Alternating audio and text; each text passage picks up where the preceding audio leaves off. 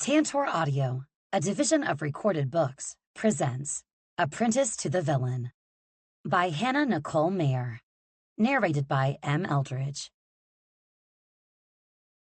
Prologue. Once upon a time. It was an ordinary day for the villain, aside from his body being on fire. Evie Sage's first week on the job was terrible, at least for Tristan Maverine.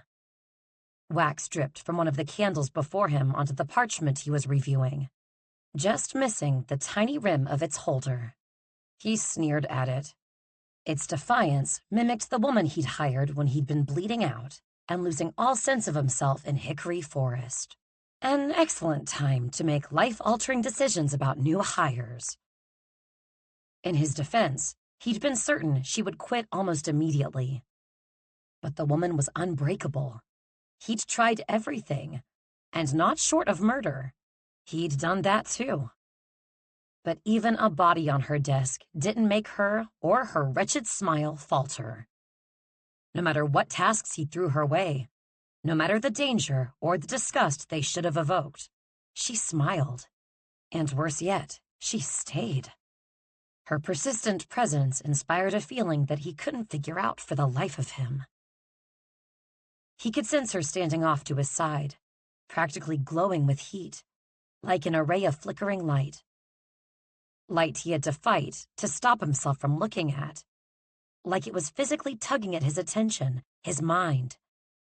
But he wouldn't let her distract him. Instead, he stared intently at the deep onyx of his desk, where another drop of wax fell. He was near the tipping point. He could feel it like lighter fluid tipping near a powder keg. The correspondence in his hands wasn't helping. Blasted nobles. Another invitation from Lord Fowler, the only noble in the land willing to do business with the villain.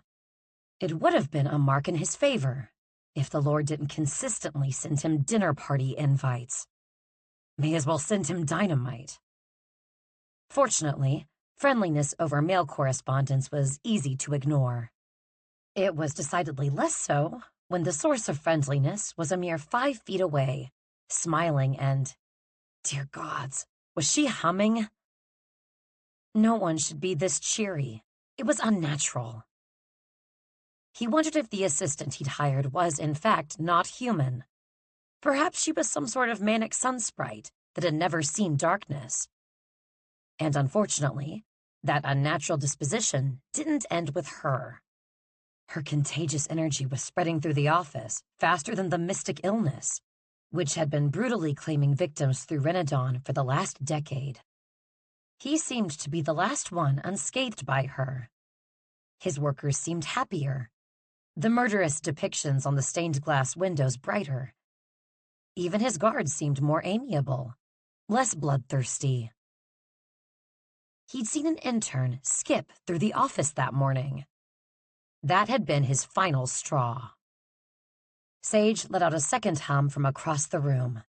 He wanted to grab her shoulders and demand to know where it came from, this endless well of pleasant emotion. She hummed again, and his eye twitched. He was wrong. That was his final straw.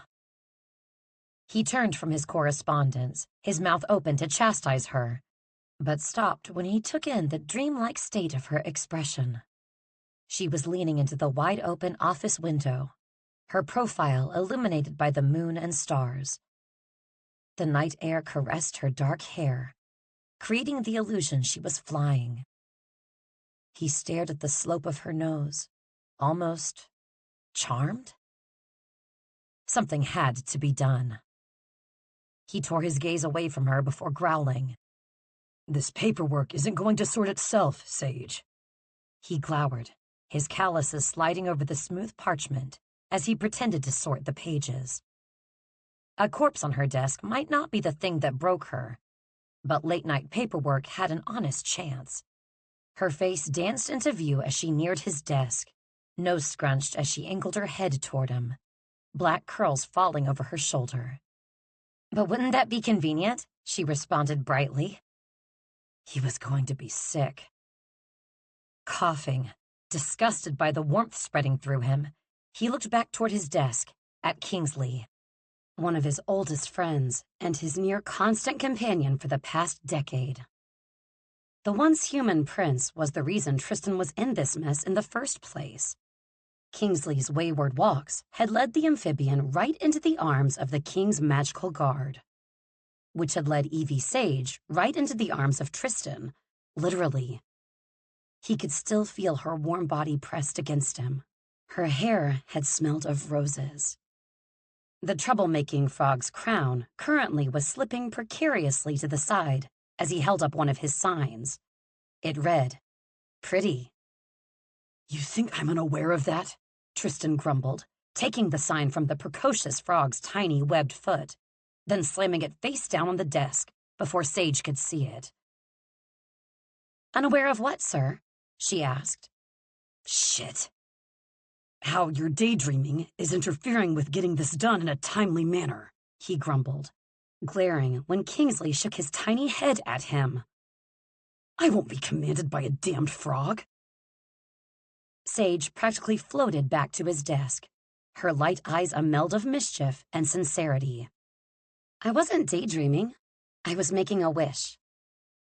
Her bright green skirts covered in little flowers swirled around her as she cast the full force of her joy at him. He almost ducked. But he distracted himself with her comment instead. "A wish." She sat down in the new chair across from him, pushing her curls away from her face, grabbing a stack of papers to sort. "Didn't anyone ever teach you that stars listen for wishes?" she asked, perplexed, as if he was the absurd one. "I was never afforded that particular lesson in school," he replied dryly, and turned his attention back to a report from the head of his malevolent guard, Keeley. Her brow furrowed. "Oh, no, I didn't learn about stars in school. I learned from my mother and her family. Uncle Vale was an expert on them. My cousin Helena and I used to spend our summers learning of them. We'd lay in the grass at night, just talking to the sky. It was fun." Her joyful eyes were suddenly far away, the smile faltering just for a second. But he tracked it. Odd. She kept speaking regardless, on instinct, it seemed. "My school lessons were never so interesting, but I missed them after I left." He trained his eyes on the candle wax on his desk. "Your education was not listed on your resume." She was too casual in her response. "I had to leave after my mother disappeared. My father had his business, and someone needed to stay home with my little sister." "Don't press. It matters not." "How old were you?" he asked. "Damn it." He heard the papers in her hands rustle. She must have been gripping them firmly. 13. His chest went tight. Kingsley had another sign up now, clearly meant for him. The frog swung it in front of his face. Ass. "Sage, He halted his words. An apology tipped against his tongue. An apology? The villain didn't apologize. The mere urge to do so stunned him so much, he closed his lips. Her surname hung awkwardly in the air between them. He crumpled up a letter and threw it in the waste bin so he wouldn't look at her. But of course he ended up looking anyway. A horrified mien had taken over her cheery facade. Her horror turned sheepish when she caught his uncomfortable stare. Oh, I'm sorry. I don't usually talk this much." Well, that certainly wasn't true. In the last 7 days alone, he'd heard the little liability speak more than any other human being of his acquaintance. And he alarmingly could recall every word. "I think you are lying." He said it gruffly, not kindly. "Oh, I am." She deadpanned and then promptly giggled. "About the talking, anyway. But I am sorry." There was that sunny ease she possessed. So quick to apologize. She made it look so simple. "It's fine," he grunted. She brightened and he blinked. Did he do that? "I must be growing comfortable with you," she observed. My gods, the woman was like the sun. He needed tinted glasses just to look at her. He squinted and frowned. "Well, comfort is unacceptable in this office. Perhaps now you should apologize." She bit her lip, but the curve upward came through anyway. Her head turned back toward the window, toward the brightest star gleaming through it. Wistful. Too much to bear. He needed her out of here, now. Before he could scare her off, though, she looked back to him, her cheeks blushing a rosy hue. Her small fingers loosened on the papers in her hands as she said with the most open sincerity, "I'm sorry, but it's true. This is the best job I've ever had." He muttered a curse under his breath. It had felt like a blow, so harsh he was almost knocked backward. He pulled at his collar so he wouldn't choke. The mystery feeling that appeared after every test he'd given her, after she smiled through them, finally revealed itself. Relief. His heart pounded, signaling the danger in the emotion. But he sucked in a breath anyway and replied, "I'm pleased to hear it." He stood, taking the papers from her hands. She released them readily. "You're dismissed for the day, Sage. I think I've tortured you enough." Her eyes flashed to his office doors as she stood too, placing a hand against her hip and lifting a brow. "I don't think the men downstairs in the dungeons would agree, sir." He choked and hit his chest to smother the laugh, the urge shocking him. Instead, he flattened his lips into a firm line. "Unless you'd like to join them, I suggest you take your leave." She scrunched her nose once more before making her way toward the door. But she stopped again to look out the window, something drawing her to the pearly gleams up in the sky reflected in her eyes. He couldn't help it. He didn't know why. But he had to know. "What did you wish for?" His words came out in a raspy whisper. She faced him fully as she slowly backed all the way to the door, reaching behind her and gripping the handle.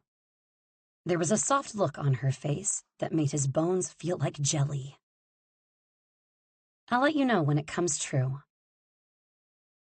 The door closed gently behind her, and the stars glimmered once more in the corner of his eye. He scoffed at them and moved swiftly to his desk, digging in the top drawer for a collar's ruby. Wishes. Ridiculous. The collar's ruby, like many other gems in his possession, was used to communicate with the members of his guard. Different sectors had different magically enchanted jewels, depending on status. But this situation called for the ruby sector. His most lethal. His favorite. He swiftly called an order for someone qualified to follow Sage into the darkness, to make sure she arrived home in one piece.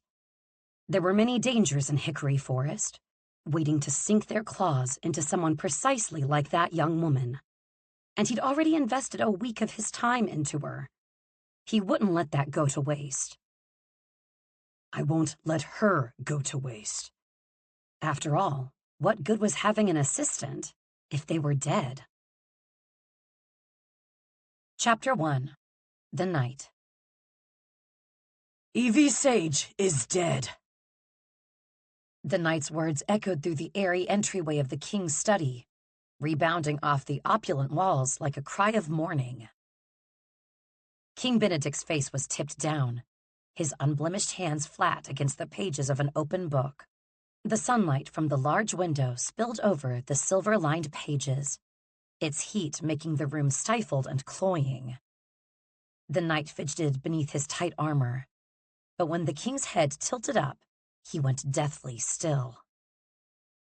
This was a mistake. King Benedict shut the book, and the light from the sun dimmed a little, like it was disappointed. He stood slowly, a sympathetic smile tipping at his lips.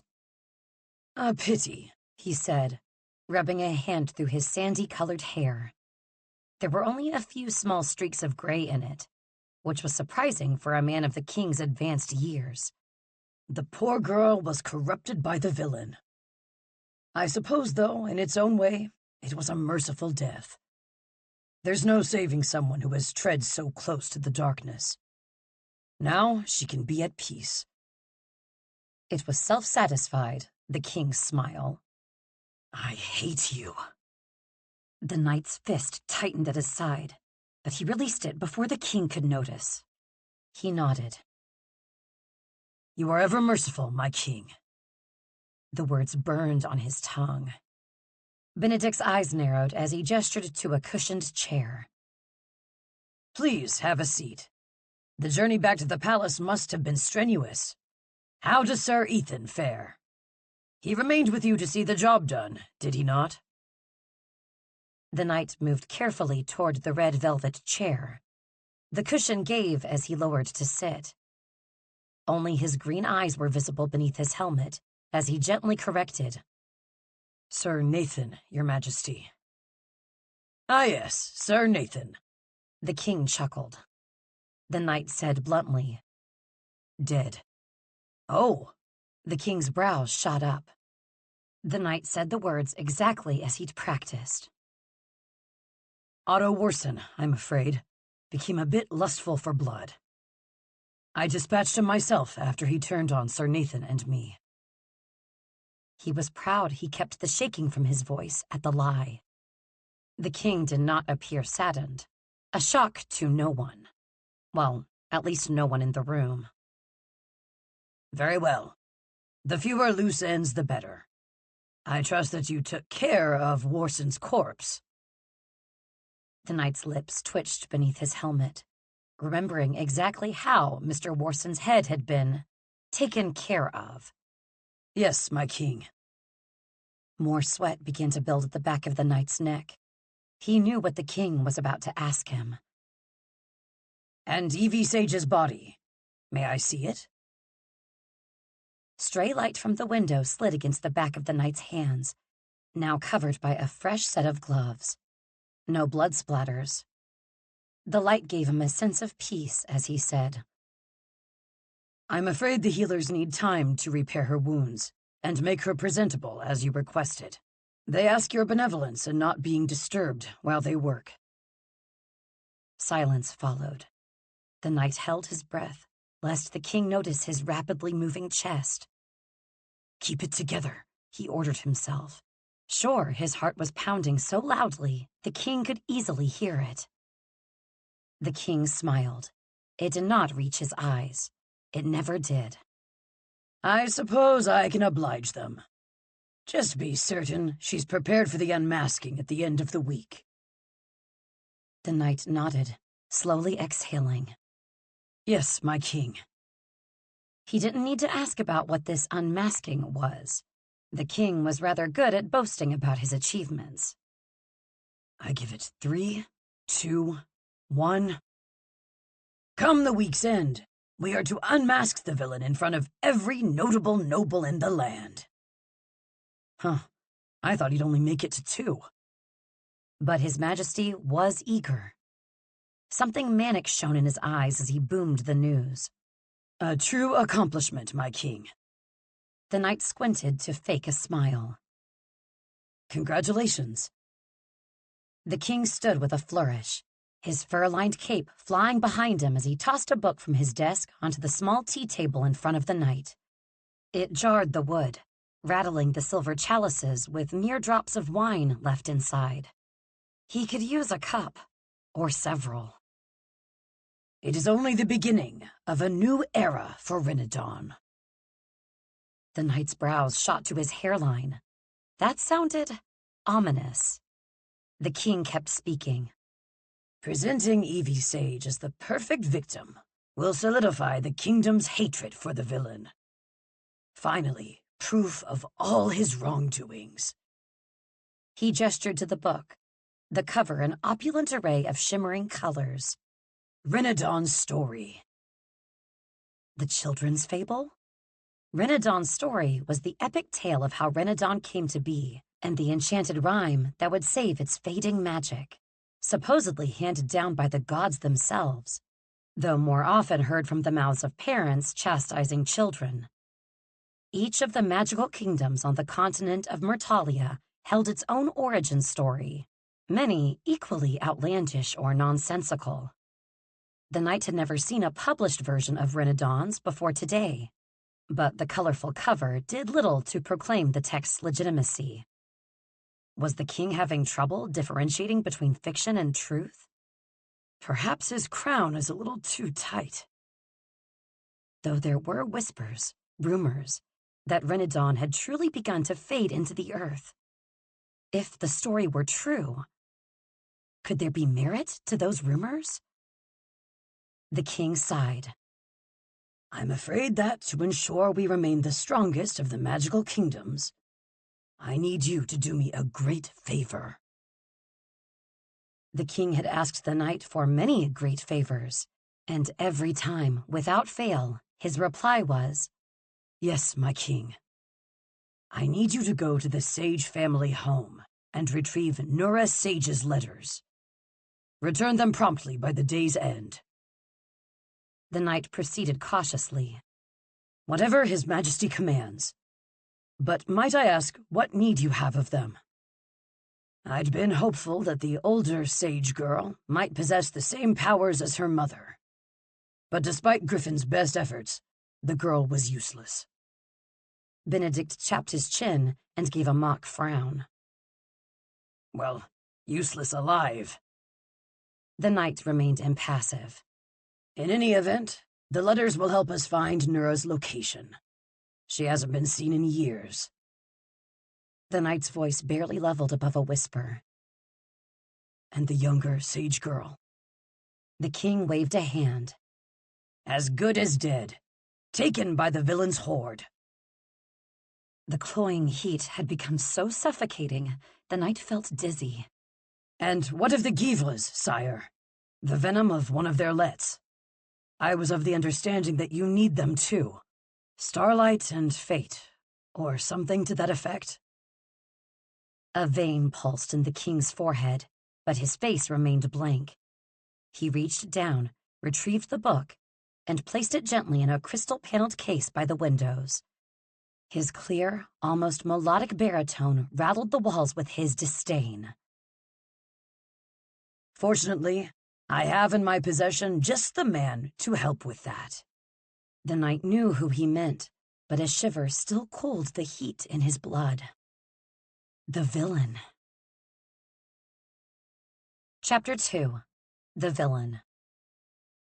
The villain didn't miss light. He missed color. Tristan's eyes drew upward, head ringing against the wails of the other prisoners trapped with him in the dark. The stone beneath his palms was rough against his clammy skin, the only thing grounding him through the unending blackness. It was like death, the dark. Death without peace, a dark without light. The pain in his limbs was the only indicator that he was alive. His heart rate climbed. He couldn't breathe. There were no bars to hold on to, no power to summon, like his mist had been walled in, trapped like him. But he could feel it twisting and curling inside him. It begged for freedom. That made two of them. Enough. He stumbled, and his shoulder landed blessedly against a bumpy, uneven surface. Brick, thank the gods. There was a wall, its sturdy weight comforting against his greatest fear, the dark. His blistered hands followed its curve around and around, but there was no end in sight. Where was the goddamn door? He halted to take a deep inhale. Breathe, Tristan. He had to get out of there, had to find Sage. Evie. Otto had Evie, was hurting. No, he couldn't focus on that now. Not yet. He kept following the wall, feeling from top to bottom, moving himself in an endless, mind-altering loop. For minutes? Hours? He didn't know. Fatigue forced him to close his eyes for a moment. What difference did it make? There was no way in the Deadlands he'd be able to break out of here. Not with his magic out of commission.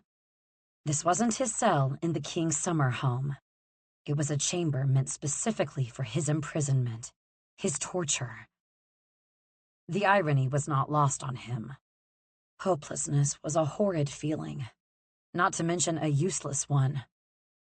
But he felt hope leach away as he dropped to his knees for the second time that day.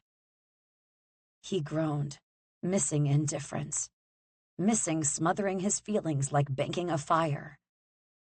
It was preferable to the burning eating at his insides. But he'd been powerless against indifference with Sage. He knew that now, just as he knew. Prickling awareness raised the hairs on his neck. He knew he wasn't alone in this room. You look just terrible, my boy. Rage pulsed behind his aching eyes, his vision futilely straining to see Benedict before him. The king had devices for hunting in the dark, had used them during Tristan's first stay in order to torment him. In another life, he might have admired the showmanship, but in this one, he merely wanted to kick the king's teeth in. Pushing himself to stand on shaking legs, he struggled to speak evenly. Ah, well, I'm sure that's a comfort to you, Benedict. Like looking in a mirror. Benedict chuckled. Now, no need for hostilities. I've merely come to talk to you. The torture's starting already. Tristan knew the blow was coming, waited to gauge its direction. The fist landed in his gut so hard, the air knocked from his lungs and his knees gave out. Did the guard have steel knuckles on? By the gods, that hurt. Benedict chuckled again. A sharp, disorienting pain stabbed at Tristan's middle as he inhaled. It was no matter. He knew pain, knew agony deeper than the waves of the lilac sea. He'd learned long ago to lean into the hurt instead of away from it. Rough hands closed a tight metal cuff around each of his wrists, rubbing the skin there raw as he railed against the chains, pulling them taut against the wall. The feeling of immobility was worse, somehow, than the pain had been. The king's voice was mocking. How disappointing. I'd hoped for a civil conversation. I've never been very good at social niceties. The splintering pain was throbbing in his side now. Wonderful. He'd bruised a rib. The king hummed. Then I'll get to the point. I need the mated Givlas. Promptly. It was Tristan's turn to laugh. And why in the Deadlands would I give you anything? Shall I shed some light on the issue? A sound rustled, and then the room was flooded with dim torchlight. Tears burned in Tristan's sensitive eyes, and he blinked harshly. There. Now you can see me more clearly. The horror. Put it out. Another blow to the gut, but he was able to see the fist this time and brace for it. Small miracles. He could see Benedict now, too, in the light of the torch he was holding, hair perfectly groomed, in well-tailored clothing, making Tristan's now visibly torn shirt look like rags. I'm giving you the opportunity to redeem yourself, villain. The Givlas are essential to the future of this kingdom and all its people. This is your final opportunity to redeem all the harm you've wrought. Tristan sneered. And what about the harm you've wrought? He disdainfully scanned Benedict from head to toe, knowing the ire it would invoke. I suppose you think your crimes are excusable, so long as you commit them in the dark. The king swallowed, his shoulders going tense, as if he was physically restraining himself from striking out. You don't know what is at stake, you damned fool. There was a precipice that Benedict was teetering on, and Tristan could sense the bubble of truth building behind Benedict's snide lips. Pride would be the king's downfall. He knew it like the moon knew the stars and the grass knew the sun. All Tristan had to do was press at the right wound. All your failures finally catching up to you, Benedict. Tristan smiled. A vein bulged in Benedict's forehead as he moved closer, just out of reach. I haven't failed. I've been failed. First by you, then by the female Givre. Benedict paused, eyes alight in dangerous satisfaction. Fortunately for me, mistakes can be rectified. Beginning with Evie Sage's poor, deluded mother. It was a call to war, mentioning her name. A quick flash of white-hot anger seared across his skin, distracting him from the words, from the truth Benedict shouldn't have revealed. What did the king want with Sage's mother? Tristan tried his hardest to keep his face blank, but he'd flinched in time with her name.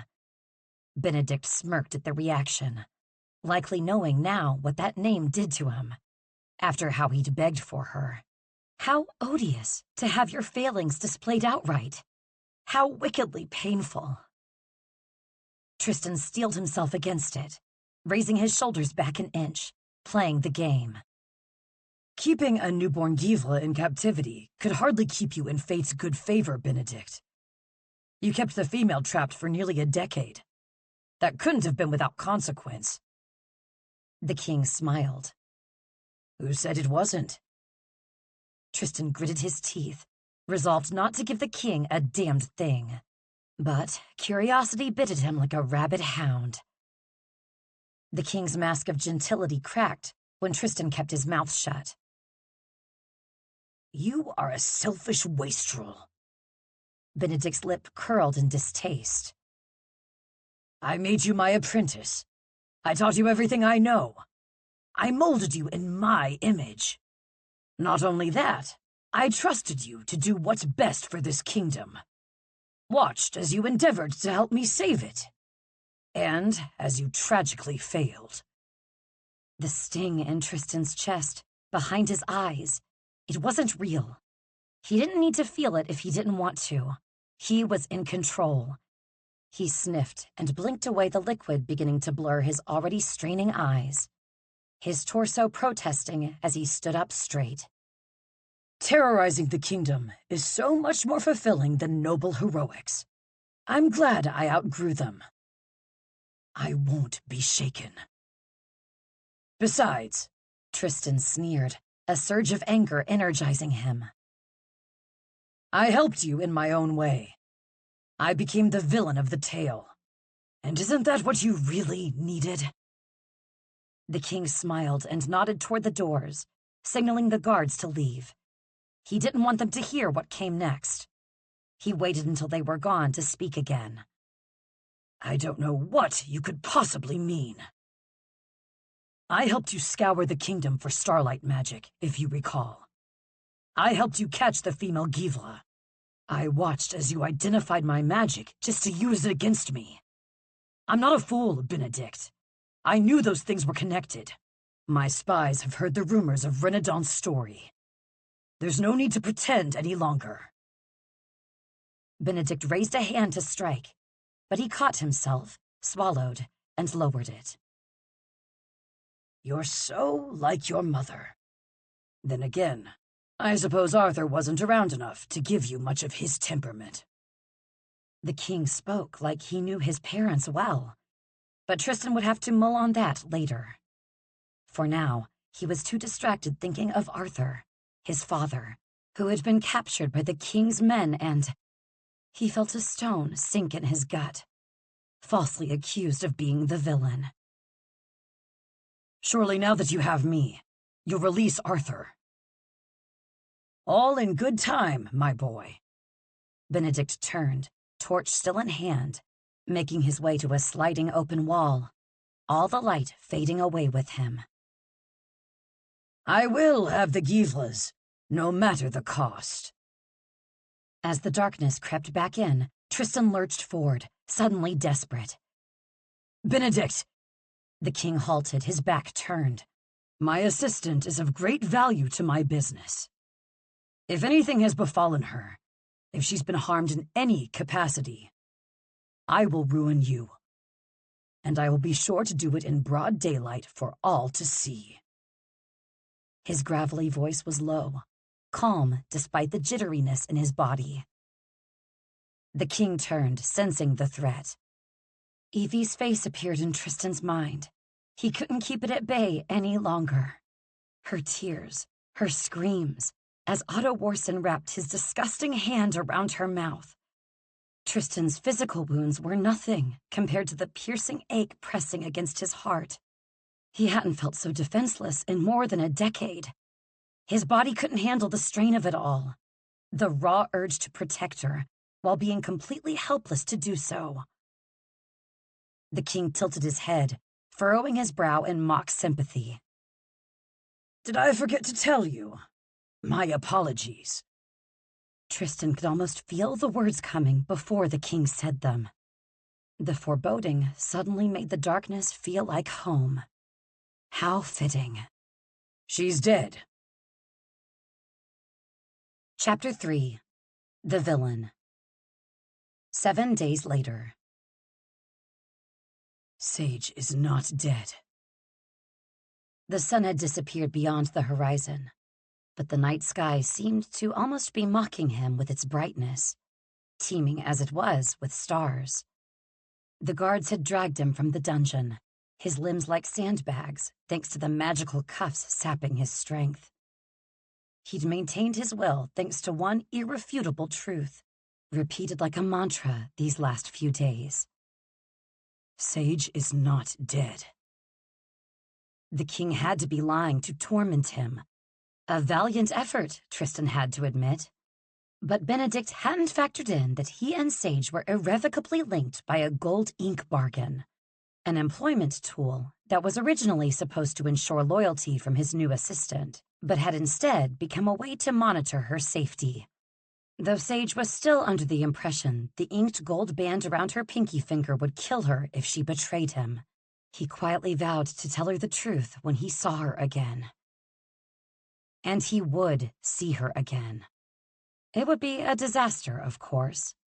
The way he would take perverse delight in her face flushing with anger and her nose scrunching.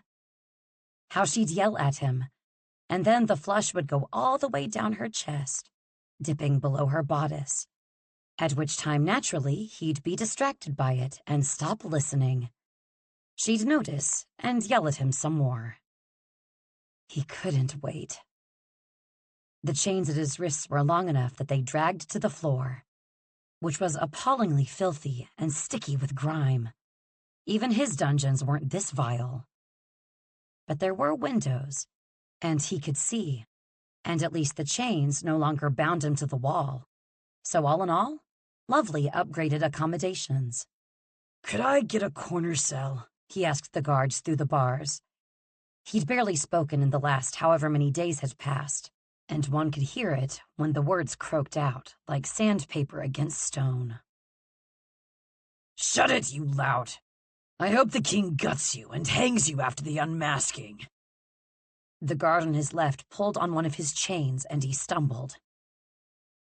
Will you be unmasking as well? Tristan asked gruffly. The guard lifted his helmet to expose his gaunt face, and what Tristan assumed was an eternally scowling expression. Did Tristan look like that when he scowled? I'm not wearing a mask, the guard said. He sighed. Pity. The guard's face twisted with rage as he raised a fist. You goddamn! But the man was stopped by the guard to Tristan's right. Stay your hand, Sir Seymour, and worry not. I will be the one to bring him into the ballroom for the unmasking. The new guard's deep voice sounded oddly familiar, but his face was covered, only his green eyes visible. Had he seen those eyes before? While Tristan was contemplating that possibility, his own eyes drifted toward the end of the hall. His vision was still blurry and strained from so long without light, but he could make out the brown door slightly ajar, his tongue pressed to the roof of his mouth, an escape route. Was he to be taken to the unmasking immediately? The open door should have looked like doom, but all he saw was freedom. He simply needed a good enough distraction and a way to remove the magically suppressing cuffs, cutting off the blood supply to his wrists. His gaze roamed over a larger window beyond the bars, and the night sky blinked back at him. Of course, he knew it was irrational to wish, but as the star out the window twinkled, daring him to, as it had once before, he found himself doing it anyway. He wished to find Sage. He wished to tell her he was sorry. He wished to be better about revealing how he felt, bit by bit. And perhaps most importantly, he wished to have a god's-forsaken tea party with her little sister, Lissa. It felt ridiculous, but it was that thought that somehow energized his languid limbs as he heard the green-eyed guard unlocking his cage. Not yet. Not yet. Now!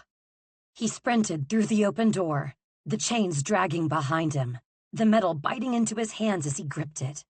The muscles in his legs burned as he ran, but he couldn't stop. The exit was so close. His breaths were coming in uneven pants, his sock-clad feet making him slide against the stone.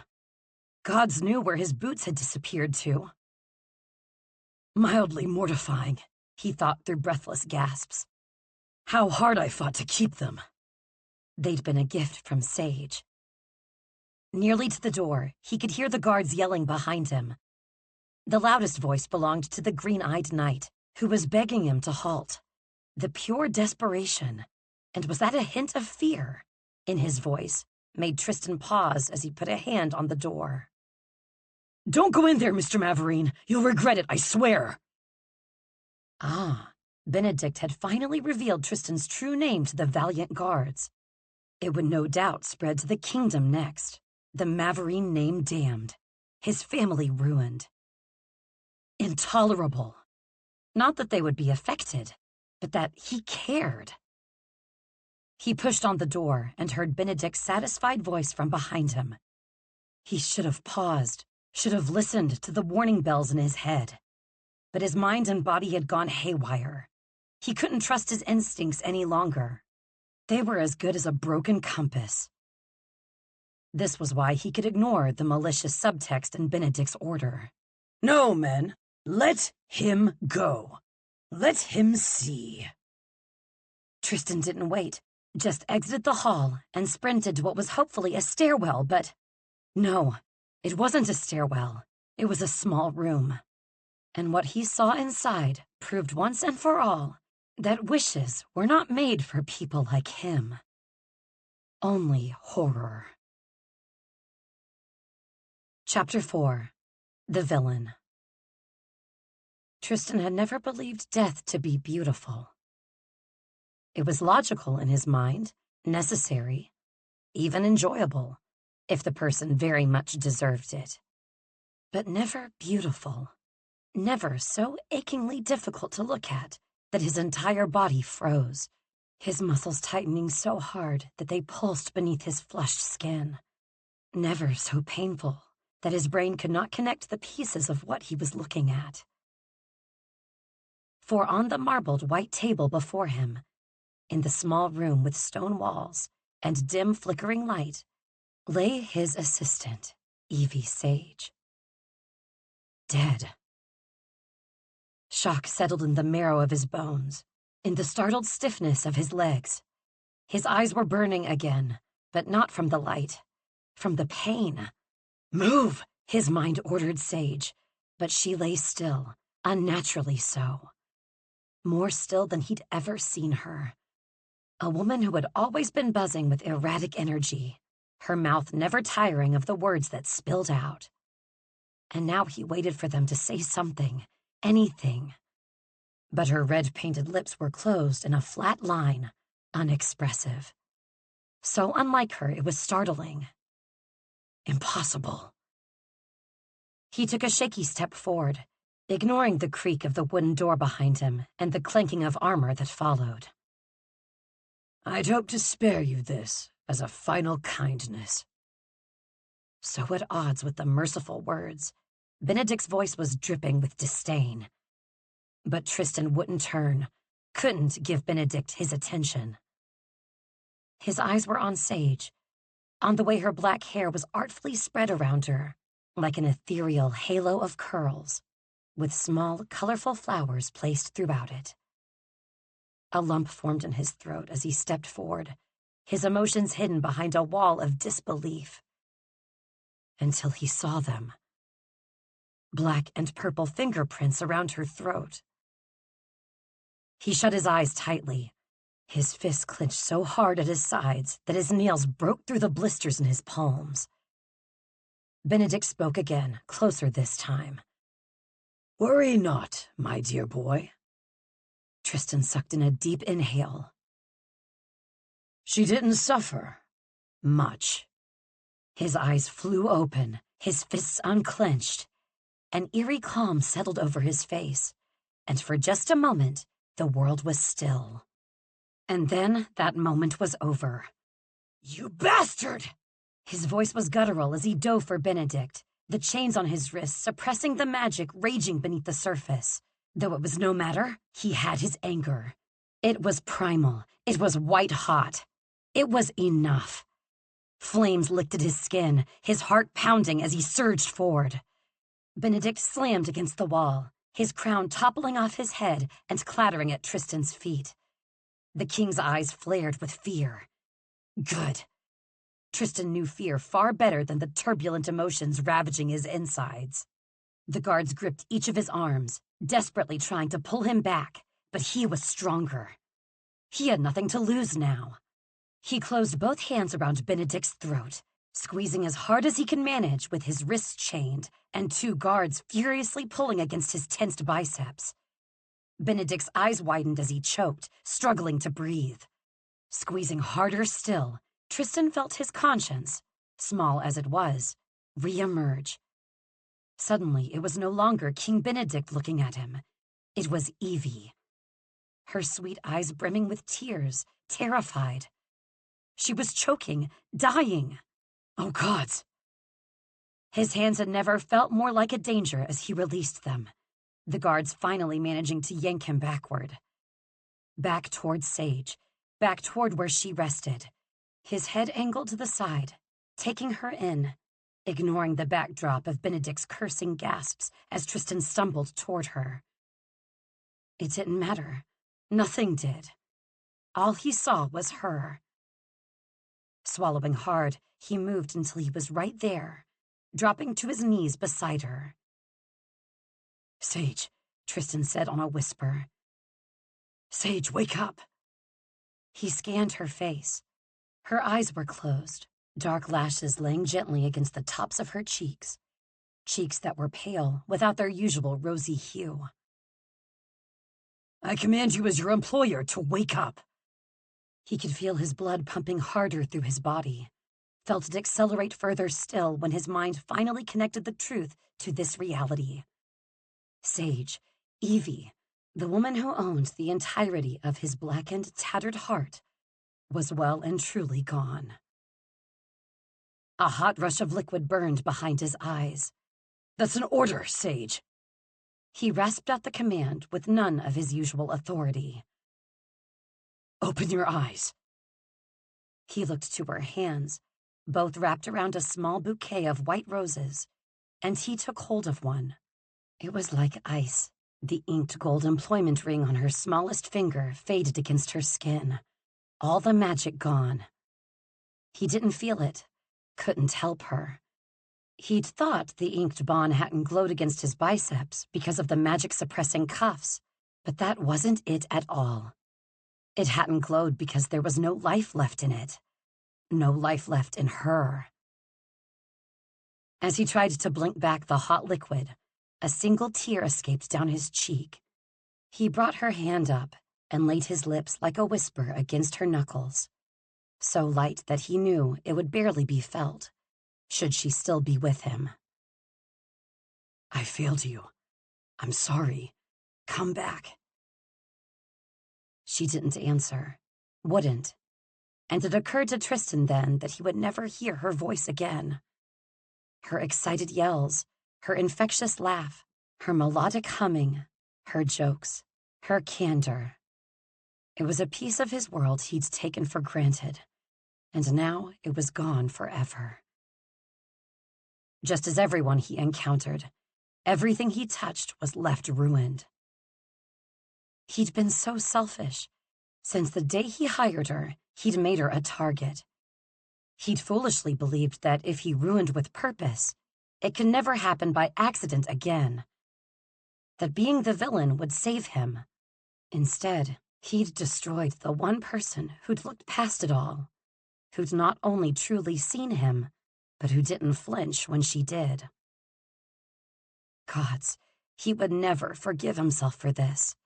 Never. Sir Seymour took his arm in a vice-like grip, but he barely felt it. 2 more guards joined in, and then another 2.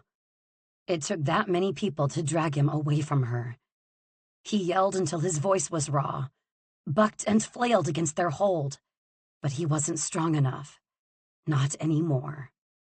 Still, he kept fighting anyway, fighting until he couldn't, until his weakened limbs gave and his vision went spotty, until all he saw as he was dragged through the doorway back toward his open cell was the last remaining knight, the one with the familiar eyes. And he was mouthing something. Something that looked suspiciously like the word hope. It was so strange that it distracted Tristan from his despair. He furrowed his brow as the knight disappeared behind the closing door. Hope. Why would a valiant guard want the villain to have hope? It didn't matter. Hope would do nothing. Evie Sage was dead. Chapter 5. Becky. This plan was dangerous. These people were pompous. And worst of all, she was out of her mind for agreeing to go along with this walking HR violation in the first place. "You're stepping on my foot," Becky growled at Blade, who stood beside her dressed in the finery of a nobleman, the pristine fabric stretching awkwardly over his large arms. Whatever aristocrats Tatiana had nicked their disguises from, Blade's was obviously from a gentleman who didn't ever engage in the sorts of physical activities the dragon trainer met with on a day-to-day basis, like wrestling with a reptile twice the size of a house. Still, he looked handsome, which sent a ripple of annoyance through her. "My apologies, lovely Rebecca." The low timbre of his voice raised the fine hairs on her arms, as did the way he smiled at her. Her stomach flipped at the half-curl of his lips, teasing and warm all at once. A rather lethal combination. A rather horrific one, actually. Intra-office relations are highly discouraged, Becky, remember? With a furrow in her brow, the villain's HR manager looked to the rest of the party. The ballroom was the largest she'd seen, and in another lifetime, she'd seen her share. The vaulted ceilings gave the illusion that the room was wide and endless, the crystal chandelier glinting with hundreds of candles. Nobles wanted only the best, and this world was built to readily give it to them. It was unfair to the rest, and oh, how she despised when things were not fair. Her most recent example? Being stuck with Blade. "I wish you'd pay more attention." She skewered him with a look of censure, her most intimidating look. Her best, really. His amber eyes, so often filled with mirth, grew intense as he replied, "I promise you, I do." And then, without warning, he reached out and gently pushed her glasses back up her nose. She hadn't even noticed they'd slipped. But he had. Her heart fluttered, and she railed against it. "Knock it off, you little traitor." "Thank you," she said, surprised and alarmed by the softness of her voice. Where in the Deadlands did that come from? Blade was surprised too, judging by the way he gaped and the slight crack in his voice that he tried to disguise with a cough. You're welcome." The unsureness she experienced in their interactions was growing entirely unpleasant. She'd agreed to work for the villain to escape her chaotic life, to have order. Instead, she had been handed a healer who dressed in frilly pinks, a boss's assistant who was the human version of a cannonball, and a filthy dragon trainer who smiled so brightly at her it burned her corneas. But now that he was not smiling, she felt oddly bereft. This is what I get for agreeing to a social gathering. Work-related or not, it compromises one's principles. When she left her family, she'd vowed to live by solitude and organization as the only ways to find even a semblance of comfort in this mixed-up world, which made her decision to join in on this mission even more confounding, considering she could barely stand the lot of them on a good day. Nonetheless, she found she couldn't allow them to do this without her. Besides, it was simply another opportunity to tell everyone where to go and what to do. She happened to be quite excellent at that. She was also excellent at keeping to a schedule, a skill the king clearly lacked. How long had they been standing here, waiting for the unmasking to begin? Blade lifted a brow, following her eyes to the large gilded clock that hovered between the ornate windows. He kept a hand around his mouth as he leaned in, his breathing tickling her ear. Wasn't it supposed to start at 9 o'clock? Yes, she cried, mildly embarrassed by the outburst. He somehow managed to look incensed on her behalf. Unacceptable! Do you want Fluffy to singe them into ash for you? She arched a brow and folded her arms. Would the dragon do that on my behalf? Becky angled her head back to him, startled by the seriousness on his face. I have it on good authority the dragon would do anything on your behalf. He blinked, almost as if coming out of a trance, before returning to his cheery demeanor. If he ever manages to light more than a birthday candle, that is. There was a spell on this room. It was the only explanation for the disappointment she felt when he returned to the sunshine expression he gave to everyone. The intense one had oddly felt like it was meant just for her. A subject change was needed, and quickly. Do you think they managed to? But she cut off on a gasp as Blade gripped her by the hips, nearly shoving her until her back landed hard against the wall, his arms caging her in the alcove. Her heart raced, and a wild excitement heated her blood as she gawked behind the lenses of her large glasses. Mr. Gushiken, unhand me at once! She was too close, so close she could smell the cedar on his skin. It was disarming. He winced, looking apologetic, but he didn't move his hands. He kept them almost protectively around her head. It appears my father has decided to attend his first celebration at the Gleaming Palace. I never imagined he'd come. He's not usually one for social mingling. Ah, she'd forgotten that Blade had grown up here, his father a political advisor to the king. She licked her lips, and his eyes dipped along with her stomach. I suppose it won't do if you're recognized. No. The rasp in his voice made her shiver. 3 loud thuds echoed throughout the vast space, calling the attention of the entire party. It caused Blade to remove one hand so they could both see King Benedict standing atop the grand staircase. Welcome! Welcome, my honored guests, to the villain's unmasking! The crowd booed before cheering as several valiant guards came through the open doors behind the king, dragging a figure with them, a man dressed impeccably in black, from the mask around his eyes to the shiny boots at his feet. The cheers turned to boos. Boss, Blade whispered, his voice laced with concern. The villain was dragged down the marble steps, stumbling as he went, wrists chained, mouth set in a firm, harsh line. He never flinched, not even when a valiant guard chained him to the pole jutting out from the middle of the raised dais on the back wall. There was already another man chained beside him, one with long red hair and a red beard.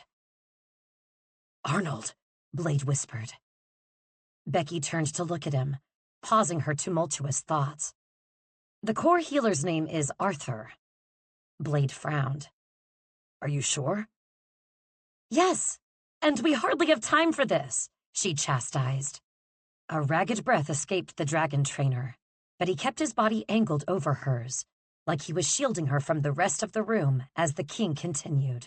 Tonight, we finally end the villain's decade-long tyranny, and we mourn those we've lost by his violent hands. The king bowed his head in solemn salute, but Becky swore she saw the tiniest of smirks flash across his mouth. Behold the villain's final victim, he announced as he raised his head. A light forever extinguished by darkness, the daughter of a beloved knight, our own Evangelina Sage. Becky felt her eyes bug out of her head as a large adorned glass coffin was dragged through the side doors to the center of the room. The crowd hovered around it, making it difficult to see. "This is unacceptable," she bit out when the clock struck 10 minutes past. "Rebecca!" Blade yelled as she pushed her way through the crowd, but she stopped when her path to the gilded coffin was finally clear. Evangelina lay within, still as death. "No, this is wrong. Something went wrong. This was never the plan." The king's voice boomed through the room once more as Blade gripped her shoulders from behind, cursing when he saw Miss Sage. "Together on this night, we enter a new era for Renadon, as my valiant guards and I begin our quest to complete the prophecy of Renadon's story. For if we fail..." Another hint of a smirk dusted the king's lips before it disappeared, though not before Becky committed the small movement to memory. "Our kingdom will cease to exist." The crowd erupted. Chapter 6. The Villain. "Look at me!" Arthur Maverick was calling to Tristan, but he pretended not to hear. The blur of his black mask obstructed his peripheral vision, leaving him only the view of the audience throwing food at his feet. Everything felt slower, duller, like time had faded the world into something he no longer recognized. "You swine!" a member of the gentry yelled, lobbing what appeared to be a cream puff at his feet. He frowned at it. "What a horrible waste of pastry. I'd rather they throw rocks." He said the words emotionless in an attempt to ward off Arthur's insistent prodding. "Tristan, we must get you out of here before you are unmasked." There was pleading in his father's voice, but it did not touch him. Nothing would. He'd numbed his emotions so completely at this point. He wasn't sure he could feel anything anymore. "Sage is gone. What does any of this matter?" He sniffed, frowning again at the desserts discarded around his shiny booted feet. Benedict had had him dressed for the occasion, likely wanting him to look formidable instead of tattered and weak. It wouldn't do for the villain to have the audience's sympathies. "It is fruitless to worry for the Maverick name, Arthur. I've already quite readily destroyed it." Arthur sputtered beside him. That is hardly my concern at present, son. Nor should it be yours." Tristan lifted a brow beneath his mask and finally looked at his father. "My concern is for the poor cream puffs, actually." Arthur glared at him, all the while fighting against his own chains. "Be serious, Tristan. Your future is at stake." Tristan scoffed, fists clenching behind him. "What future?" Arthur must have followed as Tristan's eyes were drawn to the coffin. He couldn't look away, wouldn't. "Oh, my son," Arthur said sadly. "She'd want you to. Do not dare tell me what she would want. Do not speak of her at all." The few nobles still throwing things at him halted at the venom in his words, smartly lowering their hands and backing away a few steps. The rest of the crowd was already parting, leaving room for Benedict as the king, in his jewel-encrusted crown and expensive fur cape, made his way to the dais. Tristan stiffened when Benedict passed Sage's coffin, running a hand over it with feigned sympathy. Tristan's chains rattled as he pulled against them, a snarl behind his lips, and all his mind knew then was anger. "For too long, I have failed in bringing the villain to justice, in stopping the horrors he's committed against my people," the king bellowed out. "He is a danger to us all, his magic made to hurt, to kill. All eyes were on the king, even those of the guards inching away from their posts to get a better view. He's terrorized noble families, stolen goods, and made Hickory Forest, a once beloved place, too fearsome for travel. In a different time, a different place, the flattery might have gone to his head. And the worst of his offenses, one I've endeavored to spare you all from. The king sighed, like the words were painful, and Tristan had a strong desire to lob a tomato at him. His acting was that bad. An atrocity committed 10 years ago. Tristan's head snapped up, his shoulders straightening at the hint of a reveal. But of what? What is your game, man? Because of the villain capturing and keeping Fate's precious Givla for the last decade, the citizens of Renadon were made to suffer in nature's act of revenge. Tristan's subconscious cleared his despair-driven haze as he realized with shock what Benedict was accusing him of. The villain is the cause of the mystic illness. Fucking damnation. The crowd cried in outrage, yelling vulgar insults. Nothing he wasn't used to. In all honesty, some of them were quite creatively colorful. But his verbal lashings were usually for atrocities he'd committed. This has nothing to do with me, and you know it, you wretch. Benedict stepped closer. And now, I will reveal the horrible traitor to you all. Benedict got right up next to him, murmuring low. Ready, my boy? Tristan nodded in deference, keeping his voice low too. I must say this role suits you, Benedict. The king narrowed his eyes. What role? He curled his lip, knowing the effect his words would have. Why, that of the villain. Benedict's nostrils flared, his eyes wide and furious. He reached out, gripping Tristan's shirt, but before he could fully raise his hand to strike, an ear-piercing scream wrenched through the room. She's gone! Yelled a noble woman.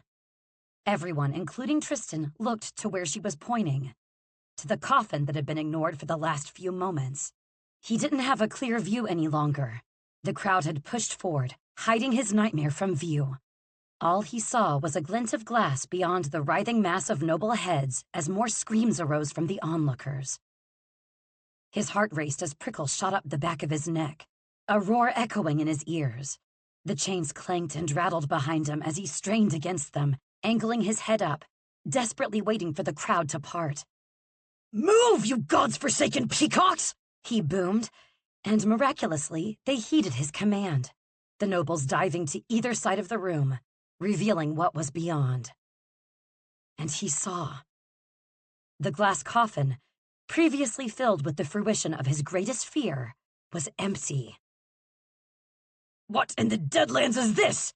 Who is responsible? The king shouted, pounding down the stairs of the dais. But there was no time for speculation, as a light and familiar whistle danced through the air. Time stopped. The room rapidly fell silent enough to hear the nervous shuffles, the jittery clanking of the guards going to grip their swords. It sounded like fear. And fear it was, as every set of eyes in the room followed the whistling sound to the top of the grand staircase. There, with flowers falling from the length of her hair and a wicked smile on her red-painted lips, stood Evie Sage. Alive. Her smile widened as the crowd gasped and screamed in terror at the dead risen. An answering smile impossibly pulled at the corners of his own mouth, overriding the muscle-tensing shock freezing his limbs. That shock thawed slowly as his eyes drank in every inch of her. He'd never be able to look away again. "What a lovely party," she said, her smooth voice like a beacon cutting through the fog of his earth-shattering bewilderment. He was unsure if what he was seeing was real. But with the next words out of her mouth, he knew it was truly her. Sage was alive. His knees buckled as her blue eyes caught his, and her smile pushed even wider still. I am perhaps a little hurt that you neglected to send me an invitation. Chapter 7. Evie. There was quite a bit more screaming after that. Evie would have been amused by it if she wasn't so out of sorts. It hadn't been her intention to make an entrance of this caliber. In fact, it hadn't been her intention to make an entrance at all. The cure to the sleeping death fruit, the rare magical fruit Becky had procured to make her appear as if she'd lost her life, was supposed to take effect before she was displayed like a macabre painting to a room full of nobles. The coffin, morbid as it was, had thankfully been propped open by a stack of thick parchment for her escape. An escape that had been rather less than graceful, akin to an enormous slug trying to cram through a drain pipe. She'd flopped to the ground with a humbling thud and made a beeline for the stairs, hoping to escape to the shadows while the guards were otherwise distracted. It was safer there. It was where she was meant to be while her plan unfolded. But she'd made the mistake of turning back, of searching the room, of looking right at him. The villain, Tristan. 7 days was nothing in the grand scheme of time, but it may as well have been an eternity for the way she'd lurched toward him, like there was an invisible cord pulling them together. She'd frozen, hovering on the brink, teetering between the safety she'd known and falling headfirst into an uncertain future. 2 choices lay before her, 2 paths to take. But then the king had moved to unveil the villain, and there was no choice any longer. Her choice would always be him. So instead of keeping to the shadows to hide away from the scrutiny, the censure, she moved into the light. She unveiled herself for him. And the response was less than welcoming, to put it mildly. "Necromancy! Dark magic! She's a witch!" The cries came from a noblewoman in a feathered gown who was swooning against her escort, gripping his arm. The pride Evie felt at the words was disconcerting, but she let herself relish it anyway. When one spent their entire life feeling weak, it was quite thrilling to be viewed as a threat. She scrunched her nose and resisted the urge to respond with something entirely inappropriate like, "Boo!" The swooning woman fainted dead away, hitting the ground with a hard plop. Oh, I did say it. Oops. Biting her lip to keep from smiling, she turned her attention back to the room, back to the king, as she descended the stairs. If she was damned anyway, she may as well take her amusements where she could get them.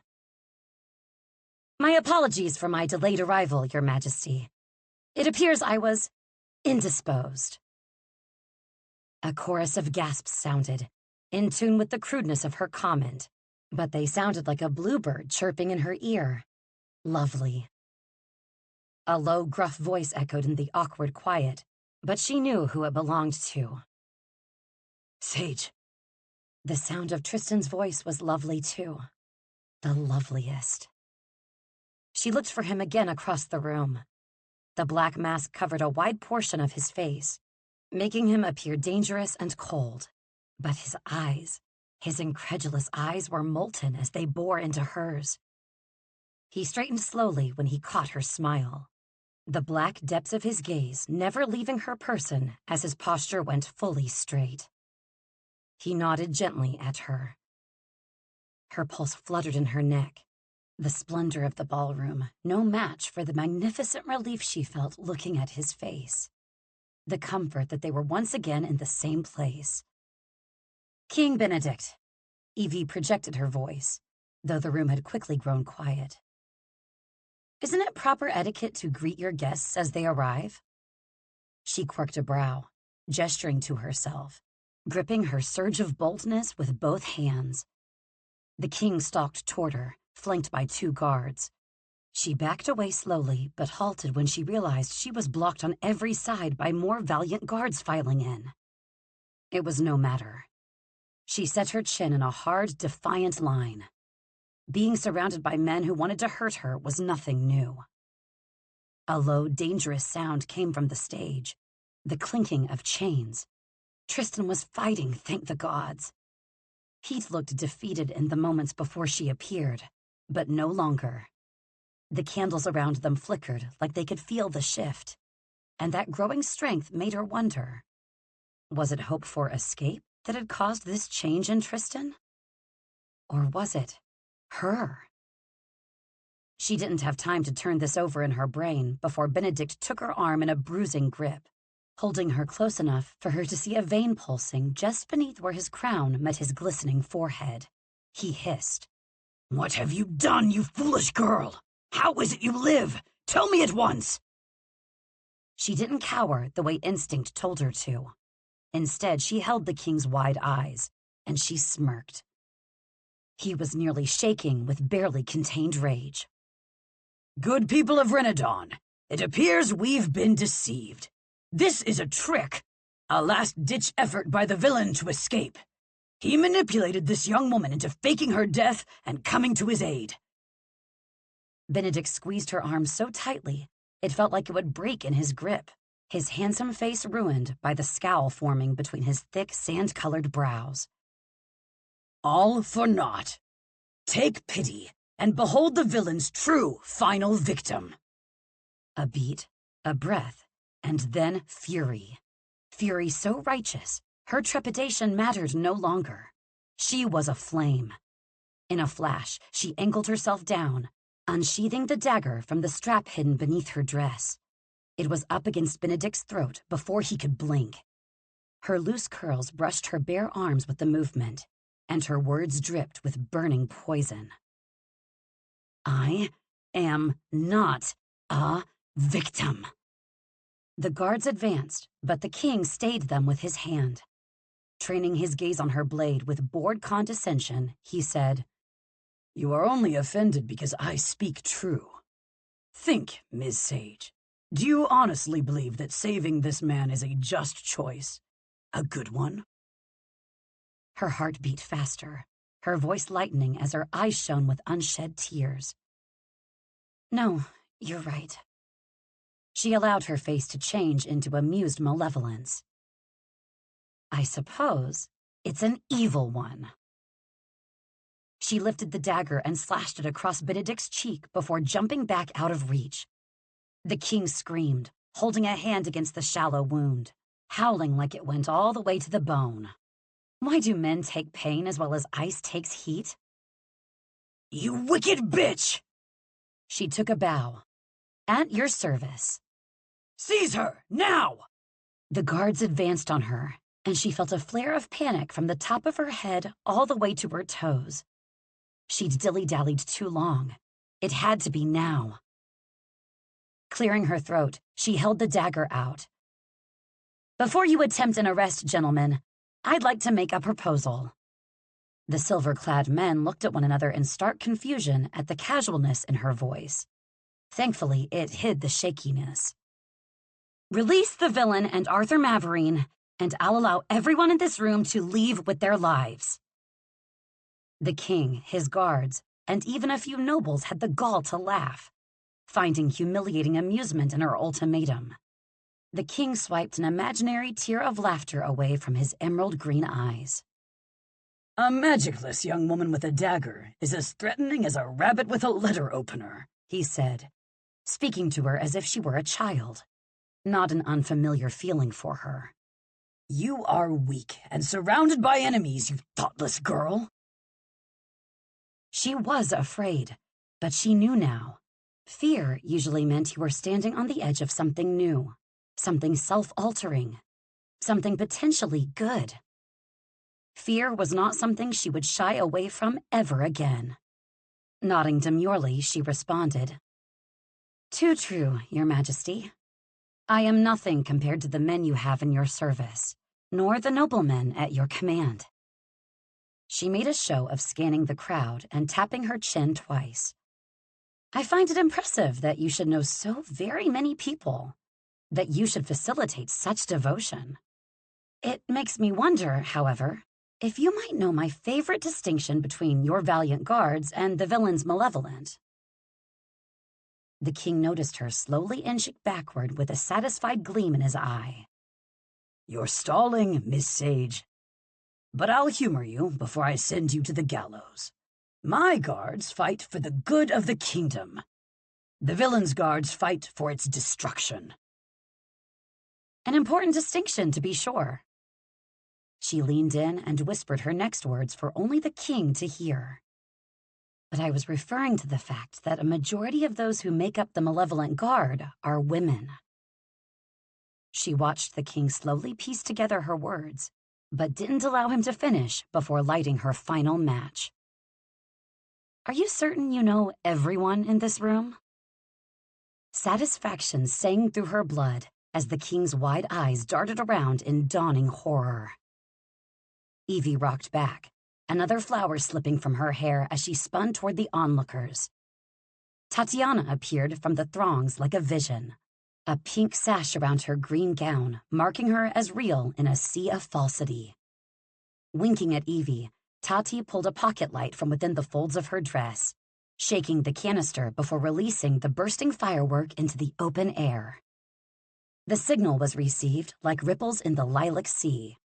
One by one across the vast room, women stepped forward out of the crowd, discarding shirts, hats, or dresses to reveal their malevolent guard uniform beneath.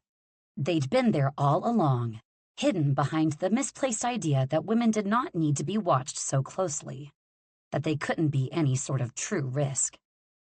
The words the villain had spoken to her in his brother's dilapidated tavern became a melody in her mind. I would never make the mistake of underestimating a woman like you. It would be a fatal one. The king wouldn't make that mistake again, she predicted.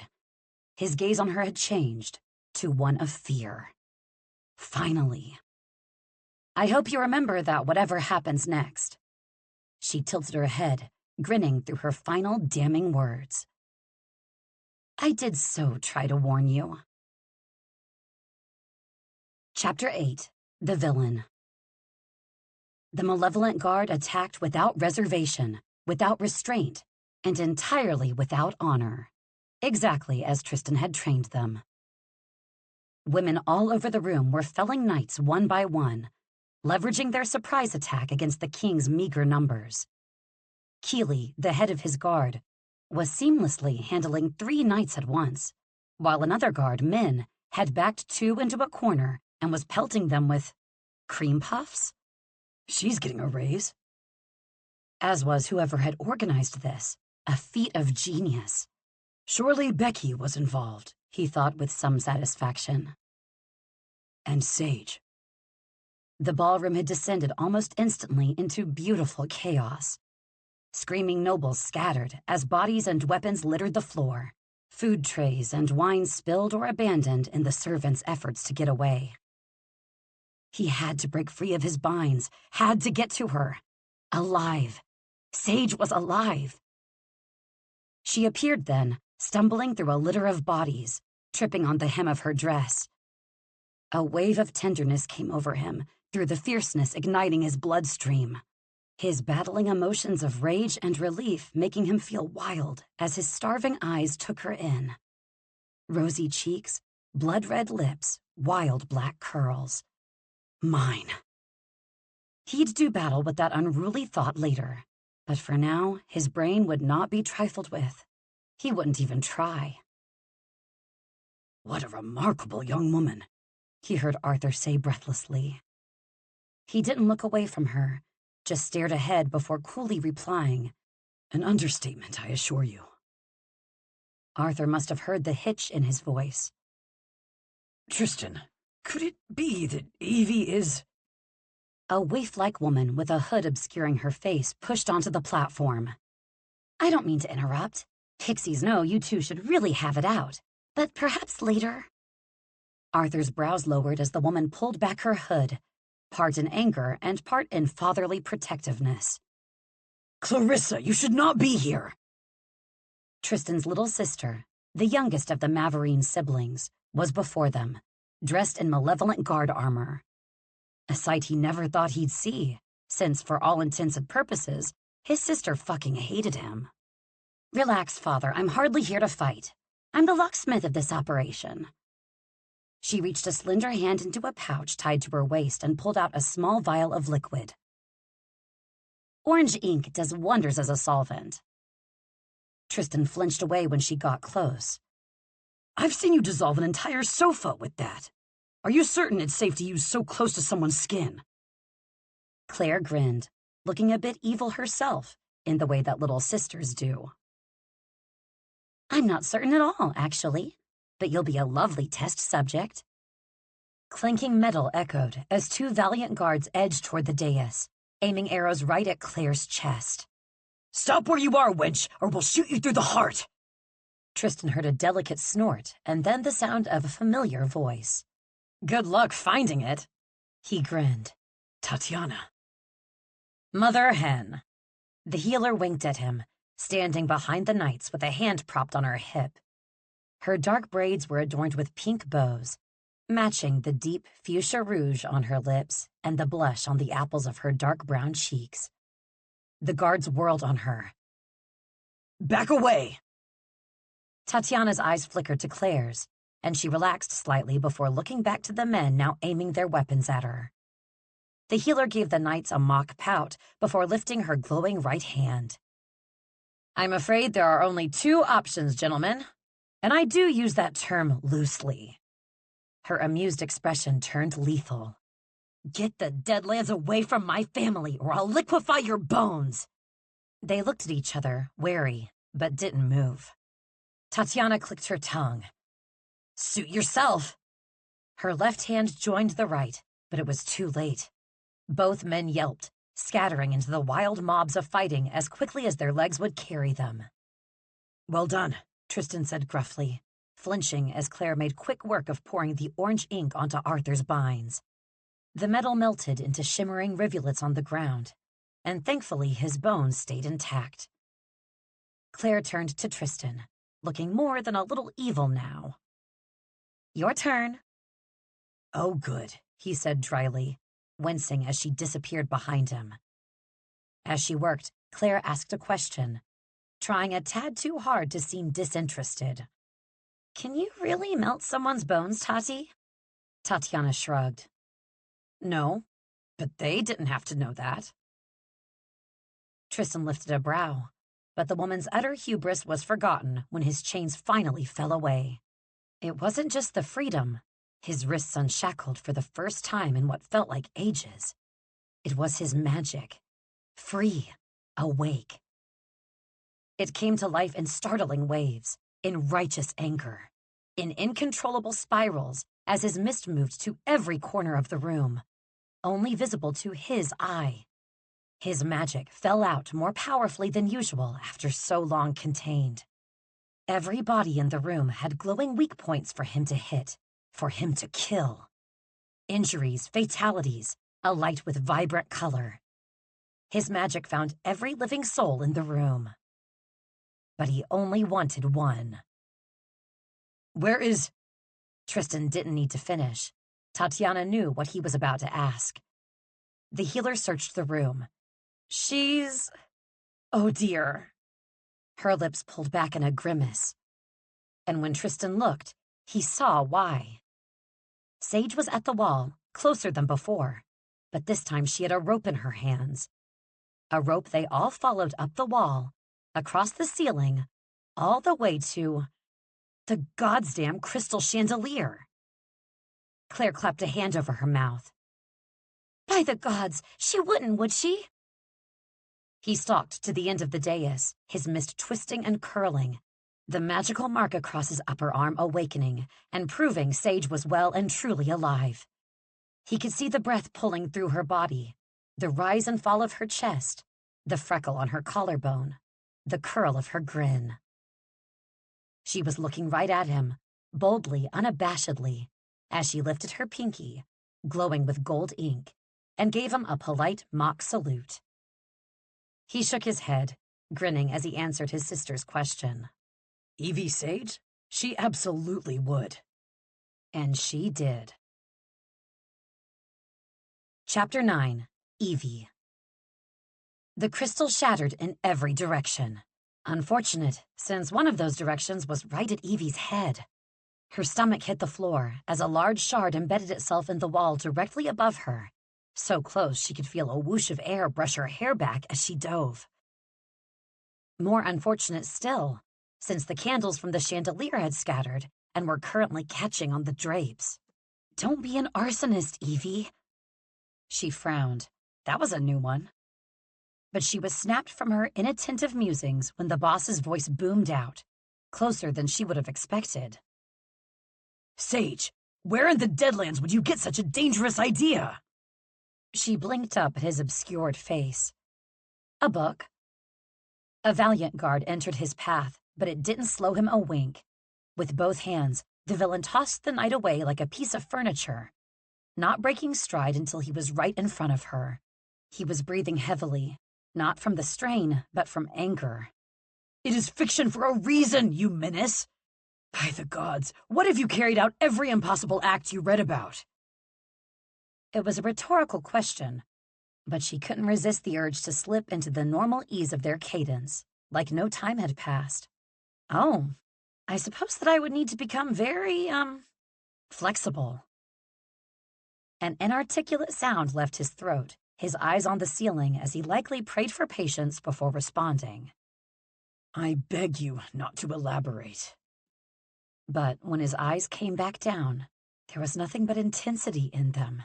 He scanned every inch of her face, and she scanned what she could of his. Suddenly, she hated the scrap of fabric of his mask. It was merely a means to keep him from her. She reached up a hand but halted.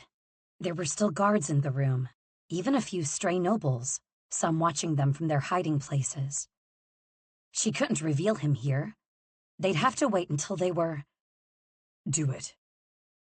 His words were so resolute, her eyes widened in shock, her mouth gaping open like a fish. "You think I would allow you to reveal yourself in public in such a way, and not do the same for you?" he asked. Her chest rose and fell in rapid succession as she desperately tried not to read into the words. "Sir, really, there's no need to feel guilty. I'm a nobody. My name means nothing. Come, we must leave at..." His words were angrier this time. "Do it, or I will." She knew his threats well enough to know when they were sincere, which meant there was no point in arguing any further. He urged, "Unmask me, Evangelina." It was impossible to not be moved by the low caress of his voice, like fingers gliding up her bare back. She was human, she had a pulse, and it beat in the worst way for someone it very much was not supposed to. Slowly, she reached up, fingers nearly stilling when she felt his body tense at the brush of her touch. But instead of stilling, she was spurred to move faster. She removed the mask, letting it slip through her fingers until it landed soundlessly on the floor, his face bare. Familiar and beautiful. Relief and comfort eased the tightness in her chest. A warm tear tracked down her cheek as she smiled shakily and said, "Hello, evil overlord." The villain did not cry. She knew this. But she also knew that for the rest of her life, if she got to grow old, wasting away in bed, recounting her adventures of working for the darkest figure in the land, she would swear to herself, even then, that she saw the villain's black eyes glisten. His words finally came on the turn of his lips that, if stretched up any further, she knew would reveal one singular dimple. "Hello, little tornado." More screams cut through the space. Fighting and destruction surrounded them. The room was on fire, literally. She made to step away from him, not noticing the large shard of glass until her foot was nearly upon it. With a gasp, she was swept up atop the villain's shiny boots, his large hand splayed against her midsection, and the mere sight of it caused a jolt of excitement that made her cheeks flame. His other hand fell to the curve of her hip. She angled her head back toward him, and he took her wide, panicked eyes as a sign of confusion, which was preferable to explaining that his hand felt as if it was burning through her clothes. He spoke gruffly. "I did not think you wished to be impaled." She couldn't help it. She snorted, clamping her lips shut to keep the inappropriate response in. But he saw, shaking his head and sounding annoyed. You are unbelievable. But his hand tightened on her waist, and for a moment it was only them. Until Blade appeared in front of them, cheery and joyful amid the chaos. The sleeves of his fine shirt were torn, revealing his large muscled arms. Evie pulled away from the villain, and then Blade was gripping her by both shoulders and planting a kiss on her cheek. Thank the gods you're all right, Evie. We thought... Blade suddenly cried out in pain, leaning down to grip his shin, then turned accusatory eyes on the villain. Nice to see you too, boss. Might I ask why you just kicked me? He continued to stare, expressionless. My foot slipped. Becky appeared behind Evie's shoulder, causing her to jump so hard she almost gripped the woman for balance.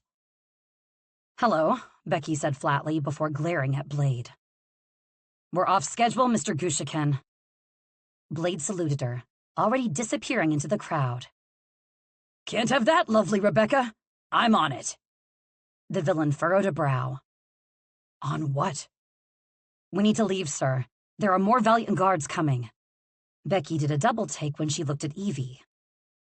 I am glad you are not truly dead. Evie put her hand to her chest, absurdly touched. Oh, Rebecca, I didn't realize you were so sentimental. I take it back, she said with a huff, before following Blade into the crowd. The screams were dying. The room was sufficiently destroyed, and the boss had a weary, shadowed look that made her heart twinge. There was no telling what nightmares he'd endured. There were no words sufficient to express how she was feeling right then, so she simply clasped their fingers lightly together. The jolt of electricity at the contact was like a shock to her heart. He looked at her, startled. She softened as she said, "Let's go home." His throat bobbed, his eyes darkening as his hand relaxed in hers. Sage, leaving without saying goodbye, my boy? And without your companion? I thought I taught you better than that. The voice chilled her as the villain dropped her hand, the gentle look on his face replaced by a scowl. Companion? What companion? King Benedict stood there, a far cry from the glorious picture he'd made at the beginning of the night. His crown was gone, along with his fur-lined cape. A furious vein pulsed at the top of his forehead, which matched the fevered look in his beady eyes. But what made them both pause was the small green animal Benedict had gripped in his fist. Kingsley.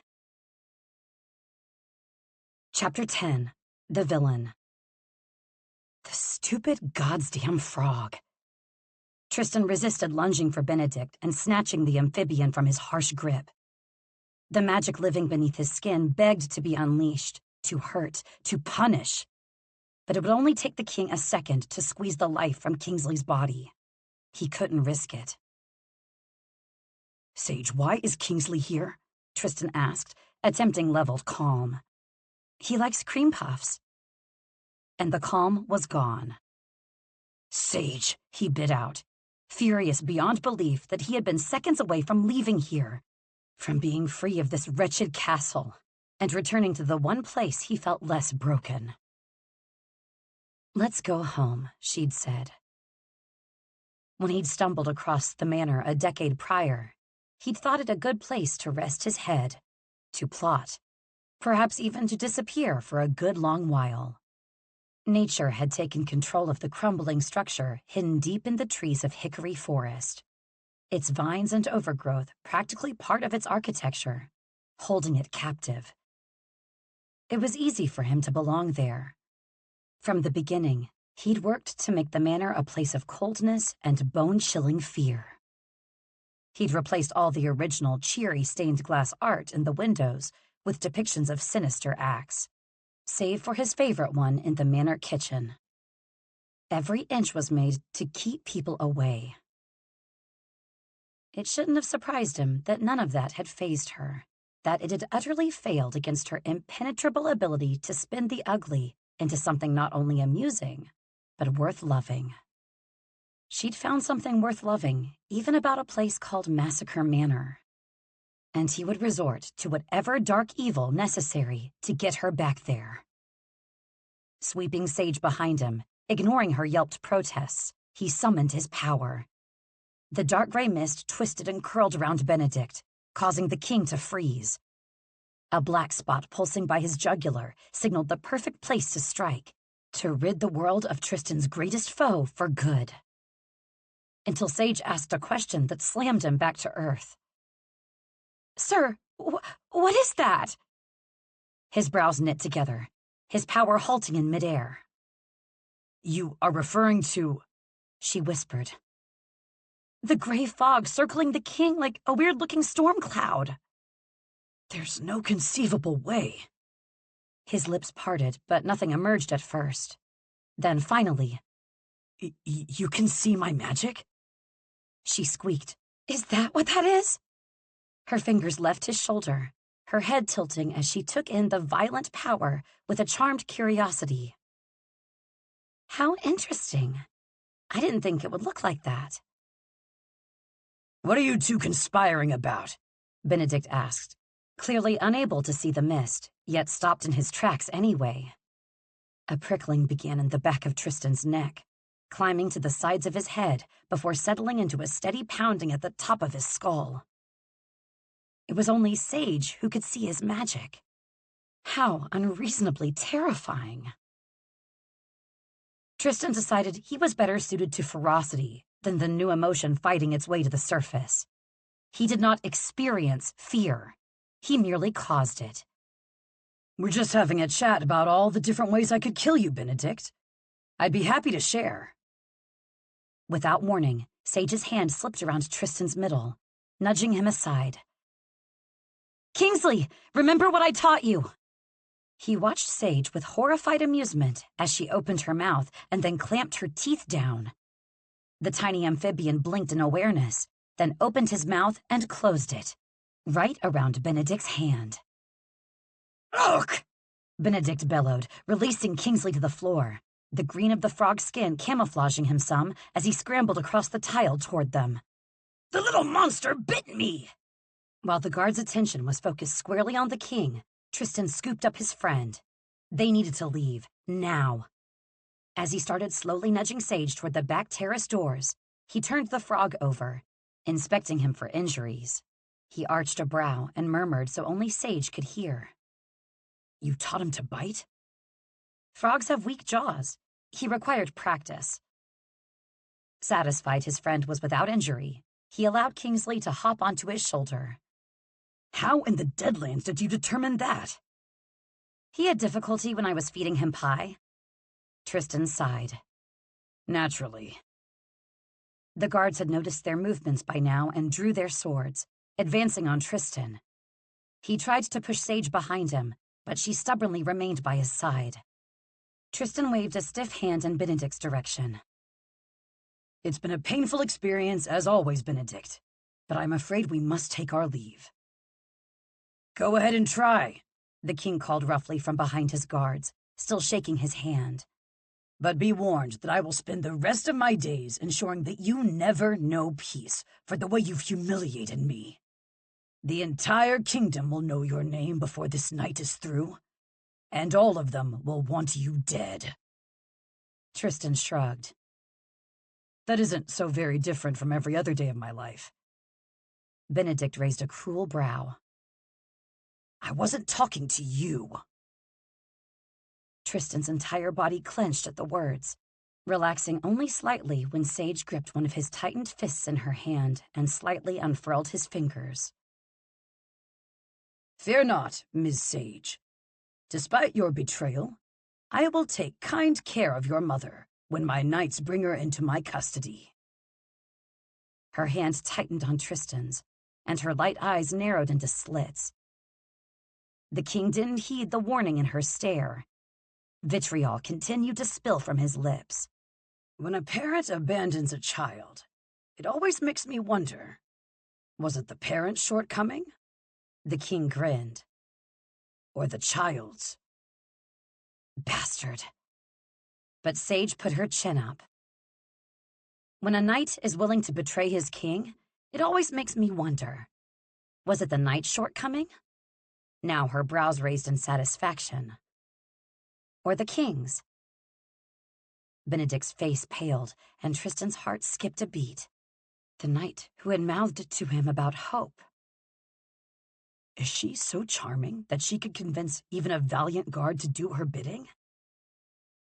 He looked to the curve of her cheeks, the slyness in her expression, the quiet wheels of her mind working and shifting even now to make a new plan. Yes, this woman could convince someone to defy the hands of time if it suited her.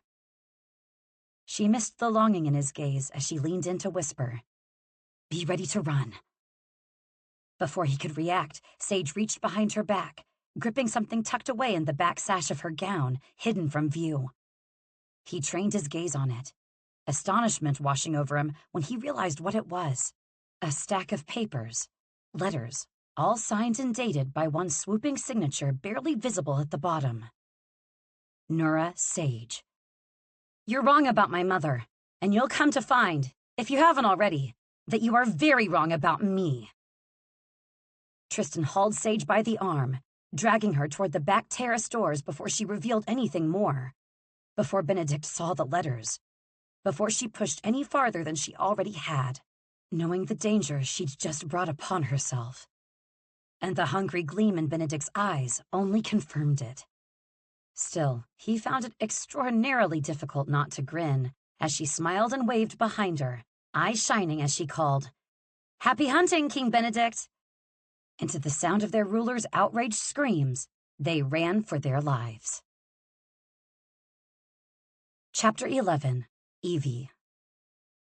The threat of death followed them down the terrace steps, through the palace gardens, and right to the edge of Hickory Forest, as did the familiar sounds of arrows cutting through the air.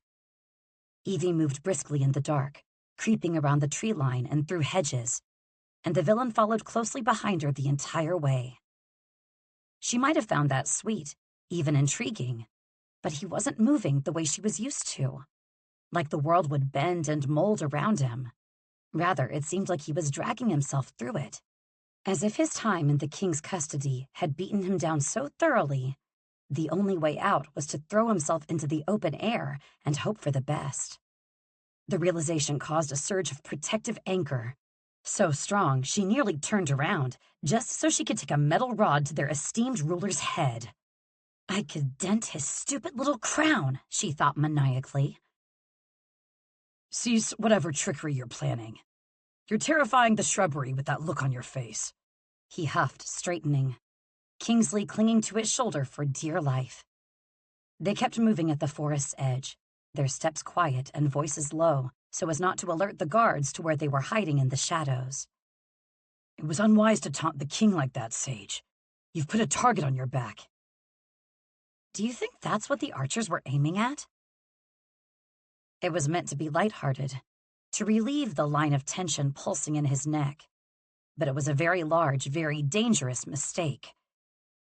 She could make out little of his eyes, but she could see them flare as he took 2 strides toward her, towering over her as he hissed sharply. Threats to your life are not something to jest about. Ever. Her lips parted, and all she could do was blink, wariness and confusion swarming around her like killer bees. Their buzzing rang in her ears as she asked, "Why?" The intensity in his wild gaze was shuttered out, so quickly morphing into a neutral indifference it made her head spin and, just like those killer bees, it stung. She shook her head. "Never mind, forget I asked. That was silly." Her strides became longer, more determined. She'd wasted too much time. "Sage," he whispered. "Where are you going? The manor is that way." "I'm going to the ravine." He stood right next to her, his face impossible to read. "Has working for me become that bad?" He deadpanned. She snorted, shouldering past him, stumbling over her skirts for what felt like the millionth time. She glared at the hem and then stared at him. He arched a brow in question as she lifted it with a frank grin. "Rip it off." The villain's and Kingsley's mouths opened in tandem, so comedic a view that she bit her lip to keep from chortling. Composing herself, poorly, she said, I cannot continue back to the manor with the hem tangling about my feet. He choked out. Could you try? She folded her arms, arching a brow. What are you so afraid of, evil overlord? Afraid? His voice was like two stones rubbing together. Kingsley hopped from Tristan's shoulder, sensing the danger, or perhaps just the awkwardness. In the dim light of the moon, she could just barely make out the lock of his heavily shadowed jaw as her boss dropped to his knees in front of her. The sight of his dark head made her stomach pull with warmth.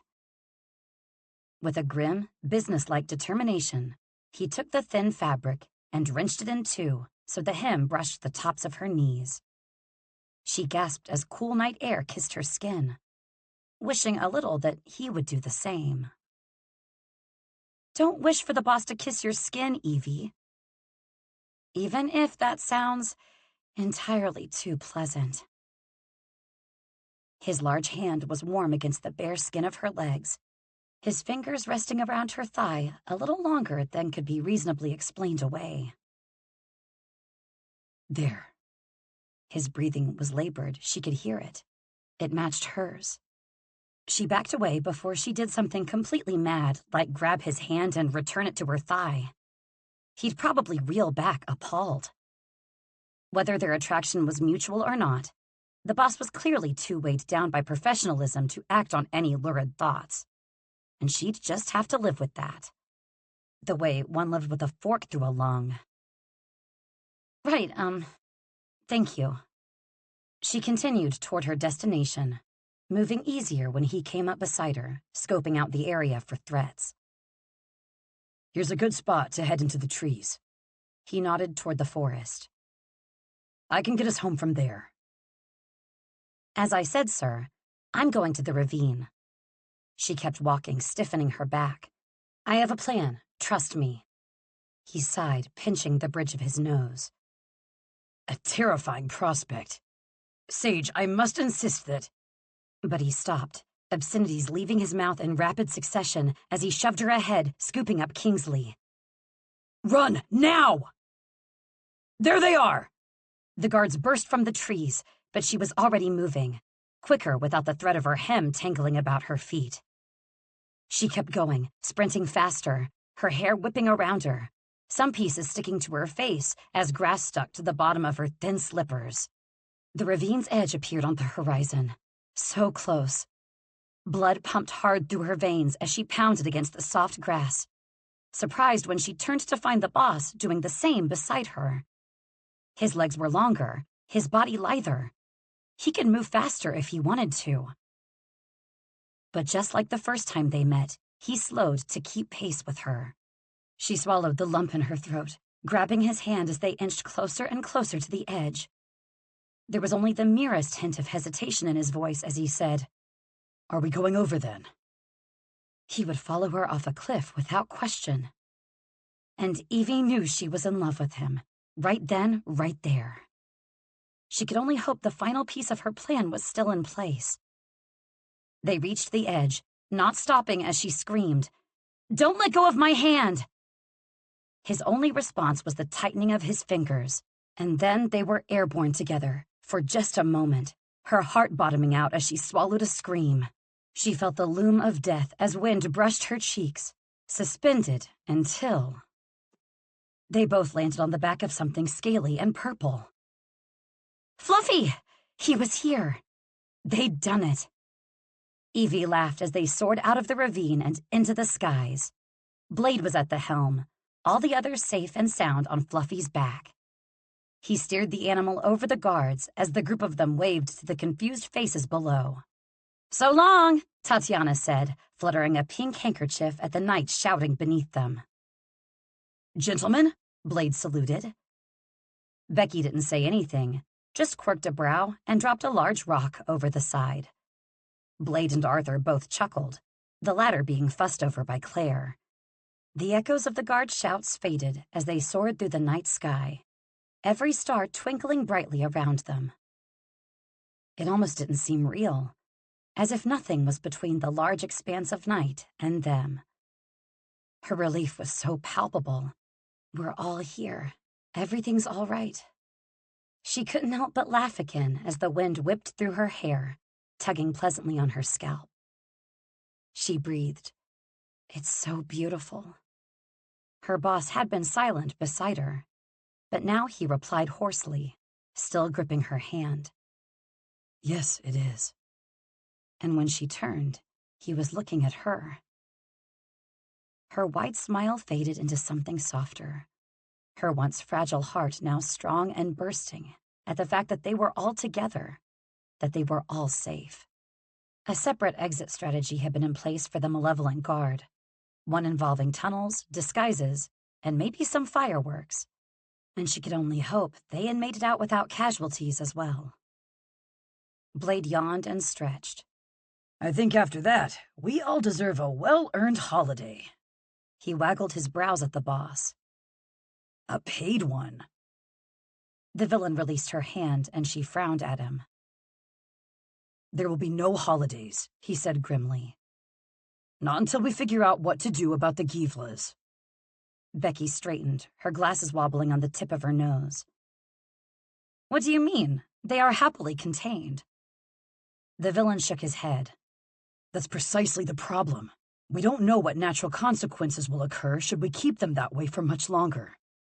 The mystic illness could only be the beginning. Gods, it wasn't a dream. That was real. Evie had heard the king's speech when she'd awoken in the coffin, had hoped her recovering poisoned mind had conjured the terrible lie. Mystic illness, Renadon's story, fading magic, ceased to exist. It made her head spin so hard her stomach lurched. At the very least, we need to separate them again. The boss kept speaking, not realizing the apprehension creeping into her soft smile. If they are together too long, nature could take its course, and we can't risk the consequences of imprisoning one of their hatchlings should the female fall pregnant. Blade's shoulders stiffened. Tatiana shifted, patting the villain's arm. Oh, Mother Hen, do we have bad news for you? Chapter 12. The Villain. Tristan's tentative to-do list early the next morning was as follows. 1. Bathe. 2. Get a report on all he'd missed while he was gone. 3. Avoid thinking about Sage's thighs. 4. Murder Gushiken. He'd been successful with the first 2, failed at the third, and was about to check the last off his list. This is hardly my fault, Blade grumbled, tossing several slabs of beef into the mated Givlas. The male, resplendent with his iridescent skin, eyed the meat but paused, motioning for the brown-gray female to have her fill first. Rather gallant, Tristan supposed with an eye roll. Since she is eating for 2. His fists were clenched at his sides. The dark cellar was making him agitated and jittery. The sight of the bars sent him back to the cell he'd sat in for days with no hope. It was likely why his patience was so frayed. Well, that, and the worst night's sleep of his life. He'd ordered everyone to bed upon their return, despite Sage's protests. She'd laid a hand against his arm, an indecipherable look in her eyes, and asked if he wanted to talk. He'd had to leave before he did something drastic, like drag her to bed with him to do much more than talk. In the morning, he'd figured, his head would be clear and he'd see reason again. But morning had come swiftly, and not only was he still exhausted, he was also spitting mad. I don't care if it's your fault or the fault of a celestial god. If the female gives birth to her baby trapped in our cell, we're doomed, he yelled. A baby Givla is called a let, Gushiken instructed. Then his amber eyes went round, and he stopped with another piece of raw meat in hand. You think keeping the let will start another mystic illness? Tristan shook his head darkly. No. I think whatever vengeance fate would reap on behalf of its young would be something far worse. The firelight from the torches crackled in time with Blade's wince, as he tossed another beef slab in between the bars. I sure missed your foreboding speeches, sir. My nightmares didn't have nearly as much fodder while you were away. Tristan rolled his eyes again. Very amusing. We should just let them go, if you're so worried.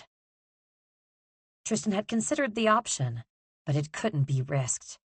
Not when the valiant guards were likely tearing through Hickory Forest, searching high and low for Massacre Manor, for the Givres, for Sage. The manor, at least, was cloaked in an impenetrable ward, but if they set the Givres free, they'd be sitting ducks. That would be handing Benedict exactly what he wants, and I would rather rip my own heart out. Running a hand through his hair, he nearly tugged out the strands. How long is a Givre's gestational period? Gushikin chuckled nervously. Tristan's head felt like it was going to pop off. You don't know? He growled. Yet, Blade corrected with an easygoing grin that made it difficult for Tristan to keep hold of his anchor. Kingsley appeared as if summoned, crown reaffixed to his head as he leaped in front of Blade like an amphibian shield. Tristan lifted a brow at his old friend's blank gold stare, then sighed. Figure it out, Gushikin, or I'm finding another expert. Kingsley held up a sign. Mean. Tristan nodded at the frog. Thank you. I needed that. The small animal shook his head hopelessly. Blade chuckled, scooping up Kingsley, placing him on his shoulder, and leaning them both back against the wall with his arms folded. So once we have a timeline for this detonating bomb, he nodded toward the female. Then what? A shiver ran down Tristan's spine. Then I'll know how much time I have to destroy any hope of Benedict fulfilling Renaudon's little storybook prophecy. Blade's brow shot toward the ceiling. So that wasn't just for show? The king was being serious? I thought Renaudon's story was just a tale to keep kids from misbehaving. My father used it as a threat to stop me from stealing cookies after dinner. Told me that Renaudon's storybook would steal all the magic in the land if I kept being so greedy. I always considered it a bit dark for a children's story, but I never thought it was actually real. Renaudon's story was an extremely rare text that had been mythologized for years, so long fizzled out and warped that much of the public had never even heard of it. Those who had chalked the tale up to a benign way of keeping children in line, like Gushikin's father. It seemed the darkest tales held the harshest truths.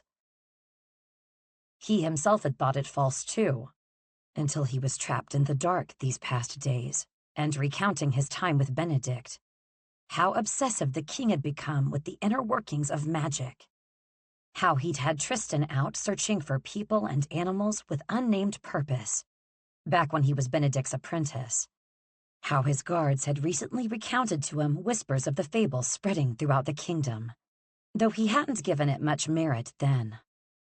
How the Givles were a piece of fate, and then Evie's mother's erratic power had all along been starlight magic. The king had told him a decade ago about finally having a user of starlight magic in the kingdom, and how much it would help his cause. Tristan hadn't known then that it was Evie's mother. If he had, perhaps he could have stopped it. Perhaps he could have saved Sage the pain of losing everything in one fell swoop. He heaved a world-weary sigh before answering Blade's lingering question. It's real. Or at least real enough that Benedict is dangerously obsessed with it. And though the loss of magic isn't ideal, Benedict enacting the Renaudon story prophecy isn't ideal either. Blade rubbed at his chin. Why? We don't want the magic to die. Why not just let him do it? Well, for one thing, it would require him to use Sage's mother in some way. And for another, we don't know what kind of power Benedict would gain from reaping from fate and fulfilling a tale supposedly crafted by the gods. Blade tisked. So we're damned if we do and damned if we don't then. Tristan frowned at the Givla's meat-munching forms. I never should have removed that fucking wall. Blade gave the creatures a crooked smile. Oh, come now, sir. There are some beings you simply cannot keep apart. They'll always find their way back to each other. The dragon trainer's eyes landed on him meaningfully. You should know this better than anyone. The statement triggered panic. Panic that Blade or anyone else might have caught on to the affection plaguing him for the past 6 months. Not only was it inconvenient, it was dangerous. His magic hadn't felt normal since Sage laid eyes upon it last night, and he could hardly afford unruly magic. Not when he was so close to destroying Benedict, and especially not now that Tristan suspected Benedict's plans were far more nefarious than the king would have Renadon believe. Curling his lip in disgust, Tristan replied, I don't know what you're referring to. Sage and I are hardly comparable to a mated pair, Mr. Gushikin. She is my assistant. We must spend an inordinate amount of time together. Further, I am not trying to procreate with Sage. Blade looked at him skeptically. Are you sure? He stumbled back when Tristan took a menacing step toward him. Kingsley held up a sign that read, Ha. Do you both want to keep your heads? He sneered, jaw clenching so hard his teeth ground together. Blade opened his mouth to answer while Kingsley hid in his hair, but they were saved by Tatiana, who glided down the cellar stairs, looking fresh and well-rested in a swirl of vibrant pink. Good morning. Isn't it a lovely day? Tristan merely grunted. Tatiana grinned, every subtle move of her face visible with her dark braids pulled back high by a large gauzy bow. Ah, sir, always so eloquent. His mouth set in a grim line as he straightened the cuffs of his billowing black shirt. What do you want, Tati? She arched a thick brow as she handed him a crisp envelope. From Arthur. He departed early this morning for home. He didn't want to wake anyone. The crinkled parchment was merfolk made. He could tell by the shimmer in the firelight. The envelope read, To my son. Tristan crumpled it and put it in his pocket, ignoring Tatiana's look of censure. And Claire? Is insisting on staying. But I'd be happy to arrange for the guards to throw her from the premises, should you wish it, sir. Tristan moved closer to the stairs, feeling in better spirits now that his emotions weren't the ones being exposed. If you can't handle being around her, then by all means. He said it airily, like it didn't matter to him either way. Tatiana stomped a foot, her lovely face twisting in fury. I can handle it fine. I am not affected by her at all, she ground out. Of course not, he replied with just a touch of condescension. In the cage, the mated Givlas had finished their meal and were curling up together, looking almost like... Were they cuddling? He saw himself wrapped that way around Sage, and the image was so startling he nearly fell headfirst into the bars. He looked up to see Tatiana smiling at him in that way that always sent his interns running for the hills. Speaking of which, I also thought you'd like to know that word of your return has gotten out to the workers, and the office is in an uproar. There's a mob forming on the main floor. A mob. How delightful. Oh, but worry not, she continued, a gleam in her eye that he did not care for at all.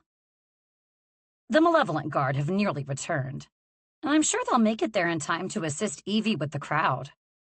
At the mention of his assistant, Tristan groaned, turning immediately to head for her as his employees snickered behind him. His frantic magic stirred beneath his skin. It was different somehow, in the most unsettling of ways. This couldn't be a coincidence. It had to be Evie. The wall between the Givlas may have been toppled, but Tristan needed to re-establish the wall between him and his assistant before it destroyed them both. Before it destroyed them all. Chapter 13, Evie. Return to your posts at once, Evie called as she was jostled and shoved through the absolute upheaval of workers. The cobwebbed chandelier was swinging precariously above them with the stampede of movement, as was the ceramic chalice of cauldron brew in her hand. She called to the group, trying to reason with them. I understand it has been a perilous week without him, and I understand the discontent about the pixies using the cauldron brew as bathwater. But it was just the one batch, and we really must. She was shoved into her desk so hard, she almost toppled over completely. Okay, that's it. Hey, vultures! She screeched as hard as her lungs would allow. All at once, the workers halted. Clear the floor this instant, or we'll have an impromptu scatter day, and I'll be sure to include everyone. Scatter day, like many things in the villain's office, was equal parts horror and comfortable familiarity. At least it was for Evie. She wasn't sure the interns would concur, considering the event consisted of them being chased across the courtyard by whatever dreadful creature the boss deemed acceptable that day. He'd finally promised Evie before he was taken that he would cut it back to once a month. But given the fury on his face as he stared at the chaotic crowd, she had a strong inclination that the promise would not hold for very long. Did you not hear, Miss Sage? The villain roared. Scatter! And they finally did. The wide-eyed humans, the pixies, even ravens fluttered out some of the open windows. People were practically breaking their necks as they moved away, so intent were they on staring at the boss. Not that she could blame them. He looked strikingly handsome this morning, though the dark circles under his eyes seemed more pronounced. They matched hers. She'd barely slept a wink before finally giving up and making the awful mistake of searching through her mother's stack of letters, which were practically ruined. The scraps were barely legible, save for a few innocuous words. It was a wonder the king had wanted the letters in the first place. They would hardly be a help in locating her mother or her magic. But the letters were not the only thing stashed among the parchment she'd made off with the night before. Gripping her journal tight, she pulled the papers from inside, then dropped the book onto her desk. Sir, may I talk to you in private? The boss looked at her like she'd asked him to strip naked. I suppose if you must. Grimacing, he gestured to his office doors. She scrunched her nose at the coldness but walked in, skidding to an immediate halt when she saw who was inside. Lissa, Evie hissed. What on earth are you doing here? Her little sister, who Evie had ensured was confined to their large rooms in the manor's west wing for the past 7 days, sat in the boss's large black chair, twisting the end of her dark braid around her finger. She blinked innocently at Evie, but her brown eyes hinted at mischief. I'm working. From what I've seen, you all don't do very much of it. Lissa tried to push the chair out to stand, but it didn't budge. What are you doing? Evie gave a panicked side glance to the villain, who was staring at his desk and the person in his chair with resigned acceptance. I've been replaced. Kingsley, well-timed as always, hopped up onto the desk, holding up 2 different signs, more and competent. I should have let the king turn you into soup. The villain rolled his eyes at the animal. Lissa burst from the chair and ran toward them, Kingsley following near her like a guard dog. Lord Tristan! To Evie's horror, Lissa threw her arms around her boss, looking up at him with an elated expression. I'm so happy to see you. Are you certain? He asked dryly. When Lissa stepped back, Tristan very studiously took her sister's hand and bowed deeply over it. How are you finding the manor, Lady Lissa? There was no teasing or malice to the question, simply earnest inquiry. Evie would have to be dead to not swoon over that just a little. It was the law.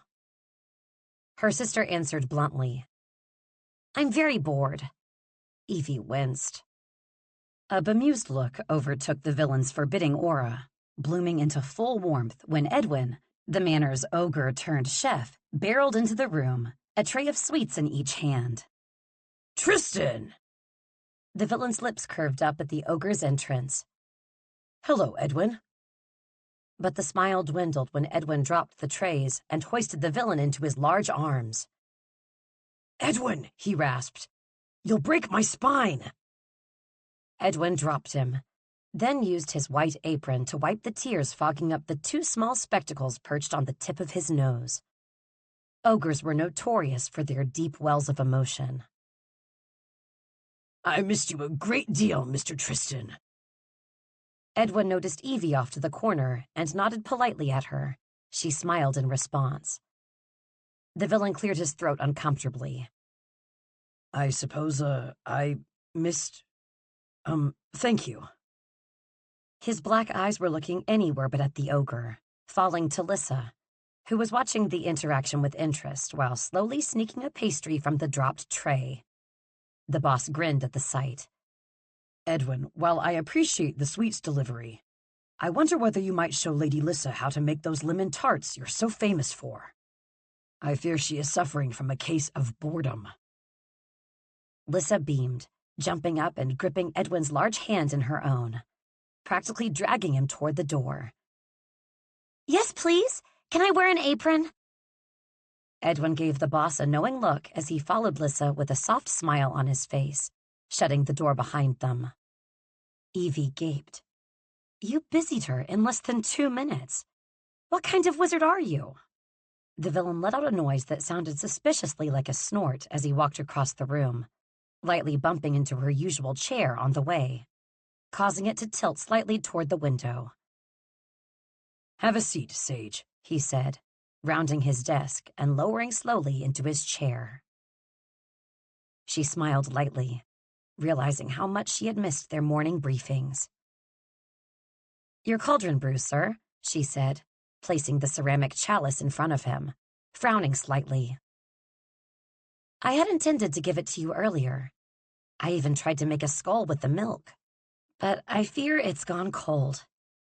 Your first day back. Maybe I should just—" She reached to pick it up, but the villain had already snatched it from the desk and taken a hearty sip. "I shall enjoy it just like this, thank you," he said gruffly, staring at her rather strangely while she seated herself. The sunlight was pouring in, brushing her cheeks, and it felt lovely. "What did you want to talk about?" She got right to the point. "My mother's letters are mostly ruined." She stood again, leaning over slightly, and placed the papers on his sleek black desk, sliding the parchment closer as loose curls fell on her face. His eyes moved in 3 different directions, first to her pants hugging her thighs, then to her red lips, then back to the papers. He made no expression, but his hand was gripping the desk so tight his knuckles went white. "Don't read into it, Evie." Tucking the wayward strands of hair behind her ear, she kept speaking in hopes it would calm her fast-beating heart. "The only words I could truly make out are Hasibsi, love, starlight, and this dirty little rhyme that makes absolutely no sense." The boss looked at her, suddenly alert, but she continued on. "Oh, and there was something else stashed between the pages. My, informant also slipped in this." She dropped the glowing, silver-edged page on the table. I think it's a page from Renadon's story. It details tools to enact the prophecy, to save the kingdom and its magic." His eyes widened as he scooped up the single sheet of parchment with an alarmed swiftness. Scanning furiously, he breathed out, "The seal." He ran his hand down the inked marking toward the top, the one glowing from ancient magic. "By the gods, it appears you beguiling a valiant guard was an advantage indeed." Her brow furrowed in indignation as she tugged at the top of her green floral corset. It was much tighter suddenly. "I didn't beguile anyone, sir." His eyes followed her hand and shot away fast as he grumbled, "Of course you didn't." She had every intention of telling the boss her plans, of exactly who she had colluded with, of how she'd done it. But it was that little twinge of anger, that fleeting sign of discontent in his voice, that made her stop. He was bothered that he'd been shut out of what she'd done. and Evie found that she enjoyed that very much. "It's occurring to me, sir, that if you want to prevent Benedict from fulfilling this little plan, you might consider gathering the tools necessary and simply enacting the prophecy yourself." He gripped the page tight in his fist, giving her a cynical expression as he read the words aloud, the bitterness in his voice giving the whimsical magic a biting sound. "The person who saves the magical lands will take fate's youngling well in hand. When fate and starlight magic fall together, the land will belong to you forever. But beware the unmasked villain and their malevolent dark, for nothing is more dangerous than a blackened good heart." He stopped, eyes widening. "I'm in this?" Evie nodded. "You are." The villain flipped the paper over and made a twisted expression when he realized that was all that was there. "Your informant couldn't have given us the whole book?" "No." "Why in the Deadlands not?" She shrugged before saying cheekily, "It wouldn't have fit in my dress." The villain groaned, collapsing back in his chair, holding the paper before him like it was about to detonate. "Fulfill the prophecy ourselves, and then, what? The land will be mine?" She took a seat and folded her arms. "That's what it says.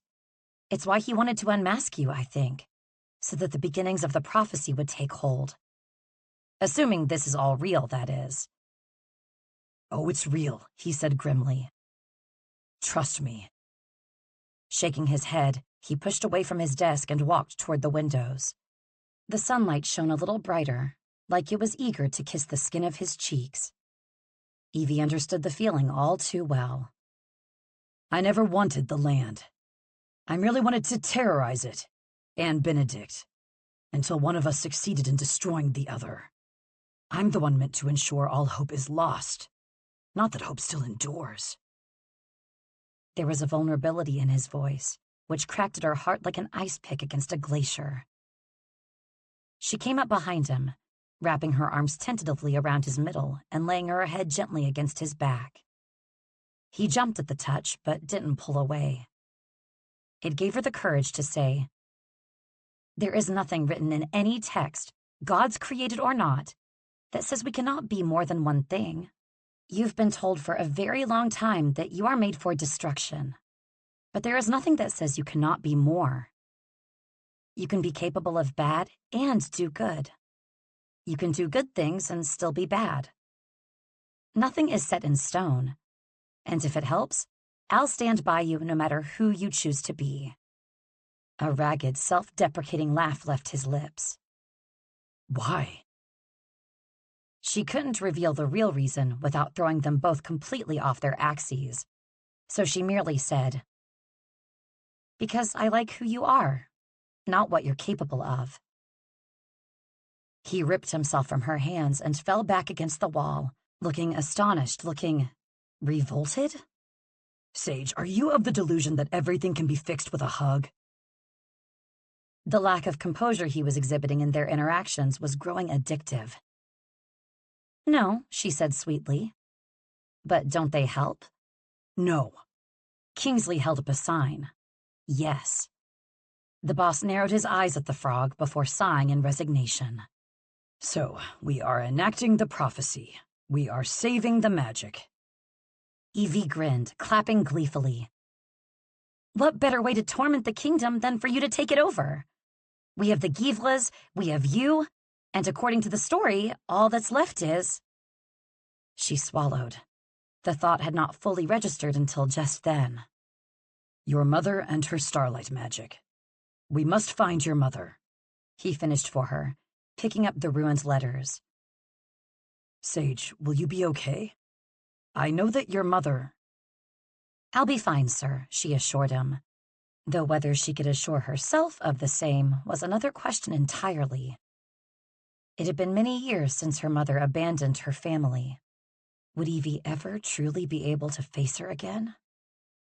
Clearing the lump from her throat and trying to hold back her sense of foreboding, she said curiously, "But without the letters, we don't really have a place to begin."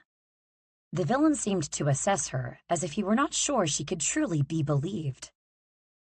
That makes two of us, sir. Read the dirty rhyme she left behind, Sage. Aloud, if you will. He handed her the stack of letters. Licking her lips, she looked down at the discolored paper and to the suggestive words at the top. Where the oaks begin to kiss. She paused, hoping the blood would leave her cheeks. The caves below are where the gods once lived. Retrieve the dust that makes wishes come real. Or you shall become the monster's next meal. The villain completed and then immediately angled his head at her, looking very disgruntled. Her heart was beginning to beat at a race hummingbirds would find disagreeable. You know this rhyme? He gaped. Yes. Why on earth did you think it was dirty? Marvelous. Now all the blood in her body was racing upward. Her face was on fire. I suppose the kissing and the caves might have given that impression. There was no emotion in his voice when he said, Does your mind live in the gutter? She shook her head, tapping a finger against her lips. No, but it rinsed there on occasion. The smile that stretched across his cheeks was sudden, with just a peek of a dimple before it disappeared. Come back. The real estate of your thoughts aside, he said. This rhyme is exactly how we'll begin our search. The kissing oaks aren't terribly far away. Wait, what? It's a real place? He took the paper back from her and re-scanned the words. Indeed, it's a short journey there. Pack your things, Sage. We'll leave first thing tomorrow. His eyes stayed down, and she hoped they remained off her inflamed cheeks. If we don't find your mother there, at the very least we'll be able to retrieve a piece of magic that helps uncover lost things. He raised one dark brow, eyes catching now on the anxiety she thought she'd been hiding so well. He watched her closely as he finished. Stardust. She only managed to nod stiffly, could barely process that such magic existed. She was too busy remembering her mother's face, hearing her final screams on the last day she'd seen her. The villain's voice was muddled as he called her name. A blurry hand reached for her. Sage? Evie? The use of her first name snapped her away from the terrible memories. Pasting on a smile so wide it almost split her lip, she jumped away from his touch. It would cause her to crumble, she knew. I'll prepare promptly. Let me know if you need anything else, sir. She was out the doors before he could say another word, her body reacting violently to the thought of seeing her mother again after so many years. Her chest was heaving against her constricting corset, and she had a wild urge to rip the thing off so she could take in a full breath of air. Stumbling to her desk, she reached for her journal to write it all down, to calm herself. But it was gone. Chapter 14, Evie. The boss had requested that Evie meet him in the entryway of the manor the next morning. So it was no doubt curious to Rebecca Airing why Evie was instead standing in front of the HR manager's desk with her hands folded together, pleading. Please, Becky, I have to be downstairs in 5 minutes, and I don't know who else to ask. Her voice was practically at a whine pitch, which certainly wouldn't get her very far in endearing Rebecca to her cause. The woman looked up, her light brown eyes made larger by the round lenses perched atop her pert nose. I am not helping you look for your ridiculous journal. If you've lost it, buy a new one. Becky paused, pointing a finger at Evie. With your own money. It's not an approved business expense. There was hardly anyone in the office to hear Becky's censure. It was far too early for most employees to be in yet. But Rebecca Airing wasn't most employees. She was dedicated, organized, studious, and wildly observant. There couldn't be a woman more opposite to Evie in the entirety of the continent, and Evie was coming to find that was a very, very good thing. I know I can be forgetful, but I'm telling you, it was on my desk. Someone must have taken it. I looked everywhere. Becky, if you could just please keep a lookout for it while I'm gone with the boss today, I will do anything. Becky's eyes drew slowly upward before she leaned back in her seat, gripping her cauldron brew with one hand, the forefinger of her other hand tapping her chin. There was a look of realization on her face that made Evie's skin crawl. All right, spit it out. What's in it? Evie pretended not to know what she meant. It's a work journal, so, just work things. Becky raised a brow, contemplating Evie before replying flatly. It's a body sketch, isn't it? Evie's eyes darted around, checking to see if anyone had heard the mortifying question. But the office was still quiet, the first rays of sun just beginning to shine through the windows. It is not. She chewed her lip, contemplating how much embarrassment she could take in one conversation. Admittedly, her threshold was higher than most, which was why she had the confidence to admit, not a body sketch per se. The HR woman gave her a once-over before picking up her empty ceramic chalice, motioning for Evie to follow her all the way to the kitchens. She hadn't been in there for more than a minute in the last week. The first time she tried, the boss's chalice had still been sitting on the counter, and it was just too painful to see. But now the boss had returned. Lissa and Edwin looked hard at work on a chocolate batter, and her favorite window welcomed her, the one pleasant stained glass depiction in the entire office. A sun shining down on an old book. She smiled at it like she was greeting an old friend. Becky refilled her chalice from the cauldron before motioning for Evie to continue. She looked far too interested now. The body sketch? What is it? It was quiet enough that Edwin wouldn't hear, but Lissa looked like she had one hand in the baking and one ear on their conversation. It's drawing of me, and also the boss, and we are, Becky's face twisted so fast that she almost dropped her cup, and Evie realized immediately what she had assumed. Kissing, just kissing, that's it. Evie hoped the ground would open so she and her big mouth could fall right into it. Edwin turned this time, forehead wrinkling, before he turned Lissa gently around to add chocolate chips to the bowl. Becky motioned her closer, close enough for Evie to notice the flecks of gold in her brown eyes. All right, you ninny, I'll help you, but you needn't worry. I've seen you doodle before, and you're so terrible. I doubt anyone would even be able to make out what you were trying to draw. It wasn't an insult. It was honesty, blunt honesty. And it was oddly very comforting. She sighed in relief, her arms coming up out of instinct as she moved forward toward Becky. Thank you. Becky held up a hand to stop her. They both blinked at each other, shocked. Were you about to hug me?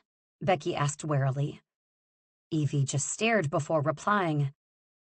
Get away from me, Becky said flatly. Okay, Evie squeaked, ready to leave. But right then, Keeley, the head of the malevolent guard, entered the room in red leather garb. Keeley, how are you? By some miracle, Evie's exit strategy for the malevolent guard had been a success. There had been minor injuries, but nothing Tatiana and Claire couldn't fix. Thank the gods. Keeley pulled her thick, honey-colored braid behind her head before grinning. I am well, but I suggest you make your way downstairs, Ms. Sage. The boss has just noticed your little add-on to the entryway, and he seems less than pleased. The villain hadn't seen it before now. The newest hanging head. Mr. Warson. Uh-oh. Chapter 15. The Villain. Tristan stared at Otto Warson's head with a dumbfounded expression. She scared the wits out of me when she first brought the thing in, sir. But she made a nice, clean cut, just the way you do. A quick study, our Evie. The front gate guard, Marv, nodded beside Tristan, his spiky light brown hair going in all sorts of different directions. It was a constant state for the man, always looking a bit frazzled, like he had just been electrocuted. Fitting, as Tristan felt like he'd just been painfully shocked as well. Sage, his head was...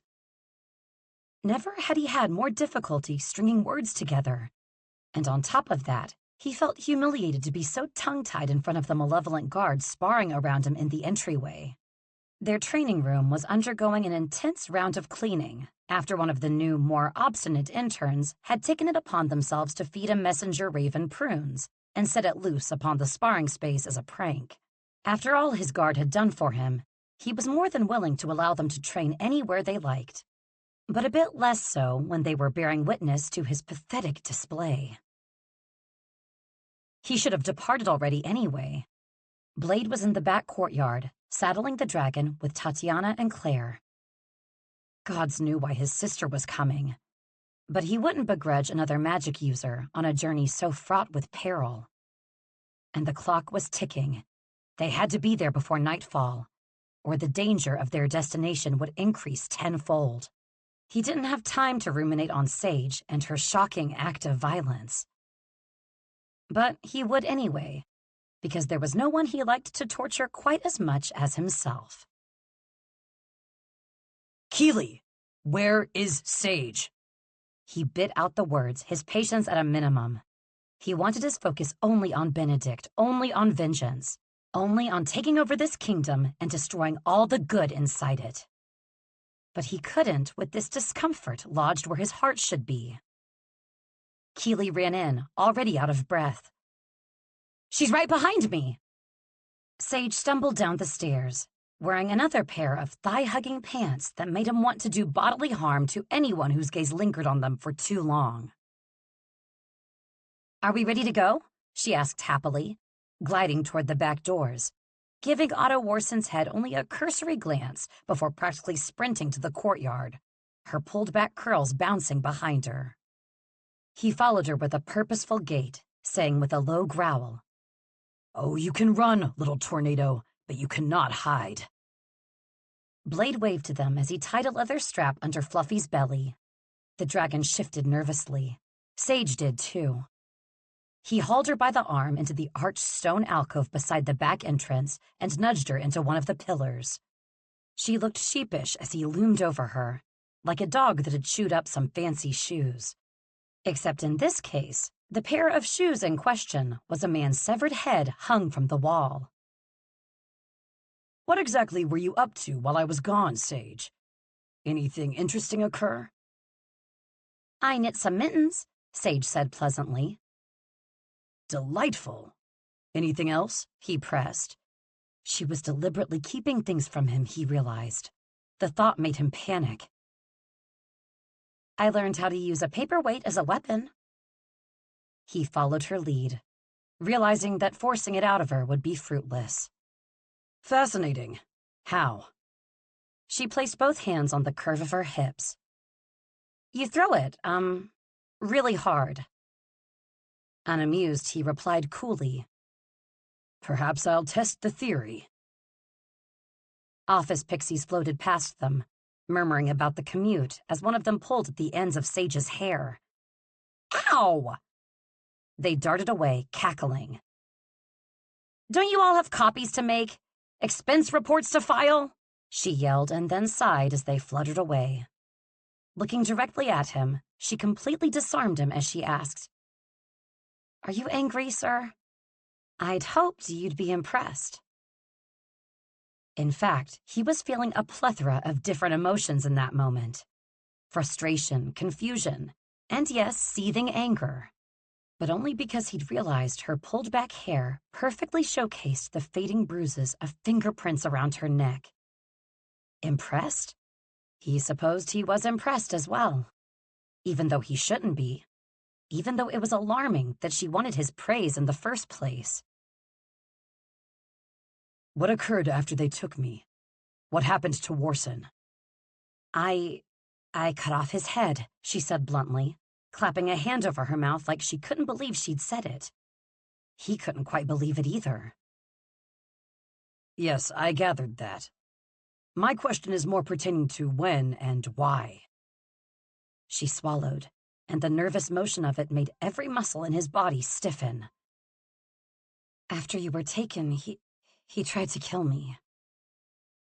Tristan's power came out in curling waves around his feet, looking for a place to land, looking for someone to hurt. Sage eyed it, then gave his death magic a little wave like it was a blasted newborn.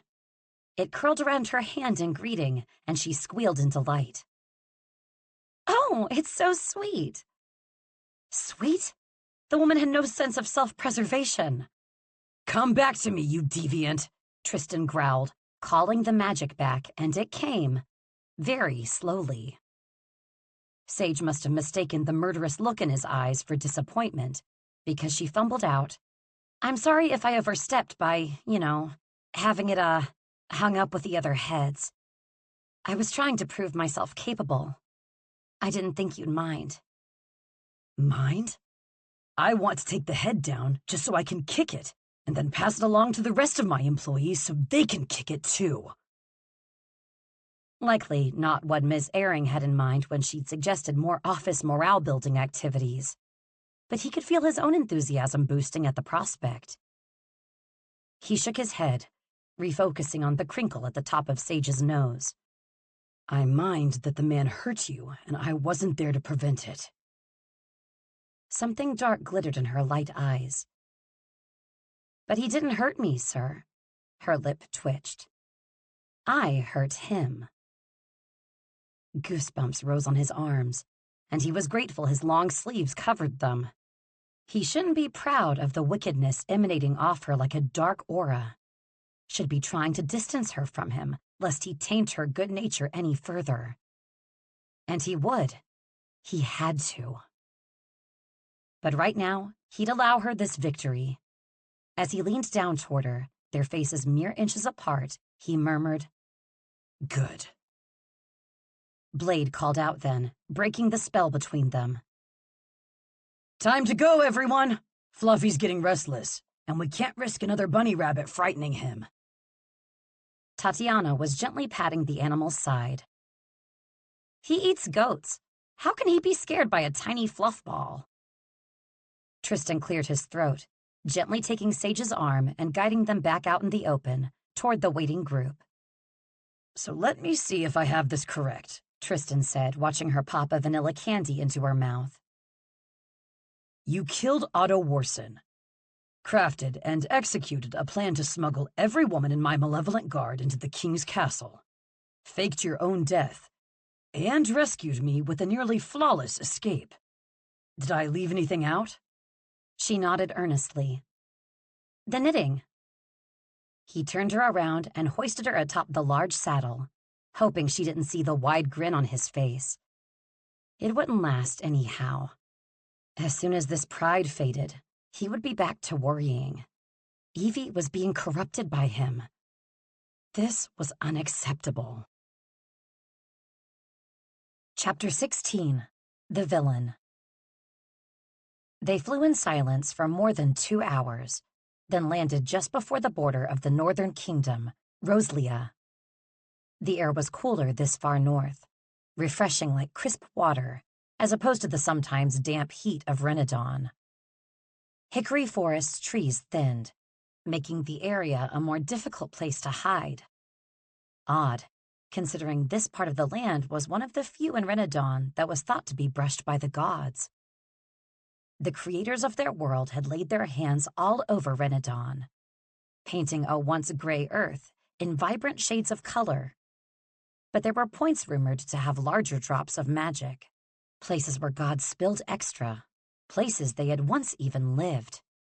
This was one of those places. Upon landing, Tristan was given 4 separate questioning looks. 5 if you counted the dragon. We'll take the rest of the journey on foot, he explained, dismounting. It's just up that path, and I don't want to risk being spotted by Roslia's men. Our welcome would be less than warm. Claire slid off after him, fiddling with the flowered headband pushing the dark hair from her face. Because it's cold there. When everyone stared, she clarified, That was a joke. Tatiana gave a saccharine smile. We know. It just wasn't funny. Claire lifted a single finger at the healer, but there was a gentle playfulness between them that hadn't been there before Tristan was taken.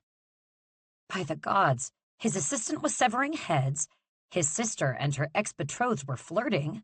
What was next? Where did Evie go? Blade questioned as he led Fluffy to a nearby stream for a drink. What? Tristan raged, a vein pulsing in his neck as he caught her dark head nearly disappearing through the thin smattering of trees. Gushikin, wait here. Tatiana and Claire, you're with us. Wonderful, Claire said with a roll of her eyes, then stumbled over Tatiana's outstretched foot. You are a child. Tristan ignored them, coursing forward after Sage. She'd become entirely unpredictable, which granted wasn't so wildly different from before, but the lack of openness she usually displayed so readily was distracting him from his plans, his revenge. She was making him wonder. Curiosity is so obscenely annoying. But not as annoying as the needle of protectiveness when he found her standing in front of one of the most dangerous beings in all of Renadon, in all of the magical continent. A sentry, immortal beings that appeared human and guarded some of the most magical points of the land. And not immortal like the people who stand on the side streets selling false love potions. Immortal like, get Sage away from there before we all become puddles of blood. Sage! Tristan thundered, coming up next to her as she waved a hand in front of the purple-uniformed sentry's vacant look. Stop it, you urchin! Do you have a death wish? She began making faces at the being, trying to get some sort of a reaction out of it, then growled in frustration when it did not cooperate. Gripping her hips, he hauled her back, ignoring the warmth of her skin and the sensations tingling up his arms as he held her. She struggled in his grip. Let me go! He released her immediately. What was this feeling festering in his chest? Was it hurt? Disgusting. This woman was unraveling him like a bloody ball of yarn. Tatiana and Claire halted beside him, gaping at the grandiose sight before them. The clearing of trees opened onto large swaths of the brightest green grass, brighter than even Claire's home in the rosewood meadow, where the healing plants grew, where the gods had spilled pigment. They must have dumped a bucket load here. At the other side of the clearing, 2 large oaks grew separately, their trunks meeting just above the entrance of a cave, fashioned like a kiss. The whole of the clearing was lit up like firelight, like a rainbow, like sage. Bloody yarn. You cannot simply approach a sentry, he chastised her, desperately trying to ignore the endearing notch that had appeared between her brows. I tried once, and it nearly killed me. It had been years ago, not at the Kissing Tree Caves, but farther south, toward his old home, when he'd still had hope of changing Kingsley back into a human. He double-checked his pockets now to make sure the animal hadn't stowed away again. You've been here before? Her tone was accusatory, but he was too distracted by the way her hair shined in the sunlight, the way her white tunic moved across her dewy skin. Her light blue corset fitted tight against her waist and bust. Clearing his throat and looking away, he said, No, but I've seen sentry-guarded land before. They may appear harmless, but they are ruthless, magic-made killers with 0 emotions, and they cannot be destroyed. He looks like a man, Tatiana argued. Evie nodded to herself, twirling a loose lock of hair. That makes sense. Tatiana waved a hand in front of the stoic man's face, as Evie had done. Is he actually alive? He's not even blinking. Sentries appear human, but they are not. They are merely vessels made to keep people away from priceless god-made objects. Tristan demonstrated, attempting to walk forward, and he was promptly blocked by the sentry's wooden spear, even though its face still did not turn or react. See? Well, how in the Deadlands do we get past him then? Sage turned back to the sentry, flailing her arms and making a ridiculous face, unnaturally obsessed with trying to get it to blink. It would have been amusing if... No, damn it, it was amusing. Grating. Tatiana attempted to pass the sentry and was pushed back by the blunt end of its spear. Claire dove forward with her arms out to catch her. "All right, Tristan," Tati grumbled, sliding away from Claire and shaking out her shirt. "How do you propose we get through? Your magic?" "My magic cannot be used against a sentry. None can. Passing one requires careful trickery, a mastery of the mind, an intellect that is unmatched by even the gods that made our world." Without warning, Sage clicked her tongue and shouldered past Tristan. "I would like to enter," she said, then smiled politely at the being. "Please." The sentry lifted its spear and took a wide step to the side. "What in the Deadlands?" Sage began toward the cave, walking backward to face them with her palms up, as if to say, "Well, look at that." But she slowed, frowning, when she saw him hesitating. Small torches lined the beginning of the cave, but the rest was banked in shadow. So much darkness, it made his hands shake at his sides. He tried to clench his fists, but Sage saw. "I could go on my own, if you'd prefer," she asked gently. The wall. He needed the wall up between them. Needed it now. "I wouldn't trust you to do this by yourself." She flinched. Good. Hate me, his mind begged. It would make it all easier. But he couldn't resist lightening his barb by adding, "Whatever beasts lay inside would come crawling out, begging to be saved from your prattling." She giggled, taking another step back. "Well, then you best come and save them from..." On a ringing scream, Sage fell. A drop-off into the darkness. Her shriek shattered the air as she disappeared. The sentry surged forward, shoving Tatiana and Claire back. A trick. It was a trap. He didn't hesitate anymore. He dove forward after her, around the immortal sentry, and into the darkness, following the echo of her screams into the nothingness. And then it was silent. Chapter 17. Becky. Meanwhile, at the manor. Rebecca Airing did not like children, and children, she found, did not much like her. Her little brother was the only exception, but most children were not like her little brother. This child in particular must have been malfunctioning.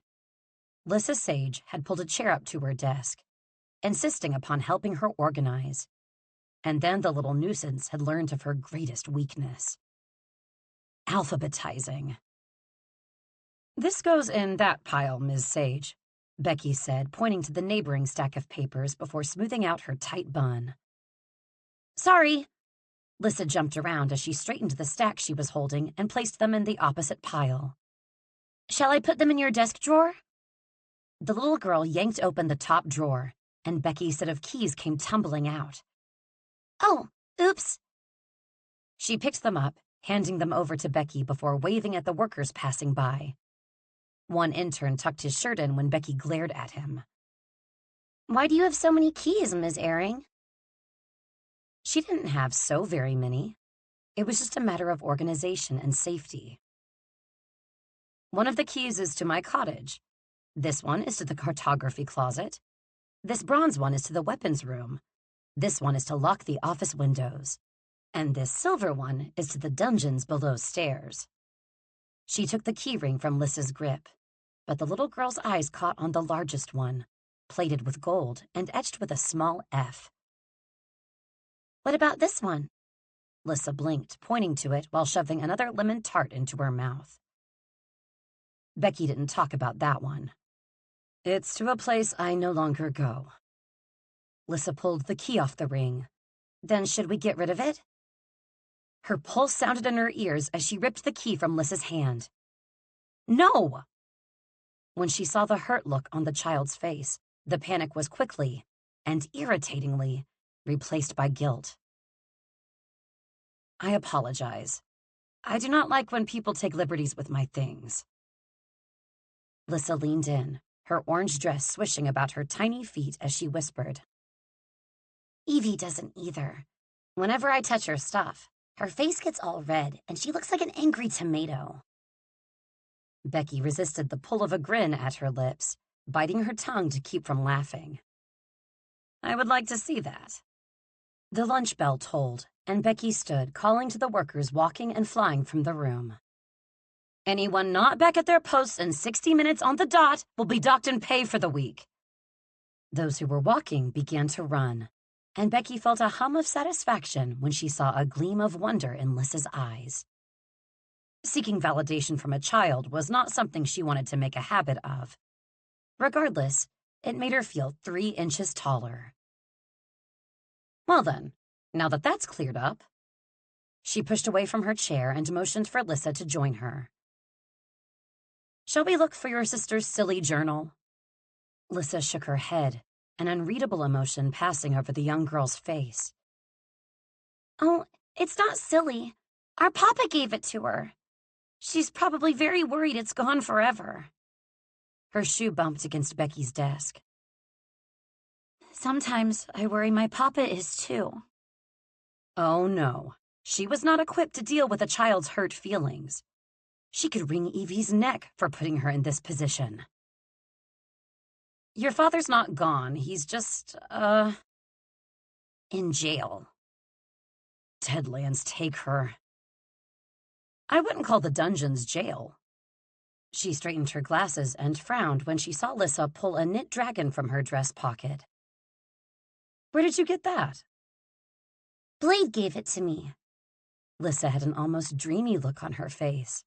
The girl had a crush. Well, that made 2 of them tragically. If Blade would just be less charming, if he wouldn't smile so much in Becky's direction, if he would just be less everything, she might be able to stand it. Though she supposed she could do without his petty theft. "That wasn't his to give. It's mine. I thought I'd lost it." Lissa handed it over readily, and Becky considered the toy from her childhood. It had been a gift from her father, who had fully fueled her obsession with the winged beasts when she was herself a little girl. She swallowed the memory, lest she begin to weep. She detested weeping. Handing it back to Lissa, she smiled lightly. "Keep it, actually. I don't have much need for it now." Lissa stared at her, that wistful expression back. "You have a beautiful smile, Miss Airing. You should do it all the time." She had smiled often, before. But Becky had learned a lesson in the past few years that she would carry with her until the day she laid down for her eternal rest. Bending to meet Lissa at the little girl's height, she said, "I do not smile when I don't feel like it." Lissa blinked, surprised. "Why not?" "Because we are always expected to plaster a grin on our faces, even when we don't wish to. I used to do it so often. I stopped being able to tell when I was smiling for me or for someone else. So now I don't smile unless I'm 100% sure it's something I want to do, not something someone else wants me to do." She smoothed a lock of hair away from Lissa Sage's face. "And you shouldn't either." She could almost see the words sinking into Lissa's sponge-like mind, the girl appearing a little sad as they registered. I think Evie smiles when she doesn't want to. I think she does it all the time." And there it was. That was it. The reason Becky could barely stand the woman. She was in a constant state of fulfilling the needs of others, and it reminded Becky just a smidge too much of a person she no longer knew. "Miss Airing! Miss Airing!" Marvin burst through the now empty office, interrupting them, sweaty and out of breath. He wheezed. "Sorry, the stairs, He wheezed again. Lissa handed him her canteen, and the front guard smiled at her. Lissa paused for a second, contemplating, then smiled back. Good girl. What is it, Marvin? Becky gathered her stacks of paper and straightened them neatly. Marvin gripped his middle, and Becky's blood turned to ice when she realized he wasn't just out of shape. He was out of his mind with terror. The ward, he started. The ward over the manor! It's broken! What?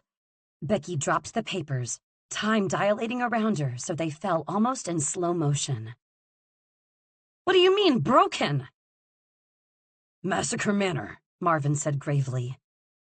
It's visible. Chapter 18, Evie. Dead. I must be dead. Evie hadn't stopped screaming. Her throat had grown raw as she fell, waiting for the impact of the ground. But instead, she'd landed against something soft and dewy. Then the darkness had faded, and when she finally brought herself to open her eyes, she was surrounded by a sea of bright, pale blue light and countless little clouds. The sky. She was in the sky, but she had fallen downward. How could that be possible? Another body landed beside her, causing her to bounce again, and this time she couldn't help it. She laughed. She was on a God's forsaken cloud. There was clearly no other appropriate reaction. Sage, are you hurt? The graveled rasp of his voice made her breathe a sigh of relief, and a warm sliver of comfort eased into her heart that, at least if she was dead, they were dead together. When she looked at him, she laughed again. His hair was sticking up in every direction. She'd never seen it so mussed. I'm well, but your hair has seen better days, she responded casually, biting her lip when he started shuffling frantically to smooth it. Leaning over the side of the cloud to see what was below, she felt her face prickle with trepidation. A field of dandelions. She swallowed and shook the memories away. Memories of her brother Gideon's screams, of her mother's disappearance, of the day her childhood ended, abruptly, traumatically, tragically. These were the small moments of life, when one's innocent view of the world was corrupted, when the magic curtain was ripped away to reveal something sinister or ugly. A moment when one stopped believing and viewed the world with different, weary eyes. It was a natural part of life, one of the rules of growing older. But she'd never been very good at adhering to rules. Yes, she'd grown older, but she still had faith in goodness, in people, in magic. The soft grass below looked even greener than the patch of land outside the cave, like a mossy cushion. Standing on shaky legs, she walked toward the edge of the cloud, mesmerized, ignoring the boss's warnings. Sage, don't you dare! She jumped. The distance to the ground was farther than she'd anticipated. She let out a panicked cry as she angled herself to roll. But the impact was soft, like the only thing below the grass was more grass, no hard earth beneath. She let out a very unladylike, "Oof!" The boss landed gracefully a few feet away from her. Because of course he did, she thought with a roll of her eyes. He did everything seamlessly. It was why she liked to see him so ruffled. And truly, he was a mess. Shirt untucked, hair out of place, pants wrinkled, and a bitter frown marring his features as he stared at her in disbelief. I have to wonder, he bit out, stalking over to her and pulling her up to stand. Do you have absolutely no care for your own well-being? Or are you simply so naive to the world that you believe it will never harm you? She flinched, and he let go, his dark eyes softening with regret. But it was too late. He'd called her naive, and it couldn't have inflamed her more if he'd set her on fire. The words tumbled out of her mouth before she could halt them. I've been hurt plenty by the world, by people, by men. Just because you bury your bad experiences behind revenge schemes and scorn doesn't mean that I must join you in your misery. Being a cynic doesn't make you wise. It makes you a coward. She put her hands out and shoved him away from her, and he stumbled, gobsmacked for a moment. and then his eyes darkened, his fury matching her own. Oh, now you've done it. Don't find his murderous rage so entrancing, Evie. He prowled forward like a predator, and she stumbled back with every step until she bumped into a wall of blue sky. It was a barrier, smooth beneath her touch. She didn't have time to study it further, as he was already looming over her. It's not cynicism, you natural disaster, he snarled. It's realism. It's knowing people and the elements well enough to realize that they are always against you. I don't want you hurt. I don't want you to die. Which is very fucking frustrating when you act in ways that could easily accomplish both. Oh, this isn't condescension. This is protectiveness? That's a little dramatic. I jumped from a cloud, for goodness sake. She'd be in more danger having a snowball fight with tissues. The whole disagreement was beginning to feel silly. That's a lovely thing for you to say. Thank you for caring. She awkwardly reached up to pat his shoulder, shrinking when he angled closer. Not to mention getting a little excited by it, if she was being completely honest. And completely pathetic. You are the most frustrating person I've ever met, and I work with hardened criminals. He shuddered. And interns. She didn't think those two groups were necessarily equivalent, but judging by the flare of his nostrils, it was likely not the safest time to point that out. Still, it felt a little like a compliment. She licked her lips as she said candidly, "Well, I wouldn't be so frustrating if you didn't incense me so." His chest was moving rapidly, his pupils dark and large. His words came from low in his throat. I've incensed you? What do you think you've done to me? Her lips parted on a gasp at the heavy tension suddenly between them. It felt like the air was too thick. Hard to breathe it in. Hard to breathe at all. I annoy you, she said, attempting to divert this pressure, desperate to. Thick hair fell over his eyes as he shook his head, hand raising slowly, too slowly, to caress the skin of her cheek with his knuckles, light, like a whisper of a touch. It triggered a memory, vague and blurry through her poisoned state after she'd eaten the sleeping death fruit. There had been a warm voice through the blurriness and another whisper-light touch against her own knuckles. I command you as your employer to wake up. He shook his head again, his hand curling around the back of her neck, lightly pulling her closer. Their lips were scant inches apart. She could practically taste the sugar from his cauldron brew on his breath. She should move away, or he should. But neither of them did. I incense you, she breathed, then nearly buckled when she heard a low sound in the back of his throat, almost like a groan. Completely.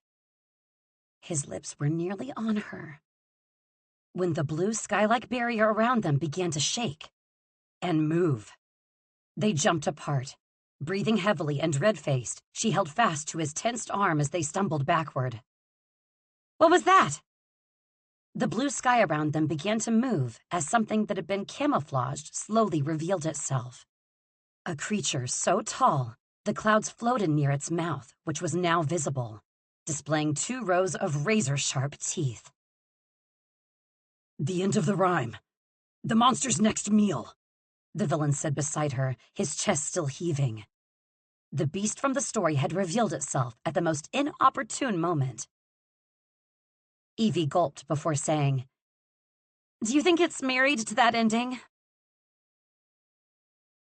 Chapter 19, The Villain. As far as interruptions went, it was well-timed.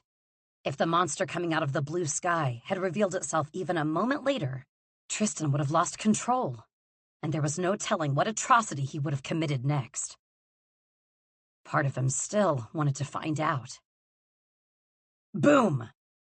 The beast fully formed before them. A shrieking howl came from its large mouth, so loud it made them both stumble back. Its skin seemed to be made up of cloud and marble in equal parts. Its face grotesque, yet almost human, save for the horns growing from its giant head. Misted clouds surrounded its temples, almost like a crown, and they stayed perfectly in place, the way Kingsley's crown often did. When it slammed its fists against the ground, the entire hidden oasis shook. "Who disturbs me?" The monster howled. Good. This was good, actually. Dealing with mortal danger was far preferable to ruminating on what he'd almost done. He would instead remain fixated on the monster's horns, its death-like stare. Not on the gasp that had sounded out of Sage's lips mere moments ago, a sound that would shortly haunt his dreams, his nightmares. Should he escape the current situation, of course. He'd gone far too long without bedding a woman. It was the only reasonable explanation for losing control of himself so thoroughly. It had been 6 excruciating months of abstaining. Abstaining for no particular reason, it seemed in this moment. The monster slammed its fist into the ground once more, snapping Tristan back to reality, back to all that truly mattered to him. Revenge, villainy, murder, staying alive. He sucked in a breath, feeling focused. "That's better." "I said who?" the monster cried. It was a rhetorical question. Surely they both knew this. And yet that didn't stop his assistant from cupping her hands around her mouth and screeching like she was speaking to an elderly grandparent. "Evie Sage!" Tristan gawked at her before rubbing at his cheek. "You forgot to curtsy," he said incredulously. She shrugged and started to dip, but halted when he gripped her waist. "Are you having an episode?" He needed a migraine potion and a very long, very cold bath. The creature was still reeling from Sage's response, furrowing its... Well, it didn't have eyebrows, but Tristan imagined they would be furrowed should they have been present. "Back away," he warned it, praying the monster wouldn't see the emptiness in the threat. He could feel from its stillness inside him that his magic wouldn't work here. He had no means of protecting them, no means of protecting her. But he'd hardly have need to, because instead of remaining safely hidden behind him, Sage circled around and presented herself to the monster, dropping into a deep curtsy, smiling wide before yelling loudly, "Hello!" Was she attempting to make a polite introduction to a creature that would likely try to eat them? "Sage!" he hissed. "What in the gods' names are you doing?" "What's your name?" She smiled at it. Yes, of course she did. But instead of eating her whole, the creature dropped to its large knees, knocking dandelion bristles through the air like party confetti and extending one of its long gray hands covered in purple markings that looked like vines. Tristan lurched forward, ready to do battle, but instead he stopped in frozen awe. One large finger was slowly extended. It was enormous compared to the size of Sage's hand, but it was extended nonetheless. She jumped, delighted, as she wrapped both hands around its finger and shook. "I have no name," the creature said, slowly pulling its finger back, anger fading from its tone. "I am a part of this world, and by natural law, I can take none." Sage frowned. Well, that's a silly rule. Who came up with that? The monster frowned back at her, and then it chortled. "Sage," Tristan whispered. "Do you remember the time I confiscated those mushrooms from the interns? This is beginning to resemble that." She scrunched her nose and scratched the side of her head when she looked at him. Those made you hallucinate. "Precisely." The creature's voice boomed again. "The rules were made by the architects of this world. The creators. Gods, you call them," it said. Sage gave it her rapt attention. "They made every corner of this world what it is. Every person, every living thing exists because of their sacrifices." Oh, they did a very good job. Sage nodded encouragingly. He could practically see the thoughts spinning behind her eyes. I'm a big fan of, the trees. She seemed calm, but she was nervous. He could tell by the way she wrung her hands. She had no need to be, because after the compliment, the creature looked bashful. I think I am hallucinating, Tristan whispered. Sage knocked him in the shoulder. Hush! They were my idea, actually. One of its large fingers began to draw circles in the grass, its attention glued to his assistant. She was charming the thing into a stupor. He could sympathize with its plight. She brightened. And what a grand idea it was! She did another curtsy, her head bowed in respect. We owe you our utmost thanks. She elbowed Tristan hard. He rubbed the spot before frowning, then said, Oh yes, thank you. He didn't sound thankful. He sounded befuddled and irritated. The creature's attention went back to him, and it turned cold. I don't like him. Sage waved her hand and patted its finger. That's all right, she stage whispered behind her hand. Lots of people don't. That's enough small talk. Tristan wouldn't stand here idle while Sage conspired with a monster of legend. He was the villain, for God's sake. We are here for a vial of stardust. We need it to find someone who's lost. Someone who can help us fulfill Rinodon's story. The creature's large eyes rounded on him. You want to fulfill Rinodon's story, Tristan Maverine?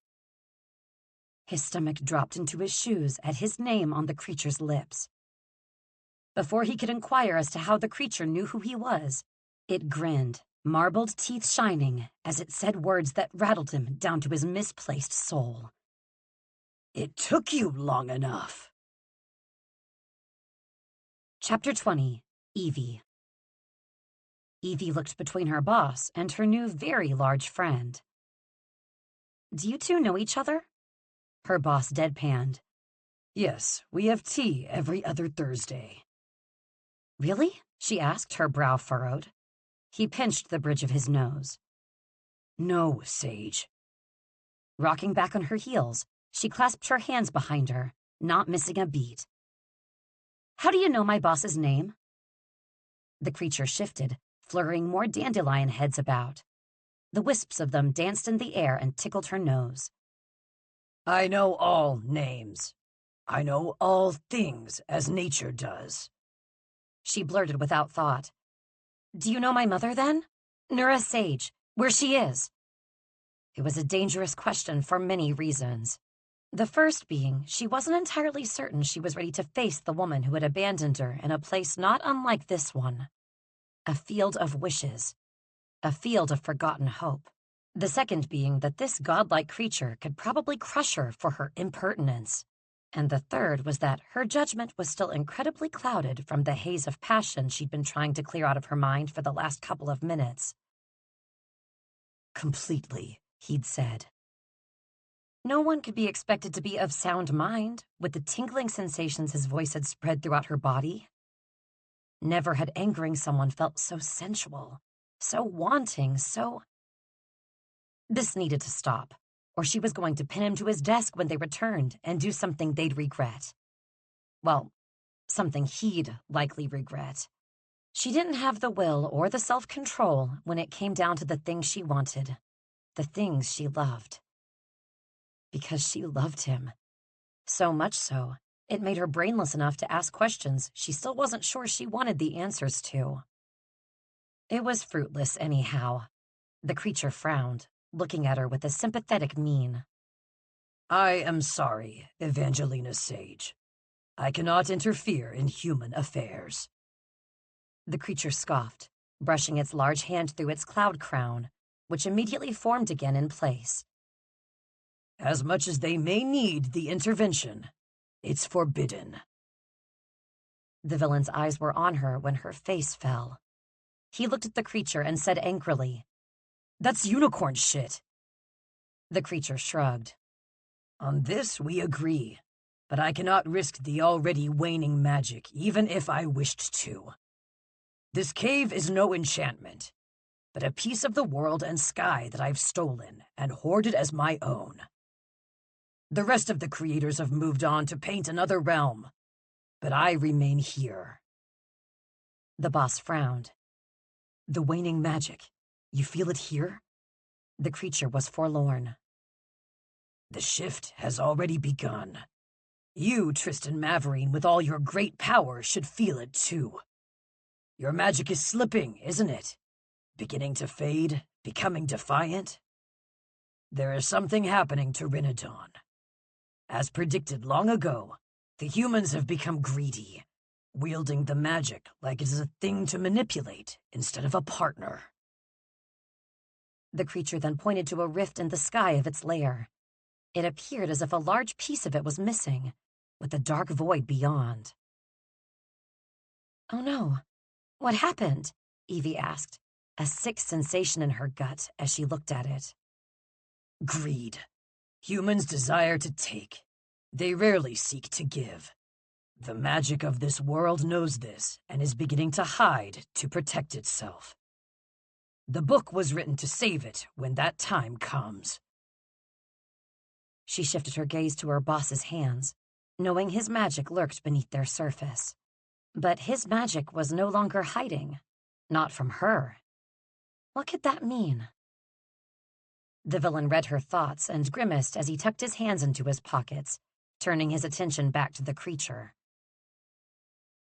"You could have left with the rest of the gods, so why did you stay?" Clouds shook above their heads, almost sentient as they rolled toward the creature surrounding it. "I cannot abandon my piece of world, my piece of sky. My cave of stars when the night turns dark. I cannot leave it to hands that will hurt or destroy it. Precious things must be protected." Evie knew that better than most. "I understand." The creature looked right at her. Its eyes were a swirl of lilac color, round and large, making it look almost innocent. "I know you do, Evangelina Sage." It pulled a vial from the air, then tossed the glittery substance to the ground in front of them. "A token for the kindness man so often lacks.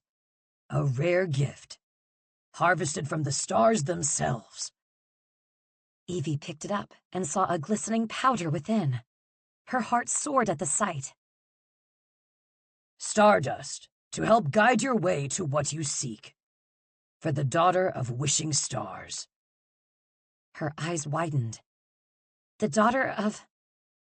The creature gave no explanation, just summoned a cloud from above, then blew a gust of wind the way one might blow a kiss. The force of it caused Evie's stomach to flip until her heeled boots touched down on the surprisingly firm cloud surface. "I wish you luck, Evie Sage. This cave is a wonder of stars at night. I hope you will return to see them." She gripped the vial tight in her damp palm, using her other arm to hold on to her boss, who spoke to the creature with stark confusion. "Why does the nursery rhyme paint you as a carnivorous monster when you are merely protecting the cave? Why do you allow the legends to spin you in such a light?" The cloud began to soar upward, so high they were face to face with the creature. Then it started to fade back into the sky, its skin melding into the blue. "You know as well as I, Tristan Maverine, that humans demonize what they cannot understand. It isn't our job to educate them, just to live the way we're meant to, with the knowledge that being called a monster does not make you one." The villain nodded, sniffing back emotion she knew he didn't want either of them to see. "For what it's worth, I do not think of you as a monster." The creature was nearly faded back into the hidden sky, the clouds shooting them upward faster and faster.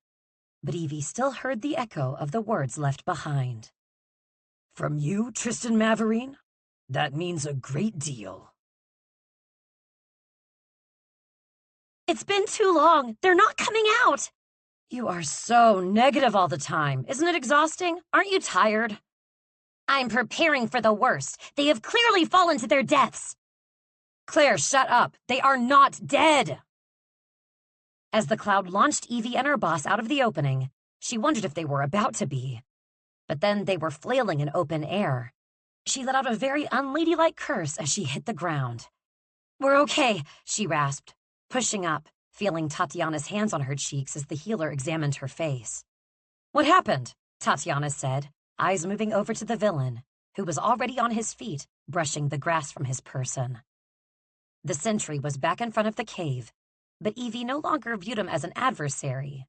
She was just grateful that the creature below had someone, immortal or not, looking out for its well-being. Everyone should have someone like that. "I met the inventor of trees." She sounded as mystified as she felt. Tatiana rolled her lips, looking at her pityingly. "Of course you did, dear. Come, let me examine your head." A low yell sounded from the trees. "Blade." "Another mouse?" Claire guessed, crossing her arms. But Evie saw a flash of silver. Her heart quickened, her palms dampening. "No! Blade!" she screamed as she stood, running for the path, footsteps sounding behind her as the rest of them followed. And when she cleared the path through the trees to the stream beyond, she saw her dearest friend pinned to the ground with a sword at his throat. The valiant guard had found them. Chapter 21. Evie. "If you plan to drive me through with that, could you get it over with?" Evie called to the knight holding a blade at her back. "Sage, do not move," the villain ordered, hands raised, ready to use his magic. "I don't need to move, sir. Can you see how much he's shaking?" She angled her head to look at the sword pressed to her back. It shook along with its wielder. "At this rate, he'll run me through by accident." The sword slipped, nicking her. She winced, and the guard's eyes widened with panic. "First day?" she asked sympathetically. "Sage," the villain bit out. "It is, actually," the knight mumbled. The villain groaned. "Oh, for the love of—" Evie waved a hand. "Ignore him. You're doing fine." "Thank you, milady," the knight replied earnestly. He almost lowered the sword but was reprimanded by his captain, the one holding blade at knife point, while Fluffy howled beneath a weighted net. The poor animal was blowing gusts of smoke in feeble attempts to produce flame. "Simon," the captain yelled. "Stop flirting with the enemy and retrieve the stardust." "Yes, sir," Simon said nervously, tucking his chin against his chest. She held fast to the vial in her pocket, hoping they wouldn't search her first. Though, as usual, her fears were for naught. Dark shadows pooled at her feet, the boss's magic. This was the power that was rumored to be strong enough to rip apart homes, rip apart bodies. She swallowed, watching it play with the laces of her boots like a cat. Oh dear. "Sir?" she asked, trying to shake it away by wiggling her foot, but it merely clung tighter. The villain's face twisted with anger as he tried to pull the mist closer. "Obey!" he yelled, but it was too late. A helmeted knight had stepped out of the throng with an outstretched hand, the same knight who had subdued the villain's power before he was taken from her last time. She wouldn't let it happen again. The mist about her feet vanished as the villain dropped to the ground, screaming in agony. The sword at her back slipped again. "Ow!" she wailed overdramatically. "I'm sorry, miss," Simon yelped from behind her, sword moving away for a second, but it was enough. She turned, kicking him hard in the shin, before pulling her dagger from her side and banging the blunt end against his unguarded head. He dropped immediately. "No, I'm sorry." She winced, stepping over him, then charged for Tristan. Another knight ran at her, but skidded to a halt when Evie's dagger took on a life of its own. The scar on her shoulder pulsed as her hand parried and the dagger thrust itself through the man's chest. Her eyes widened. That hadn't been her. Not really. Right? "How did you do that?" Tatiana asked, her hands beginning to glow as she gripped one of the knights by the arm. Whatever she did, it caused the man to collapse on the spot. "I don't really know, but I don't think that was me." She exhaled hard, coming face to face with Claire in front of the villain, guarding him. Claire nodded at Evie before pulling a well of orange ink from her pocket. She tossed the glowing liquid out of the well, then wielded and bent the ink through the air like a weapon before splashing it toward the three knights charging them. They dropped, screaming as it burned their skin. The smell of charred flesh permeated the air. Ew! Evie pinched her nose. 3 knights remained, one holding magical cuffs as he charged for the villain, but he was stopped by a large green blur that flew out of nowhere, covering the front of the knight's helmet. Get it off! He shrieked. What is it? They all grinned. Kingsley, you are a shameless stowaway, Evie cried. But she smiled too, as the frog held on for dear life and the knight flailed, trying to see around the amphibian, until he tripped, hit his head on a nearby log, and lay still. The knight holding blade let go, realizing he was sorely outnumbered, and the dragon trainer didn't waste the opportunity. He sprinted for Fluffy, cutting through the netting with gentle purpose and murmuring soothing words to the frightened animal. They were winning, but the boss was still subdued on the ground, the knight with the outstretched hand moving forward. Finish the villain! The injured captain ordered from where he lay against a tree, seething with anger. He had removed his helmet to reveal a drawn face and furious eyes. Do it now! No, the remaining knight said. I don't think that I will. The knight dropped his hands, releasing the villain from his painful vice grip, and spun on the captain, running him through with his sword. The captain's face was frozen in outrage, blood dripping from the corner of his mouth, before he fell to the red-soaked grass, dead. The treacherous remaining knight removed his helmet, revealing a pair of green eyes so familiar she almost wept to look at them. The knight smiled, small and hesitant. Well, that was a bit messy, wasn't it? Her informant had come at last. Chapter 22. The Villain.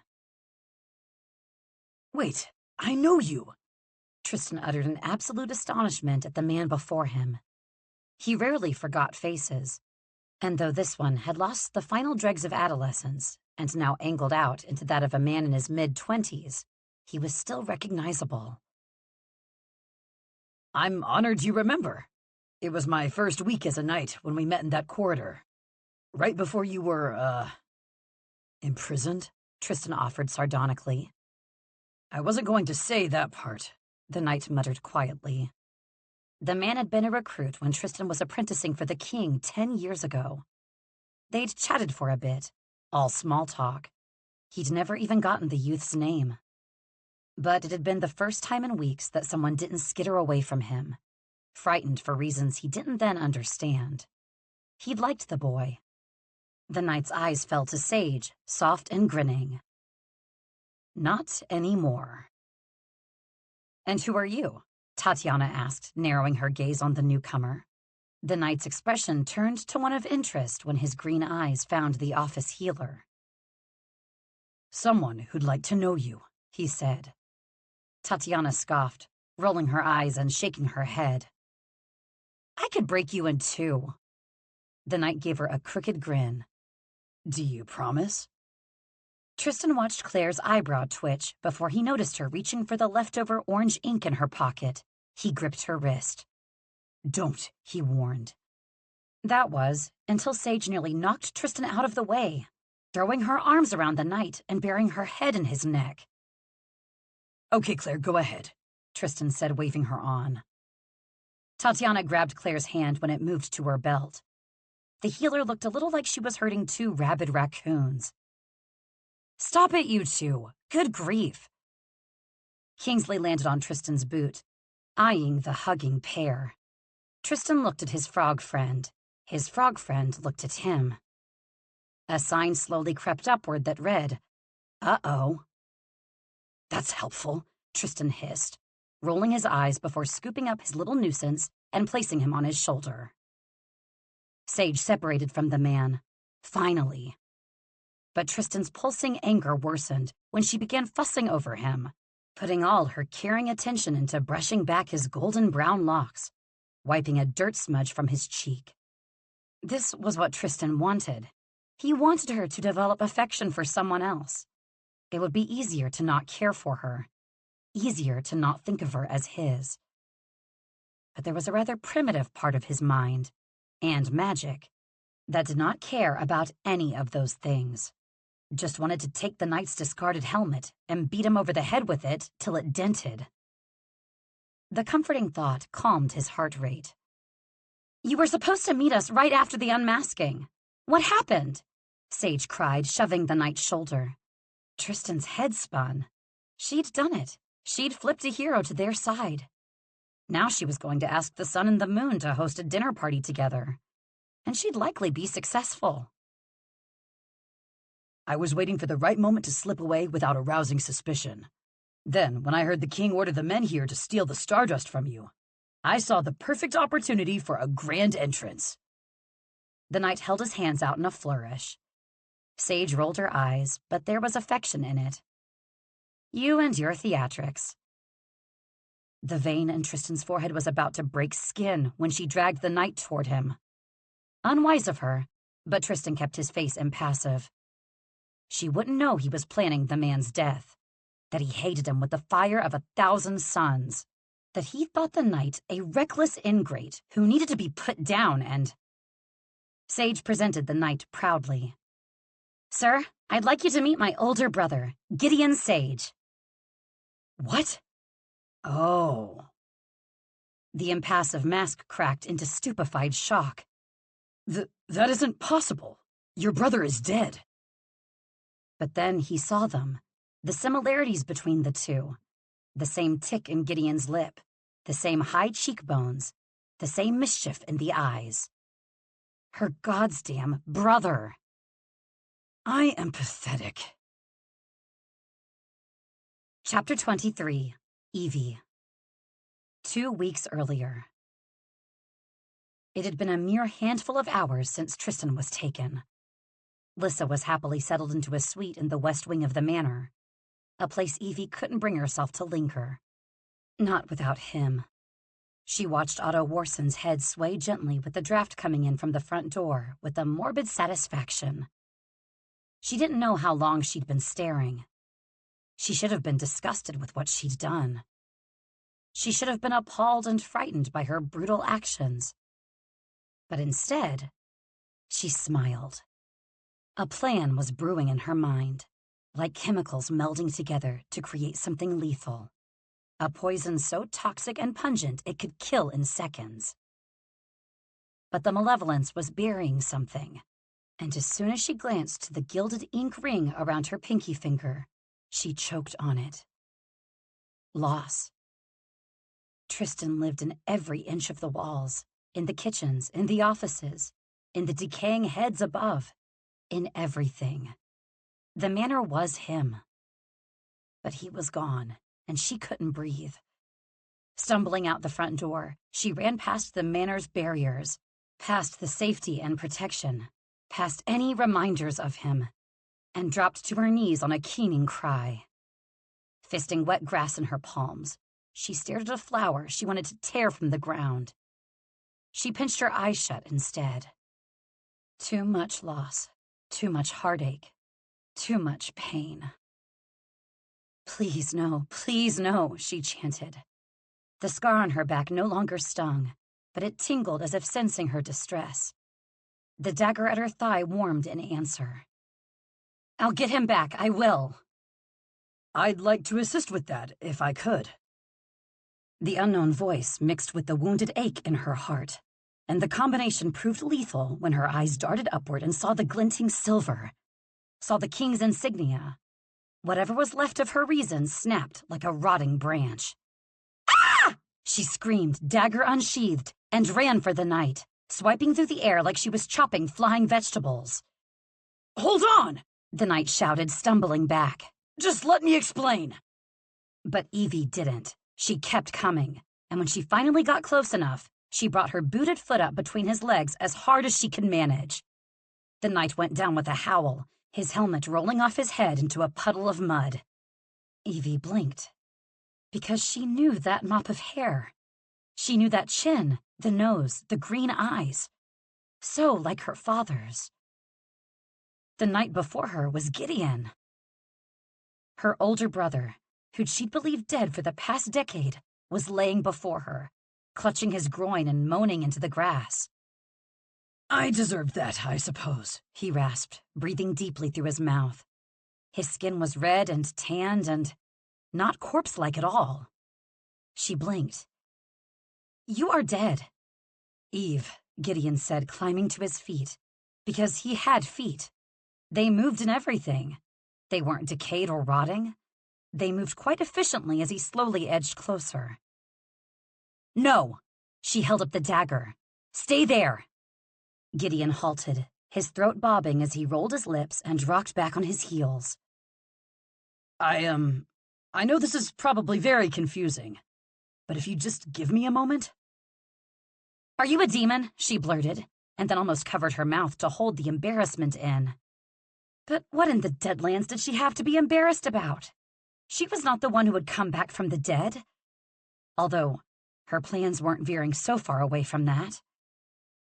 Irony was funny sometimes, and other times it was like someone had slapped you with an umbrella. "I am a valiant guard, so you're close," Gideon said with a smile, and a beat of recognition ran through her as the shock began to wear off. She stepped closer, her hand drifting up toward his face, brushing over a faded white scar on his cheek. He'd gotten it from a fall he took while climbing a tree to retrieve her favorite kite. Her fingertips brushed over it, and tears burned her eyes. "Gideon?" He nodded, tears brimming too, and Evie brought her other hand up and knocked him square in the jaw. "What in the Deadlands?" she screamed, pulling her fist back to hit him again, but he was already on his feet. Her brother stumbled away, deeper into the trees, and she ridiculously followed him. "We thought you were dead for 10 years! 10 years!" He kept stumbling, trying to keep his eyes on her as he moved back and away from her swinging hands. "I know, Eve, I know. Please let me explain. Did you just throw a rock? Villainous work has really hardened you, huh?" She picked up another rock. "I'm sorry," he cried. "I practiced this a million times, and I'm already mucking it up. Just let me say my piece, and then you can hit me with whatever you want." "How about an anvil?" she grumbled. The sun was sinking through the trees in a display of muted greens and golds, nearing its descent beyond the horizon. Like it didn't want to stick around for this horrendous display. "Years ago, in the field, when the light hit me. It didn't actually hit me." Her brow shot up, and she was ready to protest, but he kept talking, likely knowing his time to do so was limited. "Remember that fever I got at school, when I was in bed for a week?" She remembered. She'd had to console her mother and play nursemaid at his bedside, but she hadn't complained. They needed her, and she'd needed that. "I remember." "The trauma of the sickness woke up my magic. Father didn't want to alarm you until we knew what sort of magic it was, so he called for a specialist while you were at school. It's a magic that sort of, suppresses other kinds of magic." Dots were connecting in a very ugly way. "You're the knight who messed with his magic, aren't you?" They both knew who she was talking about. "I had to, Eve. I was following orders. Several of those knights have magic of their own. Should I have fought back, even if I'd wanted to, we would have been outnumbered. He would have been taken anyway." Gideon cleared his throat and pulled at his silver armor, which was caked in blood. Blood from the night he'd felled to save her after she killed Otto. "I was always going to step in, I swear it. I knew Mr. Warson was a creep. By the gods, I would have liked a shot at murdering him myself, but you beat me to it." It wasn't that her knees were weak. It was just that her body was tired of holding the weight of all the realizations. The whiplash of her father's betrayal, her boss's capture, and her brother's revival, all within a 24-hour period. She knew she was chaotic, but this was a bit much, even for her.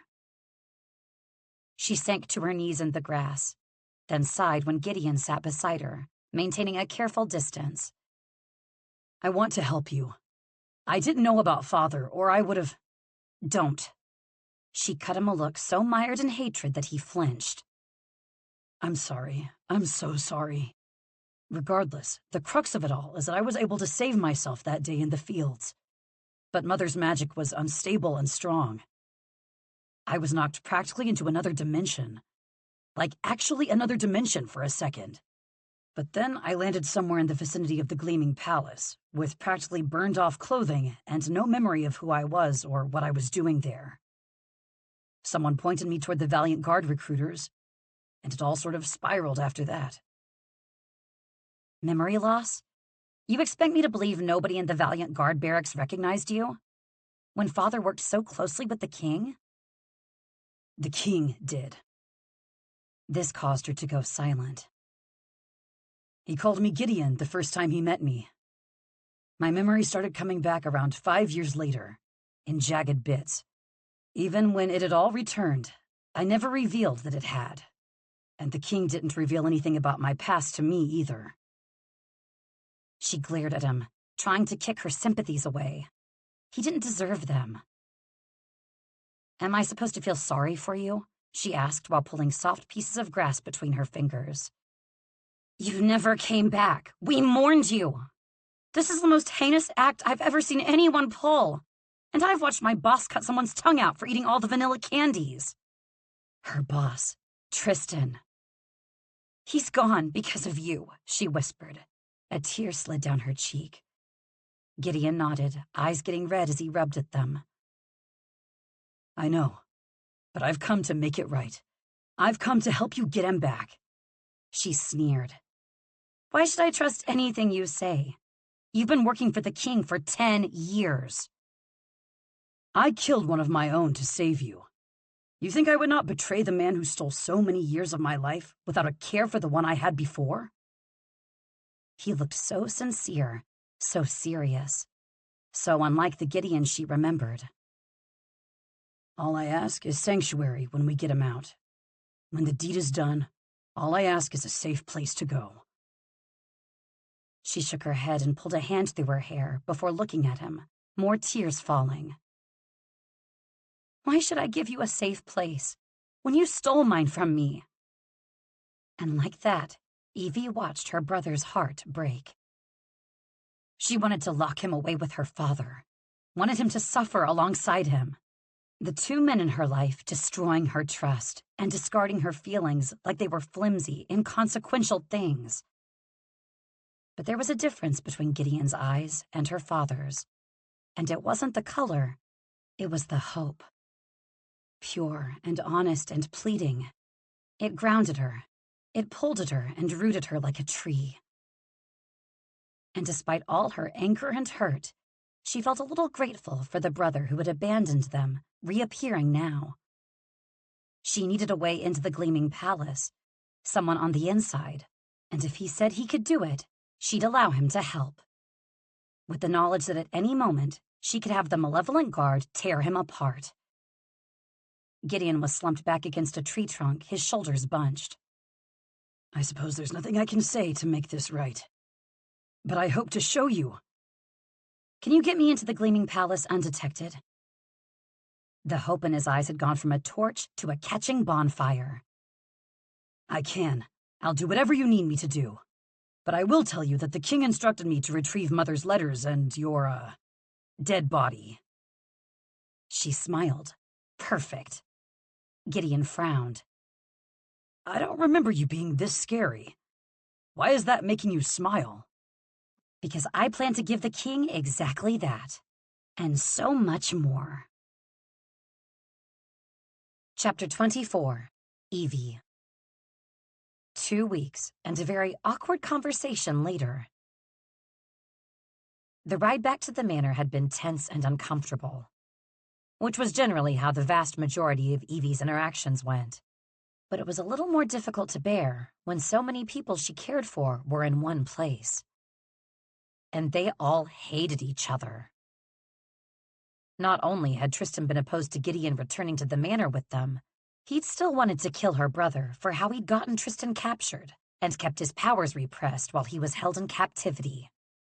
Evie had spent most of the flight on Fluffy, tersely whispering to him about all her reasons for trusting Gideon, and how those reasons were justified.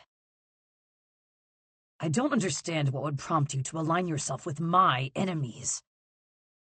Her face had reddened in anger, and a flash of intrigue won over her boss's expression before it leveled back to rage. I wanted to lock him up, she'd hissed. I wanted to never see his face again for how he betrayed our family, for how he betrayed me. But I put my personal feelings aside. For you. The villain's mouth closed, and he'd stared blankly at her before uttering one infuriating word. Oh. Oh? She'd seethed, clenching her fists. Do they always fight like this? Gideon had whispered loud enough for all of them to hear. Always. Tatiana had nodded gravely. Not true, Evie had yelled at the same time Tristan objected. Hardly. Gideon had nodded as well. Excellent. You've convinced me. They clearly had not. Might I remind you, Evie had continued whispering to the villain. He helped me save your life. And besides, if he steps out of line, you can just kill him. She had almost done so herself, after all, not so very long ago. He is sitting right here, Gideon had said dryly. Both the villain's and Evie's eyes had darted for Gideon, who held his hands up in surrender. Look, for what it's worth, I didn't make this decision lightly. I've been planning on leaving the guard for years. Gideon had grinned at her, keeping his hands up. And I would never hurt my sister. Her boss narrowed his eyes at her brother. By my measure, you already have. So now, back at the manor, Evie left Gideon in a guarded room to change out of his valiant guard armor before any more of the malevolent guards saw him. It was a wonder Keeley didn't string him up by his toenails in the courtyard. But the captain instead had offered to stand outside his door with another guard, Nesma, who had whispered to Evie that she'd keep Keeley from killing him. Evie's grateful smile carried her all the way back up to the office space, where malevolent guards and workers flurried about in a tizzy. What's going on? Evie asked Becky as a pixie dove through her hair, and 3 interns flew past her with stacks of paper and old-looking books. It was near the end of the workday, and the setting sun cast an orange glow over the room. This was usually when the office was at its calmest. Becky sighed, crossing her arms over her chest. We're taking care of it, she started. But it's the manor's barrier. It's become a little faulty. Evie chewed nervously on her lip. That certainly didn't sound good. Shall I call maintenance?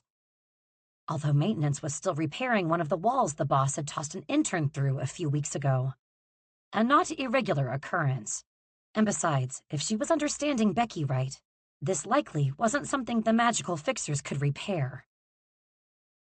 Right now, it's only a single door that's visible, Becky clarified. Nothing to be overly concerned about, I'm sure.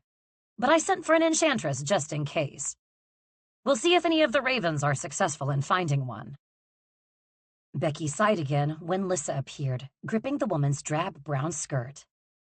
Lissa Sage, must you skulk about? I thought you were looking for your sister's journal, Becky scolded.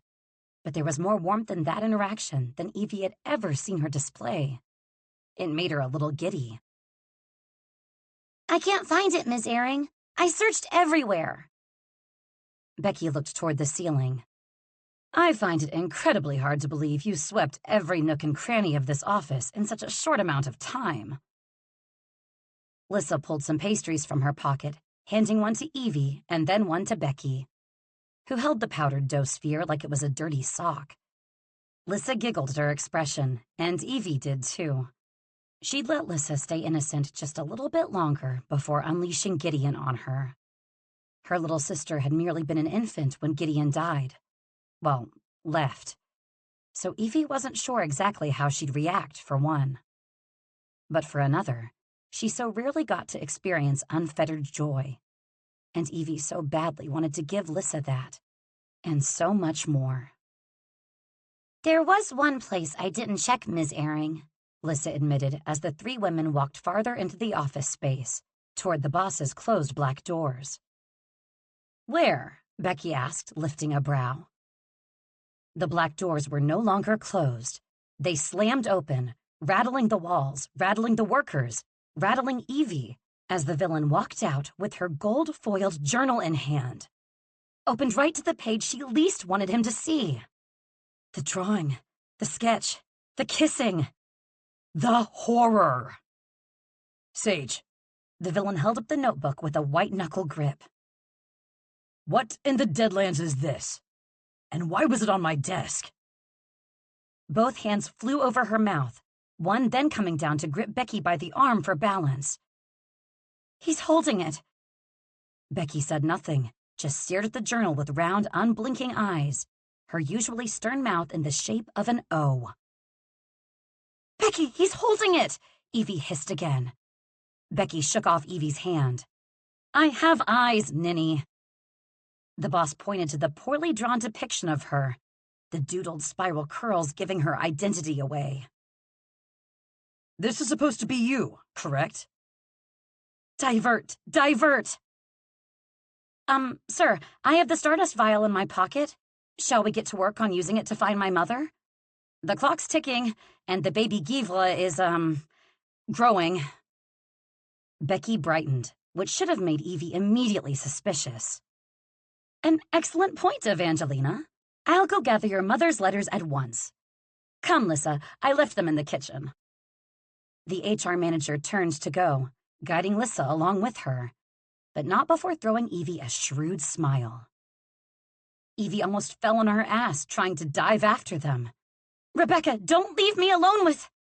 She turned, and the boss was right in front of her, molten eyes boring into hers.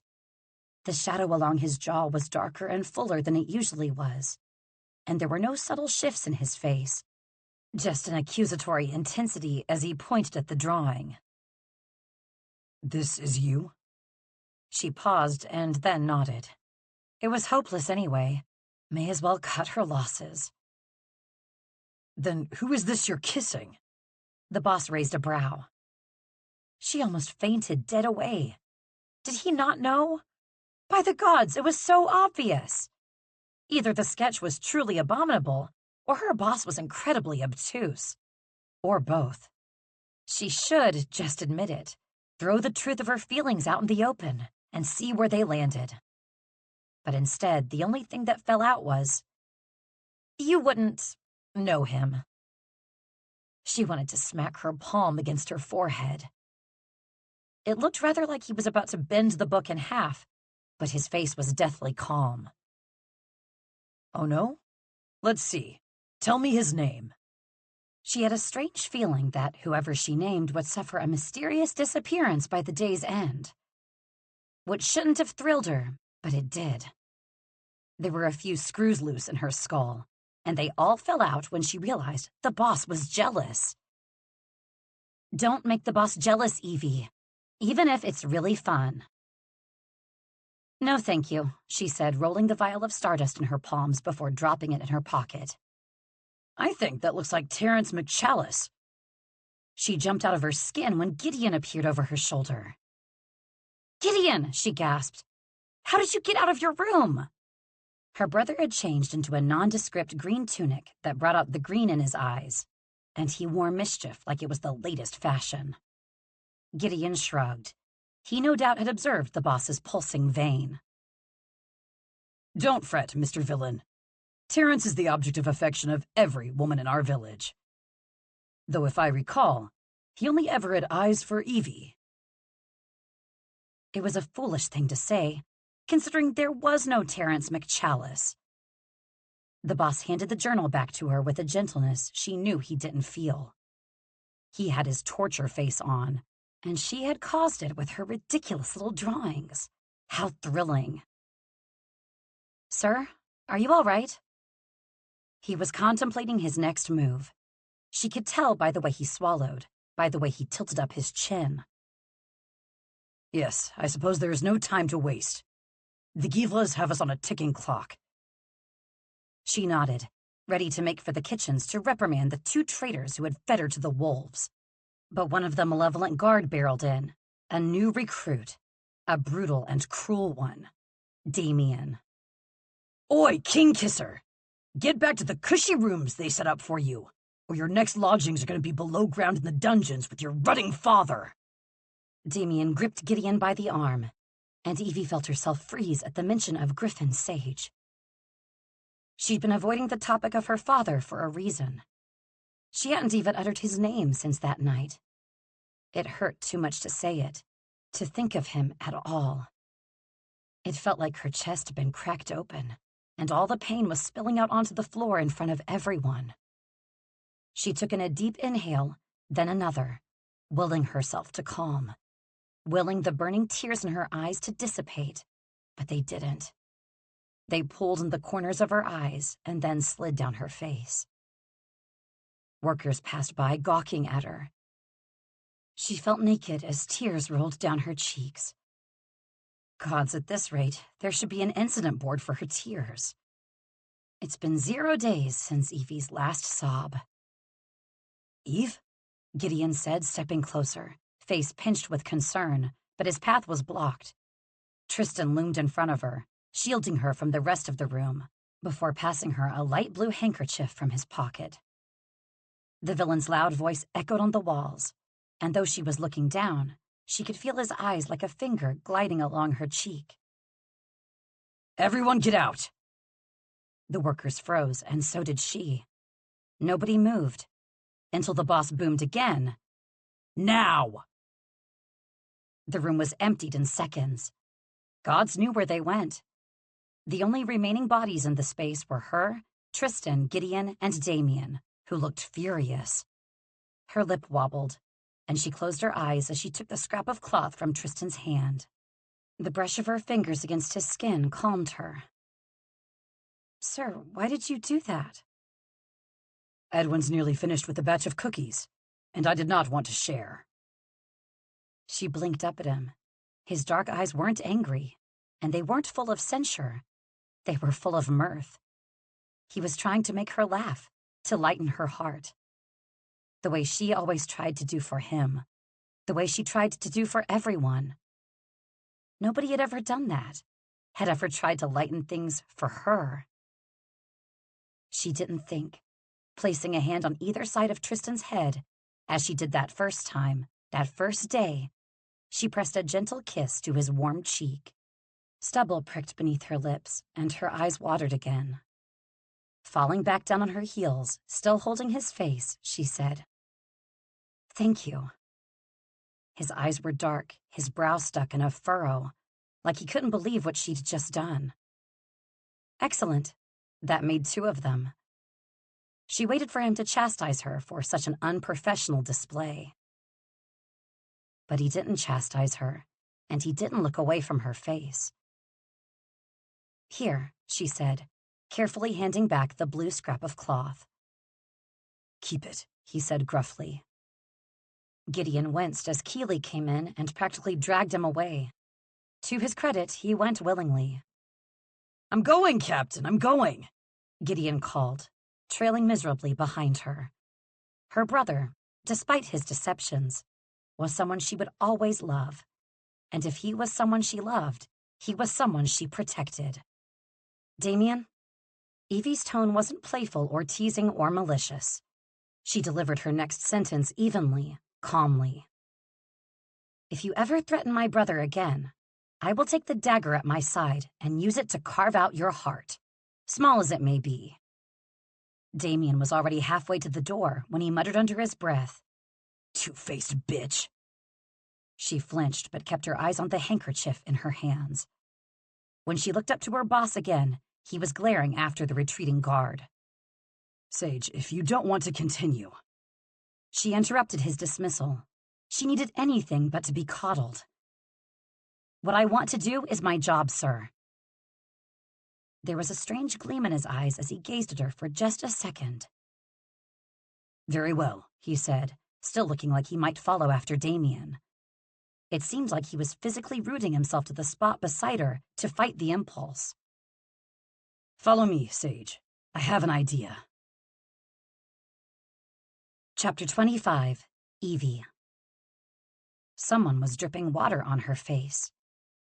It was cold and ran down her cheek, curling along the base of her scalp and the back collar of her shirt. She woke with a start, remembering she had stumbled into the guest room she and Lissa occupied in the West Wing, intending to only lay down for a moment after an exhausting brainstorming session with the boss, where they laid out their plan to use a bit of the stardust on her mother's letters. They were meant to do it right then and there, but after her head had nearly hit the kitchen's wood table in exhaustion, her boss had insisted she rest, promising he wouldn't use the stardust without her. He even sent it along with her, safely in her pocket. She scanned the room, noting the darkness. She supposed she'd rested far more than a moment. Oops, she winced, rubbing a hand down her face, then noticed Lissa standing over her with a damp cloth. "You say funny things when you're asleep." Evie tilted her head, massaging her neck. "How rude of you." She tapped Lissa on the nose. "I say funny things when I'm awake as well." Lissa crawled into the bed next to her as Evie scanned the room, whistling low. This room really is absurdly large. Who needs a bedchamber this size? "Is it so the nobles have room to do cartwheels?" Lissa asked. Evie scoffed. "Obviously." Lissa cracked first, giggling, and moved to sit up against the pillows next to Evie. "You slept for a while." Her sister had changed into a nightgown, and the clock that stood sentry in the corner read that it was 10:30. "I'm sorry I slept so long, Liz." She moved to put her arm around her sister, who cuddled in closer. "Did you have fun with Ms. Airing today? That woman's sharp as a sewing needle. I know you're missing school, but I was thinking I could hire someone just like Rebecca to be your instructor. They can come to the manor, and you can select whatever subjects you want to learn about. Doesn't that sound exciting?" "Evie, was Papa really sick?" The words washed over Evie like ice water, but her cheeks burned. "Why would you ask me that?" She tried to keep her tone light. "Did someone say something to you?" The blue corset that had felt movable and comfortable that morning was now pinching into her ribs, making it hard to take a full breath.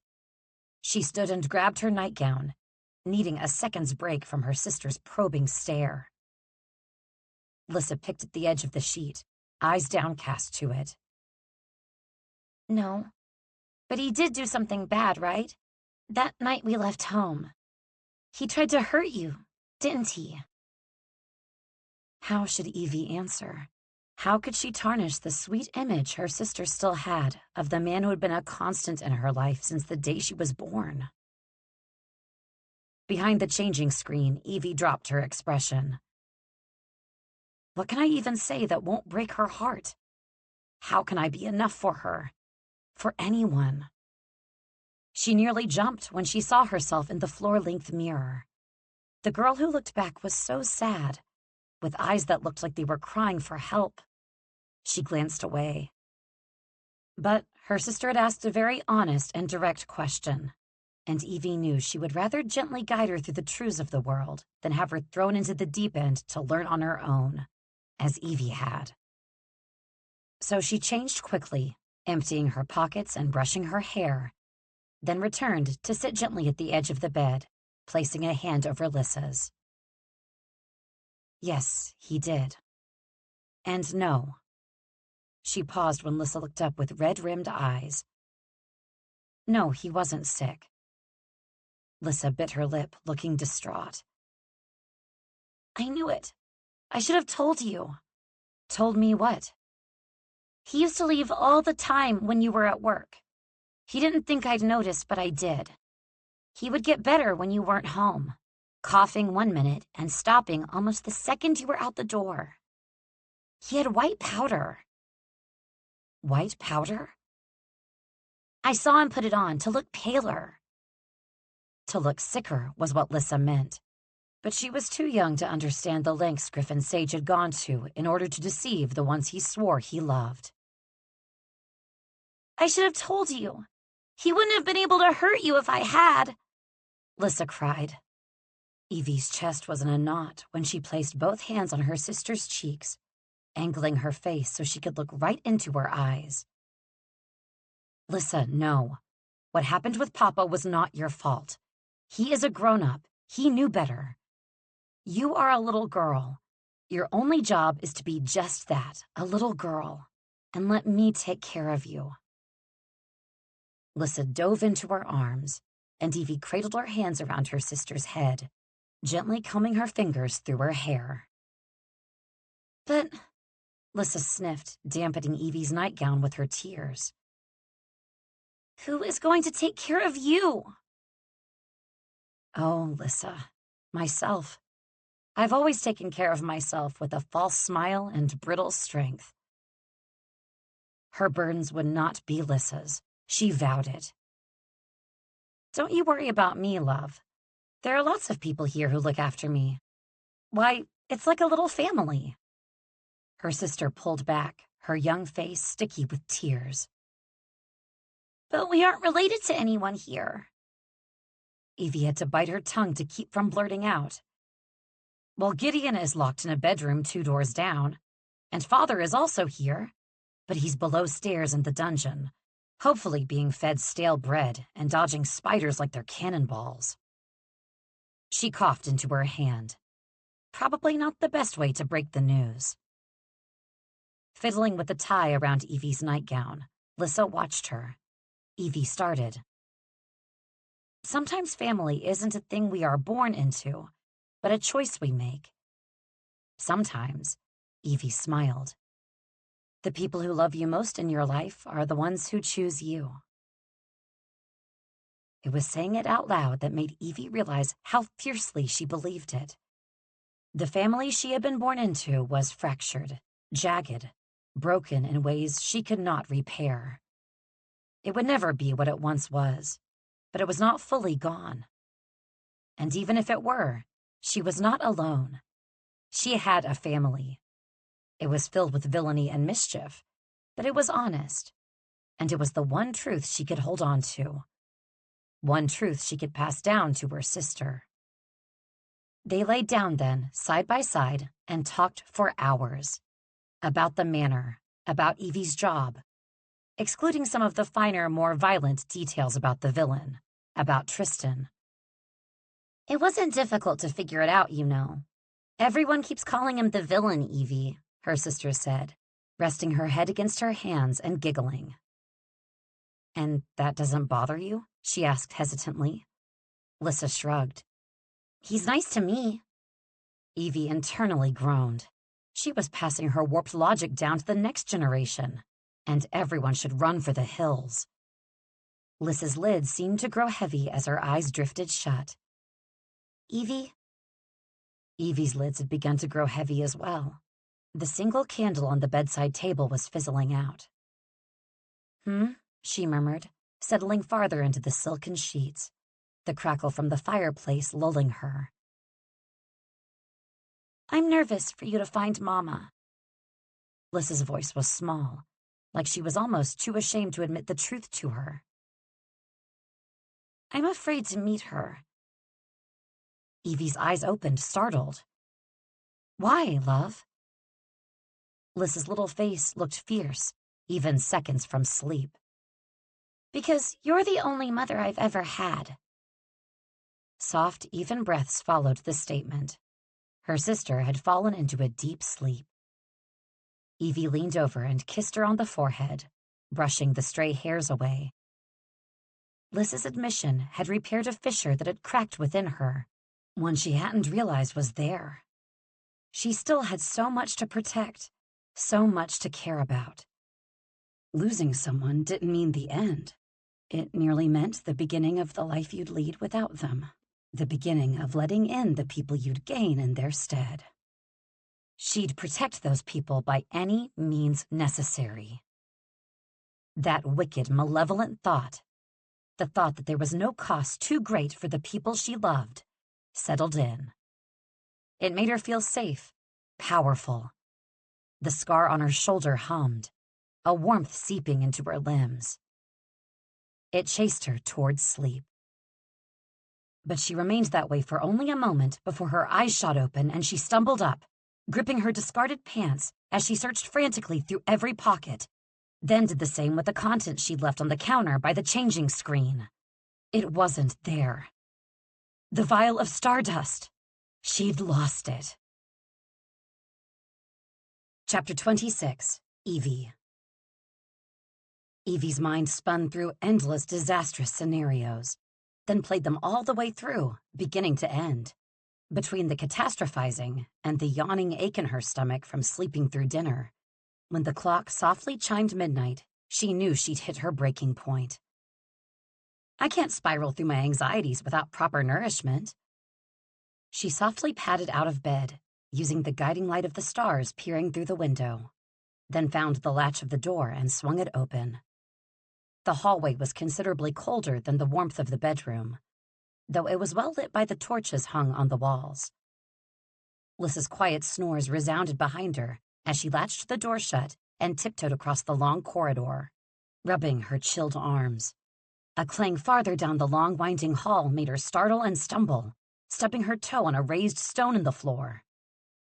"Damn it," she cursed quietly, gripping her foot in her hand and hopping on the other for balance. Another low curse echoed through the hallway. So like hers, she thought her voice had somehow reverberated off the walls. Until another series of crashes sounded, followed by more cursing and a low growl. The vial of stardust, nearly glowing, rolled down the hall until it landed right at her feet, almost greeting her. Was the only noise she could make as she realized the vial was essentially moving of its own accord and was leading the person behind it on some sort of goose chase. "Where are you going, you demonic reprobate?" The villain seethed from a doorway down the hall, head knocking back in surprise when he saw her. "Sage?" His eyes scanned from her messy hair all the way down to her thin wisp of a nightgown, before coming up and fixating on her face. He seemed quite determined to have them stay there. "I was going to look for a snack," she said bluntly. The boss pinched the bridge of his nose. "I wasn't referring to you." The vial kept rolling, like it knew it was the topic of interest, until it was atop her foot. She bent low to pick it up, her massive curls spilling forward, covering her front.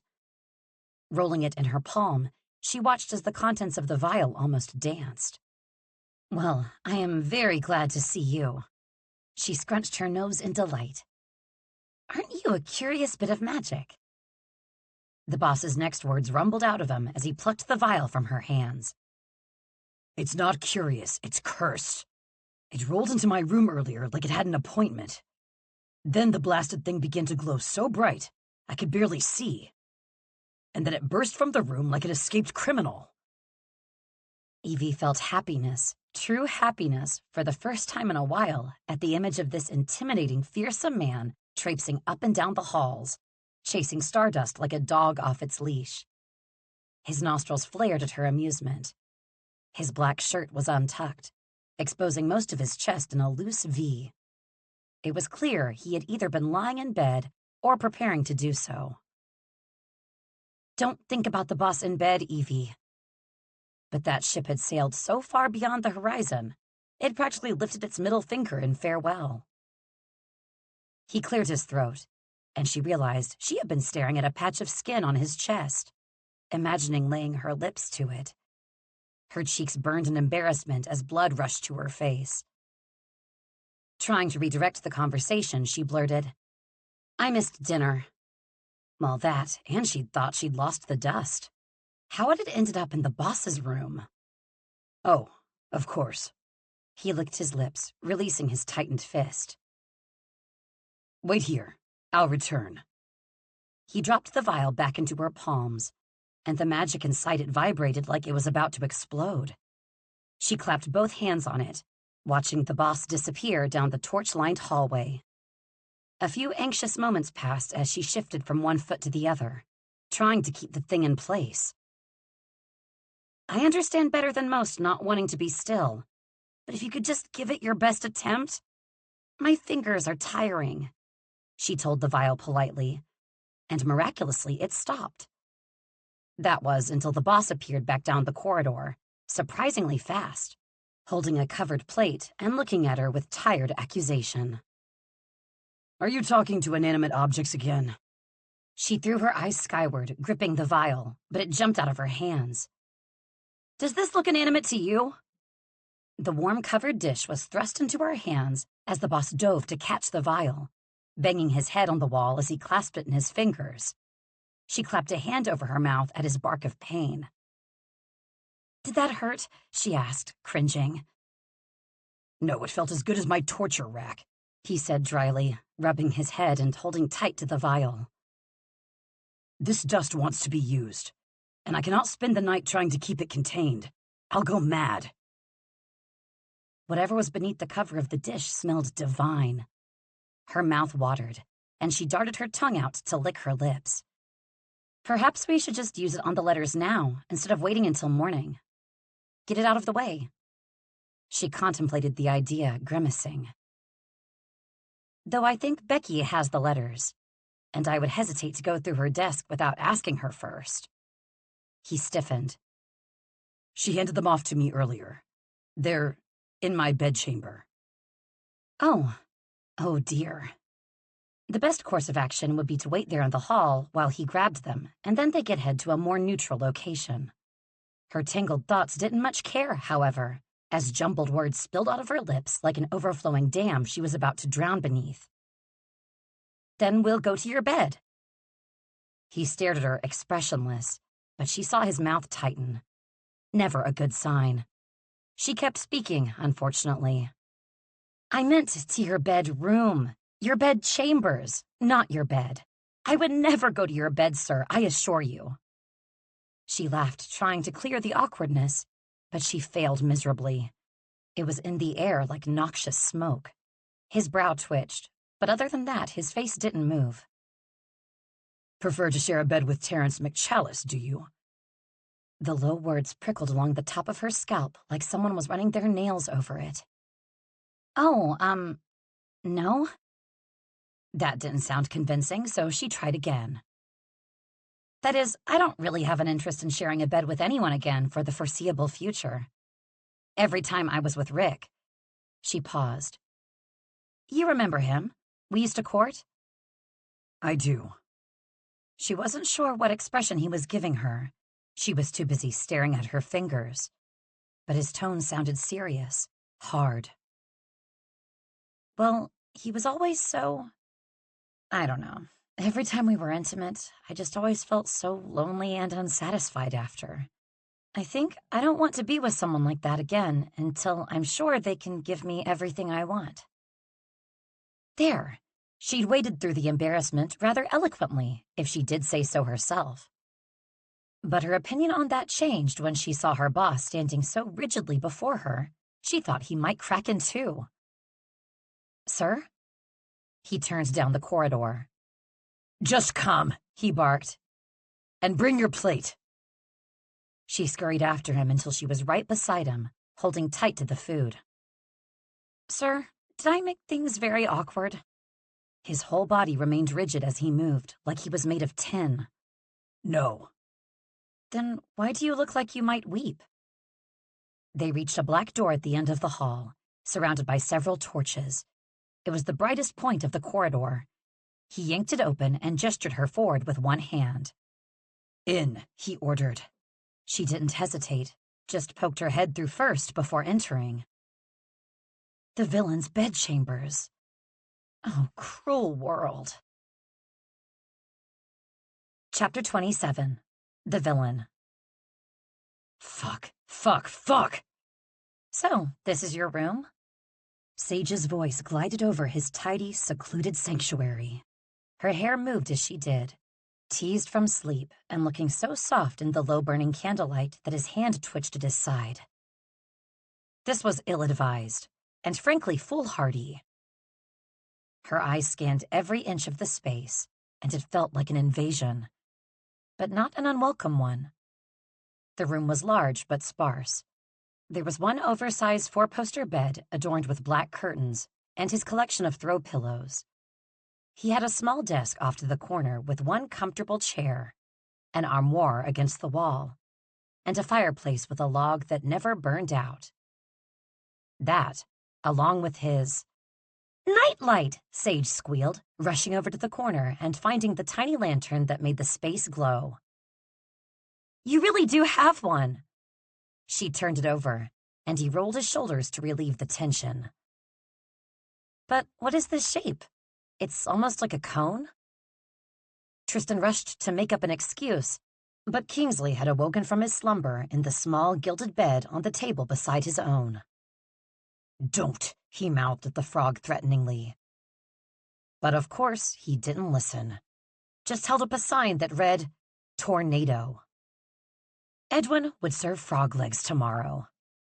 Sage squinted at the sign and then back at the nightlight before giving him a 1,000-watt smile. Is this a little tornado, sir? He ripped it out of her hands. It was the only one left at the shop, he grumbled, returning it gently to its place. Tristan had finally been steering himself back into line, back to his one true purpose, revenge. Stealing the kingdom from Benedict was a far cry from what he'd set out to do a decade ago. It was better, it was worse. It was perfect, and they were getting close. All he needed was Nura Sage, and then he could enact the prophecy. He'd find a tiny patch of land with butterflies and sunshine and send Sage where she belonged, away from him. He only needed to muddle through the next few steps, the ones that would lead him to Nura. All he needed to do was remain indifferent, as he'd always been. Indifference, while Evangelina Sage was in his bedchamber. It was like keeping a blank face during an avalanche. He straightened his shirt and smoothed his breeches, then grabbed the chair to tug it next to the desk.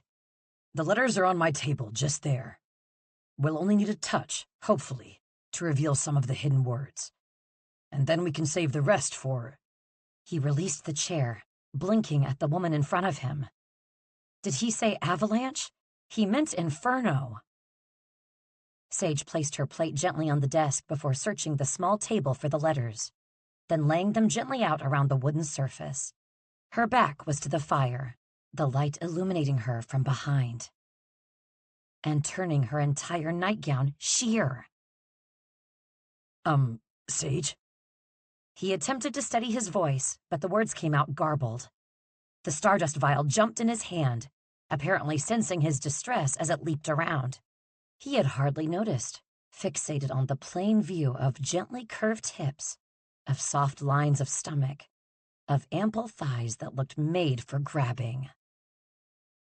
Mantras began in his mind, steadying him, grounding him. I am malicious. I am evil. I am feared.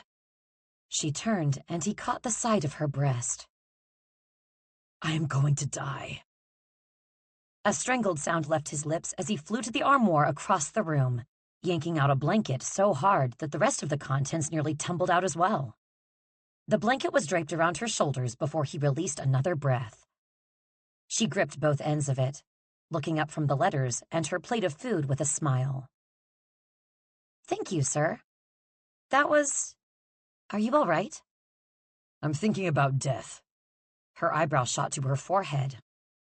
Oh my. Move aside, Sage, and eat your food.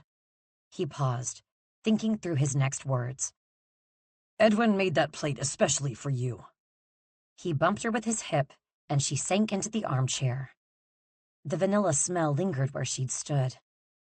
The woman ate so many of those blasted candies, they were coming out of her pores. Uncapping the vial, which was now moving furiously, he tapped several drops of dust onto the pages. The stardust glowed over the letters, slowly covering the entire surface with shimmering white light. They both watched, waiting. A few seconds passed before Sage reached down, took a spoonful of mashed potatoes and thick brown gravy, and brought it to her mouth with a gentle moan. So good. His knees almost buckled. He'd never reacted this way to any woman, to any person. There must be a logical explanation. Sage, do you have any enchantress or siren lineage in your family? She trained an unamused look at him. I'm not certain I want to know what prompted that question. He pinched the bridge of his nose again. You definitely don't. The stardust was nearly gone now, and the table began to shake, as did the rest of the room, including his chair. Sage popped up and gripped his arm. What's happening? Alarm bells were blaring in his head, something telling him to duck for cover. Get down! They both dove for the floor, Tristan holding Sage's head and angling his body over hers. A large spark and a small boom took the legs of the table out entirely. It collapsed in front of them, revealing what Tristan assumed was going to be destroyed and scorched letters. But instead, a map. The dust turned the letters into a glass map? Sage reached out and brushed her hand over the shimmering surface of the depiction of Renadon. Peaks, valleys, villages, and hickory forest were all displayed on the slab. Places Tristan hadn't even known existed were highlighted by the celestial glow, but only one area of the map was marked by a 5-pointed star. Here. What we seek must be here, he said, running a finger over it, the light flickering under his touch. Sage was breathing heavily, her eyes drooping against the light, wearing a confused and frightened frown. Suddenly, the door to his chambers was thrown open. Blade stumbled in, clutching his knees and taking heavy breaths. Boss, you okay? I was up with one of the Givlas and I heard a crash. Blade halted when he saw Evie, his eyes taking in the condition of the room. The table broken on the floor, a blanket discarded on the ground, both of them in a state of undress. He grinned. Evie! Blade put a hand up and leaned against the door jamb, taunting Tristan like he had a death wish. Did the boss need assistance with something in his bedchamber? Tristan picked up a pencil from the ground and gripped it tight in his fist. What are you doing coming into my room in the first place? There is no possible excuse you could have for such an overstep. I don't care if you thought a murderer was in here, Tristan said in a low voice. Blade clicked his tongue. You mean besides you? Get out, Tristan growled. So you can continue? Blade asked cheekily before ducking away from the pencil Tristan chucked. Sage ripped a second pencil from his hand before he could use it, and he scowled at her. Blade, dear, what are you doing up? Sage asked gently. I was checking on the female Givla, but it's difficult for me to get close without the male freaking out and getting violent. The dragon trainer hesitated, smirking at Tristan before saying, You know what that's like, don't you, boss? Tristan started forward, and Sage grabbed the back of his shirt, digging in her heels. Don't, she warned. Are you any closer on a timeline for when we can expect her to give birth? She asked Blade. The dragon trainer sobered almost immediately. Judging by her already distended stomach and how attentive the male is being. Seriously, he won't let her leave his sight for even a second. It's quite adorable. It could be anywhere from 2 weeks to 6 months before their let arrives. Tristan rubbed at his temples. That hardly helps at all. Blade nodded, looking chastised. I'm sorry, sir, truly. I'll keep looking. You can count on me. Tristan wet his lips and sighed. He was developing an irritating level of sympathy for those around him, and Blade was no exception. He took pity on the man, sensing the dragon trainer's sincerity. He used to hate sincerity. It never seemed real. But Blade always came across as very determined to prove himself, to please. It reminded Tristan a little of himself long ago, and the spike of sympathy turned into a spear. Don't fret, Gushikin. I hardly have time to hire someone in your stead. Just continue searching and come to me as soon as you find something useful. Blade looked at him suspiciously and then glanced around like he was checking for an ambush. Oh, thank you, sir. I will do that. He spun on his heel, waving. Good night. You two have fun. The boss picked up another pencil, but Sage had dashed in front of him. Knock it off. Tristan sighed, placing it in her waiting palm. He's impertinent. So am I, she said gravely. Well, that I know, Tristan said, grinning despite himself. He watched as Sage's eyes flickered right to his dimple. The Heart Village is accessible by horseback. We'll leave at the week's end. Why not tomorrow? She frowned. Isn't time of the essence? He spun her toward the door, holding it open for her. I have things I need to look into tomorrow. She huffed. Like why you feel the need to have 1,000 pillows on your bed? Out! She hurried out of his bedchamber, but he could hear her giggle echo down the corridor. A hall he'd walked many times, once lonely and cold. Shutting the door against the chill, he walked over to the armoire to return the blanket. But as soon as he opened it, another scrap of fabric fell into his hands. A scarf. Wool that had been gently cleaned of any remnants of blood and kept safely tucked away. For the blood, your evilness. Gripping it hard in his fist, he shoved away the memory of his first meeting with Sage, along with any other feelings that came with it. His only goal now was to destroy Benedict, and he'd take down anyone or anything that got in his way. Chapter 28, Gideon. Gideon Sage had made several observations in his short time in Massacre Manor. The first was that the villain's office was run entirely different from the Valiant Guards. The villain himself seemed to know everyone by name, what their job function was, almost like he cared. And unlike Benedict, the man didn't walk around with a politician's grin. Instead, his face seemed stuck in a permanent scowl. Unless, of course, Gideon's sister was anywhere within his vicinity. That was Gideon's second observation.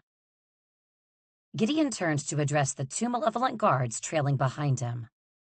Might I wander the office without you two tailing me? No, Sir Knight. Keely had golden skin that matched her honey-blonde hair. She looked like the sun, that had descended to fry him to a crisp.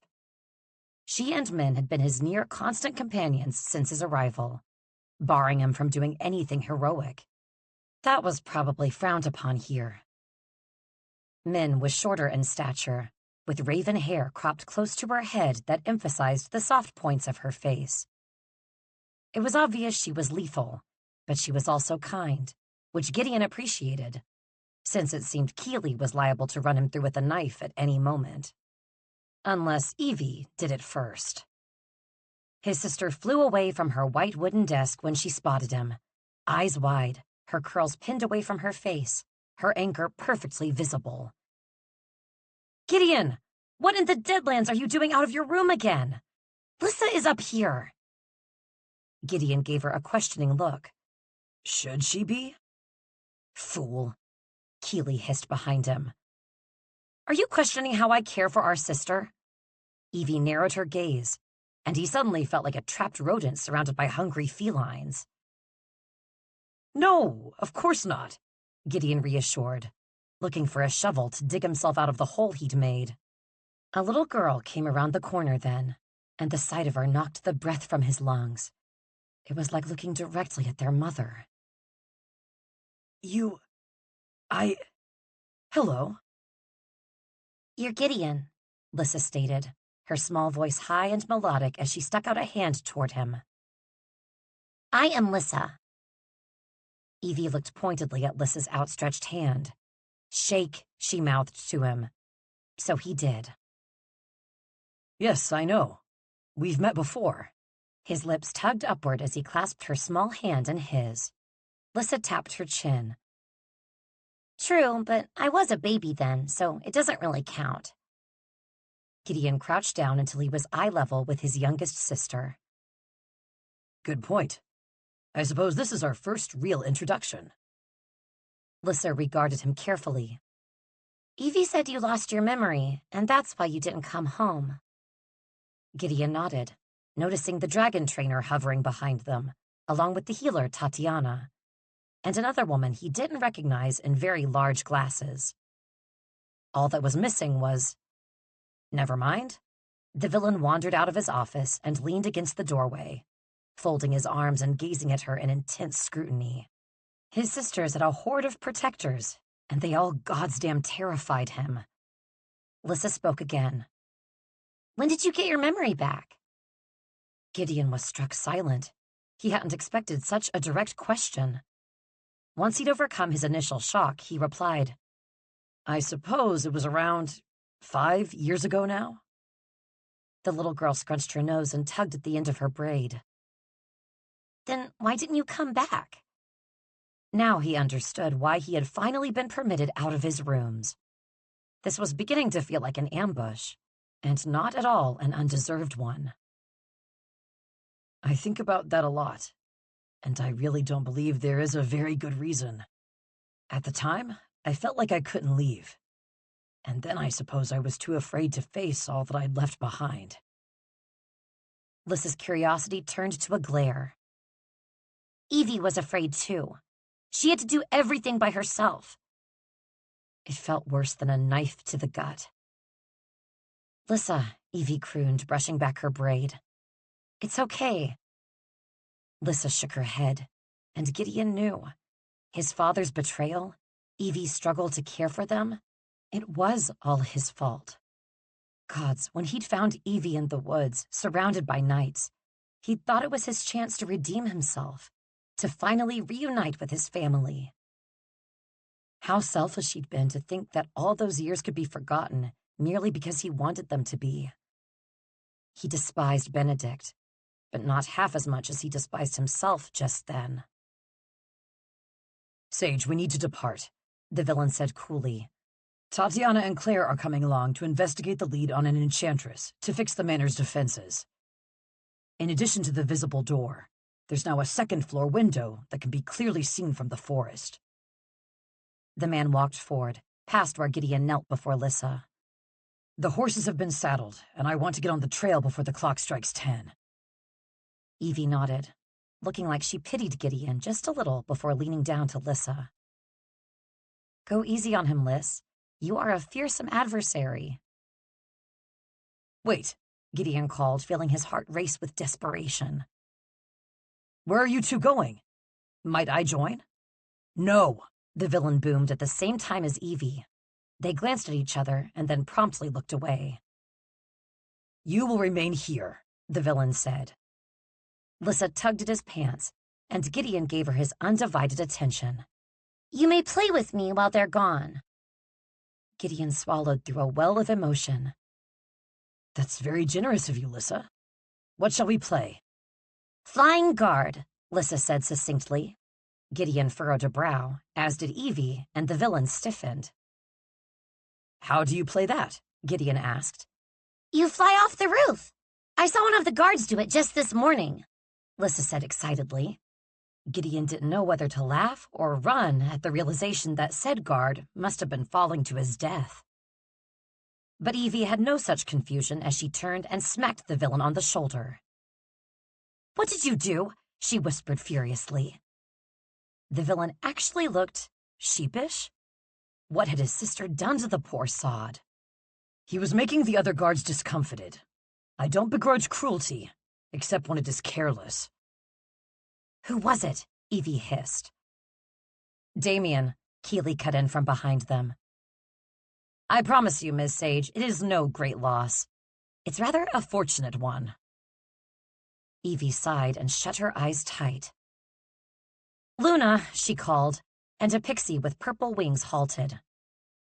Can you put the incident board at 0? They had an incident board for the boss's kills? Of his own staff members? The villain grumbled. That hardly seems fair. Damien wasn't an intern. Hush, Evie scolded. Tati, Claire, are you ready?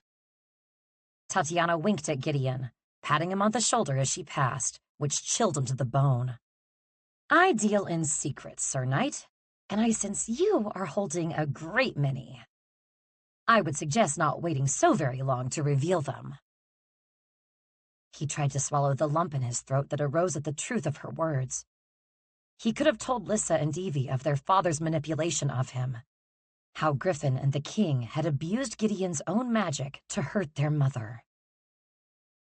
It was that ignorance, that naive trust of the adults in his life that had destroyed his family. He turned to look at Lissa. Tatiana was right. There were so many secrets living in his mind, like traps waiting to be sprung. Secrets that could topple an empire if he chose to wield them that way. And perhaps he would. But not yet. The villain called back then, pulling Gideon out of his musings. Gushiken and Ms. Airing are in charge. We'll be back by the day's end. Ms. Airing was the one in the round glasses, judging by how Blade bumped her with his shoulder and grinned. You're not qualified to oversee anything, you buffoon. I'm in charge. The woman sniffed.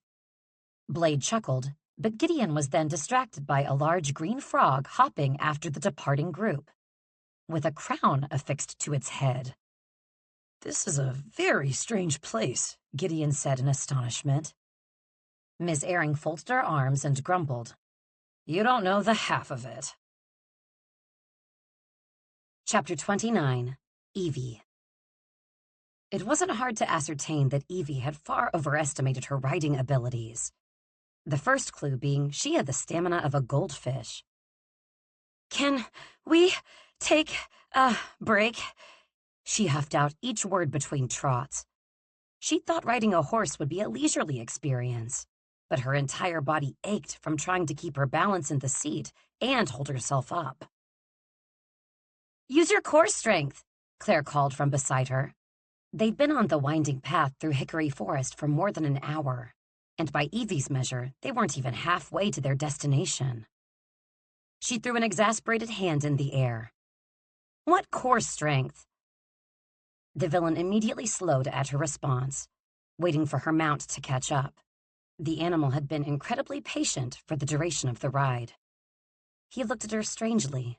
It made her feel warm. He opened his mouth, and she held her breath. You look ill.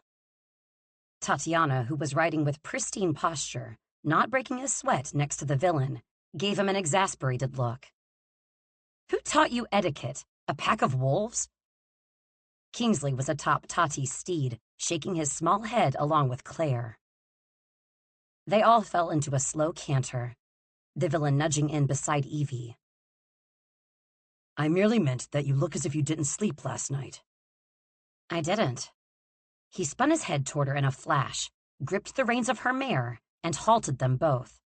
Claire and Tati glanced at each other, slowly trotting ahead while angling their necks back to hear. The boss asked, Why? A red bird soared over their heads, and Evie followed it with her eyes as it flew through the trees, sailing for the sun before diving back toward the earth. The forest grew denser this close to the eastern border, with the sun dancing through the leaves in wild patterns around them. It looked like every good dream she'd ever had. Her eyes didn't leave his as she deadpanned.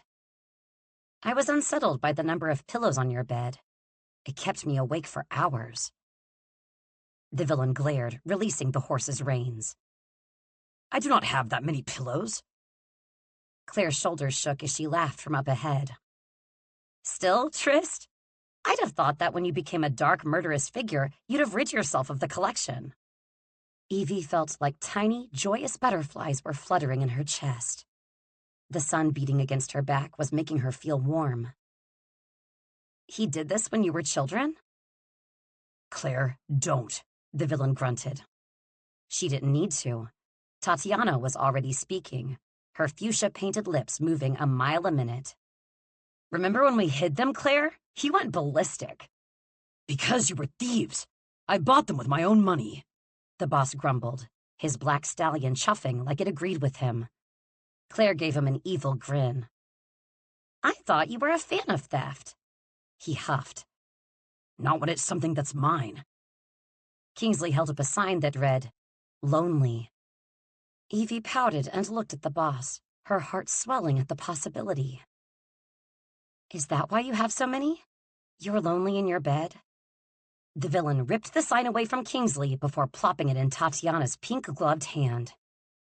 Don't be ridiculous. My gods, it was such an odd habit that we couldn't make sense of it. He'd have 5 to 6 pillows in there with him at all times. Malcolm thought he was having overnight guests. The four of us even spent the night spying once. But nope, all for him. Claire brushed her hand over Tatiana's, likely to get her attention, but it lingered. Evie eyed that touch with a small, triumphant smile before realizing the implications of Claire's words. 4 of you spying on him? Claire, Tati, and Malcolm. That's 3. Who's the 4th person? The villain's head snapped toward Claire, who stared at her reins, her knuckles turning white. I meant 3. Only 3 of us. But Evie didn't miss her eyes flashing to Kingsley. Rolling her neck, she was merciful and changed the subject. My cousin Helena has been to the Heart Village quite a few times. When she wrote to me about it, she said it was a place of innovation and progress. Is that true, sir? I've never been. Granted, there were many areas of hickory forest she hadn't explored, because that would mean leaving the comfort of home. And Evie had never been very good at venturing away from where she felt safest. She loved destinations. It was the journey that always seemed to stifle her. And it did help to have a comfortable place to return to as well. Though the small cottage she'd shared with her parents was not her home any longer. The thought sent sorrow piercing through her chest. You can't be sad when you're trying to be professional, Evie. But being professional is so sad, her mind argued. The scar on her shoulder tingled for a moment, and the dagger sheathed beneath her skirt answered it, like the two were having a conversation she wasn't privy to. Rude, she mumbled. Sage, are you listening? Her boss asked. She frowned. Oh dear, had he been speaking? She hated when her mind would follow a thread inside her head, tugging so strongly that she completely missed what was happening outside of it. It made her feel flustered and silly. Which was why she lied. I was. All wide-eyed innocence. You're all right being bait, then. Hold on. Bait? Magical plants and flowers glowed against the mid-morning sun. To distract from how little she'd been listening, Evie reached out to the nearest branch and plucked one. Rolling the stem between her fingers, she lifted it to her nose and took a large whiff. What am I to be bait for exactly? A large stone bridge appeared ahead, the entrance into the Heart Village. Evie had heard of this place, and not just from Helena. It sat on the border of Renadon and the eastern kingdom of Caliora.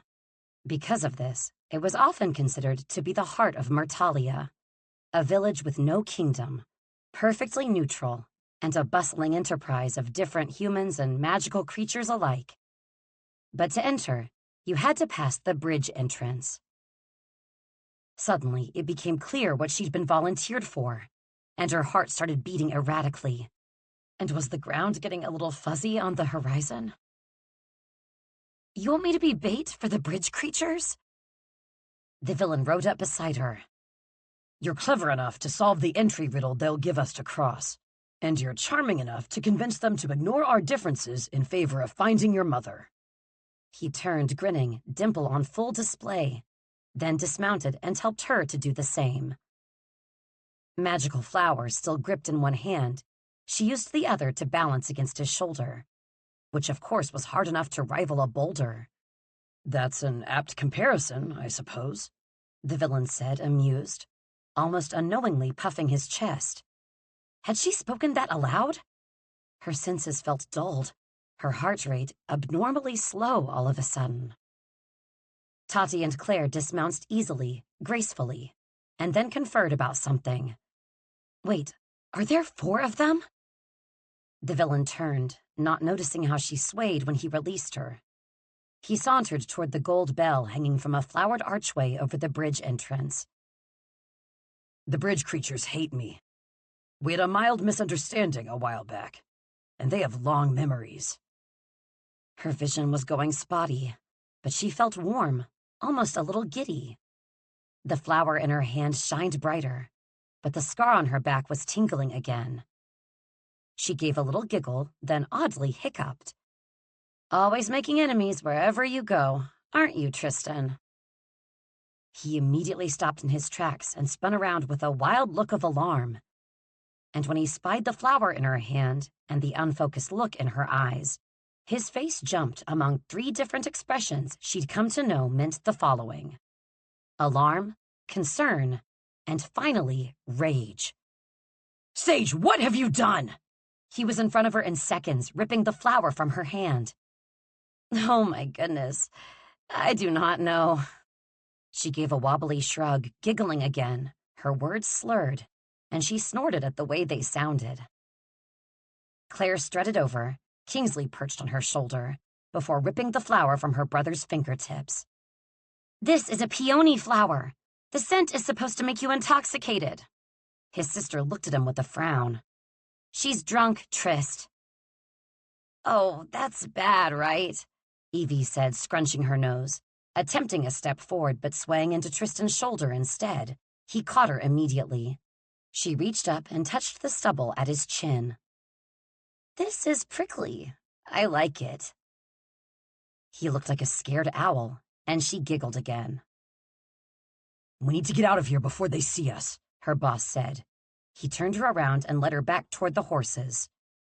You won't be any help in this state. They were a foot away from the bridge when a gritty voice called from behind them. Leaving so soon, villain? It was too late. Chapter 30. The Villain. Act natural, Tristan hissed. Sage hiccuped, then promptly giggled at said hiccup. She's as natural as a mooing chicken. Tatiana grimaced, holding a glowing hand up to Sage's eyes. Sage scrunched her nose and leaned away, blinking a mile a minute. Can't you undo it? He asked Claire frantically as the bridge creatures climbed up from the deep water that ran through the entire Heart Village. Is there a plant for this? Claire tossed the red flower Sage had been holding in the direction of the woods. Not for magical intoxication, Trist. The only way out is to wait, and it can last hours. Hours? He stared at Sage, who was now humming a merry tune and skipping around in a circle. I won't survive hours of this. It was suddenly quiet, and he found Sage's gaze intent on his face. What are you staring at? Your mouth. Correction, I won't survive minutes. Villain, why did you return? Another bridge you want to destroy? A creature asked, and Tristan turned to see none other than Remming. He was taller than Tristan recalled from their last fateful meeting, with sand-like skin mostly hidden behind a long tunic and tight trousers. Sea glass shined where human hair would be, a vibrant burst of colors. He destroyed a bridge? Sage almost yelled, and he clapped a hand over her mouth, pulling her against his chest. Ignore her. She's not feeling well. Remming, I hope we can put that little misunderstanding behind us. We have important business in the Heart Village, so please serve us with a riddle, and we will earn safe passage over the bridge. In theory, one could make it across the bridge without Remming and his family's permission. But their magic was linked to the architectural structure. So in practice, if they didn't want you to make it across in one piece, you wouldn't. Remming eyed Claire and Tatiana as his mother and father joined him. What do you think, Mother? Elia was considered a great beauty among the bridge creatures. A great beauty among all, actually.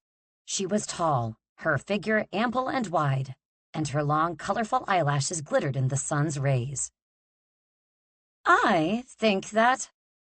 The matriarch was cut off by Tristan's yell. Sage had bitten him to free herself. Bitten him. Did you just bite me? He roared. She stumbled out of his grip, looking so joyous, he forgot how furious he was for a second. Yes! She drew out the S far longer than necessary, then tilted her head and asked with unfocused sincerity, Why? Do you want me to do it again? The last question, said on a mock whisper, was heard by every human, frog, and bridge creature within 500 yards. The second was over. Markeith, the patriarch of the family, folded his arms. The sea glass crown atop his head pointed into an angle that reminded Tristan of a steel blade's tip. A blade he'd likely be stabbed with if he didn't get Sage to cease speaking. Did she smell a peony flower? Markeith asked. Oh, you bet, Tatiana said, gripping Sage's skirt before she fell over, like a cat holding a kitten by the scruff. Markeith pushed past his son and mate. Very well. You may all cross the bridge to the village. He pointed a sandy finger at Sage, who was plucking at the flowers on her skirt like they were real. But she must be the one to solve the riddle, without any help.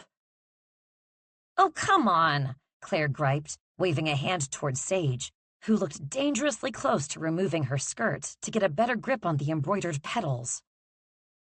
She barely knows her own name. Remming smirked. It is she or no one. Evangelina. Elia tilted her head, sun striking against the sea glass to create a kaleidoscopic array of colors. What, child? Claire said I didn't know my name. It's Evangelina. Elia smiled lightly, holding out a hand. Sage didn't hesitate, just wrapped hers in Elia's, and with the purest look in her eyes, said, Your hands are so lovely. They were done for. Though, to Tristan's surprise, Elia looked flattered by the compliment. We hold much of our life's experience within our hands.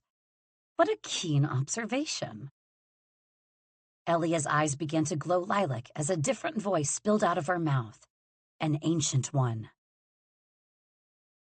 I am a terror many try to hide. I am a secret that no one will find. I am only used by the brave. When issued properly, I will save. I am the source of everyone's strife. If you wield me wrong, I will cut like a knife. What am I? You couldn't have given her something easier? Tristan asked, though he was interrupted by Sage stumbling back, out of Elia's grip.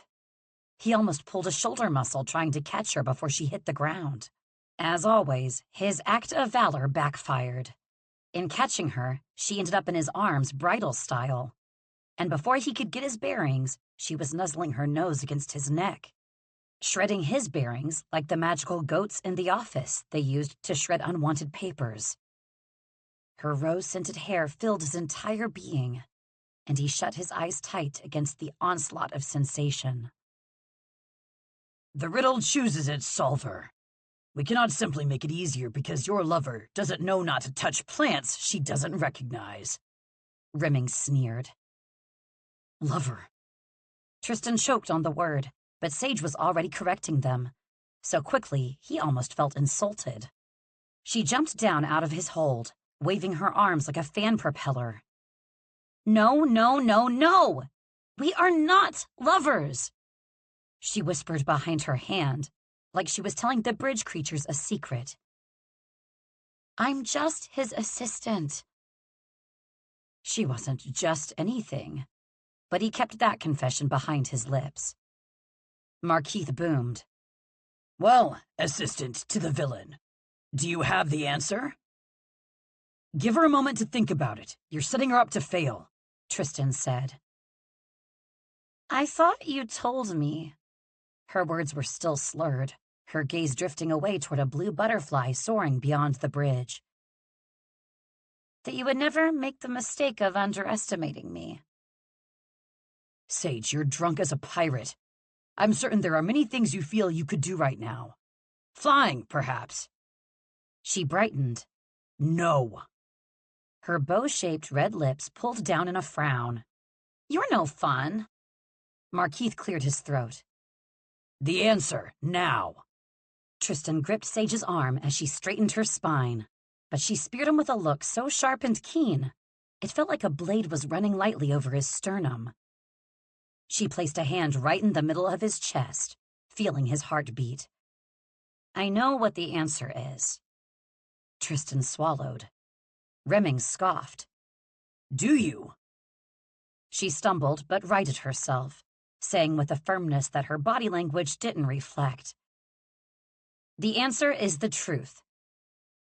Tristan moved in front of Sage, gripping her shoulders to get a look at her face, because that was correct. Well done, Evangelina. Elia smiled warmly. Tatiana shook her head in disbelief. How did you know? Sage shrugged carelessly.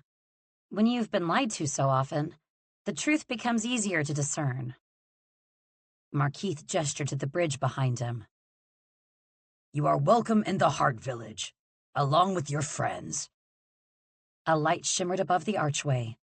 Tatiana gasped quietly, then followed Claire onto the curved stone surface toward the other side. Sage pulled her hair out of its plait, fluffing it as she did so and tossing the ribbon into the air.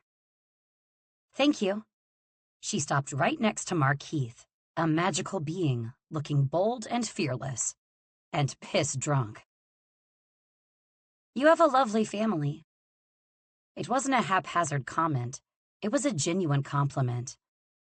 This was one of the most marvelous mysteries about Sage, that she so readily handed out praise, but it was always so specific, like she found her favorite part of every person she came across and then presented it to them.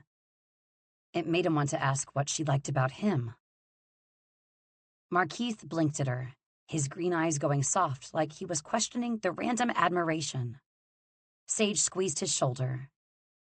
The truth, she murmured, walking past him and the other creatures. She kept going, and Tristan made to follow quickly. Gods knew the kind of danger she'd find on her own. Tatiana and Claire were ahead of her already, but the duty of protecting her felt charged to him. A goddamn problem, that. But Elia halted him. You may enter the Heart Village, villain, but you must leave your magic behind. His outrage was swift. Absolutely not. Elia calmly shook her head. It will return as soon as you leave the village soil, but not before. I will not allow such destruction anywhere near our citizens. It could well be a trap. He wanted to scoff in her face and turn right around. Let them find another way in, past the magic wards that surrounded it. But then Sage stumbled.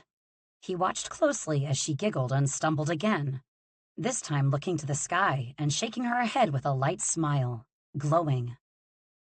Unafraid to laugh at herself, unafraid to look upon her missteps with anything but a brave sort of joy.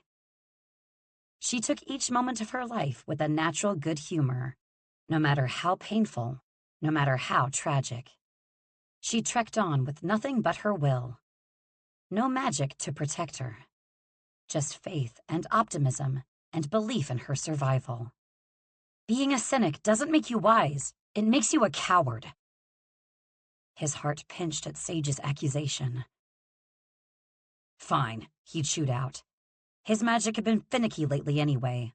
One less thing to be concerned about.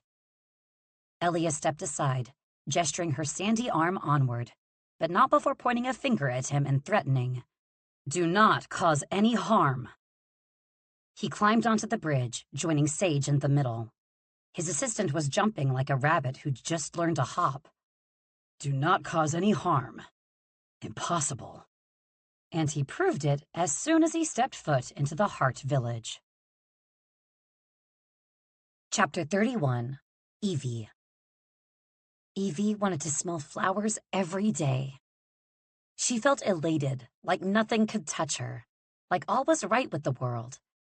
Stepping off the bridge, she couldn't stop smiling, awestruck by the splendor of the Heart Village.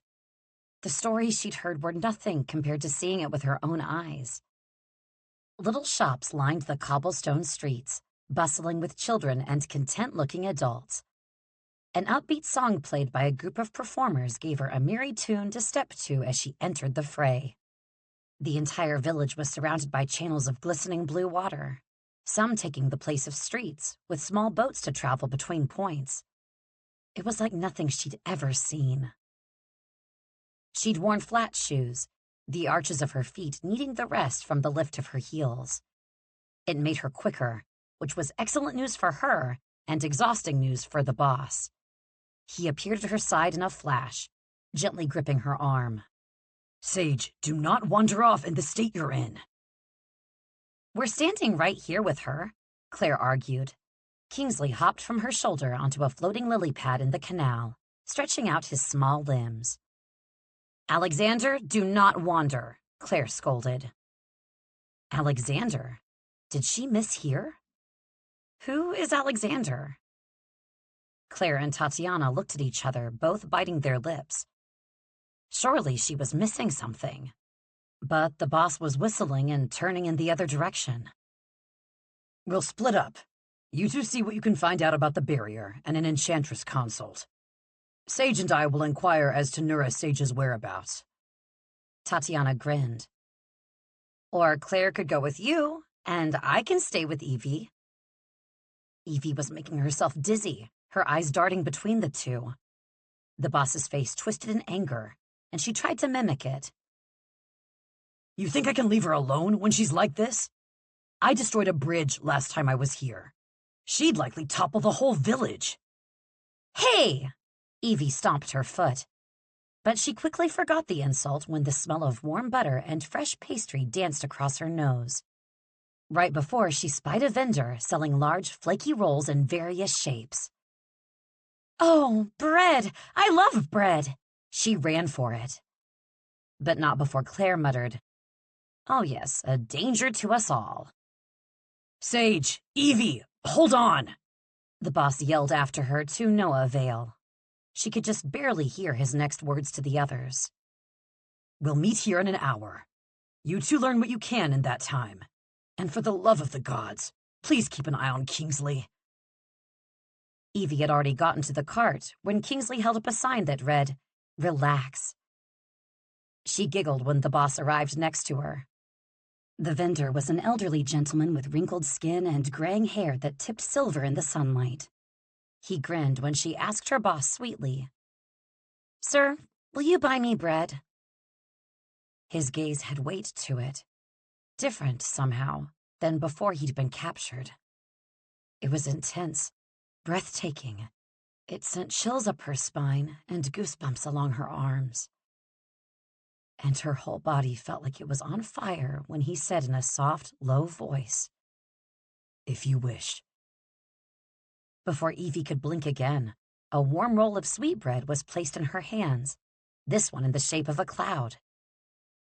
There was mirth in the villain's gaze now. I thought it fitting, in honor of our cave friend. She laughed loudly, uninhibited. This in and of itself was not uncommon for her. She was often amused, trying to find delight in life where she could. It was her drive, what kept her up when she felt the urge to remain low.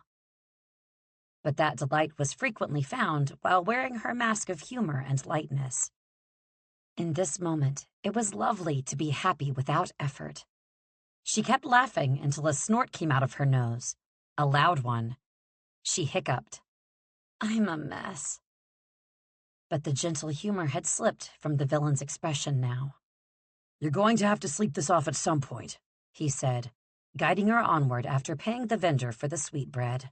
A legal purchase by the villain, just for her. She almost swooned. We'll get you a tonic for the splitting headache you'll undoubtedly wake up with. I've been having trouble sleeping. She sighed, holding out her arms and spinning, letting her skirt float in a circle. She enjoyed the freedom of wearing trousers, but she didn't think she would ever shake the giddy feeling of twirling in a pretty dress. She could have both now, the freedom of choice. We'll get you a tonic for that, too, her boss assured her in a hard voice. Tatiana said the antidote for the sleeping death fruit doesn't have any long-lasting side effects, but I'm beginning to question it. She stopped to remove her shoe and shake out a pebble. The villain's voice was dark, forbidding from beside her. I beg your pardon? Before she could protest, she was being dragged bodily into a small alleyway between shops and gripped by the shoulders, pressed against the wall. Oh, that wasn't... Uh-oh, that had been a secret. This was hardly the way to prove to him that she herself could be more villainous, that she was an asset needed. But her rescue plan had worked out anyway, and she knew he believed in her abilities. His anger was likely due to the reminder of being trapped with Benedict in the first place, or possibly the reminder of having seen her dead. Are you saying that you faked your death by eating a sleeping death fruit? The villain was so furious, the vein in his forehead was throbbing. She wanted to poke it. Can we talk about this later, when there aren't 3 of you ganging up on me? His figure was spinning in several different directions, and they all looked pissed. He barreled on. Do you know how dangerous that is? How perfectly timed the antidote needs to be? There's only one cure. Of all the foolish... 2, Evie interrupted before taking a large bite of bread. The flaky crust melted under her tongue. What? She chewed for a moment before speaking, which seemed to incense him, so she began to chew slower, just for the fun of it. There are 2 cures to the sleeping death fruit. Everyone knows that. He shook his head. The other is a myth, a lie we push for children's stories. It's positively evil, even for me. She blew air out of her lips, feeling strangely let down all of a sudden. By gods, alert the town crier. I found a man who doesn't believe in love. He lifted a brow, angling his head down when he responded, devoid of emotion. I do believe in love. She stood on her tiptoes to get closer to his face, her heart pounding. You do? Then why? I just do not believe in it for myself. I am the villain. Any woman willing to love me would be out of her gourd. He flinched at the words, like the thought of someone that unhinged was terrible to even imagine. She had to stop herself from raising her hand and saying, "Guilty." Lowering back down, she grumbled. Yes, an absolute nincompoop of a person. She broke off a piece of bread and chewed it slowly, wanting to change the subject. Becky had a connection to obtain the fruit, and I waited to eat it until after Gideon had smuggled me into the castle. He slipped me the antidote before I was brought into the ballroom. I wasn't in any danger. But now your sleep is disrupted. She shrugged. I haven't slept well since they took you. This isn't new. That seemed to knock him silent. He opened his mouth to speak again, but Evie took the opportunity to rip off another piece of bread and shove it in his mouth. I ate the fruit, and I survived. The plan worked, and now we are on the road to your ultimate revenge, stopping the king's prophecy and stealing Renadon right out from under him. All is right with the world, your evilness. He chewed, even he unable to resist the deliciousness of the flaky creation, eyes shutting as he savored it. As she looked upon his face, memorizing every angle, every dip, curve, and hollow, a thought plagued her. Gideon, he was supposed to signal to you that I wasn't dead, that help was on the way. He was able to do that, wasn't he? Her boss's eyes flew open, and he swallowed hard, then waited a moment. Yes, he did. Fear not. I knew it wasn't real. Evie exhaled. She hadn't known how the villain would react to her possible demise, but she wasn't so obtuse as to assume he wouldn't care. He would. Probably in a quiet, closed-off way. She blinked. Her head felt lighter, the effects of the flower beginning to wane a bit. So where do we begin? Was there a specific spot in the village the map had marked? The villain held out a hand for more bread. She smirked in satisfaction, ripping him off another piece. He spoke after he finished chewing. No, that would be far too easy. I'm thinking we start in one of the shops. Ask a few questions. Mention your mother's name offhandedly so we don't appear suspicious. She began to argue as she turned to exit the alleyway. You always look An oof sounded behind her. She turned to investigate. Sir? But he couldn't answer, as several men and an array of costumes, ranging from a jester's garb to a large hat with a feather sticking out the side, to a fur cape with pink polka dots, had pinned the villain to the ground. The one with a tin crown pointed a sword right at the boss's back, a wanted flyer in his meaty hand. Only this flyer didn't have the usual cartoonish depictions of her boss. In fact, that was the villain's true face, almost exactly, and worse, his true name. Wanted villain revealed. Tristan Maverine. Reward, 1,000 gold pieces. We caught the villain! Chapter 32, Evie. I've never been tied up before, Evie said. But I am almost certain you could be doing that more gently. I'm going to get rope burn. Theodore, gag her like we did the villain. I can't listen to her squawking any longer. Anger pulsed as Evie was jostled against her boss, who for some god's-forsaken reason had done absolutely nothing to get free of his own bindings. Why wasn't he using his magic? To his credit, he was not shy about using brute force. As soon as the largest of the men, Theodore, she believed, yanked her back and shoved a rolled-up cloth in her mouth, the villain went berserk. His feet, which were not bound, came up and kicked the goon hard in the nose with a loud crack. 3 other men were on him in seconds, pinning him as he yelled against his gag, a furious, muffled sound. Evie choked on the cloth as Theodore shoved it even farther in, and then covered it with another cloth tied around the bottom of her face. She couldn't talk her way out of this, just listen to the rattling quiet as the boat carried them down an unknown canal to an unknown destination. She felt sick. Creak, creak, creak. Her breathing became labored as she felt the bile rising in her throat. The leader of the group, who was being called Fritz by his companions, had silver hair, but he otherwise appeared young, perhaps only a decade older than Evie. He grinned at her, but it wasn't friendly. You look awfully familiar, Fritz said as he inched even closer. The villain began thrashing again, but Evie didn't move. She was through with letting herself be intimidated by men. Did I take you to bed last month?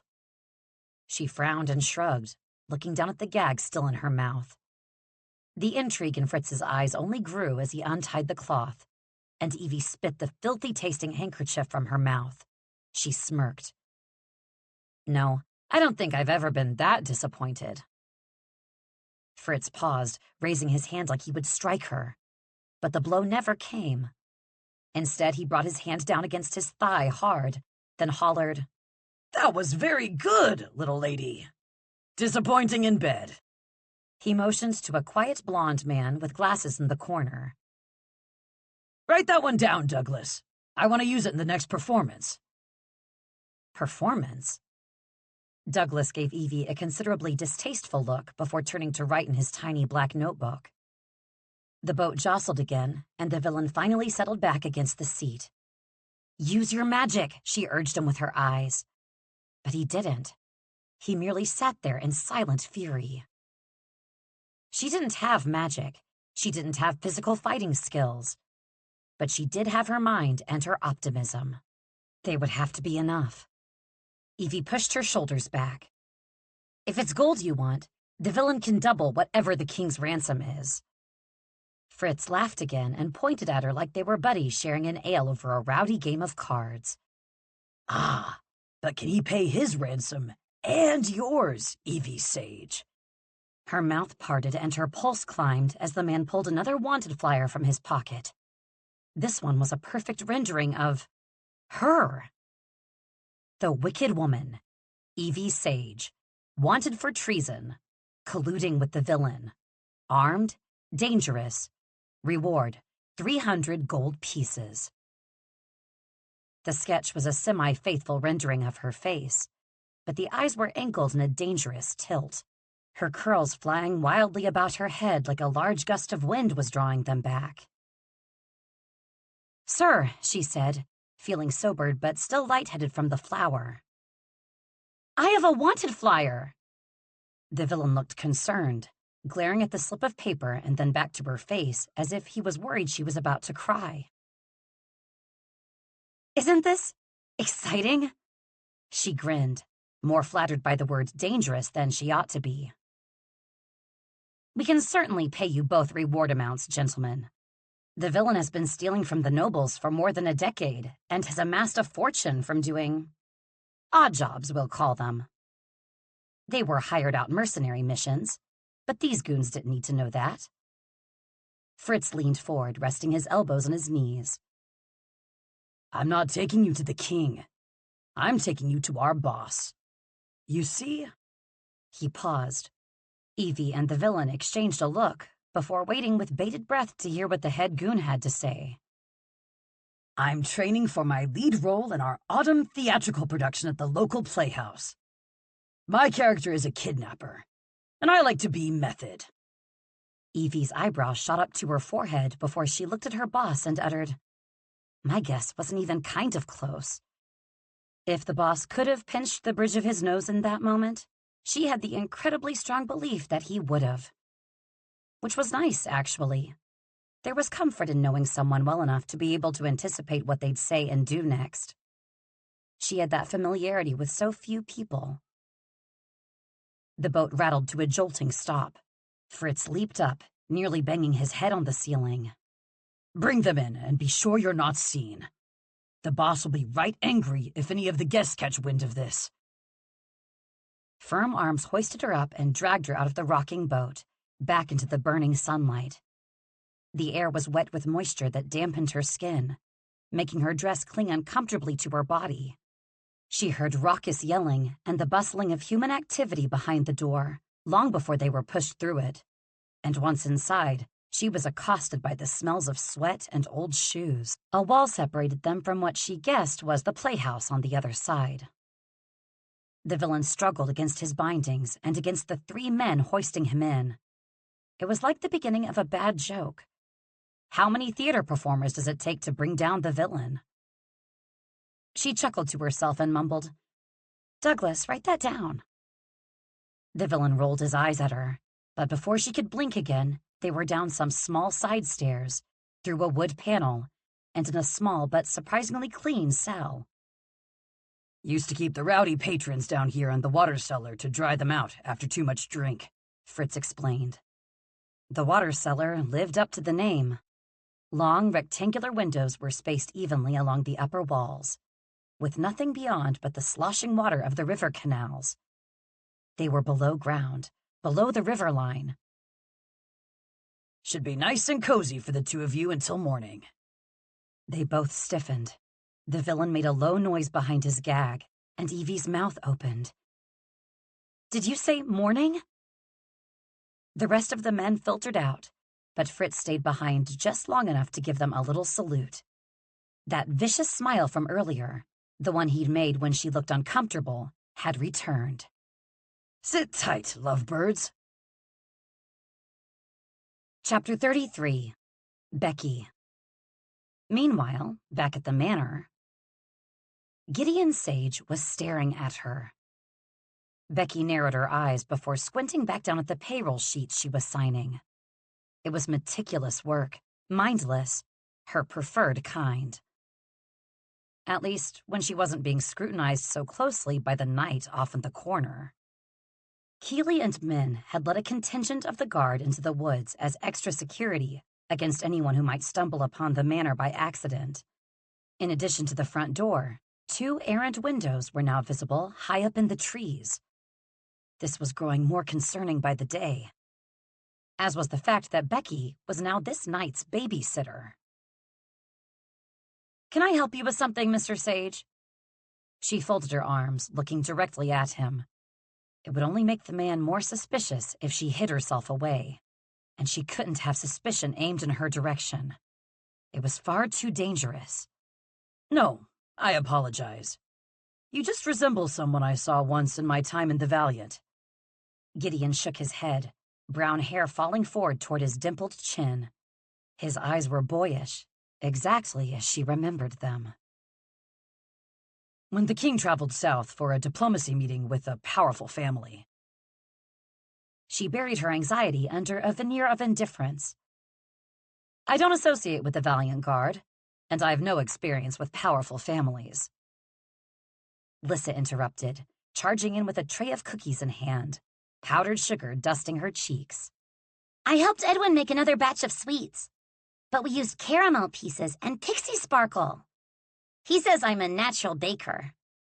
Her chocolate-covered lips pulled into a wide grin. Would you like one, Miss Airing? Becky shrugged at the little girl, though her mouth watered at the smell of baked sugar and butter. Would you like a cavity? Stop eating desserts at all hours of the day. Evie Sage did not take her prickly attitude to heart. In fact, the girl seemed fueled by the censure as she took another big bite. I'll have one, Lissa, if there's extra, Gideon said. Lissa tentatively picked one up from her small tray and handed it to her older brother. Gideon took a bite and made a show of almost falling over, holding tight to Becky's desk for balance. Holy gods! This is the best cookie I've ever had! Lissa looked shy, but her smile was enormous. Well played, Sir Knight. Really? Gideon nodded and winked at Becky just as Blade rounded the corner of the courtyard entrance, shirtless, covered in sweat and dirt, his tanned, muscled stomach glistening. And her mouth watered again for different, much more embarrassing reasons. He should have disgusted her, but he didn't. He never really had, if she was honest. But of course, she could never admit this. She didn't believe in office fraternization, office friendships, or anything outside of professional distance. You look vile, Mr. Gushikin. Go bathe immediately. Another voice screeched through the office. Ms. Airing, the interns are going to kill each other! She groaned. And this is why. What is it this time, Marvin? She asked as the front gate guard rushed in, pointing toward the ascending staircase. They're fighting in the mess hall. One of them found a way to repair the barrier, and they're fighting over who gets to present it to you and the boss. She gritted her teeth. And no one is trying to break it up? Becky stood rounding her desk and listening at the base of the stairs. She heard nothing but raucous screams. Are they cheering? Marvin winced. There have been bets placed on who will win. The intern pool was made up almost entirely of disgraced noblemen's children. All spoiled, all insufferable. In a different time, she'd let them tear one another apart. But if there was one thing she took incredibly seriously, it was her role as the head of human resources. She was here to be a resource to all humans and magical creatures alike, no matter how irritating. She pulled out her desk drawer, grabbed her gold letter opener, then headed for the stairs. Ms. Airing, shall I send for the malevolent guard? No need, Marvin, she said, walking past a skeptical Blade. I'll handle it myself. A warm hand closed over her arm. She turned and saw Blade's whisky eyes, his brown hair pulled back in a half bun. Stop, lovely Rebecca. I'll go. What are you going to do? Alphabetize them? She smirked, pulling her arm from his grip and starting up the stairs. Something like that. Chapter 34. The Villain. Do you think you could get one of your hands up my skirt? The noise Tristan made behind the gag was meant to be, huh? But instead, his all-too befuddled reply was much closer to, Herg? To get the dagger strapped to my thigh, she clarified, licking her lips and rolling back her shoulders, bringing her chest up at an enticing angle. He decided it would be easier to blame the sound on his dry throat than the memory of Sage's breasts that was seared into his brain for all eternity. His heart rate increased, and he shut his eyes to clear the black spots forming at the edges of his vision. When he opened them, Sage was staring at him with a concerned furrow to her dark brows. With a flick of his neck, he motioned for her to slide closer, maneuvering awkwardly to lift the hem of her skirt. She sucked in a gasp, and he pretended not to hear it or the harsh breathing coming out of his flared nostrils. The sound of the fabric sliding up her leg was far more sensual than it should have been. The rustle of cotton against bare skin, something he knew would be a source of torment for him later. His calloused fingers slid up the subtle softness of her thigh until they hit the leather strap, and all the while he kept his eyes tightly shut. It was less likely she'd see his yearning that way. A muffled cry of victory left his lips when he slid the dagger free, but he nearly dropped it when it burned the daylights out of his hand. Grimacing in pain, he made quick work of cutting his binds and spitting out the gag, then tossed the demon dagger to the ground. What the blazes?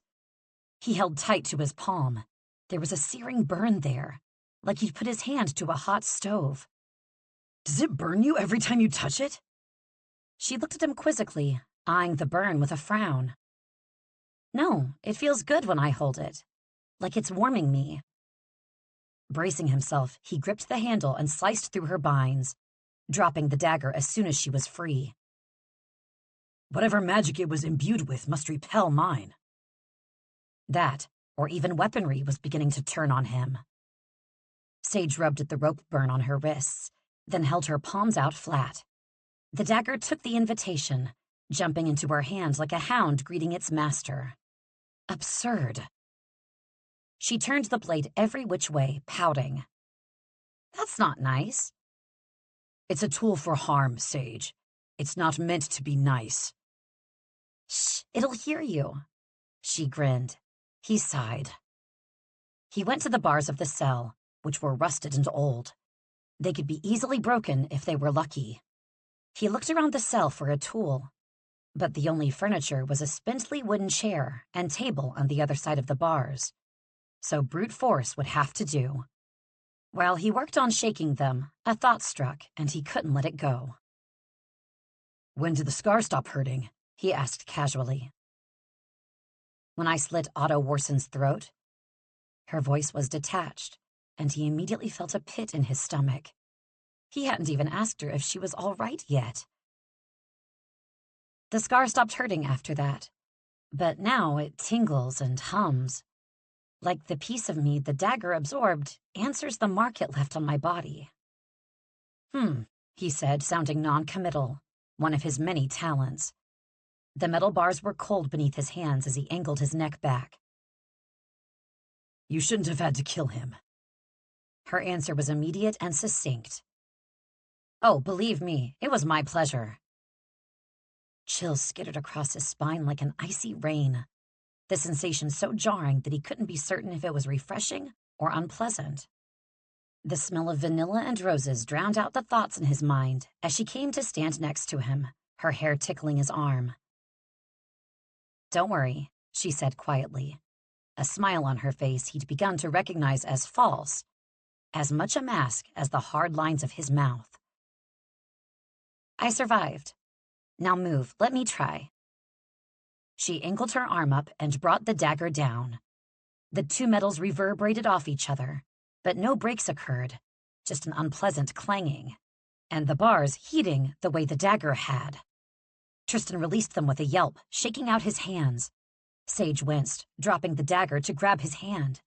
But when she stepped forward, her heel caught on the discarded rope that had once bound his wrists. Her foot slipped, hitting the weakest part of his ankle and bending it as they both grappled for balance and failed. Sage fell first, and he fell after her. On top of her. Her body was warm and curved beneath his hard muscle flush with her softness. He pushed himself up onto his elbows, gasping, Did I crush you?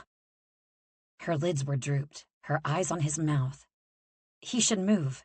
She was likely still under the effects of the flower. And Tristan's brand of villainy in no way extended to women who were too inebriated to know what they were doing. He'd sooner sever his hands from his wrists. But he was too late. The door to the basement cellar flew open and slammed against the wall, causing his body to curl protectively over her. I heard we caught the villain. And, oh, am I interrupting? This wasn't one of the deep voices from before, but a light, slightly raspy voice, whose next words made Sage go rigid beneath him. Evie, is that you? A young woman stood in the doorway. Her dark brown brows arched against golden brown skin, radiant as she stepped out of the shaded doorway and into the dimly lit space. Her eyes were the color of burnished gold and lined with kohl, giving them a cat-like appearance, and her long brown hair, even longer than Evie's, was pinned straight and shiny as she pushed it behind one ear. Sage shoved him, and he moved immediately, helping her to her feet. His assistant stared at the woman, mouth open. Helena? Helena, the woman in question, stretched her lips into a full, menacing grin. It's been a long time, little cousin. Chapter 35, Evie. What are you doing here? Evie asked incredulously. She hadn't seen or heard from her cousin in years. She remembered so well how she used to wait by the mailbox for Helena's letters every day, just in case a new reply to her missives arrived. But after 2 years, she'd had to give up hoping. Helena glided toward the bars, dressed in a lovely sapphire gown that floated behind her as she took a seat in the room's only rickety old chair. She tapped her finger against her chin thoughtfully. I work here. Her cousin's eyes flitted to her and then to her boss, keen interest playing in them. And what are you doing here? The finger stopped tapping her chin and now pointed around the cell. Suddenly, Evie felt angry, so angry. She'd had no idea Helena ended up in the Heart Village, had no idea she worked in a playhouse, had no idea of anything her cousin was doing. Because she'd simply disappeared, like everyone else in her life. You didn't hear? She asked with an eye roll. I had too much to drink and tried to strip naked on your stage. Her boss choked behind her, slamming a fist against his chest. He'd been doing that a lot. Perhaps she should have Tatiana make him something for heartburn. Helena laughed, a lovely, lilting sound that matched her countenance. Evie wondered if her boss noticed that loveliness. The thought sent a pounding ache through her skull. You are still most amusing, cousin. Incarceration really tickles my funny bone, Evie said pointedly, looking at the bars and then the keys hanging on a hook by the door. Helena followed her gaze, nodding, unhooking them from the wall. Both Evie and the villain stood on edge in preparation for the cell door opening. Before I do you any favors, though, perhaps you can tell me what you're doing in the Heart Village, she smirked. Wicked woman. The villain grimaced, but Evie jumped and gave a little clap. Oh, the wanted flyers of me are spreading, sir. How exciting! We have different definitions of that word, he grumbled, rubbing at his temples. Evie shrugged, deciding directness was the best way to address the situation at hand. We're looking for my mother, Helena, and I'm guessing you've seen her recently, judging by the ghastly look on your face. Helena flinched. Got her? Yes, she said, not trying to hide it. Aunt Nura was here for a time. But not anymore, were the words Helena wouldn't say. The silence wore through the last of Evie's patient kindness. Helena, as much as I have missed our correspondence, I am through with niceties. Tell me. She spent a few months here.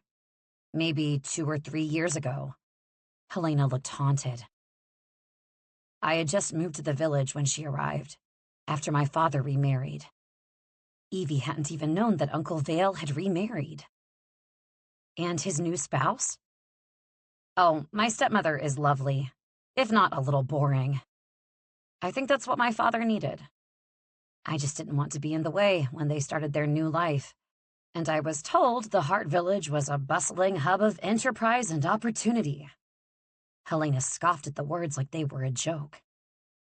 The villain, who had until now allowed Evie to take charge of the conversation, chimed in, quiet but steady. I take it you do not feel that way any longer. Helena's eyes flashed. I work with method kidnappers. What do you think? He clicked his tongue as if to say, point taken, and moved back, allowing Evie to continue. Did my mother say where she was going? Or why she came to you in the first place? Evie asked, growing desperate. Helena shook her head, almost looking sympathetic behind the guise of her apathy. I think she thought it safer to come to me than my father. He loves his sister. But you know as well as I, he would have sent her right back to Uncle Griffin. Her warm gaze went far away, and her brows knitted together, as if she was trying to remember. She wanted to know more about the stars, I think, of what my father taught me. It was the only time she'd speak. Mostly, she was truly a ghost, Evie. It wasn't pleasant, and when we did talk, it was nonsensical muttering about wanting to be gone, to be no one. She wanted to be swallowed by midnight. I thought she'd gone mad. There had been a certain level of detachment that Evie had held on to during this endeavor to find her mother. But she could see it, remember it, the lost look in Nura's eyes. It had been ingrained into Evie since she was too little to understand what it meant. She had watched her mother fade from the vibrant, beautiful woman who ruled her childhood to a husk of a person, and then to nothing. Evie had been given many things by her mother: the length of her fingers, the curl in her hair, the bow of her lips. But she can never have anticipated being handed down her mother's ability to bury her anguish beneath the surface. And like her mother, Evie feared one day she too would break. A tragic inheritance, seeing your mother's flaws crop up within yourself and having the awareness to know it, but no idea how to stop it. I imagine the guilt drove her to it, about killing Gideon, Helena said, snapping Evie from her spiral. Her eyes burned. He isn't dead. This surprised her cousin, but didn't seem to shock her. Oh, how wonderful. He owes me money. Take heart, the villain said to Helena, but his eyes were on Evie. She could feel them. Helena laughed and swung the keychain about her finger. I wonder whether the rumors of the villain's brutal, destructive magic were exaggerated, if simple, rusty metal bars can keep you contained. The villain didn't reply, just glared, stepping subtly closer to Evie. Let us out, and I'll be happy to demonstrate for you.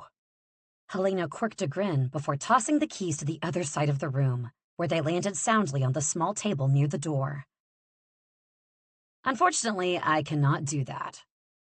Evie gripped the bars, furious. Helena, we're family. You're not actually going to allow your boss to sell us out to the king, are you? Helena tisked, the train of her dress floating behind her as she glided to the door. Oh, Goose. You think any of those buffoons upstairs could run anything? Other than their hopeless careers into the ground. Helena finished with a flourish and put a nail in Evie's and the villain's proverbial coffins. The Deadlands Theater is my playhouse, and I am the boss. Chapter 36, Evie. Your family members make mine look like a picnic, the villain gritted out after Helena had slammed the door behind her. Evie stared at him with a blank expression and then asked curiously, How is Malcolm? We haven't heard from him in a while. He sent a letter to the manor while I was captured that said he hoped I didn't get executed. Both of her brows shot upward. Oh, well, that's promising. She gentled her voice. And Arthur? Have you heard from him since he returned home? He sent me a letter as well. It appears both our families have made a habit of poorly timed correspondence. Evie usually tried her best not to pry, but he looked a little like he wanted her to. Wishful thinking. What did it say, Tristan? She lightly touched his arm. The villain actually appeared to soften a bit at the sound of his name. I don't know. I crumpled it up and threw it in a drawer. I likely will never open it. It would be easy to chide him for it, but he didn't need her to tell him how to manage complex feelings. She barely knew how to manage her own. If you ever want to open it, I will sit with you. You don't have to read it out loud or anything like that. But if you wanted someone there, I'd be there for you. He moved away, rotating his arm like her light touch had strained a muscle. I will, Keep that in mind. She looked at the keys, out of reach on the small table, and then back to the villain. All right. She nodded swiftly, changing the subject, and flicked a hand toward him. Remove your shirt. I beg your pardon? He sputtered. For what purpose? She rolled her eyes. Relax, evil overlord. I'm not trying to offend your delicate sensibilities. I'm going to make a rope to bring the keys over to us. Even as the words came out with ease, though, her face felt aflame. He untucked his white shirt and pulled it over his head. Terrible plan. Terrible, horrible, awful plan. If it wasn't already clear that the effects of the flower had worn off by the beginnings of a headache, this would have sobered her completely. She'd seen him shirtless before, in passing when he was training with the malevolent guard, or if he occasionally became overheated during a scatter-day run. But she'd always avoided staring, at least for a long time, and certainly not this close. Shut your mouth! She clamped it so tight her lips were bloodless beneath the rouge. He looked more menacing without his shirt on, like he'd grown 7 feet in the last few seconds. His chest was widened with muscle, his shoulders hard, and... was he flexing? There you go, little tornado, he said quietly, dropping the warm garment into her hands. Her eyes went to the gold-flecked ink that circled his upper arm, like vines and leaves that had been gilded into his skin. It was nearly identical to the employment ring on her pinky finger, the one he'd claimed to have given her for trust purposes, so that she'd never betray him. It looks like mine, she declared, reaching out, running her finger over his mark to compare. He sucked in a breath, and she looked to his face. It had gone blank, but not the normal disinterest he showed everyone in the office. No, this was forced. He was trying to be emotionless. Interesting. Coincidence. He sounded confident to the untrained ear, but Evie had spent an inordinate amount of time observing his minute tells. He was nervous. She squinted and crossed her arms. Are you sure it's not because you used the gold ink bargain to magically link us so you'd always know when I was in danger? His eyes popped so wide he resembled a caricature drawing, exactly as she'd hoped. Better, even. You know? She snorted, bumping her knuckles under his chin playfully. I'm afraid I've known for a while your evilness. One hand fell to his hip, the other dragging through his hair till it almost stood up on its own. You... How? She shrugged. I guessed. Claire confirmed. Words were normally a struggle for him, but now they seemed completely out of reach. She put him out of his misery. I thought you'd tell me eventually, so I didn't say anything, but I got impatient. Sorry. The apology, ironically enough, was the thing that sent him over the edge. In a flash, she was in his grip. You're sorry, not angry? You don't hate me for keeping it from you? Carefully, she removed each of his hands, giving him a dubious grin. Do I hate you for protecting me instead of putting ink on my body that will kill me? Oh, yes. To the gallows with you, you deviant monster. Her sarcasm didn't seem like it was well taken. Her boss was still too flabbergasted, too confused, so she added with a touch more humility. Sir, I'd hardly begrudge you secrets. I have my own, too. His head angled toward her, his astonishment turning into something sharper. Like what?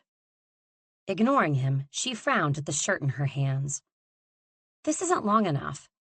She dropped it and, without warning, lifted her dress over her head. Sage! The boss roared, his hands waving like he was trying to put out an unruly fire. Oh, relax, evil overlord. I wear less than this to swim in the pond in my village, and the men there don't startle, she said, rolling her eyes and noting the wildness in his own as she tied the 2 garments together and promptly removed one of her shoes to give it weight. What are their names? His voice was distant as she focused on her task of wrapping the tail end of the cloth around the shoe. Who? She huffed, finally finishing. The men in your village who saw you in your undergarments. I don't remember. Why? Just curious. His voice was low. Got it. She grinned at him and then promptly frowned when she saw his face. You look like you swallowed something bitter. I did, he said through gritted teeth. She hardly noted his response, merely gripped the shoe, holding tight to the end of their knotted clothing, and aimed it in the direction of the keys, but instead knocked over a chipped vase about 4 feet in the other direction. Biting her lip, Evie looked at her boss sheepishly. I was so excited to get the shoe knotted that I forgot I have terrible aim. He held out his hand for it. If you were aiming for the vase, you are an excellent shot. His dimple appeared. Every barricade she'd begun to build around her heart to keep him out, to protect herself, collapsed. She could deal with the grumpy villain, the murderous villain, the torturous villain. But the charming villain? That was simply unreasonable. He began his own attempt at aiming, standing with the same posture he had on scatter day with the interns. Focused attention, like he was blocking out everything but himself and the keys. He tossed the shoe, and Evie sucked in a breath, watching as it sailed through the air and overshot the keys by a yard, knocking hard into one of the windows. It cracked, and water slowly began leaking in. Evie tilted her head and said nothing, just let her smug expression speak for her. The villain dragged the shoe back, glaring like it had personally offended him. It's lighter than I thought. So you took that out on the window? She replied. He set up to aim the shoe at the keys once more, where water was now troublingly puddling around the table. I'll get it this time, now that I have the mechanics squared away. Sir, the water, she said nervously. It's a little leak, Sage. Leave the theatrics to Fritz and his troupe. He tossed the shoe again, once more slamming into the window, and the crack got bigger. Damn it! She glared at him. You hit it on purpose that time. I have too much force in my throw, he muttered grimly. Yes, your strength is such an encumbrance. However do you bear it?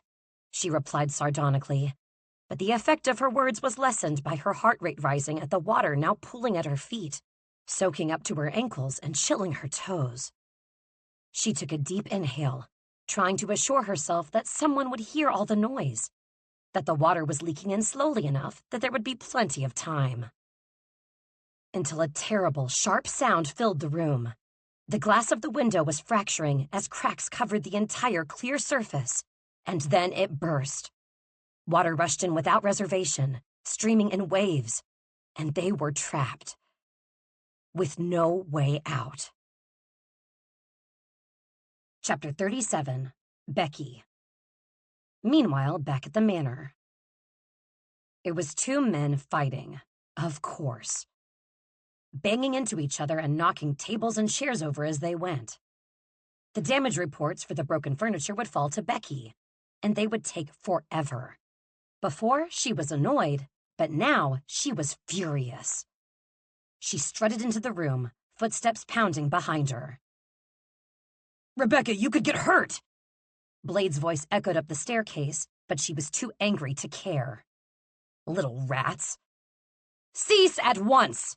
She didn't scream it, she simply commanded it in a louder tone than her normal volume. Proper and proud, her grandmother had always called her. The 2 interns were slamming fists into each other's guts, blood dripping down their faces, while other interns lined the walls, throwing food along with obscenities. Some noticed her command and stopped, while others were too lost in their mutiny to give a damn. The 2 fighters looked like if someone didn't stop them soon, they'd kill each other. Fine, she'd tried it the proper way. Now it was time for proud. She reached down, tore her skirt up in the middle to allow for more movement, and dove into the fray against Blade's and now Gideon's yells. She gripped the first intern by the hair and used his surprise to her advantage as she slammed her elbow into his face, before sweeping her foot out to knock him to the floor, where he fell with a thud. The second, shorter intern, still high on adrenaline, charged her, but he was using brute force, and she agile intellect. She dodged away from his grab easily before knocking him in the back and pressing against a nerve that made him howl in pain before collapsing alongside the other one. She took a step back and straightened her glasses.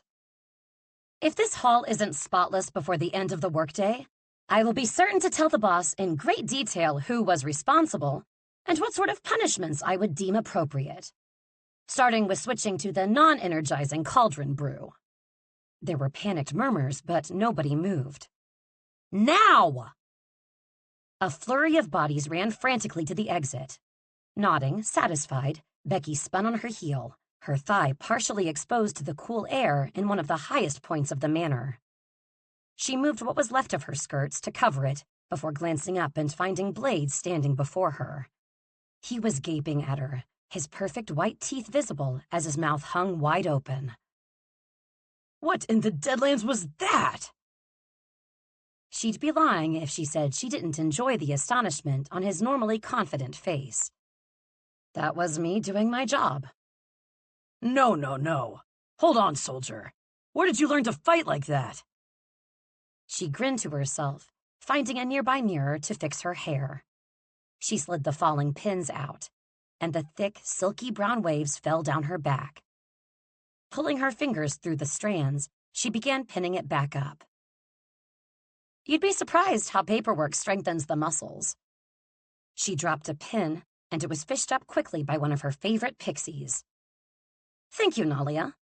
She gave the pixie a small smile and began pushing the pins back in. The skin on her face yanked tight. Blade laughed, wagging his finger behind her. Oh no, you're not getting out of this that easily, lovely Rebecca. I'm not giving up until you... But he was cut off when one of the interns who had been fighting, Caden, stood up and gripped her by the shoulder hard enough that she yelped in pain. I was going to win! This was my chance for a promotion, you frigid witch! He screamed in her face. In seconds, Blade was pulling the man away from her and restraining him against the brick wall with seemingly no effort. When the intern tried to break free and reach for her again, Blade shoved an arm into the man's chest, pinning Caden in place. Apologize! Blade thundered. Now! The intern sneered, blood still dripping from his nose. Becky watched motionless, her hairpins forgotten.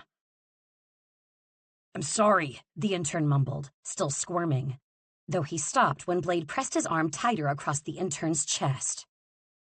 Louder! The dragon trainer smiled, but it was a far cry from the jovial man who charmed everyone and flirted in the office day after day. This was what lay beneath the surface. This was just for her.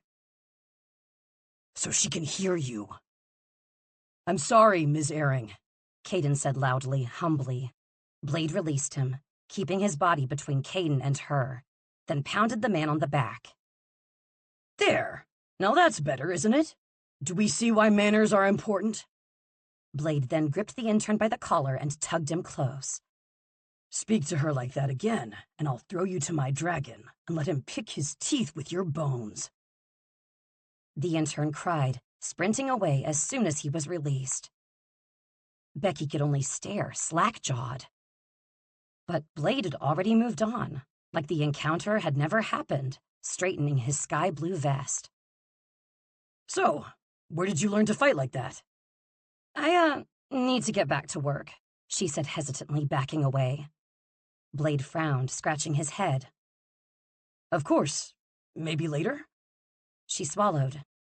Maybe. But she was already sprinting toward the stairs, where Evie Sage leaned against the wall, a knowing look in his eyes. So I was right, Gideon said, shaking his head. It is you. If you say a word, I will deny it, she hissed, angry at herself for being so careless.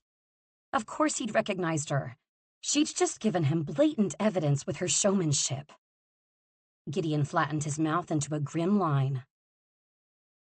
I understand secrets, Ms. Airing. He emphasized her name, knowing now that it was false. I won't say a word, Don't worry.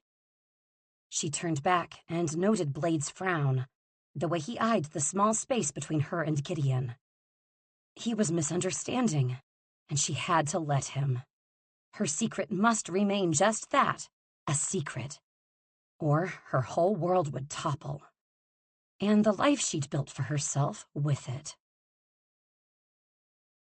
Chapter 38, The Villain. I heard drowning is the most painful way to die, Sage said unhelpfully as the water in the room pooled around their calves. He was still attempting to get the keys, but had only managed to knock them closer to the edge of the table. Speaking from experience, are you? Sage kicked up water. The downpour from the ceiling had soaked her, soaked them both. Her undergarments clung to her like a second skin. And Tristan thought quietly that there were many more painful things than drowning. Like dying without his hands molding to her too perfect. Are you having performance anxiety? The shoe slipped from his hands and made a plop sound as it hit the water. I'm sorry? There was no way he'd heard what he'd just heard. But when he turned to stare, she was smiling sympathetically. It's all right, sir. There was no mirth in her tone to indicate that she was joking, but Tristan often misread others' humor. Tatiana told me it happens to everyone. Was she serious? God's damn Deadlands. Irritation caused his jaw to twitch, water splashing against his legs as he stormed over to her. The intimidation factor was perhaps dampened by the squishing sound of his boots, but he was satisfied when he caught her cheeks reddening as she admired his chest.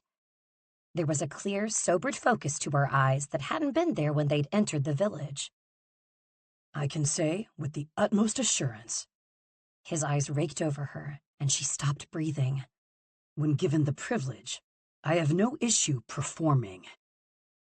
Water dripped down from her hair onto her lips. The red smeared a bit against her cheek. Her breaths were coming in short gasps, her chest moving quickly as she reached up a hand and placed it against his bare chest, right over his heart. A twinkle. He was begrudged to call it so, but that's what it was. A twinkle appeared in her eyes, and a small, amused tilt at her mouth. I was speaking of your magic, sir. Good for you. I'm not. Clearing his throat, noting the water had made its way past his knees now, he said with a large amount of exasperation. I surrendered my power so that I could enter the village.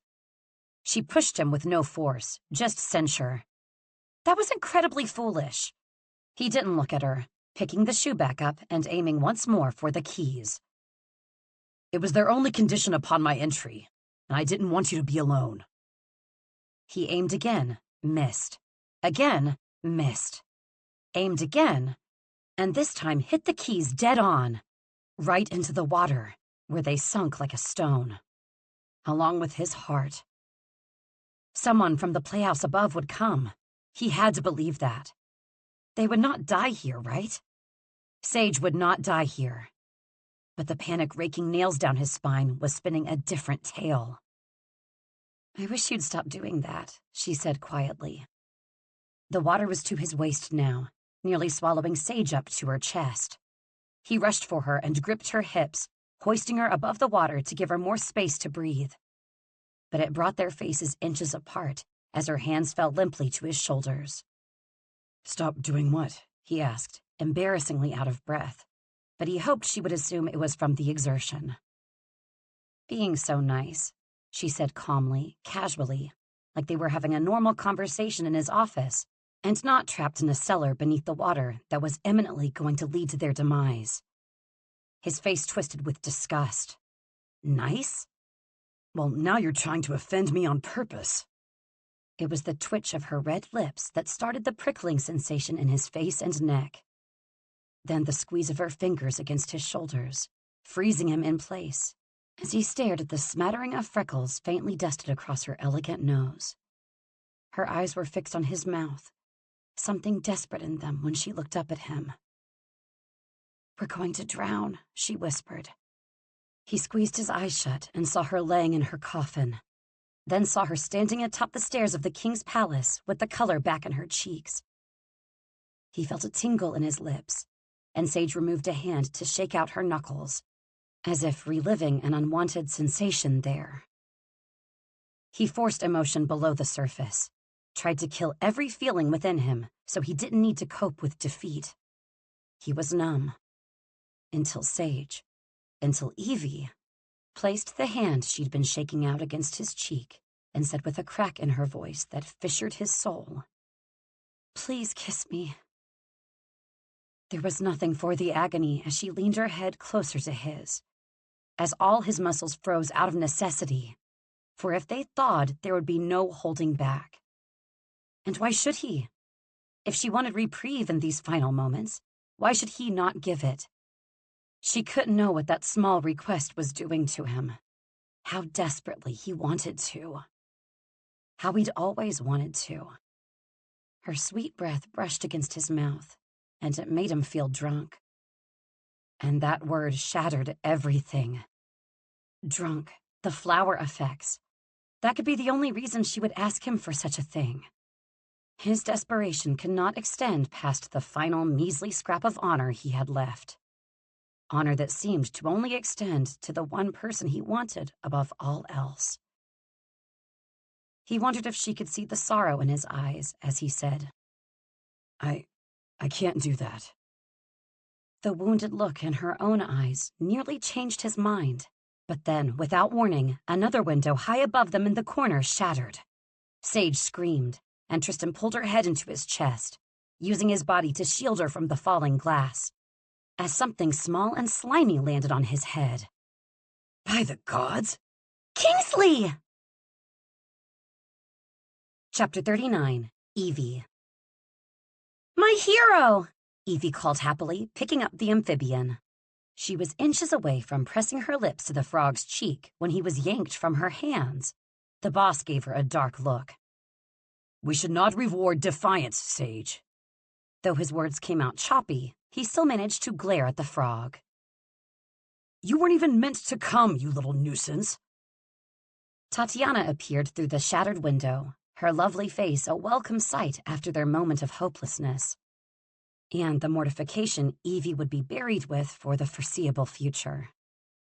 And the words she'd hear every time she had even an inkling of self-doubt. I can't do that." It had been her one surge of confidence, and it had been buried beneath painful rejection. "Oh, thank goodness you two aren't dead," Tatiana said, soothing her rampant thoughts. The villain frowned. "Was that up for debate?"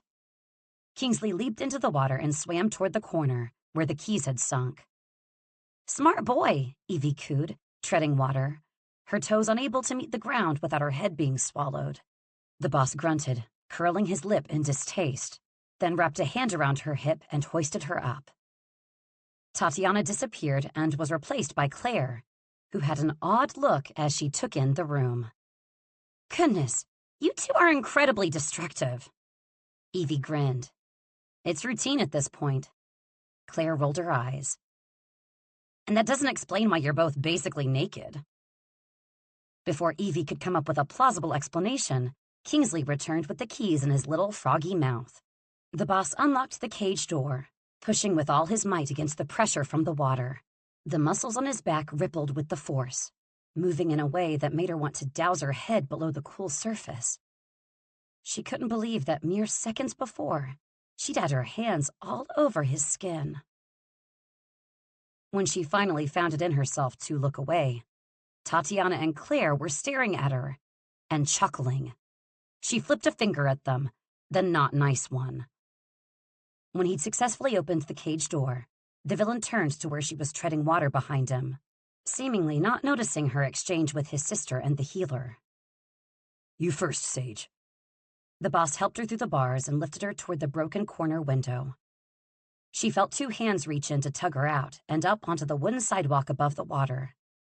Gasping, she flopped onto her back, spitting and coughing. The hot sun overhead warmed her skin as she caught her breath. Her hands were still clasped in Tati's and Claire's. They all breathed heavily before Claire said into the quiet, "I really don't know how we got here. We had such a normal childhood." A fit of giggles took over, and Evie squeezed her fingers around each of their hands. Feeling warmth and affection for her rescuers, she released them quickly to reach for Tristan.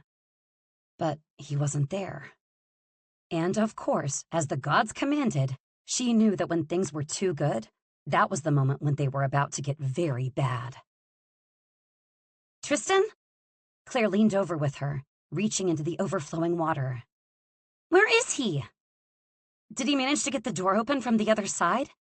Perhaps he came up the stairs of the cellar and took the normal exit, Evie asked, panicking, angling her head in to look and promptly banging it against the upper edge of the window. It was then that a voice called from behind them. He did. It was Helena and her actors holding the villain, who was shirtless and wet, his face seething with anger, and Evie's dagger at his throat. Chapter 40, Evie. That's mine, Helena, Evie said softly.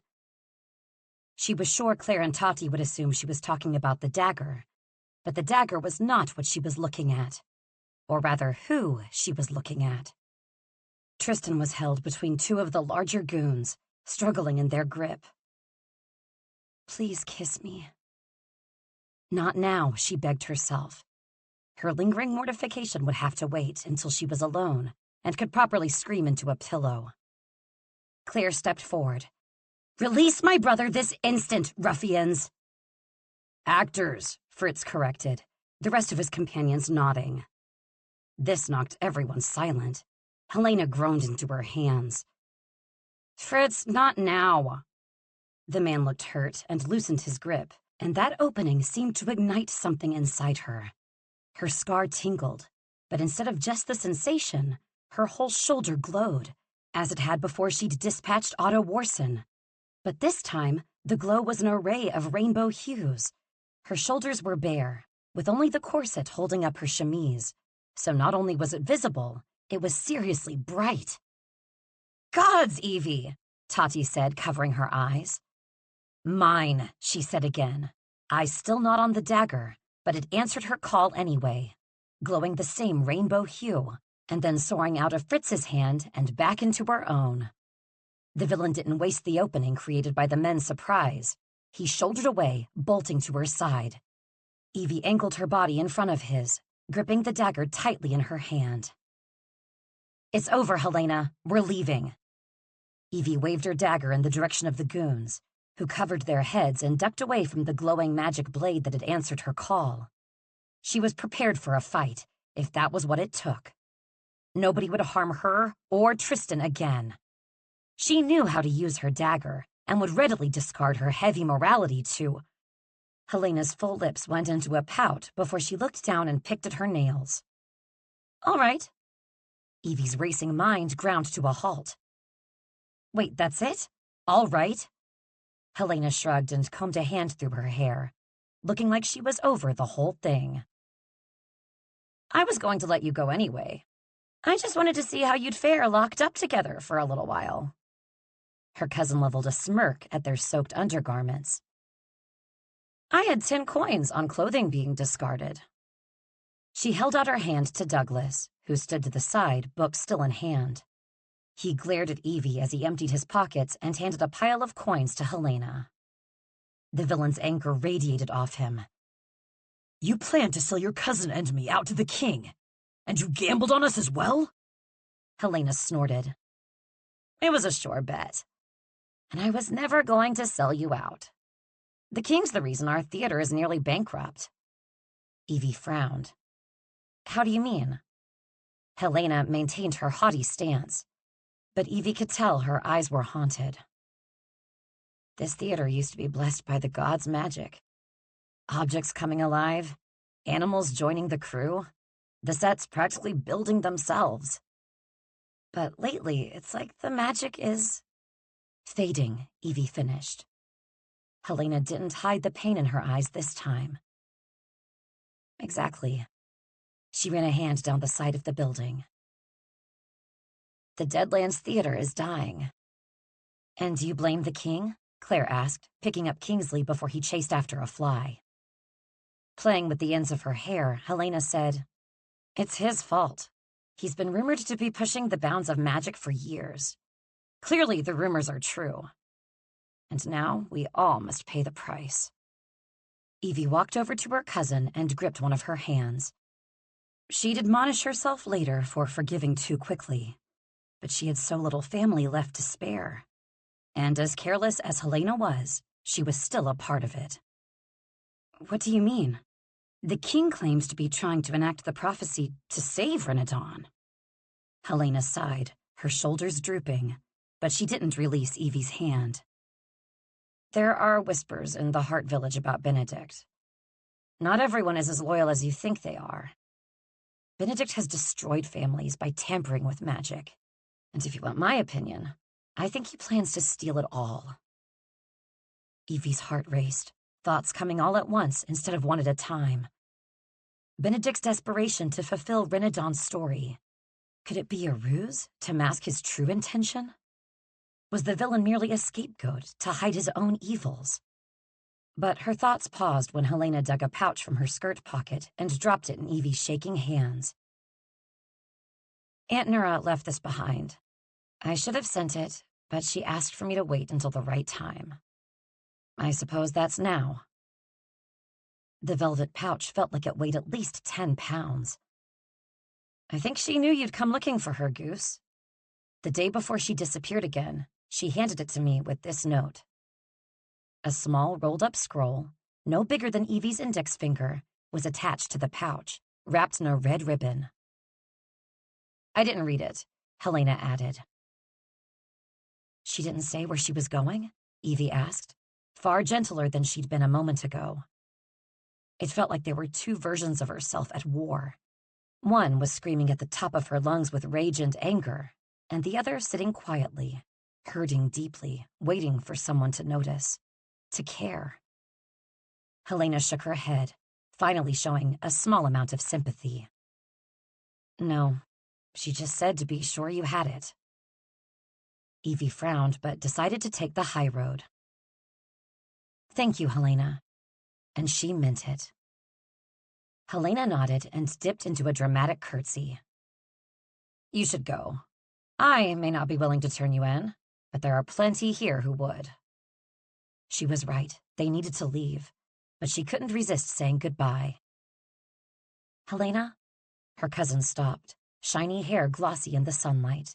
Evie continued. I'm sorry the magic fading has hurt you. Helena's voice was hollow. It's hurting everyone, Evie. She gripped the pouch in her hand along with the scroll as Helena and her actors started for the back doors to re-enter the theater. Helena halted, turning back to her cousin. You should check the house. I always had a feeling she'd try to go back there. Evie shut her eyes tight, holding the dagger close to her chest. She never came back, Helena. Her cousin shrugged. Just because you didn't see her doesn't mean she wasn't there.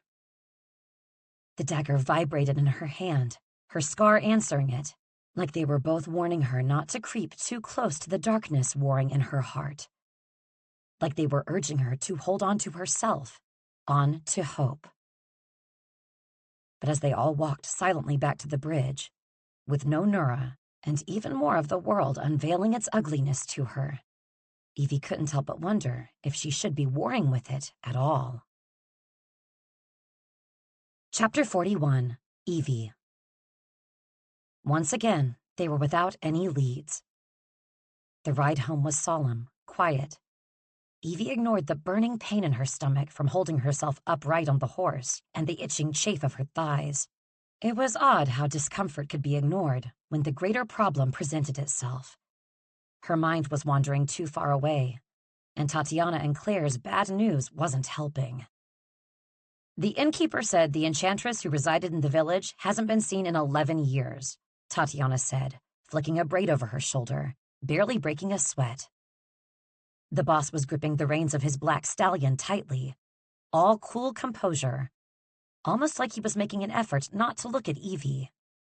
That was fine. She'd likely never make eye contact with him again anyway.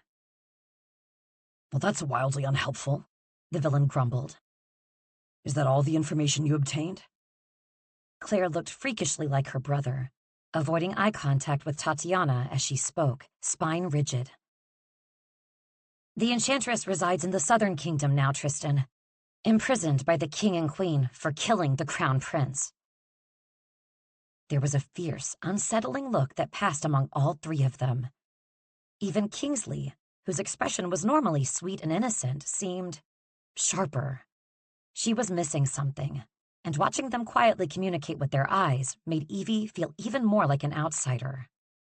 Tatiana seemed to notice the frown pulling at Evie's lips, because she continued speaking where Claire had left off, looking at Evie to include her in the conversation. A kindness. In any case, the innkeeper mentioned the Enchantress's daughter as another viable option. She was just a girl when she and her mother were in the Heart Village, but she'd be an adult now, 20 or so. Children of such powers usually inherit. Kingsley perked up and he stared at Tatiana. Tristan shook his head.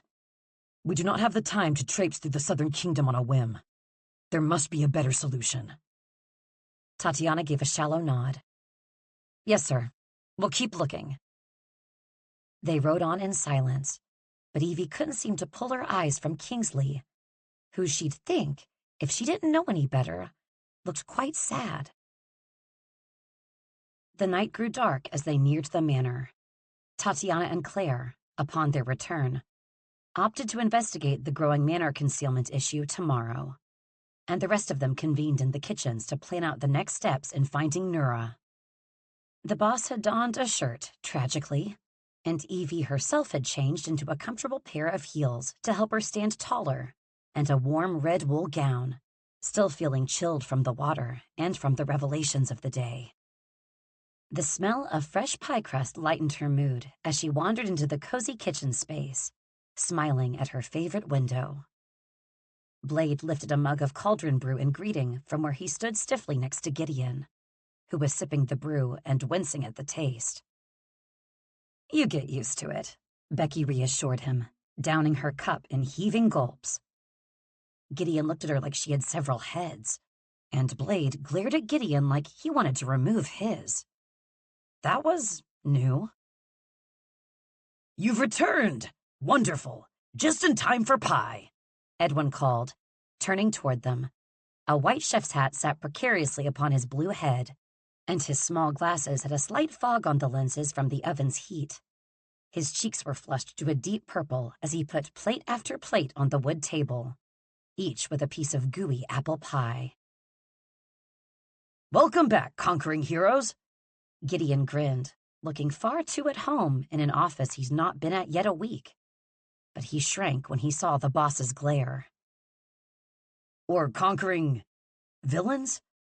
I'll stop talking. Thank the gods, the villain muttered, yanking out a chair and gesturing to Evie. Sage, a seat? Her cheeks matched her dress as she sat down, aware that every eye in the room was on the gesture. They couldn't read what had happened between Evie and her boss as the waters rose around them. Could they? Please kiss me. She almost put her hands over her ears and screamed. Lissa turned away from the stove, fawning in dreamy delight. He's such a gentleman. Blade chuckled in the corner, taking a sip of cauldron brew, then mumbling under his breath. Oh, sure, when he's not severing heads and plucking eyeballs. But of course Lissa heard, because 10-year-olds seemed to hear none of the things they were supposed to and all the things they shouldn't. I saw an eyeball in the hallway. It was huge. Lissa screeched with a little hop, just as Edwin plopped a tiny chef's hat on her head. Blade winced. Oh no. Lissa, we have cinnamon rolls to prep, Edwin said cheerily, giving Evie a wink, and she mouthed a quiet thank you for the distraction. Has there been any change to the map, sir? Evie asked, gently pulling the velvet pouch from her pocket and reaching 2 fingers inside. The villain grimaced before striding to the hall and dragging the large map that was once his desk to the table. No longer glowing, no longer marked in any way. I'm afraid the star just wore off. Her fingers halted on something cold and hard inside the pouch. She frowned and looked up. It can wear off? The villain set the large, useless slab off to the corner. Apparently so. We do have a small thimbleful left.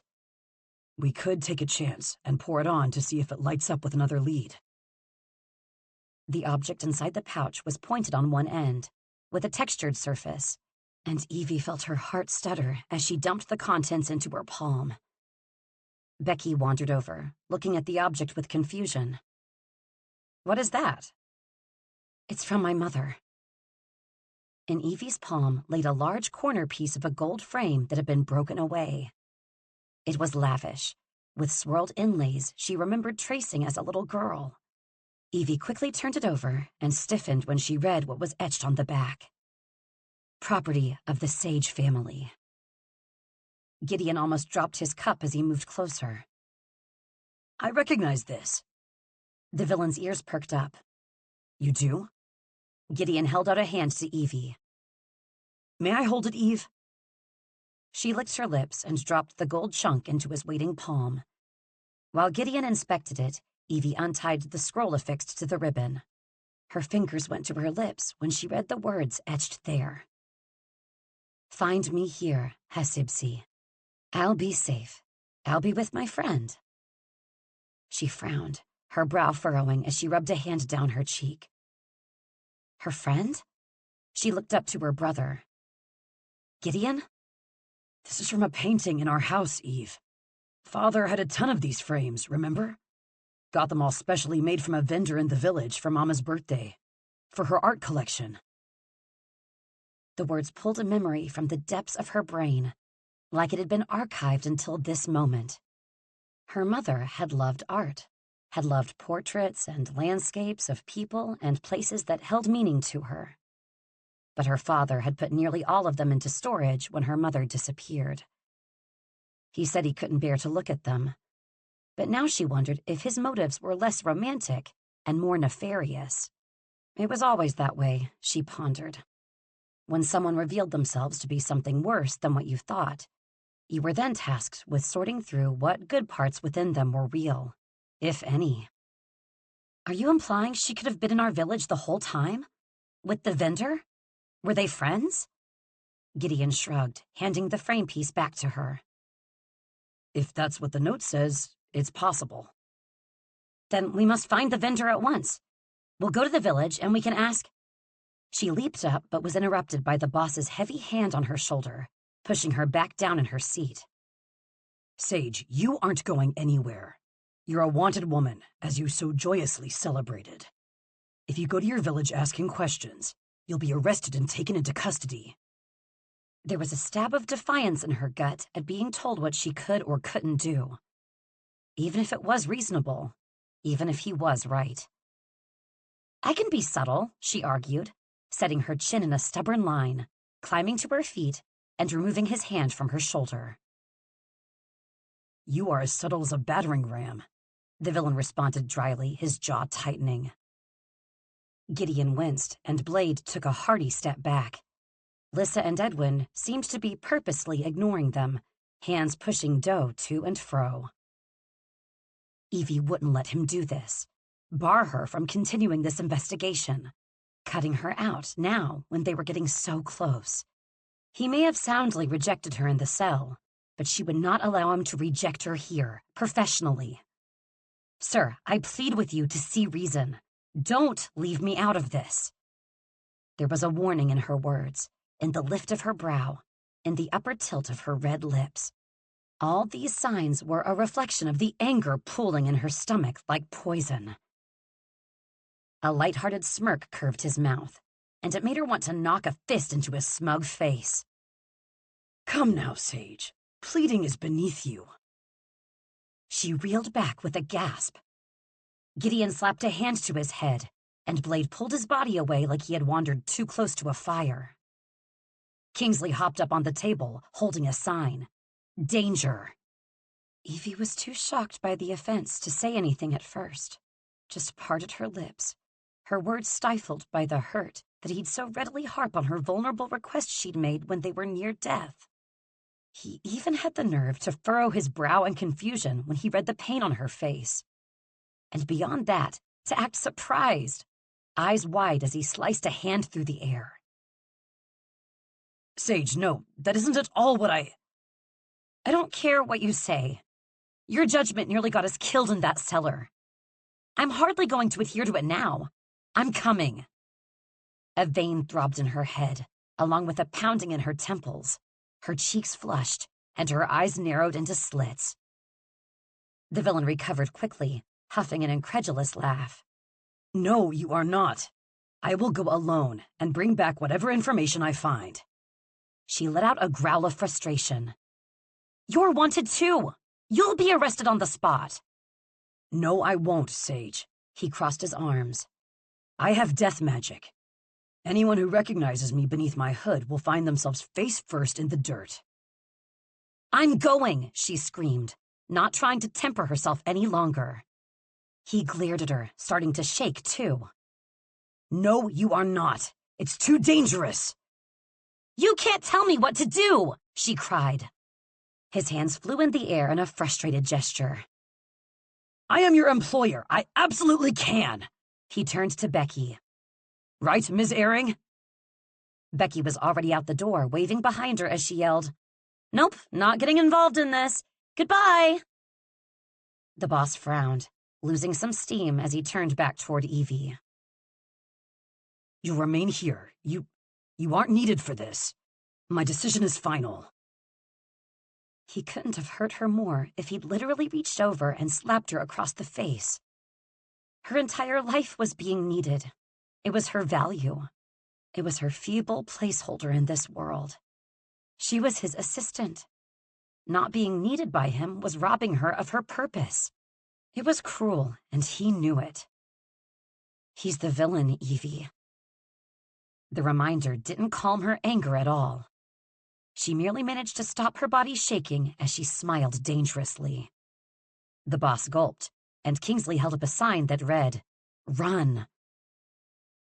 Well then, as you wish, Mr. Maverine. She curtsied dramatically. If there's any other way I can better assist you, please let me know. The boss looked wary at her formal use of his last name. Evie, please understand. She looked up at him with a dangerous glint in her eyes. Oh, as your assistant? I understand perfectly, sir. Don't give it another thought. As she turned and glided from the room, she heard Blade's voice call to her. Evie, hold on! She turned around and snapped, What do you want? And then immediately regretted it. Her anger wasn't with him. She sighed heavily. I'm sorry, Blade. I'm not good company when I get upset. It's just that I feel so... And he just... Blade grinned, taking her gently by the arm. There are 2 animals downstairs with a similar affliction. Why don't we go say hello? It'll make you feel better. Unlikely, but she allowed him to guide her all the way down to the cellars anyway. Both Givlas seemed content. Blade had just fed them, and the male curled his beautiful, colorful body over the female protectively as Evie inched closer to the bars, smiling at them, wondering quietly to herself why looking at such deep devotion made her chest ache painfully. I wonder what it's like to be happy like that. So content, together with the one you love, Evie whispered. But the cellar was quiet enough that she might as well have yelled it. She glanced at Blade, but he stared ahead with a half-smile that didn't reach his eyes. Yeah, I wondered that too. I wonder all the time. Evie leaned her head against Blade's arm, and he glanced down at her. The boss was unwise for not letting you go, Evie. I'm sorry. She didn't answer, just shrugged before patting his arm in farewell and making her way back up the stairs. The ache in her chest didn't waver, but she'd keep it. It was fuel. Her heels clicked off the stone hallway as she strutted forward, comforted by the knowledge that Tristan Maverine was about to find out just how unwise it was. Chapter 42, The Villain. The pixies were glaring at him. Every 10 minutes on the dot for the last 3 hours, he'd heard the twinkle of their wings floating past the crack in his door, which he'd left slightly ajar, only so he could hear the goings-on in the office. Certainly not because Sage hadn't spoken to him in 3 days, and he was desperate to hear her voice. Every morning in the days past, she'd enter with a blank expression, placing his cauldron brew as he liked it on his desk, her old weathered notebook in her hands. The one with sketches of kisses inside. Sketches that made him burn with curiosity, but he couldn't ask her about them. She was painfully, and unnaturally, silent. It was a welcome change, delightful even. He was rather enjoying it, clenched teeth notwithstanding. She hadn't hummed, hadn't laughed. He hadn't even seen her pop a vanilla candy in her mouth, and he'd been watching her to the point of absolute embarrassment. He noticed everything. When she got up, when her desk shifted, when she played with a lock of hair, when she fucking breathed. All he could do was replay her plea all over again. Please kiss me. Chivalry wasn't dead, but it ought to be, with the abysmal situations it put him in. The memory of Sage's quiet request was driving him mad. Had she meant it? Was it the stress of the moment and nothing more? Did she truly want him? Was that why she was so angry now? Or maybe the anger was solely due to him steamrolling her into remaining at the manor. It doesn't matter, he grumbled, trying to get a hold of himself. This was why a romantic entanglement was a mistake, always. It led to all this messiness, or worse yet, feelings. Him hurting her when all he'd desired was her safety. As his assistant, nothing more. Tristan had received a raven that morning, a tip that Sage's village was having a festival. It was the perfect time to slip in unnoticed, but he couldn't even rejoice in the victory. He had no one to enjoy it with. Everyone was angry with him. Everyone. His own workers, his own family. Even Rebecca Airing gave him disdainful glances every time she passed him on the floor. Kingsley, his only remaining ally, sat on his desk, ever the reflection of everything Tristan wasn't. Kind, good, gallant. The frog held up a sign, this one reading, "Beware." I don't have time to decipher your codes, Kingsley. Beware of what? Tristan pulled a hand through his disheveled hair. He'd barely slept the last 3 nights, and it showed. There were shadows under his eyes and an overgrowth on his chin. He rubbed his tired eyes with his hands, leaving them there to block out the light. "Sir?"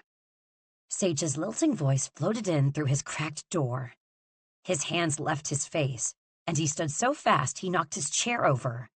Clumsiness was a trait he'd thought to be completely commandeered by his assistant, but it appeared to be catching. He picked up his black chair and glared at it. Clearing his throat, he stood up straight, trying to appear unruffled. And failing. "I was wondering if there was anything you needed me to do to help prepare you for your trip into my village." She sounded cheerful, which for some reason gave him a horrid feeling. He moved around his desk and fixed his eyes on her face. Her warm black curls were pinned back by 2 golden butterfly combs, and her white tunic hung over a loose pair of trousers. The combs matched a butterfly pattern painted onto the design of her corset. She looked put together and well-rested. He had a sudden urge to pull the combs out and muss her hair, just to undo her as she did him. No, Sage. I believe I have things well in hand. Kingsley held up 2 signs behind her back. A and mess. Little traitor. Sage lifted a brow and folded her arms across her chest, drawing his attention there for a second before he forced his gaze back up to her face. "Well then," she said curtly, "I suppose you don't need me at all." His body screamed the contrary. But it was good. They needed this careful distance between them if they were to have any sort of professional future. If he was going to have any hope of forgetting he'd nearly kissed her in the water cellar. Not to mention accomplishing his takeover of Rinodon without interference. This was for the best. The pain in his chest would go away. I'm taking my carriage. Keeley and Nesma will ride behind me just as a precaution. I'll continue the rest of the way on my own, he finished. Though he felt very much like he was being quizzed on an exam he was entirely unprepared for. And by the look in his assistant's eyes, he'd gotten every answer wrong. But her eyes were the only place to reflect this. The rest of her face stayed in that nearly perfectly pleasant mien, like she'd stuck a hanger behind her teeth. Excellent. Well, I hope you have a pleasant trip, and I wish you every success. She moved in a flurry to leave, and all things considered, he was in the clear. There was no explaining why he lurched forward, though, almost instinctually, to clasp her hand in his. The touch sent a shock through his hand and up his arm, angling right for his heart, and other less polite places. She swallowed. Is there something else you needed, sir? You. His thoughts were committing treason now, railing against him and everything he was endeavoring to conquer. His feelings, his body, his heart, his memories, they were all warring, and the object of their ire and desire was so close he could count the gray flecks in her irises, buried beneath the blue. She is your employee, he thought desperately. But his heart shortened it. She is yours. No, he yelled aloud. Damn it.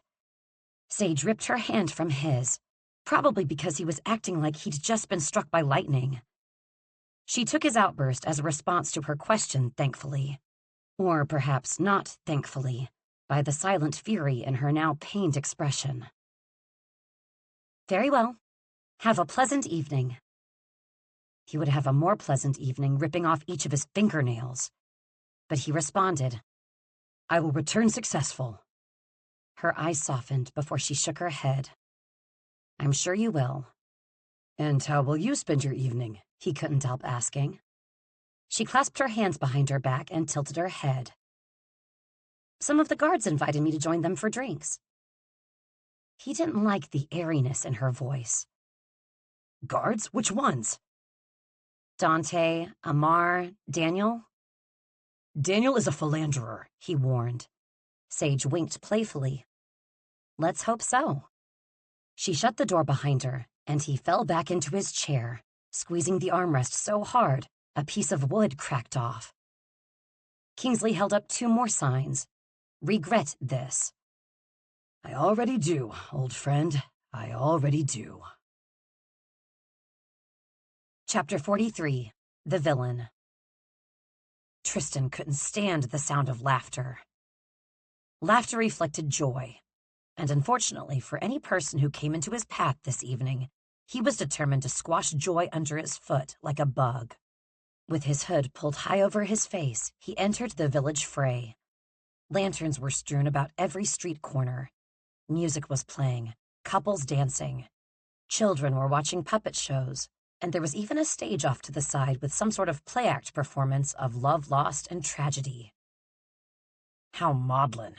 How truly ridiculous. Vendors lined the street.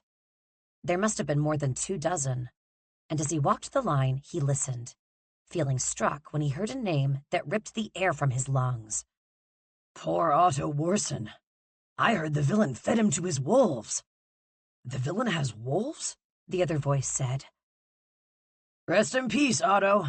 It just goes to show that no good deed goes unpunished. I told Otto not to hire that strange Sage girl, but he said he took pity on the creature. And this is how she repays him? The treacherous wench. I always knew something was off about her. Working for the villain, and all the while her sick father is missing. Keep walking, he ordered himself. Do not draw attention to yourself. He took a hard step forward, pulling his dark hood farther over his eyes. His magic was seeping out already, gray mist surrounding him, waiting to strike. No, he commanded. Not yet. She was always a pretty little piece, but the mouth on her. If I could have wired it shut, I would have enjoyed her for far longer. Wait, he knew that voice. Okay, he told his magic. Go ahead. It seeped out toward the men near him who were drinking against one of the shop windows. The man speaking had his knee light up in vibrant red. It was Rick, Sage's unfortunate ex-paramour. Tristan's magic struck the point on his knee hard, and the man cried out, falling to the ground with a satisfying thud. My leg! He screamed. Something's wrong with my leg! The group of men surrounded him, murmuring concern. Tristan smirked and walked on until an elderly woman tugged on his sleeve. "Excuse me, sir. Might you want a face paint?" The old woman had a weathered smile and long gray hair. Her station was a sad sight compared to the other vendors with large carts and opulent signs. All she had was a tiny table and paints and old-looking brushes, and not a patron in sight. It would be decidedly unwise for him to expose his face to this woman. The chances were high that she would scream or cry out for the guards, effectively ruining any chance he had at finding Nura Sage. But she looked so hopeful, and her hands shook as she waited for his reply. "Please, sir, I promise I'm good, and I'll only charge you 1 copper piece." A copper piece was hardly enough for a small slab of bread. Damn it. He'd become a weak sap with no sense of judgment. But he sat down on her stool anyway. Can you make me into a wolf? He asked, his voice low and strained. The woman looked so happy, he almost smiled with her. Almost. He still had some self-control. "Certainly, sir." She began dipping her brushes into paints, her hands shaking as she went, squinting so hard it relaxed him. There was no chance she would recognize him. She could barely even see. "A right handsome wolf you'll be."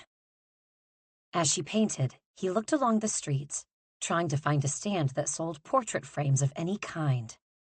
He didn't see a single one, but this was only one side of the street.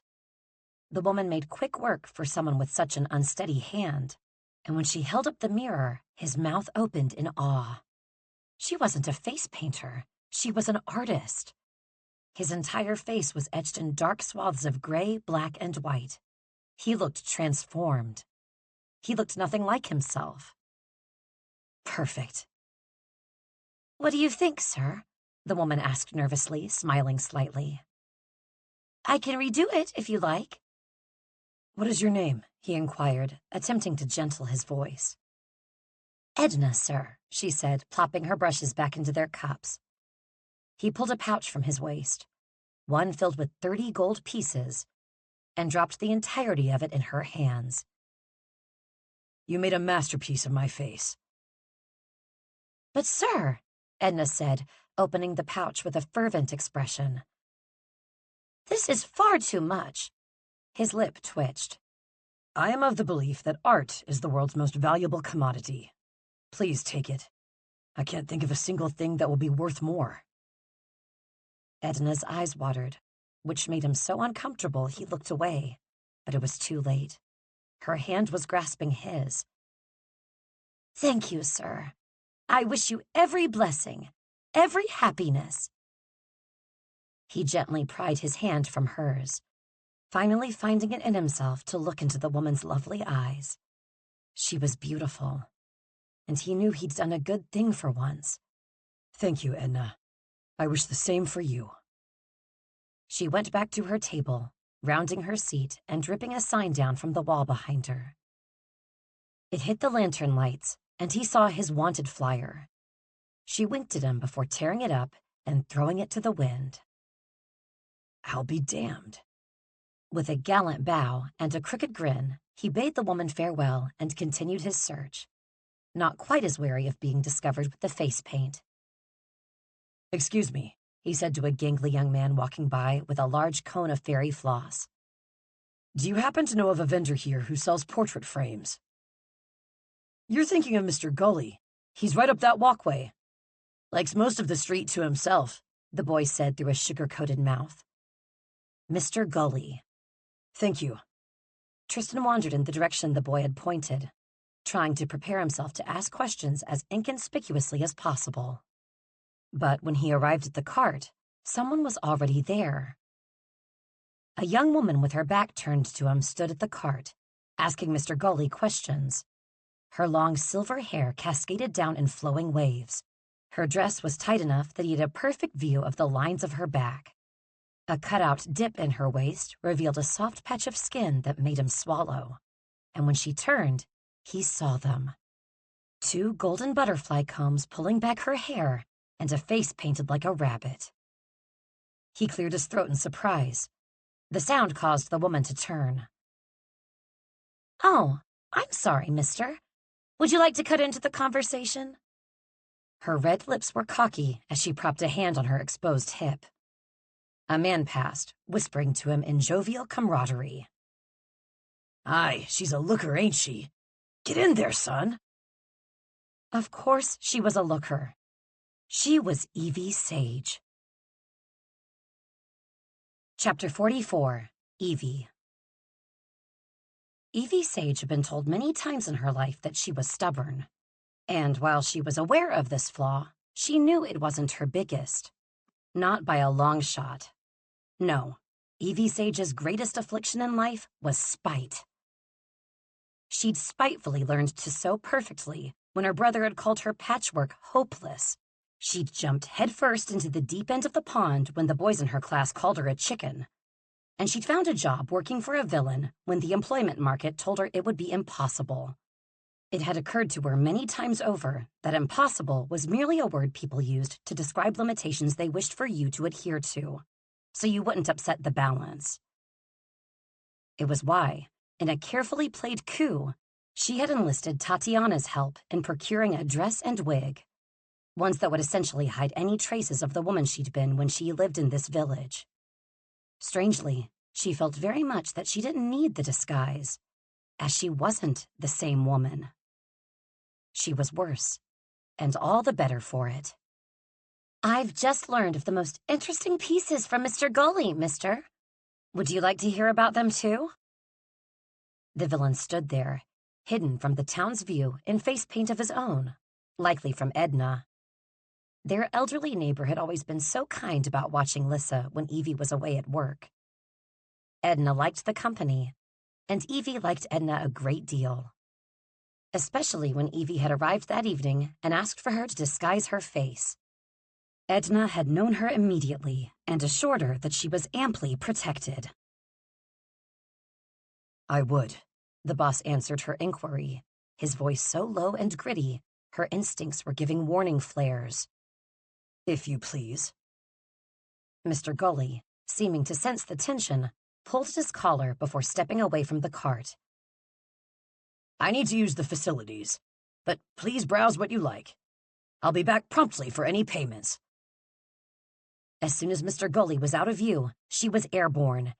She yelped and squirmed in the boss's grip, stopping for the tiniest of seconds to enjoy the view of his annoyingly perfect hindquarters as she was slung over his shoulder like a sack of potatoes. "Have you lost your mind? Put me down!" she screamed, banging on his back as he lumbered with her down a small stone side path that led between 2 buildings. "Quiet," he ordered, his grip tight on her hips. When they were alone and away from view, he dropped her uncourteously to her feet. She stumbled, righting herself and straightening her wig, chagrined. "What in the Deadlands is this?" He gestured to her disguise, to the paint on her face, to her in general. "A wig," she grumbled. "A wig," he repeated, raking a hand down his face before tugging on the ends of his hair. "Why would you do this? Why would you risk yourself in such a reckless, obtuse manner? Please explain exactly what you were thinking." She folded her arms and said the most dangerous thing she could think of. "Come now, sir. Pleading is beneath you." In Evie's experience, there were different levels of anger. Annoyance, irritation, and then came the real stuff. She'd finally hit the highest point on the boss's anger threshold, the quiet kind. There was such a harsh coldness to him that Evie almost grabbed hold of her arms to push her goosebumps back in. "Are you implying that I am a hypocrite?" he demanded in a whisper. She wasn't sure where her boldness had come from. Yes, she'd always been one to say exactly what was on her mind, but usually she tempered it, withheld it, or analyzed it ad nauseum. Always so desperate not to offend, so worried she'd say the wrong thing. But she never worried about how her words would be taken with Tristan. He somehow always knew exactly what she meant. But his coldness after she'd nearly kissed him changed everything. It made it easier for her to say, "Implying would mean I am merely alluding to your hypocrisy. No, sir. I am telling you that you are one." I could fire you for insubordination. His words should have scared her, but it was so obviously an empty threat that she looked to either side of her in a show of confusion before shrugging and replying, "Do it." He sputtered. I'm not actually going to fire you. I just cannot believe you'd ever be so defiant. She gave him a dubious look. "Really?"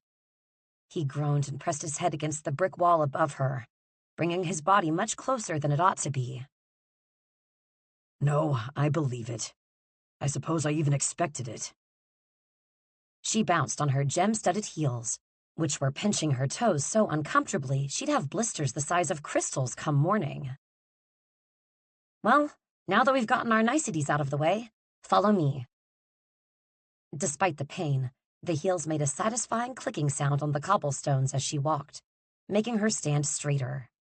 The whole purpose of this little excursion was to question Mr. Gully about your mother's whereabouts. Where could you possibly be going? He asked, but followed immediately behind her. "My home. Or the place I grew up, anyway," she said with a steadiness she was proud of. Her relationship to their family cottage had been altered so drastically. She wasn't certain how to feel about it at all. It was difficult to hate a place where the etchings of how tall she'd grown year over year still stood in the doorway.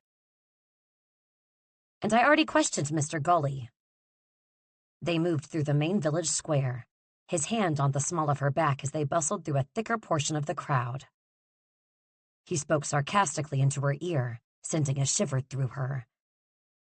"Well, don't leave me in suspense, Sage. What did you find out?"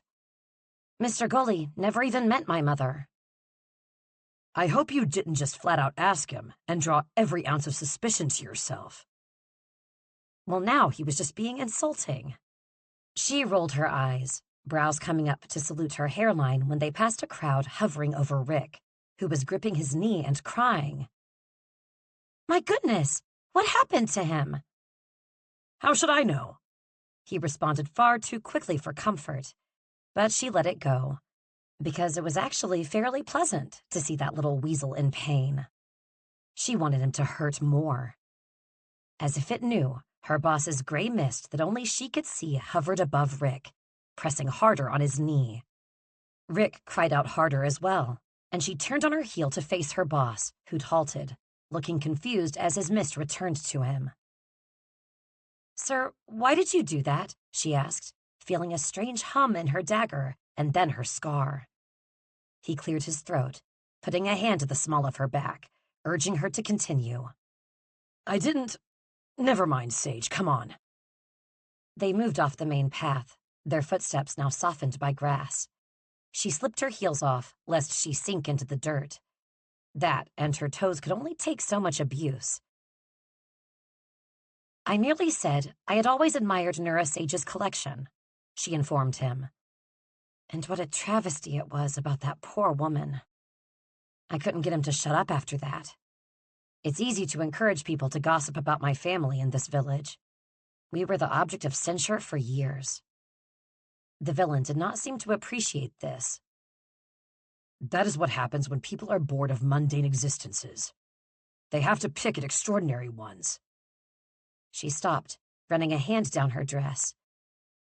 "I'd hardly call my family's history extraordinary." "I was referring to you." How she was expected not to attempt to jump him, again, right there, was beyond her. It was like dangling chocolate in front of her face and telling her to just look at it. But she knew she had to respect whatever professional boundaries he was choosing to put up. "That's kind of you." "It's not kind," he pressed. blessedly distracting her from the cottage cropping up in the distance. It's simply true. Though I don't know how you could reveal your mother's name to that man and not worry he'd recognize you on the spot. It's a small village. She shook her head, skipping up the pebbled path she used to walk every day. The disguise was merely precautionary. The truth is, I could probably saunter through the village just as I usually am without much notice at all. I can't imagine that. What? She said as they arrived in front of the door. Not noticing you. What a delightfully awful thing to say. Was this man trying to kill her? She yanked open the door and moved inside without looking at him. The door was unlocked, but the cottage seemed for the most part intact. Edna had kept an eye on things.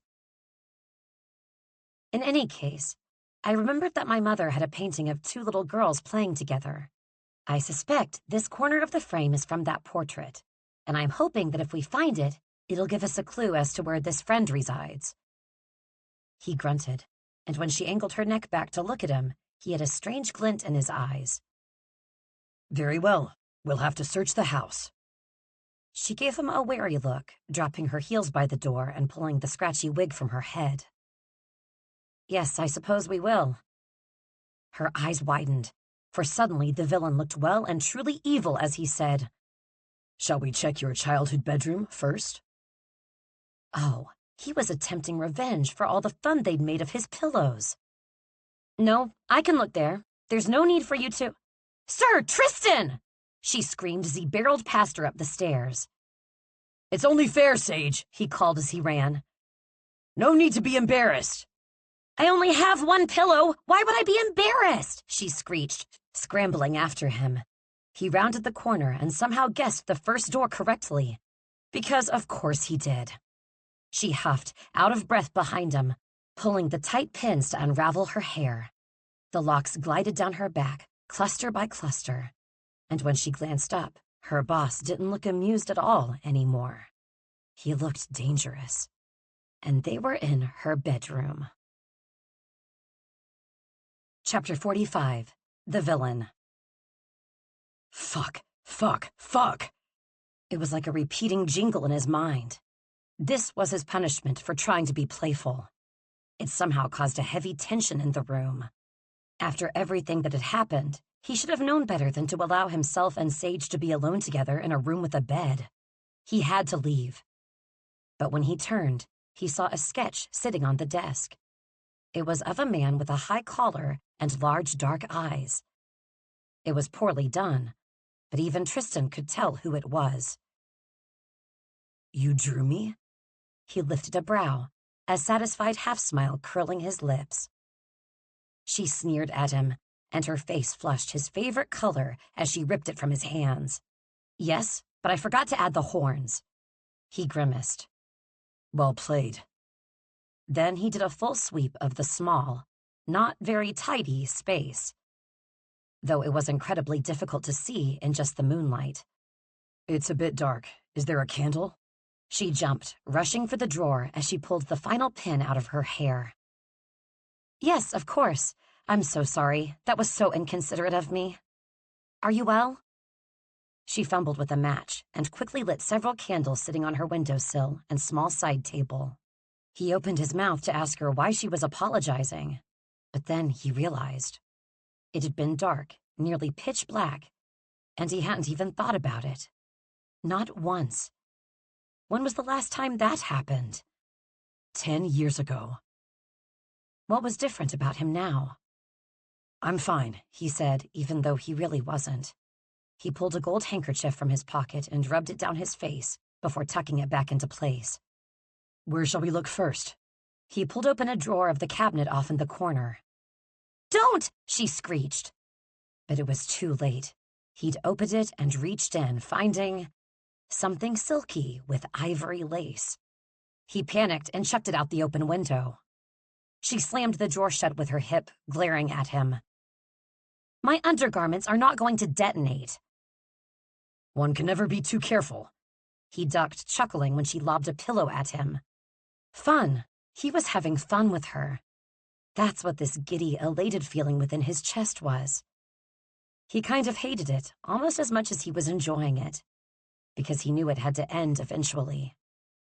"Why didn't you want me to come here, really?" she asked, and it seemed the end had already arrived. An honest answer was ill-advised. A curated, villainous one would keep her away and set them on the right course forward. It was too risky. He opted for safety. "What was?" Sage asked. "Me coming? Or simply admitting that you think me an encumbrance?" Hold on a minute. I don't know what scenario you're playing out, Sage, but I can assure you I do not think you an encumbrance. I merely felt cautious regarding your safety. But she crossed her arms, looking like that wasn't even close to enough of an answer for her. Her dress was making it damn near impossible to focus. There was so much of her glowing skin exposed, and the black shimmer in the gown made her look like midnight. "You were never shy about me going on field missions before." You weren't a wanted woman before, he replied. She scoffed, gesturing to the white lines of her face paint. Clearly, that problem was easily remedied. He didn't respond, running out of excuses that would divert her. What could he say? That he couldn't bear the thought of putting her in danger? That she was murder for his focus and his self-control? No, those were all thoughts that needed to remain tightly contained, but they were bubbling to the surface with every step she took toward him.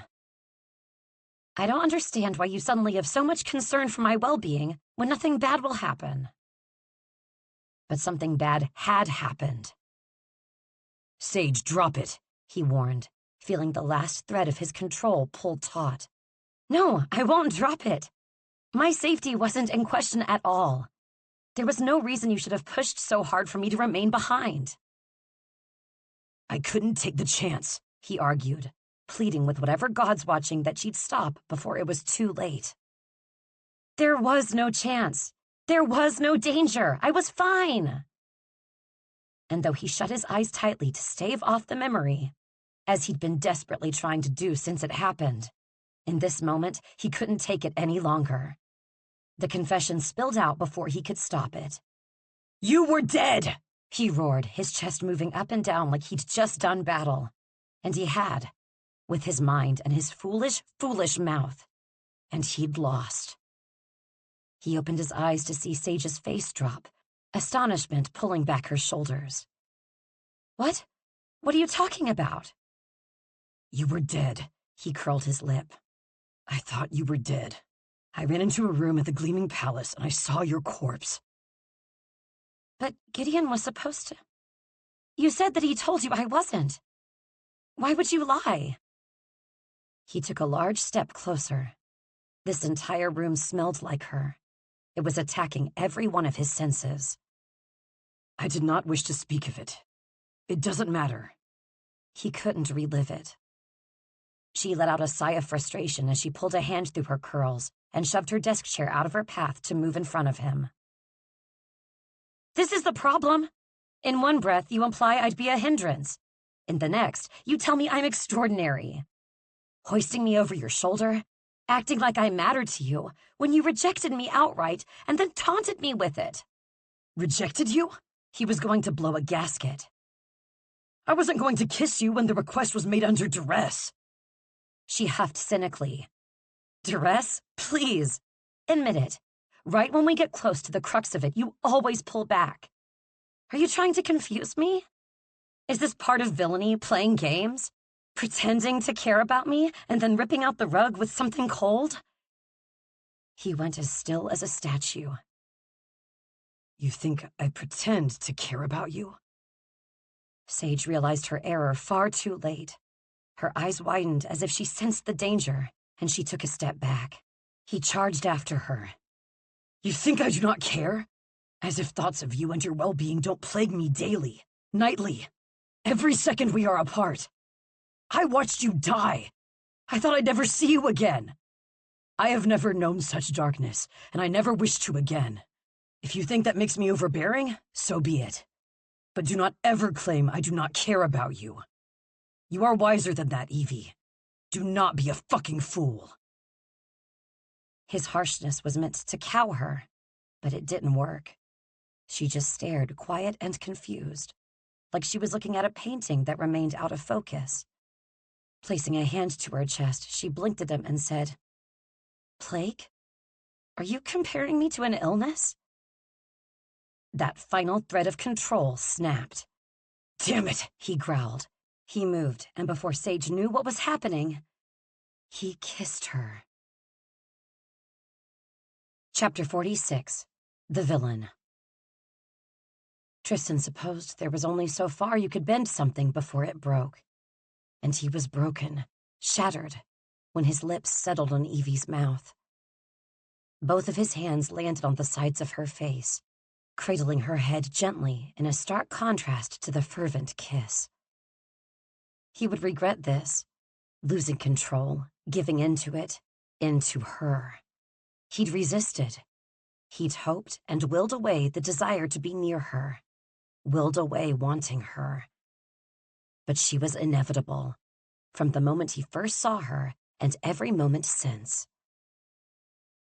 He loved her. It was a never-ending echo that he'd vowed to never say aloud. And surely later, when the kiss ended, when he pulled away and made his awkward excuses, stumbling over his words to avoid the truth, he would loathe himself for taking this taste of her. But not now. Now he would simply enjoy it, pouring every ounce of love he couldn't say into this moment, this woman, this kiss. She hadn't moved, hadn't pulled away, hadn't kissed him back either, come to think of it. And this gave him such pause he ripped his lips from hers. How could he do this? He'd probably frightened the wits out of her. She was rigid beneath his hands. He took a large step back, leaning away from her. "Sage," he breathed. "I'm sorry." "It came true," she said, looking at him in a daze. "I didn't think it ever would." He was struck by the words, but he couldn't figure out why. "What do you mean?" Her eyes flicked to the window, to the stars, and then he remembered. That first week, the late night in his office, her wish. "I'll let you know when it comes true." He couldn't fathom what she was saying, what her words meant. His usually organized, efficient brain was jumbled. "You wished for. Your wish was..." She dove toward him, pressing her lips back against his. His eyes widened for a moment, watching as she clutched for his shoulders like she needed something to hold on to. Like she needed him. And this time, he froze. "This is quite honestly the worst game of tag ever played." But when she hummed against his lips, any remaining frigidness thawed. Only heat remained. "I'll let you know when it comes true." A low sound built in the back of his throat as he wrapped his arms around her, pulling her close.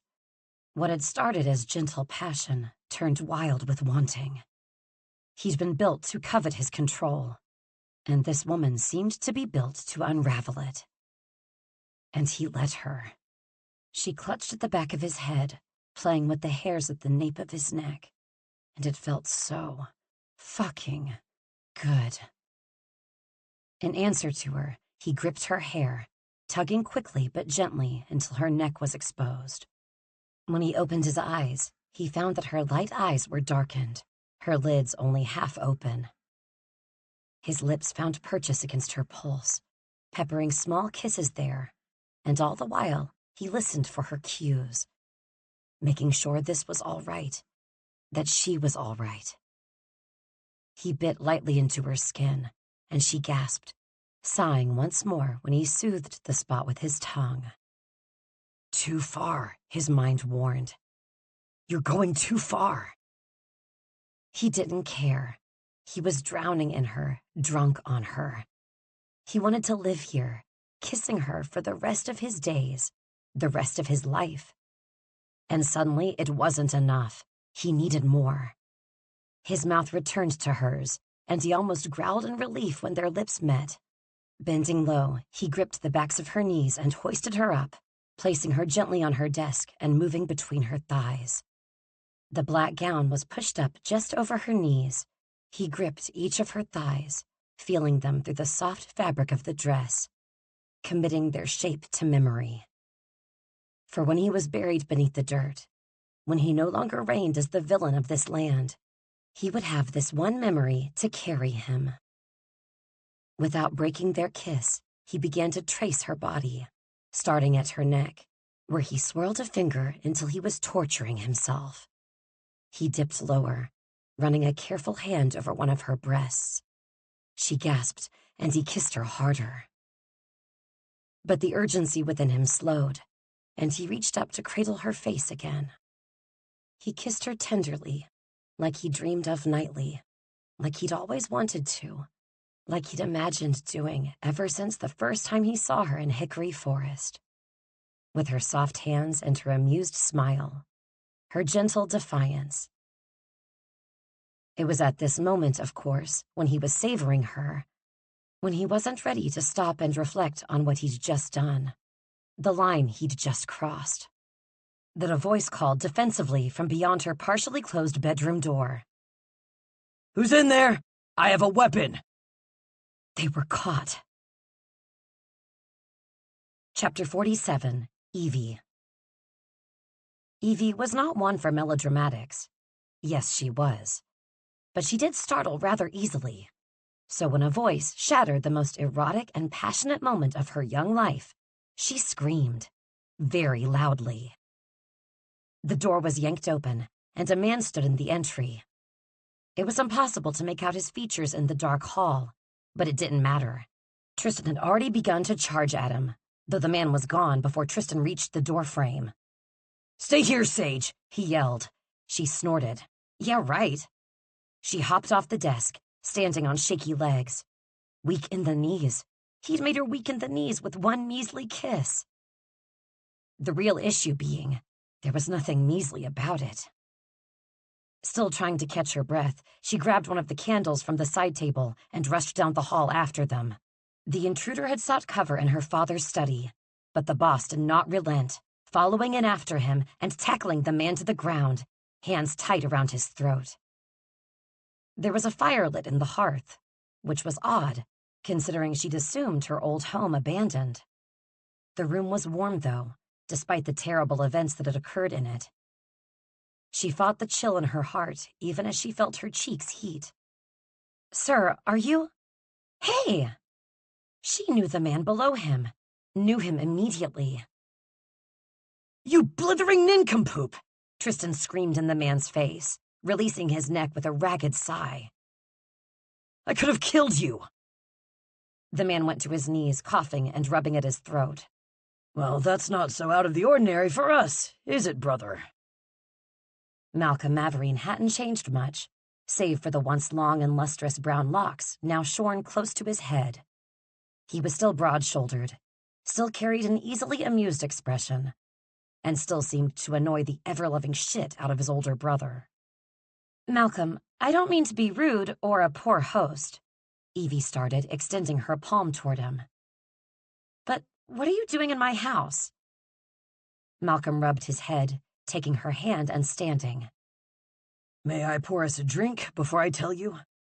I fear it's far too painful to reveal without liquid courage." He went to a sideboard that she didn't recall being there before and poured 3 glasses full. A drink was just the ticket. It would allow her body to catch up with her mind, though both parts of her seemed to agree that she was still upstairs, still kissing Tristan. The villain, her boss. The kiss had been entirely mutual, though he'd been the first to pull away, and then she'd promptly mauled him. But he'd seemed to enjoy the mauling. He'd seemed to enjoy her. But there was so much distance in his expression, she'd begun second-guessing it all. Yes, a drink. She took the glass of amber-colored liquid from Malcolm and downed it in one gulp, and then could not keep herself from coughing. "Oh, that's disgusting!" Malcolm frowned. "I'm afraid it's all I have left of the Red Bloom Tavern." She cringed, feeling mildly guilty at the thought that if this was the last of that horrendous liquor, it was rather a good thing. Tristan remained off in the corner, arms crossed over his chest, his face stony. He was silent and barely looking at her. It was terrible. But Malcolm's words caught up with her. Wait, what do you mean? What happened to the Red Bloom Tavern?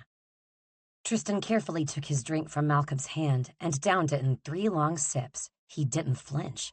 Unbelievable. Lose it in a game of cards, Malcolm? Malcolm glared at the accusation, finishing his own glass and refilling hers, which she hadn't asked for, and under any other circumstance, she would have refused. The stuff tasted like copper-tinged medicine. But it was warming her gut and washing away her frenzied overthinking of that kiss. She took another large swig.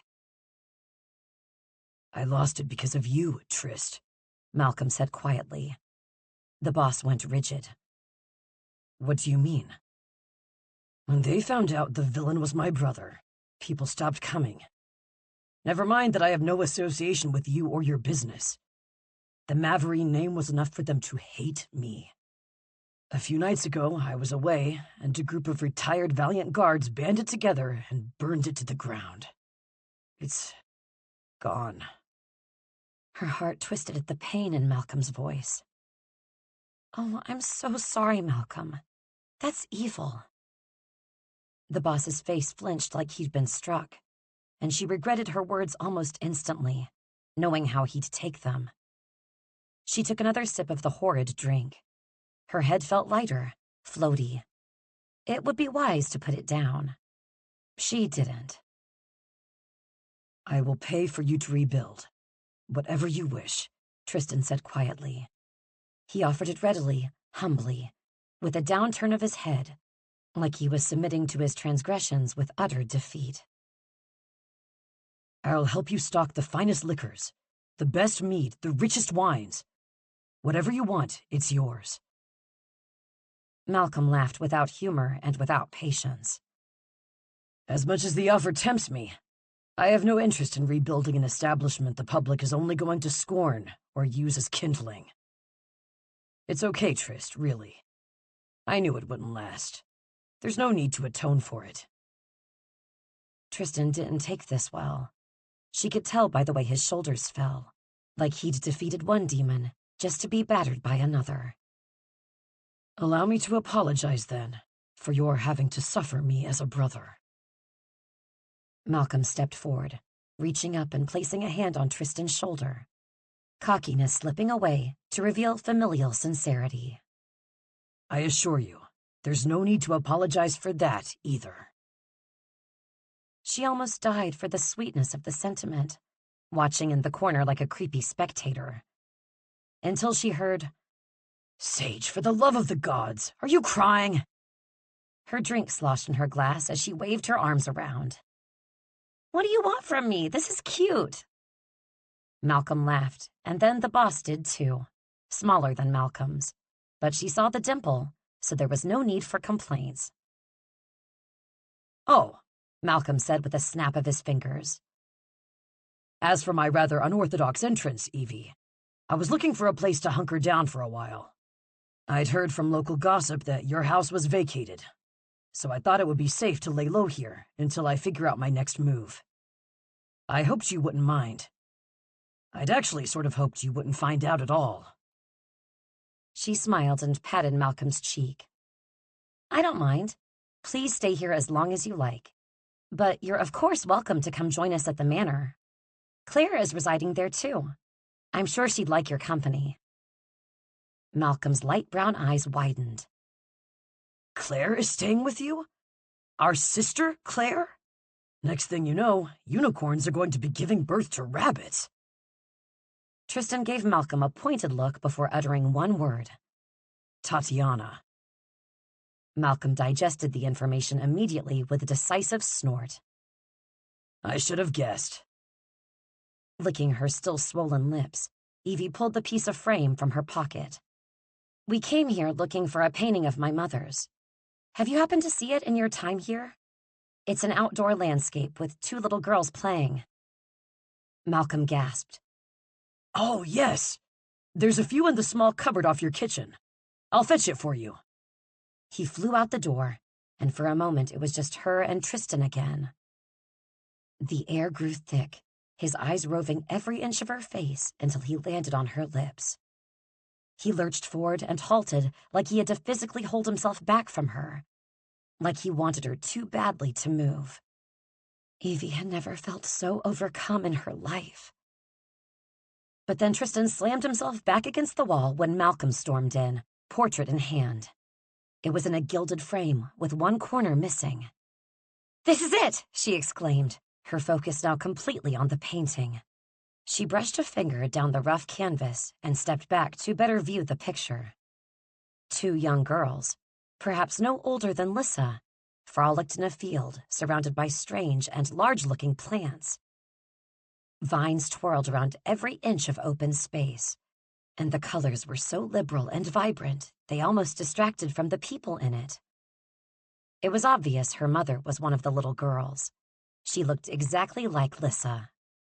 Like her sister had been placed right into the art.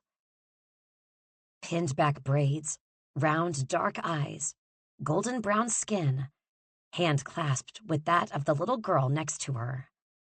The other had braids too, but they were dark red, like fire. Her eyes were a light brown that reminded Evie of toffee. Her pale skin was dotted with freckles just across her nose, and she held a gilded gold key in her hand. Evie searched for an artist's mark, an inscription, any clues as to who the red-headed girl was or where this was painted. But there were only 2 faded F's at the bottom.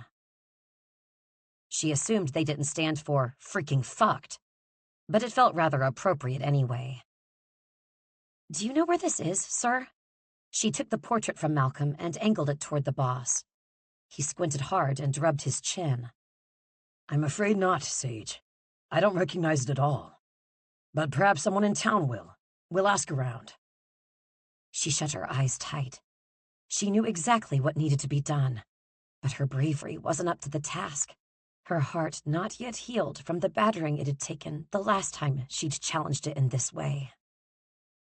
But emotional scars sometimes demanded to be reopened, to let out the remainder of the pain, to free you from it. "No, we can't waste any more time," Evie said, a pit of dread pooling in her stomach. "We're working against the clock with the Givlas and the manor's wards failing. And there's only one person I am certain will know exactly where this portrait was painted and who this little girl is." Tristan tilted his head at the artwork, then sent a questioning look to her. "Who?" "My father." Chapter 48, Evie. "I can't do it," Evie whispered, staring at the cellar door. The boss stood on one side of her, Tatiana on the other, smiling, hand clasping hers. Warmth seeped through the touch, like the healer was sending her magic to every broken piece of Evie's heart. "Come now, little friend. You've done far harder things than this." Evie wanted to argue, but Tatiana always tended to speak in hard resolutions, like her beliefs were facts and not subject to argument, and annoyingly enough, the healer was usually right. Evie and the boss had ridden back to the manor in discomfiting quiet, both avoiding the giant in the room like their lives depended on it. They'd left Malcolm to continue his residence in her home after he'd declined the offer to join them at the manor. "Probably for the best that I stay here. Tristan and I tend to brawl when we're in too close quarters." "The manor is huge," she'd argued. "Not huge enough," the boss had grumbled. So they returned alone, and all the heated wanting that had made the room thick with tension had dissipated into something frigid and confusing. They'd both agreed to retire to bed and begin questioning her father in the morning. And Evie had been certain that come sunup, the subject of their kiss would reemerge with a vengeance. But he hadn't sought her out, hadn't brought it up again, just avoided eye contact and oddly pressed the back of his hand to his lips every so often, like they stung. Now that the workday was well underway, things had seemed to just revert to normal, and she decided it was likely best for the both of them if she just stopped thinking about him at all. The only problem being that she was still thinking of him, and in a way that would likely send him and his proper manners into heart failure. She returned her gaze to the door before her, the marks in the wood taunting her as she tried to focus on the task at hand. It was foolish of her to think she could have avoided this forever, avoided speaking to her father again. It had been foolish to think she might instead just move on with her life, with the dignity he'd attempted to steal from her.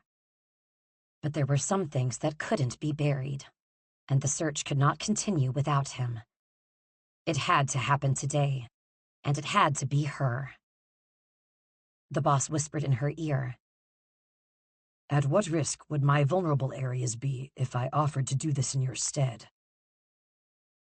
That depends. She did not turn to look at him, but she felt the heat radiating off his body, smelled the clean scent of his shirt, freshly laundered. She wanted to bury her nose in it. Which vulnerable areas are we speaking of? He bent low, cupping a hand over his mouth like he was going to say something scandalous. But the delivery was flat and dry. My ear. Oh no, a laugh burst out of her, fast and loud. The sound echoed down the empty corridor. The only ones to hear were Tatiana, the villain, and now Blade, who was rounding the corner with a jovial expression. The female Givla's gestation is moving along nicely, everyone. And by the looks of her abdomen, I'd say there's at least a month before we have a baby. The male also seems to be nesting. Blade's expression turned indulgent as he smiled. If the amount of scales and leaves piled up around the cage is anything to go by. Blade's lemon-yellow vest shimmered with red embroidered roses, his color scheme matching the daylight. He halted and frowned. Did I miss a joke? Tati leaned against the wall, one of her gauzy pink sleeves rising as she lifted her forearm. The boss made one. Blade pretended to faint. Can you leave? The villain bit out before looking back to Evie, checking for cracks in her joy, waiting for her sadness to return. But she felt lighter with her friends here. I will be going, alone. She said it pointedly to the room as a whole, reaching to lift the latch of the door, but her fingers stopped over the handle. Do it, she urged herself. But she stayed in place, arms locked, fear coursing through her at the possibility of losing any of the softness she had left. She didn't want to be hardened by her experiences. She wanted to defy them by remaining just as she was, kind, gentle, forgiving. How could there be a way forward? How could she do this without losing those parts? 2 interns passed by the dungeon door, snickering at her. A bold move in front of the boss. However, it was not Tristan who called out to them, but Rebecca Airing, who had appeared around the other corner, running directly into them. Her tight bun pulled her features back into a severe expression as usual, but it was strange how comforted Evie felt to see it. Becky turned to the interns and said, I was hoping to run into you two. You're on muck-out duty for the dragon today. Mr. Gushikin's got his hands full with the Givlas, and Fluffy's cleanliness is of the utmost importance. Both interns began sputtering. Ms. Airing, we cannot possibly take on a task that large, one of them complained. That animal is a mess. Becky rolled her eyes as she leaned toward them and mock whispered. Then I suggest you get started. But she gave you a command, Blade said, an uncharacteristic hardness in his tone and expression. I suggest you follow it. They scattered. Becky's lips pulled slightly up in Blade's direction, and an answering smile was aimed back at her. Evie had to force her mouth closed, but Tatiana had the same giddy expression beside her. There was nothing quite so hope-inducing as a budding romance. Becky's heels clicked against the stone floor as she walked toward Evie, resolve in her expression. Do you remember what I said to you on your first day? Evie searched her mind, trying to remember, but she was flummoxed, not used to this direct address with no sarcastic insult included. The only thing she came up with was, I think you said you're going to fail? Becky's eyes shined. But you didn't. And Evie was certain in that moment that Becky saw right through her pasted-on smiles, right through to the core of her, and Becky didn't turn away. Right now, for Evie, it was safe to just be. Becky nodded toward the door and smiled at her. A real one for maybe the first time. You won't fail at this either. I promise you can do this. Evie gripped the handle and turned, opening the door. You can. So she did. Chapter 49, Evie. It was dark. A fitting scene for confronting what was arguably the ugliest part of humanity, betrayal. The first night after her father had been imprisoned in the dungeons below the manor, she had been too grief-stricken by the boss being taken, had been aching with despair and a worry so pervasive that she hadn't slept well since. She'd imagined what they were doing to him, how they were hurting him, and it had nearly killed her. She'd thrown herself headfirst into planning his rescue just to survive it. Hadn't wasted time on anything else. She had made sure everything was executed down to the last detail. But Tristan was back. She'd succeeded. And now it was time to face the music. Hurt tugged her heart into two mangled pieces as she walked down the dimly lit corridor beyond the cellar door. It was dirty, dark, and cold. An apt place for her father. But she railed against the twinge of pity she felt nevertheless. Love shriveled and disappeared differently, sometimes slowly, sometimes quickly. But she realized now that it was the most brutal, the most painful, when it was abandoned. Her love was too big, and it had been given too freely to people who didn't deserve it. She swallowed as she approached his cell, where he was kept isolated from the other valiant guards in their custody. The malevolent guards had left for their rotation, and the boss was keeping the next group from coming down until she was through. As she passed the single torch hung on the wall, she saw a silhouette of a man sitting on the floor of his cell, knees pulled inward. She was cloaked in shadow, so he didn't see Evie when she first approached.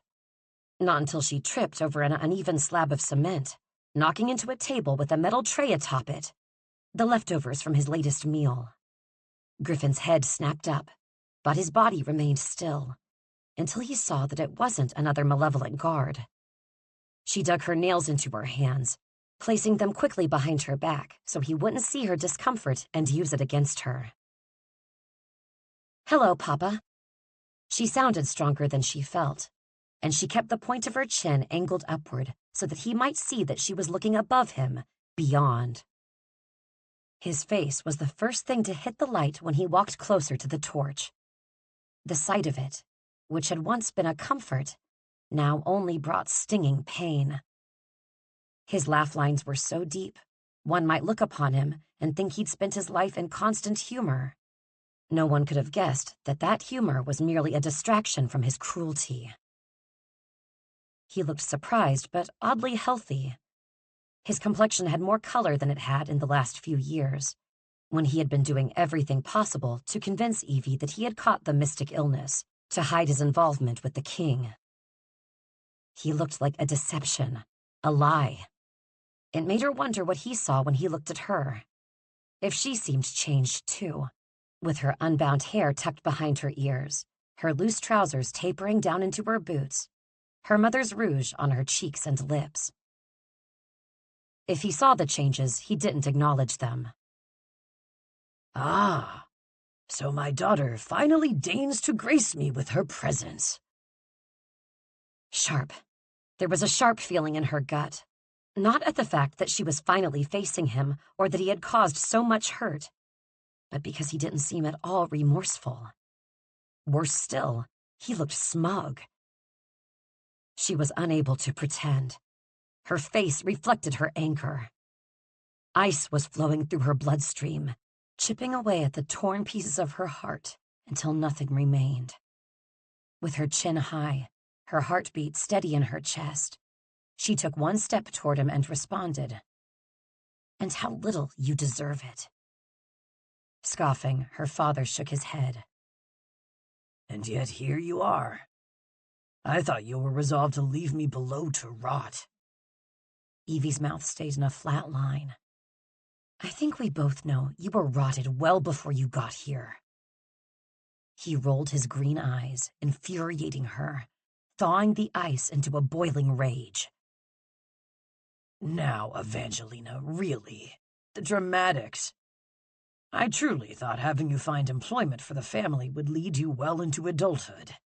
But even now you act with such immaturity." "Don't," she warned herself. "It's what he wants." Someone in his position didn't want to hear reason, just emotion. He wanted to know he had affected her. But he did not control her. He couldn't. Not anymore. "I have questions for you, and I will have answers," she said.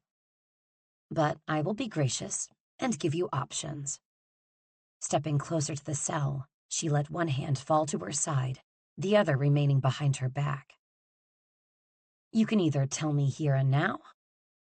Her hidden hand whipped around while the other grabbed for his dirtied shirt, and she yanked him forward hard enough that the sharp edge of the dagger dug against his throat. The skin there bobbed against the hard metal.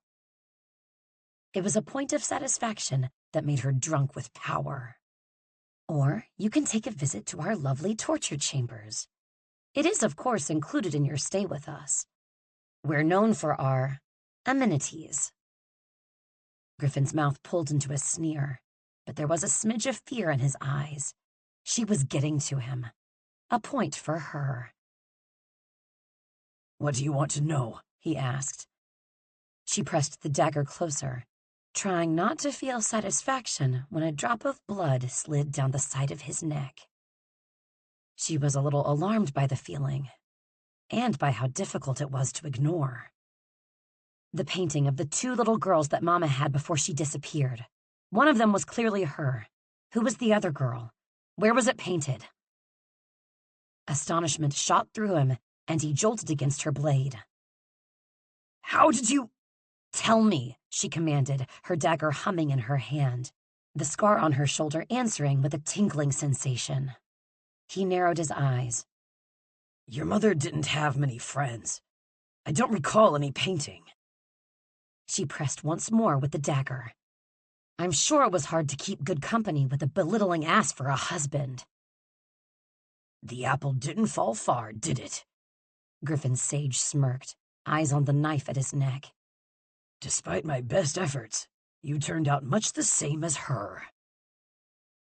The accusation was too close to her deepest fears. That she too would break. That she too would destroy the lives of the people she loved. And to have the accusation made by the person who'd hurt her the most, who'd left scars on her soul that would never heal. She did exactly what her father had just accused her of. She snapped.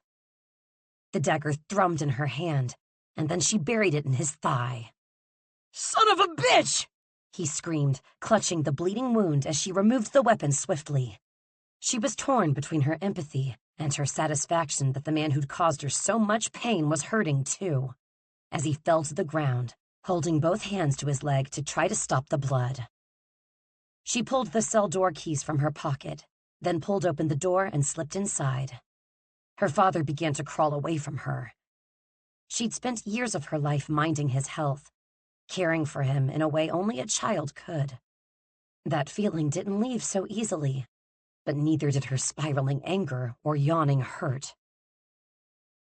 "Oh, don't leave so soon. Please stay a while." She laid her heel against his hand and listened with quiet gratification to the scream that tore through him. It reminded her of the sound of one of the animals he'd slaughtered for the butchery when she was a child. A memory flashed of her father then, how he'd held her while she cried for the animals, how he'd carried her on his shoulders the whole way home. She removed her heel so fast she almost fell over, gripping her chest, breathing heavily in alarm at her sudden cruelty. He deserved it, but he didn't deserve the power to change her this way. He sat up, and she helped him, lifting his shoulders until he was sitting against the wall, the blood smearing across her clothes. "What do you want?" he asked warily. Evie hardened her voice. "I want you to tell me what you were doing with my mother. I want you to tell me what you and the king did to her magic. And more than anything, I'd like to know why the gods cursed me with someone like you for a father." She removed her hand from his shoulder, watching warily as Griffin backed himself to the wall on the other side, far away from her, hands returning to the wound. He closed his eyes tightly before opening them once more, a tired resolve in their depths. "The little girl in the portrait was your mother's childhood best friend, Rena Fortis." This surprised her. Rena Fortis? As in the Fortis family? The Fortis family was well known throughout the kingdom as warriors of valor, and a line that dated back to the very beginnings of Renadon. It was said that the land their fortress resided on was so magically touched that even the plants came alive. Evie had had a meager education, but even she knew them well. They were the stuff of legend. Griffin looked pale, as if his false sickness had become real, probably from the blood loss. She'd asked Tatiana to do her best to repair the damage she'd done, but Evie would take her time. She had the information she wanted, a steady lead, and a damn good chance of finding her mother with the most noble family in Renadon. Not by blood, but by honor. But she wasn't done. There was more to what happened to her mother all those years ago. More to the power that had nearly overtaken her. And one of the only people with the answer she needed was bleeding out in front of her. He looked so weak. "Have mercy upon me, Evie. I am your father. That should still mean something to you." He was apparently under the impression that he could have Evie play into his hands, but she would not be manipulated any longer. "What did you and the king do to my mother?" She stepped closer, standing over him, the blood-stained dagger dripping at her side. Griffin's eyes were on his hands, and they stayed there as he replied, "I did what I thought was right." It was the truth. She wasn't certain how she knew, but she could feel it in the shame now creeping into his expression. "You destroyed her," she replied, feeling hollow. He looked up at her. She didn't think it was possible for him to sink lower in her esteem. But then he whispered, "I didn't mean to." The words made her heart drop to her stomach, because this wasn't a lie either. She knew he meant it, as useless as it was now. Suddenly, she was through with the conversation, through with him, and uncomfortable with how strongly she wanted to hurt him the way he'd hurt her. But it would get her nowhere. There was nothing he could give her now but sorrow. "You won't see me ever again," she said coldly. "I will forget about you. I will move on and be happy, and you will be here, rotting, weak, and alone, with only your valiant honor to keep you warm." She shook her head. He looked so small, this man who had once been a mountain in her eyes. "I hope it was worth it."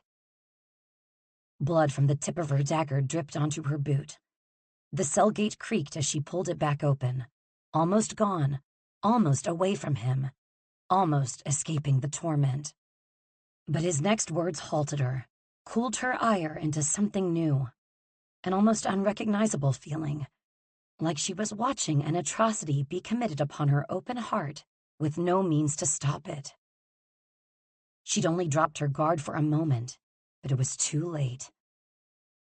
"If you'd like answers to what the king and I did to your mother's magic—" Her father paused, like a fist slowly pulling back for a great blow.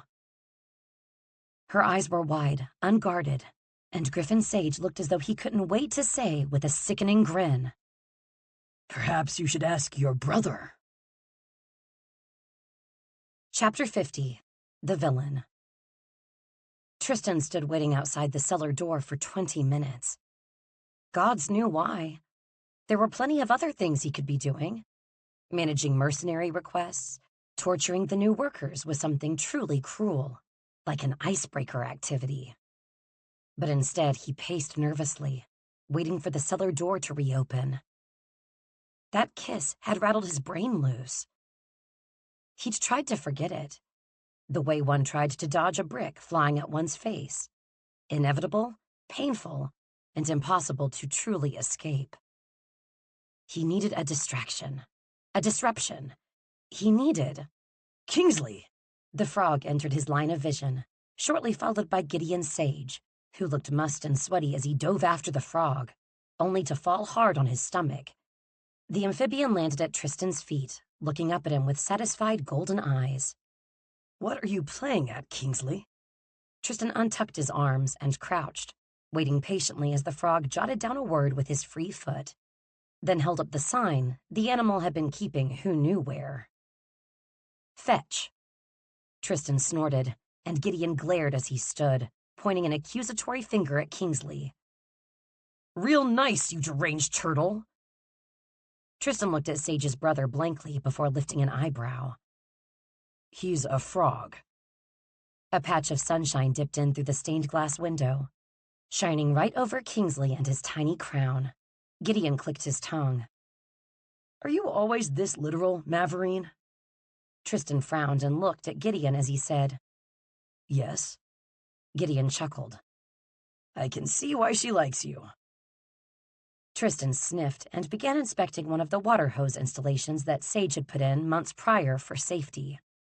To ensure that it was in working order, certainly not to hide the red tinging the tops of his cheeks. He didn't need anyone, particularly not Sage's brother, a man who'd worked for his enemy, to become aware of the attachment Tristan had formed to his assistant.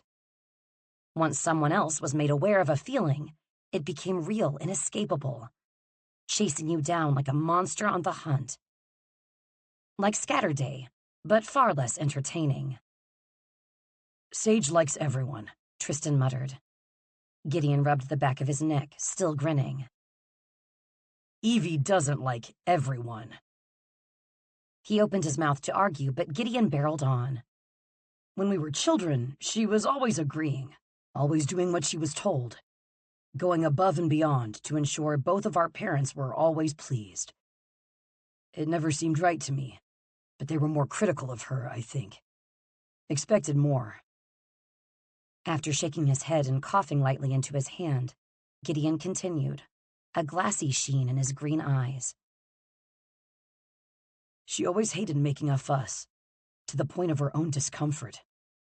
One of the neighbors made her a shawl once that was so itchy she developed a rash, but she refused to take it off because it was a gift.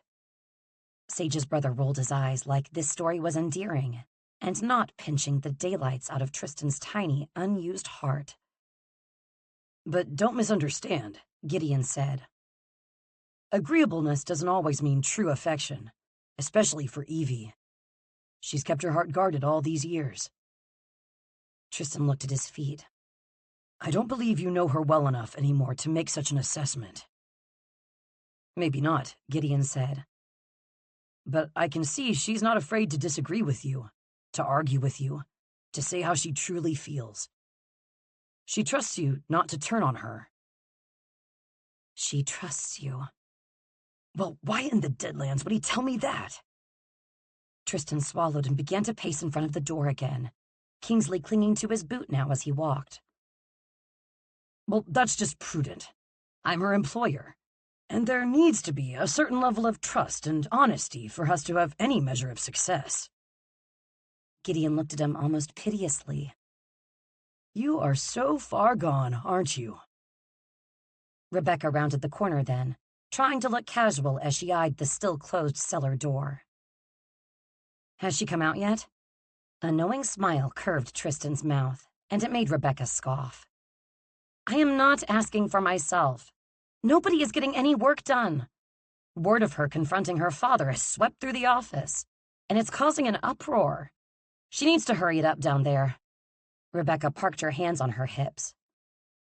If one more guard asks me where the provolone cheese is, I'm going to break my glasses against the cement just so I do not have to look upon them any longer. Another head bobbed around the corner, interrupting Rebecca's rant. She's still in there, then? Gushikin shifted nervously. Tristan pinched the bridge of his nose. I gave an order for everyone to return to work.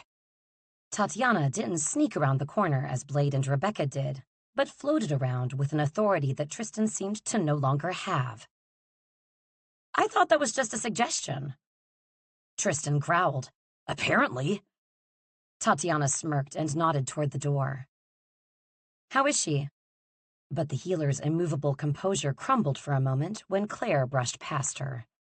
It would have been more nauseating if even the whisper of a touch from Sage didn't also make him weak in a way that disgusted him. And intrigued him, but mostly disgusted him. No word yet, Rebecca said. But if she's not out of there in the next 60 seconds, I'm sending all of you back to your desks. The door burst open then. Almost as if Rebecca's ire was so powerful it had conjured her, Evie barreled out into the hallway, blood running down her cheek and neck. Sage, my gods! Tristan yelled, immediately searching her for injury. Oh, thank goodness, Rebecca said. Can you please tell everyone you're fine so that they may return to their... Evangelina! Rebecca yelled, clearly having just noticed the gore smeared across Sage's body and face. But Sage seemed only to have eyes for Gideon, who was waiting against the wall. Sage raised her dagger, a wild look in her eyes, and stalked toward her brother, shoving him hard until his back hit the surface. Eve, what are you doing? Gideon yelled. I've just been to see our father. Gideon's eyes darted around before he moved to leave, shouldering past Sage so hard that she stumbled backward, tripping on the uneven ground and slamming to the floor with a pained yelp. In every life before he'd met her, Tristan would have gone after the knight now darting down the hallway, escaping for reasons that couldn't have been favorable. But the only thing that his body recognized was her hitting the ground, and immediately after that, the uncomfortable sensation playing within his chest at seeing her in even an ounce of pain. He dropped to his knees beside her on the floor in a panic. But by the time Tristan had shoved enough wisps of curly black hair out of Sage's eyes to see the violence there, she was already darting to her feet, dagger still in hand. Sage, the blood, he started, trying to sound emotionless. But it didn't matter. She was clearly not interested in his concern, just the path she was now tearing down the corridor after her brother, calling back behind her before she distressingly disappeared. It's not mine! It was like a lightning strike to his skin, sudden and hot. He stared after her with too many tangled bits of feeling that couldn't sort themselves. Wonder, pride, concern. But it was the concern that stood out in the harshest clarity. Elia's words before he'd crossed into the Heart Village washed over him like frigid water. Do not cause any harm.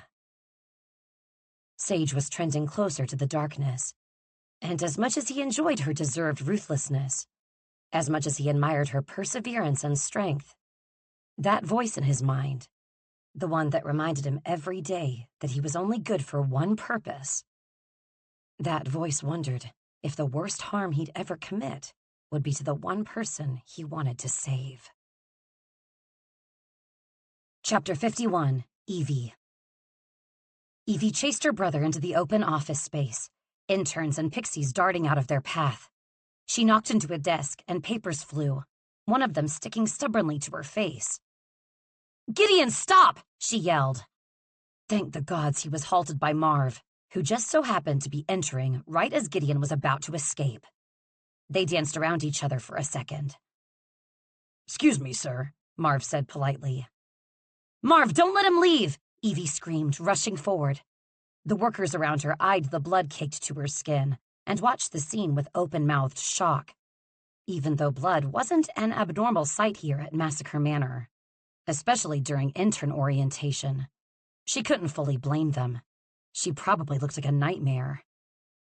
Marv, bless him, didn't need to be told twice. He threw his short, stocky form right into Gideon, tackling her brother to the ground. Got him, Ms. Sage. She softened for the man as she walked forward, appreciating that he hadn't batted an eye at the blood or her dishevelment. "Thank you, Marv."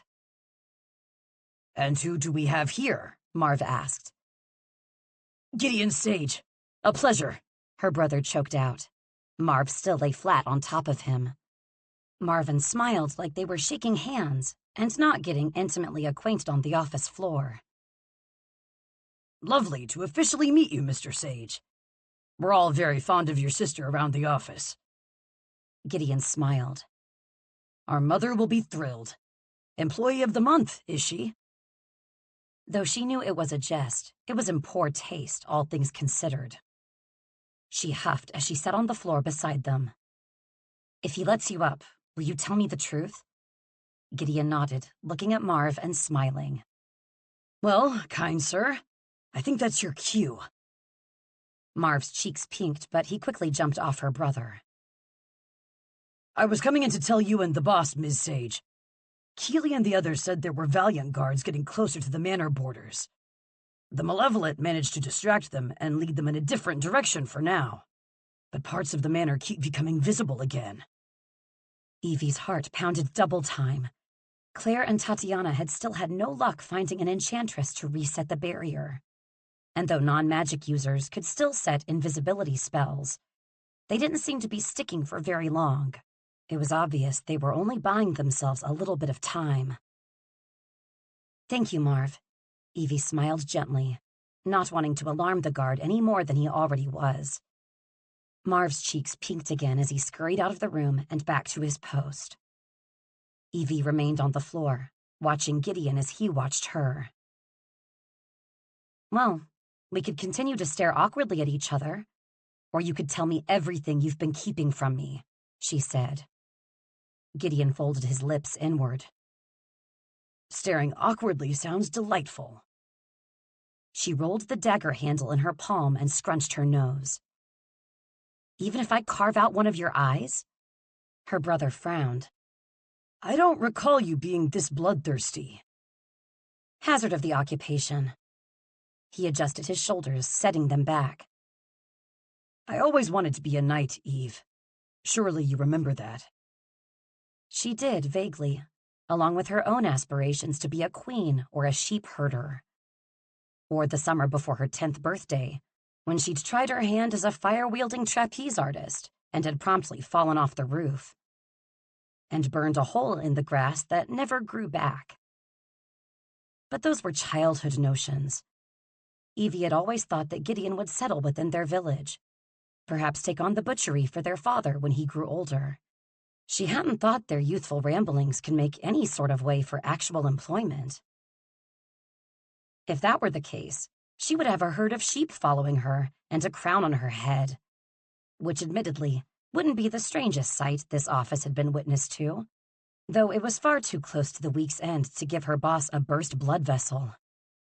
Though she likely already had, darting out of the cellar and chasing her brother down the hallway like she did, coated in blood that did not belong to her. Because she was tracking it on the floor, not because of the blood itself. Her boss hated mess. "Before I continue," Gideon frowned. "May I ask, did you murder our father?" "Gideon, that's a horribly rude question." "My apologies. Shall we first sit and ring for tea?" She slapped him on the shoulder and wiped some of the blood from her chin. "I didn't murder him. I merely stabbed him in the thigh." Gideon blinked. "And then decided to use his blood for face paint?" She rolled her eyes in exasperation. "I slipped on the way out of the cell, and this was the result. Are you happy?" Her brother's hand flew over his mouth. "You slipped?" Though he was attempting to hide it well, she knew he was laughing beneath the shaking appendage. "In the blood of your victim?" She rolled her eyes and crossed her arms. "I don't see why that's so amusing. Blood is slippery, isn't it, sir?" she inquired, having felt his presence coming up behind them. The villain cleared his throat, probably finding the whole spectacle unsavory. "I suppose it could be described as such." Gideon lifted a brow and leaned an arm against his propped knee.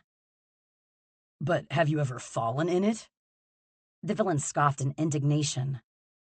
No, that would be ridiculous. But when his eyes fell upon her pinched features, his face took on an uncharacteristic panic. Not that you are. I did not mean. Her boss sighed and rubbed a hand down his face. Would you like me to kill your brother for you? No, she smiled sweetly, and the villain took a step backward.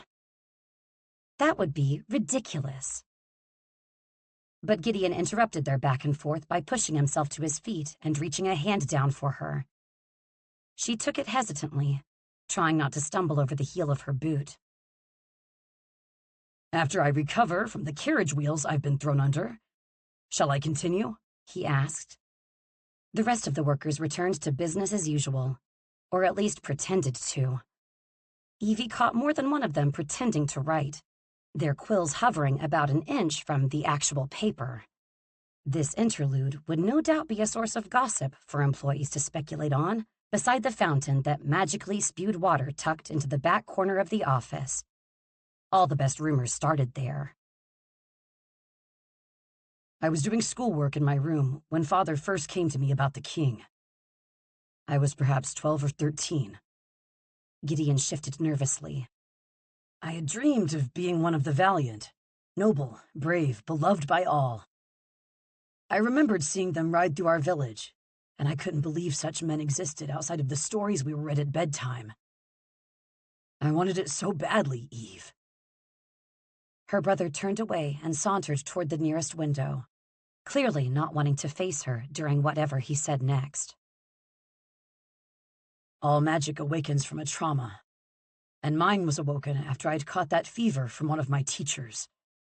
Evie knew of this magic, as well as the myth that magic could also be awoken from the purest joy.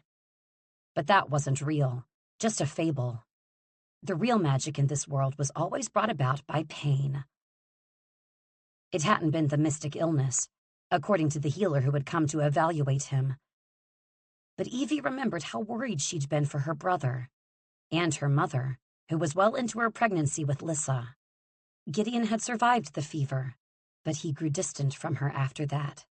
She'd thought it was her fault. She'd been in the habit then of thinking everything was her fault. After that, Father had me begin training with a magical specialist in secret. He said it was too small a village to let anyone know about how powerful my magic was. It was a blocking magic of sorts. I was able to suppress other people's magic, no matter how powerful, no matter how strong, and it made Father wary. He wouldn't even let me tell Mother. Said it would cause stress to her and harm the baby. Gideon was facing the other direction, but she could see his body shudder, like regret was a physical torment. And then I met the king, Gideon said. Her boss stiffened beside her, clenching his fist tightly. He was thrilled by my magic, and even more so by the development of Mother's. She'd just had Lissa, and her starlight magic was flourishing. He said it was the magic of a savior, and that it would be too powerful for her to wield all on her own. Warning bells rang in Evie's head. She knew where this story was going, knew it had a tragic end. Because unlike the beauty of fairy tales, real life didn't end in a neat and tidy bow. They asked me to use my magic to suppress the fullness of Mother's power so it wouldn't overwhelm her. They told me it was safe, and I was doing my duty to the kingdom. So, every night after she'd fall asleep, I'd use my magic on her. She'd been withdrawn because of Lissa, and once her magic evened out, after I'd helped her, I thought all would be well again. But I fell asleep early one night, and when she woke, her power came out in full force. That early morning, dawn, when everything changed. The dandelion fields, the day her childhood had ended. Gideon turned around and ignored everyone else, looking only at her with genuine tears in his eyes. And it broke something inside her. She saw him at 15, then at 12, then at 7, until the earliest memory of her brother slammed into her. "It's my fault, what happened to Mother," he said. "Her losing control of her power. I tampered with her magic for the sake of the kingdom, for the sake of the knighthood. And then I destroyed her." Chapter 52, Evie. Evie didn't knock when she entered the villain's bedchamber, unless her shoulder slapping against the wood as she shoved it open counted. "Sir, you left before I could tell you about my lead. And now, to boot, I can't find Lissa." She definitely should have knocked, or whistled, or sent out a raven call at the very least, because what she was witnessing was truly something. The villain was holding himself like a plank over the ground, shirtless, his back muscles rippling all the way down to the top of his rear end as he lowered to the ground and pushed himself back up. He froze when he heard her voice, the motion causing the muscles in his arms to shake as he held his stance. "Sage, I hope I didn't give you the mistaken impression that I enjoy company in my chambers." She replied with teasing amusement. "Sir, you're doing push-ups alone at 4 o'clock in the afternoon. Nobody would get that impression." He glared as he stood, unwinding the white canvas wrappings around his palms and dabbing sweat off his neck. He eyed her now clean attire, the blood washed from her skin. "What of your father? What did he say? I fear your brother diverted my plans with his little confession." My, not our. It was a purposeful distinction. She could tell by the subtle shift in his face. She wanted to blame her brother for her mother's disappearance and all the events that followed, for the revelation that seemed to drive a larger wedge between her boss and her. But it wasn't fair. Gideon had been a mere 15 years old, just as much a victim of their father's and the king's machinations as she. And anyway, her brother was not the sibling she was most concerned about at the moment. "Later. I can't do anything until I know where Lissa is. I asked Edwin, Becky, Blade, and the guards. Edwin said she usually disappears around noon to write her stories in our bedchamber. She takes writing time quite seriously. But she's not there." He frowned, crossing the room to open the armoire and retrieve a shirt, then shutting it quickly like he didn't want her to see inside. He slid the dark fabric over his head before speaking. "With Tatiana, maybe?" "I can't find her either." She gave him a suggestive look. "Or Claire."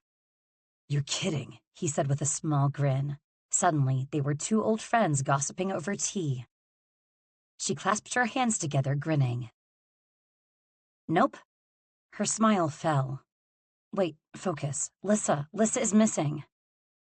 Tristan nodded solemn, before pulling an amethyst from his pocket and ordering into it. "I need everyone searching for Lissa Sage and reporting to me with any sightings of her." He put a reassuring hand on Evie's shoulder. "She's around here somewhere. You needn't worry."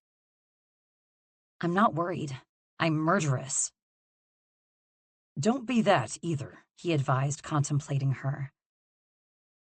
"Tati said that you stabbed your father in the leg." She didn't deny it, merely shrugged. "Are you okay?" "Nope," she said cheerily, then looked around desperately for something to change the subject while they waited for any reports. His room looked different during the day. She could see more lines of detail along his quilted comforter, the million pillows on his bed. She turned around and flopped back onto it. It was brutally uncomfortable. Her boss was a sociopath. "This is outlandish," she grumbled. "I was going to say that about you lying on my bed," he said in a strangled voice, one hand on his hip, the other pressed over his eyes like he couldn't bear to see it. Her sister was missing, likely up to God's knew what mischief. Probably toppling an army or creating a potion that would turn her into a worm. But that didn't stop Evie from acknowledging the dragon in the room. "Okay, so are we going to talk about our kiss? Or is this a sweep it under the rug sort of situation?" "Sage," he gritted out, looking up like he was hoping for the sky to tumble down. I don't see why you're so outraged. You kissed me first. It was an accident, he objected, and then winced, probably realizing how silly that sounded. An accident. She deserved a better excuse. With a raised brow, she looked him up and down. A fairly long accident, if I recall. His gaze narrowed on hers. If you recall, it happened yesterday. Do you forget so easily? She looked at him boldly. Do you? He went rigid, his muscles so tense he seemed like he was turning to stone. There was an intensity in his expression that she'd spurred, but now she glanced down at her hands instead, unable to hold his gaze with hers. A momentary lapse, perhaps, like eating something spicy because it looks good and then it makes your stomach sick, she said, nodding succinctly.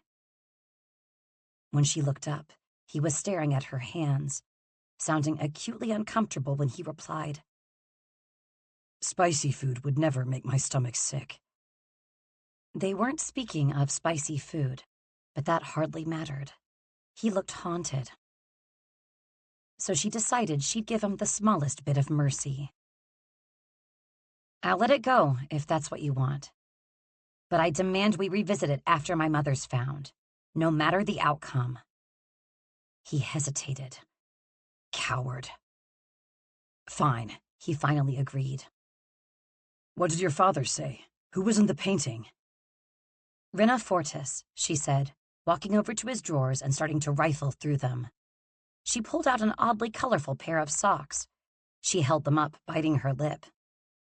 Polka dots? Give me those! You're worse than a raccoon, he griped, ripping the socks from her hands. Rinna Fortis is the matriarch of the Fortis family. If your mother is at the Fortis family fortress, that could be a serious problem. She frowned, wandering to the armoire. Why? Next thing she knew, she was over his shoulder again, being gently flopped onto the bed like a rag doll. Though she had the sudden, foolish hope his body would land on top of hers, it didn't. Instead, he was already across the room, leaning against the armoire doors. There was something in there he didn't want her to find. Which meant she wouldn't rest until she knew what it was. For one thing, the fortress is completely inaccessible to the public. And she sat up on her elbows. And what? She prompted. He looked uncomfortable, but it was a toss-up as to whether it was due to her presence in his bed or whatever it was he was hiding in that damn armoire. It's not my place to say. Let me make some inquiries, and then we'll go from there. Suddenly, Marv stormed in the room, causing Evie to startle so badly she fell off the bed. Problem! Big problem! Huge problem! It was too much to hope that Marv hadn't seen her. And he couldn't keep a secret to save his life. Fantastic. A fire has been deliberately started in the courtyard, Marv yelled. The villain furrowed his brow, but otherwise kept his composure. It isn't the first time, Marv. Use one of Sage's prized hoses and put it out. They're not prized, she said, affronted. They're safety precautions. Marv shifted nervously. Sir, I fear the valiant guards are behind this. The blank expression on the villain's face morphed into a determined set of his jaw as he sailed from the room, Evie following hot on his heels. Marv could be right. There had been knights sniffing around the barriers of the manor. But Evie had her suspicions as well, and none of them were aimed at the valiant guards. No, she had a terrible feeling the person responsible was someone else entirely. Chapter 53, The Villain. Tristan used to like being in charge. Ordering people about and having them bend to his control was his duty, his destiny. The one thing he could strive to be good at was evil-doing, committing crimes against the kingdom. But if he were being truthful, he thought, as he and Sage raced through the manor, if he allowed himself to acknowledge that long-held hope he'd pushed off to the corner of his mind so long ago, He could acknowledge that fulfilling the prophecy, that saving Renadon, doing something to save instead of destroy, might make him deserving of peace, of friendship, of family, and maybe even of... Fire! The word left his mouth rather without warning as he and Sage ran into the back courtyard to find the trees ablaze. Sage startled, clutching her side, out of breath, panting, skin dampened from exertion. His mind went to a horrid place, and it involved his bed and a few of his pillows. "I think it knows, sir," she gasped out. "You don't have to scream at it." Tristan gripped the sides of his head.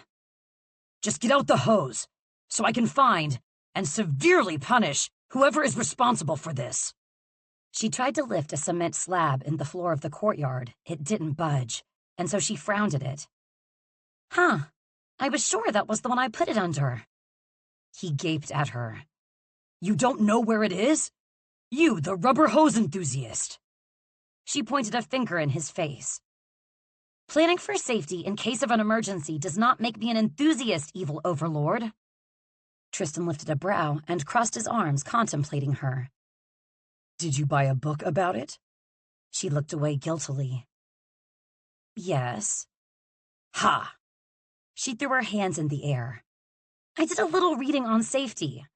It's a palate cleanser after my last bodice ripper book." He didn't need to be a genius to surmise what those books entailed. What was the title?" he asked. She looked up, her nonsense wheels clearly moving. "I think fire hoses for the workplace, or something to that effect." Yes, he had most definitely been referring to the hose book. Tristan pinched the bridge of his nose, turning away from her in an effort to regain his footing. The movement caused a slab to loosen under his boot, catching him by such surprise that he lost his footing completely. Which was unfathomable enough, but then he flailed. He didn't think he'd ever flailed once in the span of his entire life. His ass hit the ground hard enough to rattle his skull and his head. But the slab had lifted, revealing the end of a long rubber tube. Sage squealed, "You found it!" and clapped her hands. Then she pulled it out, holding it expertly, and her efficiency at her task. The focus on her face was oddly arousing. The woman could sharpen a pencil, and he'd go into an apoplectic fit.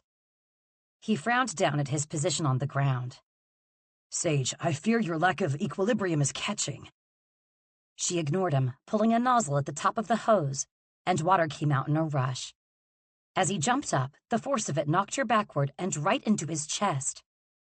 His hands went up instinctively to grip her elbows, and though he couldn't see her face, he felt her stiffen, planting her feet firmly to keep from moving. "I do not lack equilibrium," she argued. "The ground merely lacks the courtesy of letting me know when it is coming closer."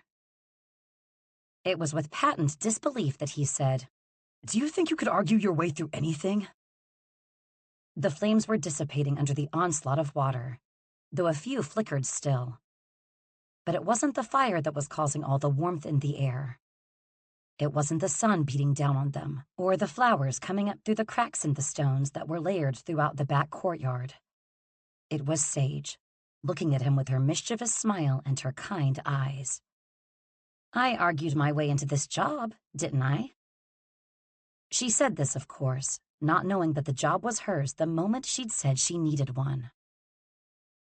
That he would have found a way, any way, to ease the burdens she clearly carried in her slender shoulders, in the gaunt hunch of her frame, like she had been under-eating when they first met.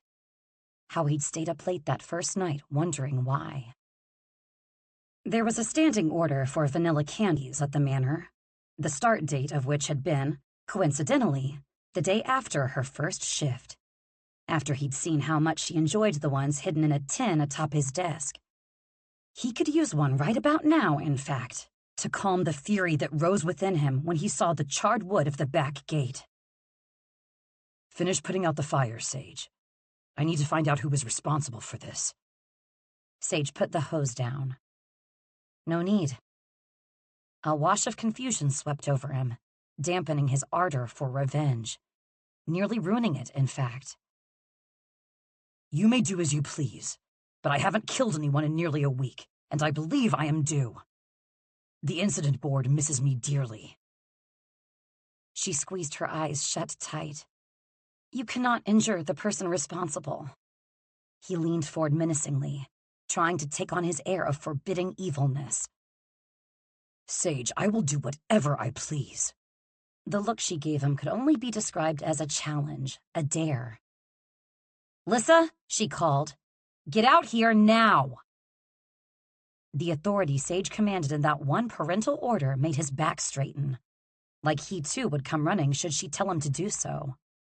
"It wasn't a valiant guard," Sage said with silent disappointment in her face and posture. "It was my sister." Chapter 54, Evie. Evie Sage had always known her parenting skills left much to be desired. It was an eternal weakness that she could never overcome. She'd taken on the caregiver role too young, at an age when her biggest problem should have been a difficult topic in school, or worrying which of her friends was whispering about her behind her back. An age when she should have been climbing trees and making wishes, pretending the world was bright and open and fun. She grew nostalgic at times for the childhood she'd lost too soon. But regardless, she'd done her best to keep believing that the world held goodness and hope and joy, so that Lissa might believe it too. She perhaps leaned a bit too far into her optimism, as a means of survival.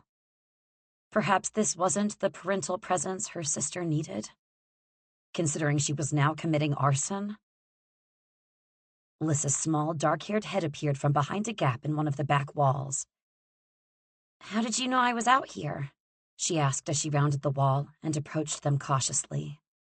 Her brown eyes were wide, her button nose and round cheeks covered in black soot that coated not just her face but her hands, as well as the hem of her knee-length dress. Evie lifted a finger, displaying a purple ribbon that she'd found on the ground. "Lose something?" Lissa's hand shot for the end of her braid as she realized the strip of silk was missing. Rats! The first rule of villainy. Never leave evidence behind. Evie's boss smothered a laugh beside her. She gave him an incredulous look, and the laughter died. He was serious when he said, "She's correct, though it is on occasion permitted to leave a calling card." Lissa looked at Tristan with stars in her eyes, nodding like she was cataloging everything he said for later. Good grief. She pushed at her boss's shoulder. "Stop giving her tips." A bone-aching exhaustion wrapped around her limbs, the expectations and responsibilities draining life from her body. She pleaded with Lissa. "What in the Deadlands were you thinking? How did you even do this?" Evie tried to keep her relationship with Lissa light. She lived in a balance of being her big sister, her friend, and her parent only when needed. This was a parenting moment. Lissa rubbed at the soot on her face, softening Evie's heart. But before she could move, her boss edged forward, handing Lissa a black handkerchief from his pocket. Her sister rubbed the sides of her face, but missed the soot completely. Did I get it? Evie watched him visibly fight his lips pulling up in a grin, keeping his expression serious, his tone professional. "You look like a chimney sweep, little villain." He took the handkerchief from Lissa's small hands and lifted it in front of her. "May I?" Lissa looked at him shyly, but she warmly nodded. It was a startling thing, watching her boss, whom she'd seen in different states of violence, from torture to arson himself, to breaking bones, breaking hands, hanging heads. She could go on. But this man was different. Or perhaps he was the same, just softer, safer. He rubbed lightly at the soot spots on Lissa's cheeks until the black had transferred to the handkerchief, and he was standing, tucking it back into his pocket. "There you are," he said with a heartbreaking grin. Or rather, heart-mending. Like with that one small act, he'd taken a needle and thread to the two broken pieces of Evie, slowly pulling her back together, slowly making her whole. She considered the absolute atrocity of kindness he'd just committed in front of her. How was she supposed to stay detached when he did things like that? She wanted him to reassert himself as the big bad in her life, but it was too late. He had already become too dear in her heart, so dear that losing him would eviscerate her. She'd never recover. Her feelings were threatening to swallow her. Shove them down. That feels healthy. She shouldered her way past him to stand in front of her sister. All right, I'll be the bad guy then, while you play him like a fiddle. Lissa chuckled into her hand. The villain blinked. What do you mean? Evie nodded sympathetically. You were conned by a 10-year-old. He blinked in disbelief before saying in a low, graveled timbre, No one can know of this. Leaving him to his existential crisis, Evie turned her attention back to her sister, crossing her arms. Lissa, the fire. How? Lissa looked down, wiggling her toes in her shoes. I was helping the dragon. The villain cocked his head. Fluffy? Lissa nodded. It's so funny that we call him Fluffy. We had a dog with the same name. I know, the villain said darkly. Evie frowned. Continue. Ah! She shouted, gripping her chest when Fluffy himself appeared over Lissa's shoulder, his green and purple scales bright. For such a large animal, he has abnormally quiet footsteps. Fluffy's head angled down and nudged Lissa's shoulder.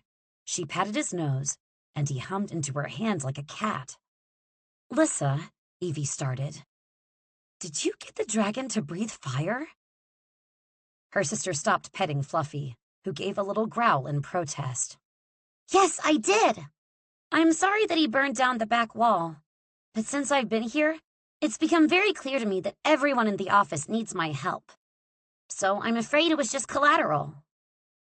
Evie stared at her with skepticism. Do you even know what collateral means? Something you sacrifice so you can do something even greater. Lissa, as she always did, put seemingly complicated things in the most simple terms. The villain nudged her arm with his own. That was fairly well put, actually. Evie hissed at him. Whose side are you on? Just then, Tatiana and Claire burst into the courtyard, looking bedraggled and furious. Lissa Sage, you are in big trouble. Ah, at last. Allies. Lissa dove toward Fluffy, who hovered his head over her, prepared to safeguard her from all harm. Evie got a peek at Kingsley atop the dragon's head. He was holding up a sign that read, Innocent. Not likely. What did you do to them? Evie asked her sister. Tatiana seethed, her normal composure frayed, clothes wrinkled, hair tousled. She locked us in a cupboard. Lissa! Evie turned to her. I was trying to help them fall back in love. I'm sorry. Lissa winced. I wanted to do it with Ms. Airing and Blade, too. But sometimes it's hard to tell if she actually likes him, so I wasn't sure if I should. Claire glared. Oh, and so with us, it's obvious? The villain arched a brow. Claire, do you have pink lipstick on? Claire coughed, rubbing the fuchsia color from her mouth. The same one Tatiana was wearing. No. Oh, when this was over, Evie was definitely looking into that further. Lissa had taken the distraction as an opportunity to slowly creep away, but Evie tugged her back by the collar of her dress. Oh, no, you don't. Who else did you help? Her sister's face got red. She looked like she'd swallowed something that burned her throat. I may have helped you a bit, too. Then it clicked, her missing journal appearing on her boss's desk. She'd thought it a prank by one of the interns, but no, it was her little sister on a matchmaking spree. Of all the ridiculous things! Lissa, I understand that your intentions were good, but it is not nice to meddle in other people's lives. Lissa's mouth turned down. But this group does it all the time. This struck everyone silent, until Rebecca Airing stumbled into the courtyard next. There was a fire? Did they find Lissa? I can't. The HR manager stopped in her tracks when she saw them huddled, shoulders dropping when she found Lissa in the middle, safe and sound. Instead of appearing relieved, Becky somehow knew to look suspicious instead. You started the fire, didn't you, Lissa? Lissa approached Becky with a sheepish grin. Technically speaking, it was Fluffy. Blade bolted out next. This was beginning to feel like a poorly done skit. Yes, it was! Blade picked up Lissa and spun her around. She giggled, small hands around Blade's neck in a sweet hug. Lissa Sage, you little genius! How did you do it? Lissa shrugged, replying gleefully. We just worked on his confidence. Kingsley helped too. Kingsley hopped toward Lissa, hiding behind her when the boss began to glare. Becky seemed put off by the whole thing. Wonderful. And where were you two? Her accusatory gaze landed on Evie and the villain. When she was helping build the dragon's confidence and setting fire to the architecture. Evie answered first, knowing they had to keep their friends and coworkers in the know. We were discussing Rena Fortis. Becky stiffened, color draining from her face. What? Why? This was an odd reaction from her. Evie stepped closer, feeling concerned, as she said carefully, Rena Fortis was the woman in the painting with my mother. They were best friends. We believe she's with her now at the Fortis family fortress, but we have no means of finding it. Becky swallowed, but the boss cut in to say quietly, You do not have to if you do not wish, Ms. Airing. Oh, what am I missing now? Blade's eyes sharpened on Becky. What's going on? Becky smoothed back her bun and pushed her glasses up her nose before addressing them all. I can get us to the fortress. Tatiana didn't look surprised, but Claire's jaw slackened.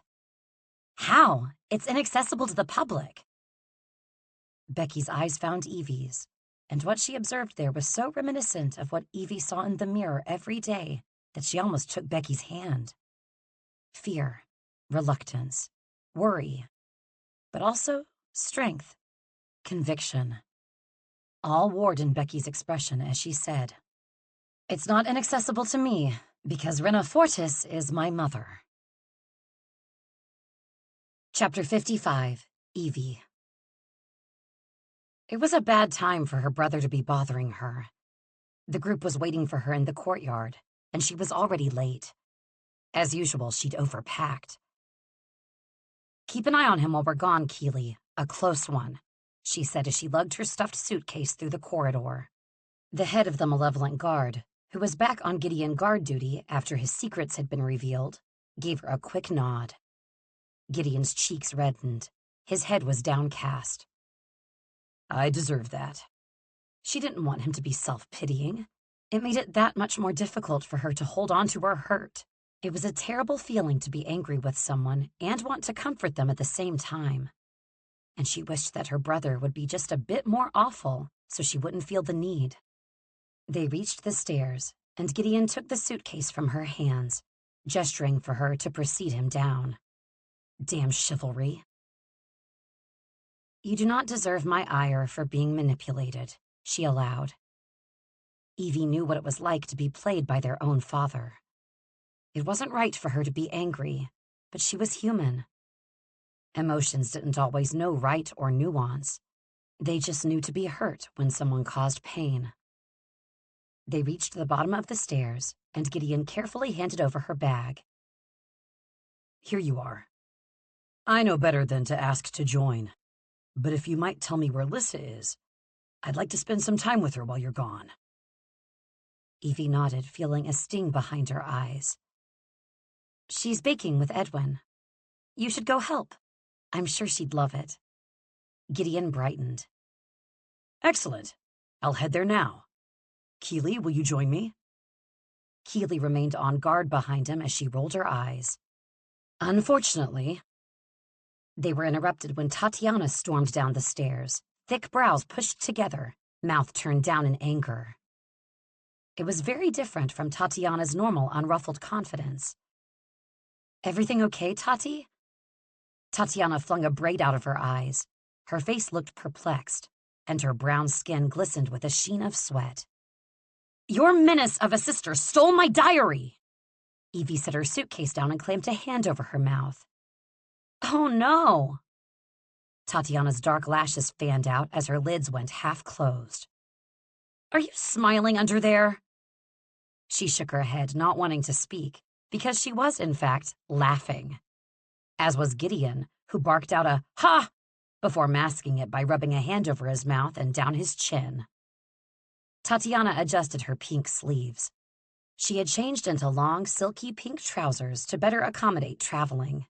She narrowed her eyes, which were dusted with vibrant pink shadow. "I think it's a family trait." Evie looked at her friend closely and pursed her lips. "Tati, did something happen in the cupboard?" The healer froze, going more rigid as Claire made her way down the stairs behind her. "I'm coming along too," the youngest Maverine announced. Every strand on Claire's head was out of place. Every single one. "Unnecessary," Tatiana grumbled as she made her way for the door, Claire following behind her. They were near each other but apart, like opposing forces that didn't want to touch but couldn't help but remain close. Once they were gone, Gideon broke the silence first. "Our sister is something." His laughter barked out before he could stop it. Evie moved her hand from her mouth, putting both over her eyes. Her echoing giggle was light. It calmed her immensely against everything that was currently trying to weigh her down. His low laughter harmonized with hers, and when she removed her hands and looked at her brother, his smile faded. She watched as his eyes went red and glassy. "I'm really sorry, Eve, for everything. I can't tell you how much I wish I could do it over. You might not believe me, but I promise I will make it up to you." It was enough. She threw her arms around her brother, burying her face in his neck. "It's okay. I love you. It's okay." Gideon sniffed quietly into her shoulder, gripping Evie the way a child would a mother's skirts, like he was the little boy once more, with so many fears and no way to manage them. "I'm sorry." She shushed him, rubbing circles on his back. "No one will ever hurt us again. I vow it." They pulled apart slowly, watery smiles and drying tears making both their faces sticky and red. Keely had moved off to the corner, clearly uncomfortable with the display. Evie picked up her bag. "Make something tasty with Lissa and Edwin for when we return? And look after things while we're gone." "Count on it." With a trembling chin, Gideon gestured a hand toward the back door. "Now get out there and find our mother." She was nearly to the door when she halted and spun around. "Gideon." He looked at her, ever the gilded hero. He was good, a different sort than her. This was why she said carefully, "I want to hurt the king. Not because he's done bad things, not because he's bad for Renadon. I want him to hurt because I hurt, because he hurt all of us. Do you think that makes me a villain?" He smiled hesitantly. Even Keely appeared surprised by the question. "No, Eve. It's okay that you feel that way." But as she walked out to the now saddled dragon for their long trip to Becky's family home, she noted something she'd seen behind her brother's eyes, behind his words. Fear. Chapter 56, The Villain. Tristan wasn't nervous, so perhaps the nausea and stomach twists were merely a result of the dragon dipping and diving through the sky, occasionally opening his mouth to light a tree aflame. Something Sage took very strong objection to, as evidenced by her nails digging into her palms every time a sprig of green went up in an orange blaze. "Gushikin, kindly tell Fluffy to cease making ash of hickory forest," he said. "I enjoy destruction, but I bear the trees no ill will. He did not move his gaze from Sage's hands, willing them to loosen so that he didn't reach over and do it for her. That would violate the spirit of the agreement between them. I demand we revisit it after my mother's found. He shouldn't have agreed to it, because now, on top of the Givlas and the failing wards, he too was on a ticking clock, with an unknown outcome looming when the time ran out. Nothing could happen between them. Nothing good, anyhow. Sage's life was already in shambles, just working for him. He couldn't imagine how he'd destroy her if she became anything else, anything more. It made him envy Blade, that the dragon trainer had the freedom to pursue whomever he chose without fear of destroying them by accident. Gushikin gripped the reins tighter, his eyes on Ms. Ehring, who was leaning with her chin in her hand and looking as far away as a person could be. No doubt she was dreading their destination. Though Tristan couldn't understand the weight on the woman's shoulders, he could imagine the nerve-igniting dread of returning to a place fraught with terrible memories. He'd feel the same returning to his own village, to his mother's house, to the woman who, instead of accepting his power, had sought to destroy it, had sought to kill him. Rebecca Ehring was someone Tristan understood. It was why he'd so readily offered her employment 3 short years prior, when she'd been a desperate, far less composed version of the woman she was now. The woman he'd first met stumbling away from home, seeking, he wouldn't say rescue, as that wasn't in his repertoire, but his hiring of her came at a time when she'd sought escape. He'd known she'd be a fearsome ally, and she'd more than proven herself since. Blade frowned at Rebecca's forlorn expression and used what seemed to be the dragon trainer's favorite tactic, diversion. "Lovely Rebecca, would you like to steer?" Ms. Ehring glanced at him, emptily shaking her head, going back to staring off into the distance. Sage's hands loosened, and Tristan internally exhaled, deeply affected by the small actions of her fingers. I demand we revisit it after my mother's found. At this rate, she'd be revisiting it at his grave. Sage scooted closer to Ms. Ehring, sliding a hand toward her but not touching her. It's not too late for us to turn back. If you don't want to face them, you do not have to. We can find another way. Ms. Ehring frowned. You want to find your mother, don't you?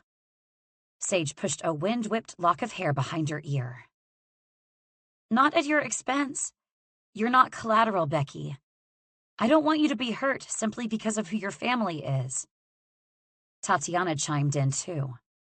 This isn't a requirement, Rebecca. It's a choice. Whatever you want to do, we will support you in it. Becky looked between both women, mouth pinching, suppressing emotion. He knew because he often made the same face when he was holding back. I appreciate the sentiments, but I cannot run from my family forever. If your mother is there, if finding her will help us defeat Benedict, then we are doing it. Chin bobbing, she lifted her hand to lightly hold her throat. But I warn you to not be dazzled by the grandeur of the fortress. It's not all that it seems, and neither is my family. Claire, on the other side of him, notably as far away from Tatiana as humanly possible, said, We know of family complications, Rebecca. Don't worry, we'll be on guard. I know I always am any time I'm with any of mine. Tristan's power snaked out, locking into the side of his sister's leg. When she turned accusatory eyes on him, he looked away, whistling. I know that was you, Trist. Must you always be so hostile? He answered flatly, without hesitating. Yes. Sage quietly placed something warm, wrapped in parchment paper, in his lap. He did a double take before unwrapping it and inhaling a large whiff.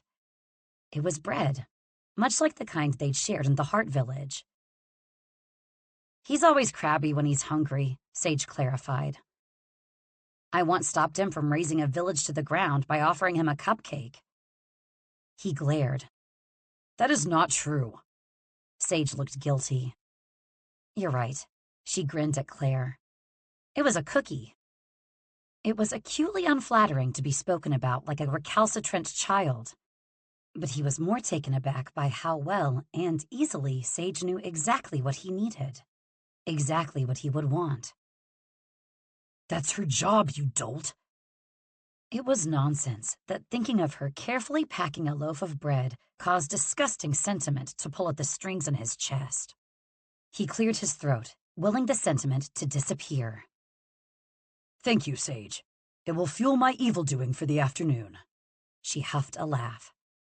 But her laughter faded when Rebecca adjusted her glasses with sobering grimness. There will be no more doing of evil once we arrive at the fortress. It'll be a wonder if they even allow you to entry, with your faces so revealed to the world. She slid 2 scraps of parchment across the saddle into his and Sage's waiting hands. They're wanted flyers, the very same that had been held by Helena's henchmen in the Heart Village. One had a recounting of his crimes and his real name, a now tripled amount of gold pieces, and a sketch of...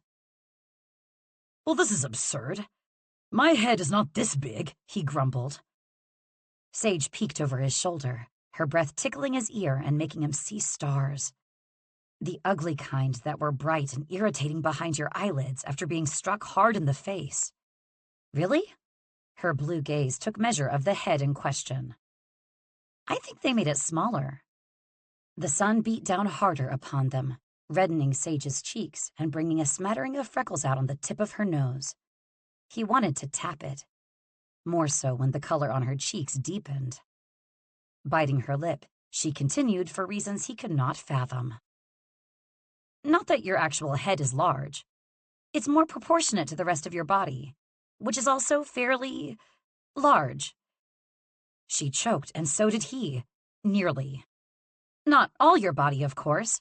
How would I know if other things are also large? Although I would assume, based on the rest of you, that everything else is also proportionate in size. Tatiana smiled into the tiny mirror she was holding up to do her lipstick. Evie, dear, quit while you're 3 feet below ground. Sage saluted and scooted away from him. Exactly what he needed. Irritating that his hands itched to drag her closer. A large gust of wind whipped back his hair, and he held up a hand to shield his face as he shuffled to the second wanted flyer, Sage's. The Wicked Woman flyer was a near-perfect and lovely depiction of Sage. Her dark curls were blowing away from her face, flying in every direction, like the artist had caught her in a stiff breeze. Her lips were quirked, and her eyes seemed to shine with a sinister glimmer. She looked like the most beautiful nightmare he'd ever seen.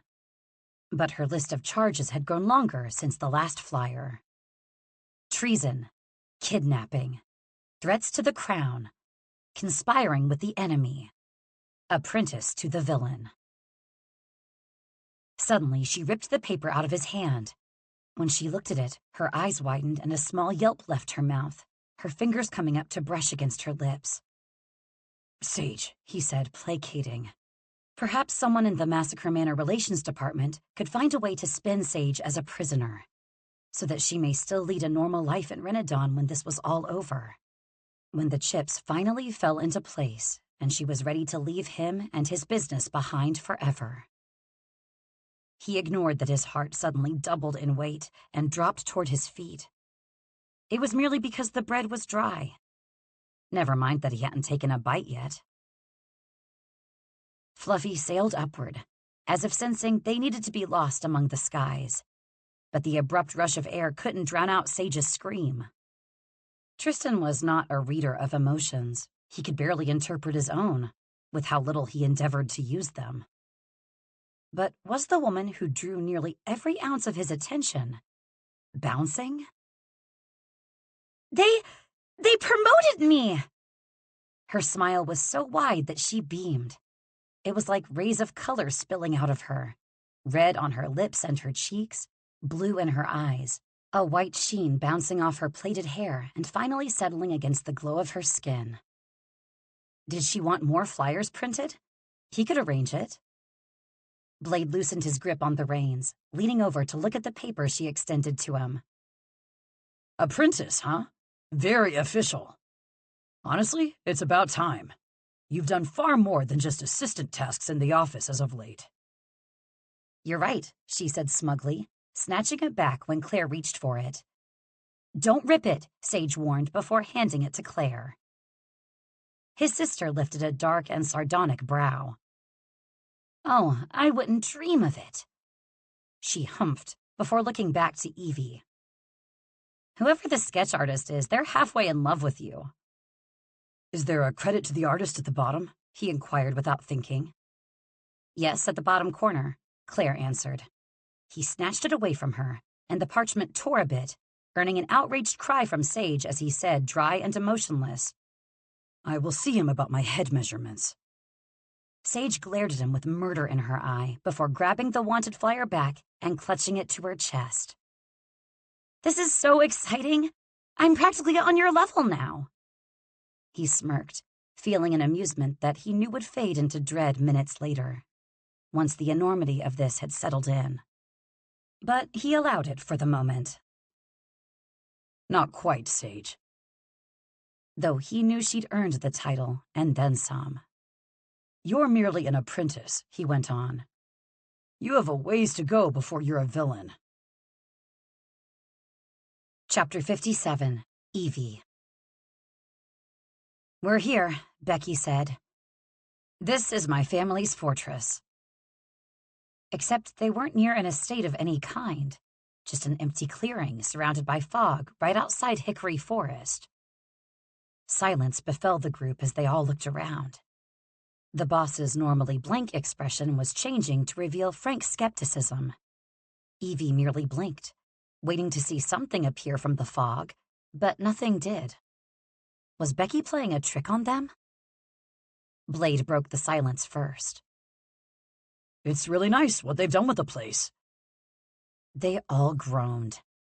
Becky ignored them, walking forward, fishing out a golden key from her pocket, twisting it in the open air, and then standing stock still, waiting for something. Do Rebecca's glasses give her heightened vision? There's nothing there. Tatiana scanned the air with concern, her long fingers lighting up, ready to use her magic if need be. Blade crossed his arms and hissed back at them. Could we all just give her a chance to get herself sorted? She doesn't need our censure. Can't you see she's terrified? Evie could see it in the slight, almost undetectable shaking that ran from Becky's shoulders all the way down to her outstretched hand. A pang of tenderness gripped Evie's heart as she surged forward and placed a gentle palm on Becky's shoulder. Remember what I said to you on my first day? Becky's eyes rounded as she contemplated the question. You said that it was nice to meet me and that you'd hoped we'd be friends. Evie grinned. What else? I don't remember anything else. I stopped listening after you said friend. Evie sighed. I said that you seemed fearsome and in control of yourself. Your family, no matter what, cannot rob you of that. You are in control. And more importantly, you are not alone. Evie still saw fear as Becky squared her shoulders, angling the key up. She admired the woman for it, because it wasn't a thoughtless bravery that won the fiercest battles. It was welcoming the fear that lived inside your heart, in your mind, and harnessing it to carry your feet forward, knowing it couldn't control you. Rebecca Ehring, or rather Rebecca Fortis, moved forward, not turning the key now, but thrusting it up into the empty air. And then the world around them cracked open. Chapter 58, Becky. Rebecca Ariana Fortis had never thought much of the Deadlands, but she decided it would be a preferable location to where she was now, at her family's fortress, a place to which she thought she'd never return. The group behind her oohed and awed, wowed by the splendor unfolding before them. Already forgetting her warnings, already hypnotized by the beauty. She wished she could be surprised by that, Large magenta gates swung open, and beyond was the colorful glamour of her former life. The fortress was huge, not as big as the manor, but the grounds were wider, open, and far more colorful. Plants and trees were everywhere, so tall and full of splendor that even she marveled as a tree branch reached down and brushed her cheek in greeting. She hated to cry, certainly didn't make a habit of it, but she felt the stinging burn of tears now. Her family wasn't innocent, but their land was. The trees, the grass, the dancing mushrooms lining the front walk, making little murmured sounds when they saw her walking up the flower-lined path to the fortress entrance. The sound was equal parts comforting and foreign after so many years. The front doors to the house were the same, with gold vines wrapped over every inch, and her family's crest was etched into the front of each door, a large magenta flower with green leaves falling from it. Archibald, the Fortis family's tried and true butler, appeared as the doors swung open, greeting her with unbridled warmth. Undeserved in her opinion. Considering the last time she saw him, she'd slammed that very same door in his face. "Lady Rebecca, you've come home to us," he said, his voice cracking. The butler was older than both of her parents. He began his service to her family when her grandmother was just a little girl. Come in. All of you, please," Archibald urged. She'd always envied his manners and decorum, and she'd attempted to mimic them even after she left.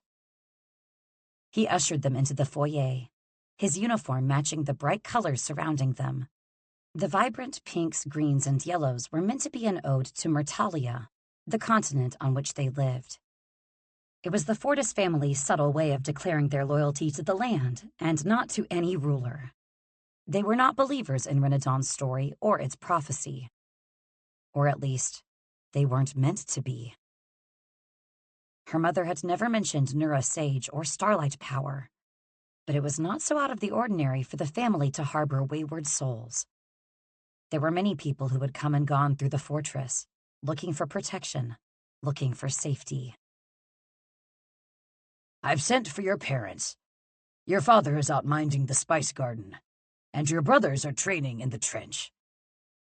Archibald looked at the people filtering in behind her. My people, she thought with some pride, and with a pinch of dismay. "You and your guests may wait in the green room for them. I'll bring refreshments." Blade whispered in her ear. "Isn't the whole house a green room?" She elbowed him but stifled a laugh as they all shuffled down the hall after Archibald. Wild plants straightened as she passed them. A rose in a hanging vase reached up and nudged her hand to welcome her. She tried to ignore it, and the stem of the flower wrapped around Becky's wrist, playfully tugging her closer in retaliation. "Stop that!" The group of roses flinched and wilted for a moment, and Becky scoffed. "I know the lot of you better than your very poor play acting." The stems perked up immediately, and the roses bounced. She smiled despite herself, heart softening inside its hard shell. She may have missed them a very little bit. "I'll say goodbye before I leave again," she whispered. Claire reached out to touch them, and they leaned gently into her fingers. "I've never seen anything like this, and I deal in magical plants." "The magical plants in the fortress are blessed by the land. We sit atop the most powerful point in Renadon." The words rolled off her tongue easily after years of rote memorization. When they entered the green room, the first thing they heard was a crash, and then a deep-sounding croak. "Kingsley!" The boss reached out, gripped the frog by the middle, and hauled the amphibian away from spearing a fly with his tongue. "Who brought him?" Becky waved a hand. "Oh, never mind him. My family will hardly notice. This house is filled with animals. Listen." Chirping sounds danced through the space, along with squeaks, chatters, and even a bark in there somewhere. No, the bark had come from the hall, along with a hum of voices that made goosebumps rise along Becky's skin.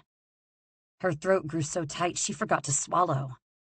She looked to one of the potted ferns, which waved at her, then shook when a loud crash sounded outside. The voices came closer and closer to them, growing louder and more boisterous with each passing second. Evie's lips pulled down, and her eyes widened.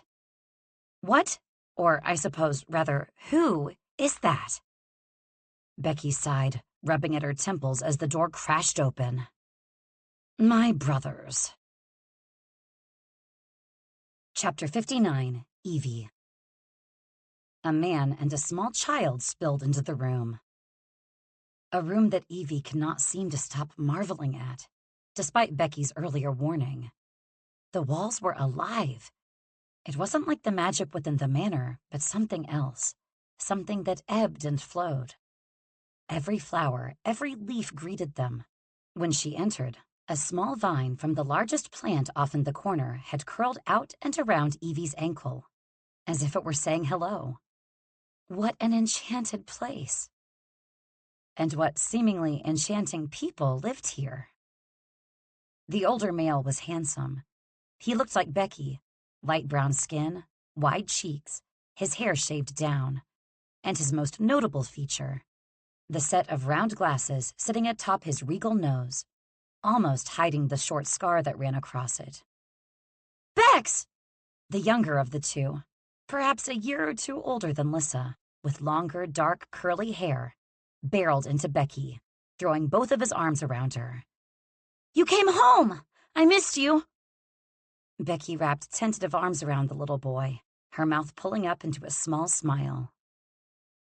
Rudy, I saw you 2 months ago, and I send you letters every week. But we never get to see you here. Rudy unfurled his arms, and the plants in the room moved and sniffed at his feet like loyal hounds and laid against his shoes in an affectionate manner. You always make us come to you. Becky's smile faded when she looked toward the older man, who had a soft look in his friendly expression. The lithe line of his shoulders told Evie he was a warrior, someone who would fight with honor. But his eyes and the curve of his lips told her he was kind. One of the vines snapped against her foot, probably because she was staring. Ow! Evie hissed at it. She swore it shook as if it was laughing at her. Sage, a hard voice behind her made her freeze. What are you doing? She blinked at her boss with an innocent expression. I'm being made fun of by the houseplants. That means they like you. A gentle voice cut in from the very man she'd been admiring, and the plant slapped her foot again. Becky winced only slightly when the man moved forward and wrapped his arms around his sister. We missed you, Bex. Blade's throat bobbed as he adjusted his vest, trying to keep a steady expression when he questioned. Bex, eh? Becky rolled her eyes as she and her brother parted. An old nickname. How are you, Roland? Roland, Becky's brother, older if Evie had to guess, stepped back and assessed the rest of them. His eyes arrowed in on Blade with suspicion, protectiveness in his gaze. Good. She liked that there was someone to look out for Becky, the way she seemed to always be doing for other people. I'm well, Roland said. But I suspect you didn't come all the way here just to ask after my health. Roland lifted a brow and folded his arms, stretching the gold-lined white fabric of his tunic. How did you get in? I thought Mother confiscated your key. Becky looked different for a second, more alive, more determined. I stole it back when I left. If she takes issue with that, she can pry it from my fingers herself. Roland adjusted his glasses, looking to the side. You never shy away from saying something unpleasant, do you, little sister? Mother misses you dearly. She'll be thrilled that you're here. She doesn't care about the key. Becky lifted a brow. I'm sure. It surprised Evie to hear that a family who thrived on goodness and honor would try to cut out one of their own. But then she remembered Rebecca's warning and the danger of their coming here. It could very well be that Becky had deserved to be ousted from her family for actions Evie wasn't aware of. But it didn't matter. She was firmly planted on the side of the HR manager, no matter what. There's already a dinner being planned with all of your favorites. Father is arranging it for our guest of honor. Or, I suppose. Roland smiled toward the rest of them. Guest of honor. And grandmother will be so happy to see you. She's missed you most of all, I think. How is she? Becky asked quietly. The mystic illness wears on her, but she perseveres. You know, she has a good attitude about these things. Becky absorbed the information with a neutral expression. And where are Reed and Raphael? Where our brothers usually are.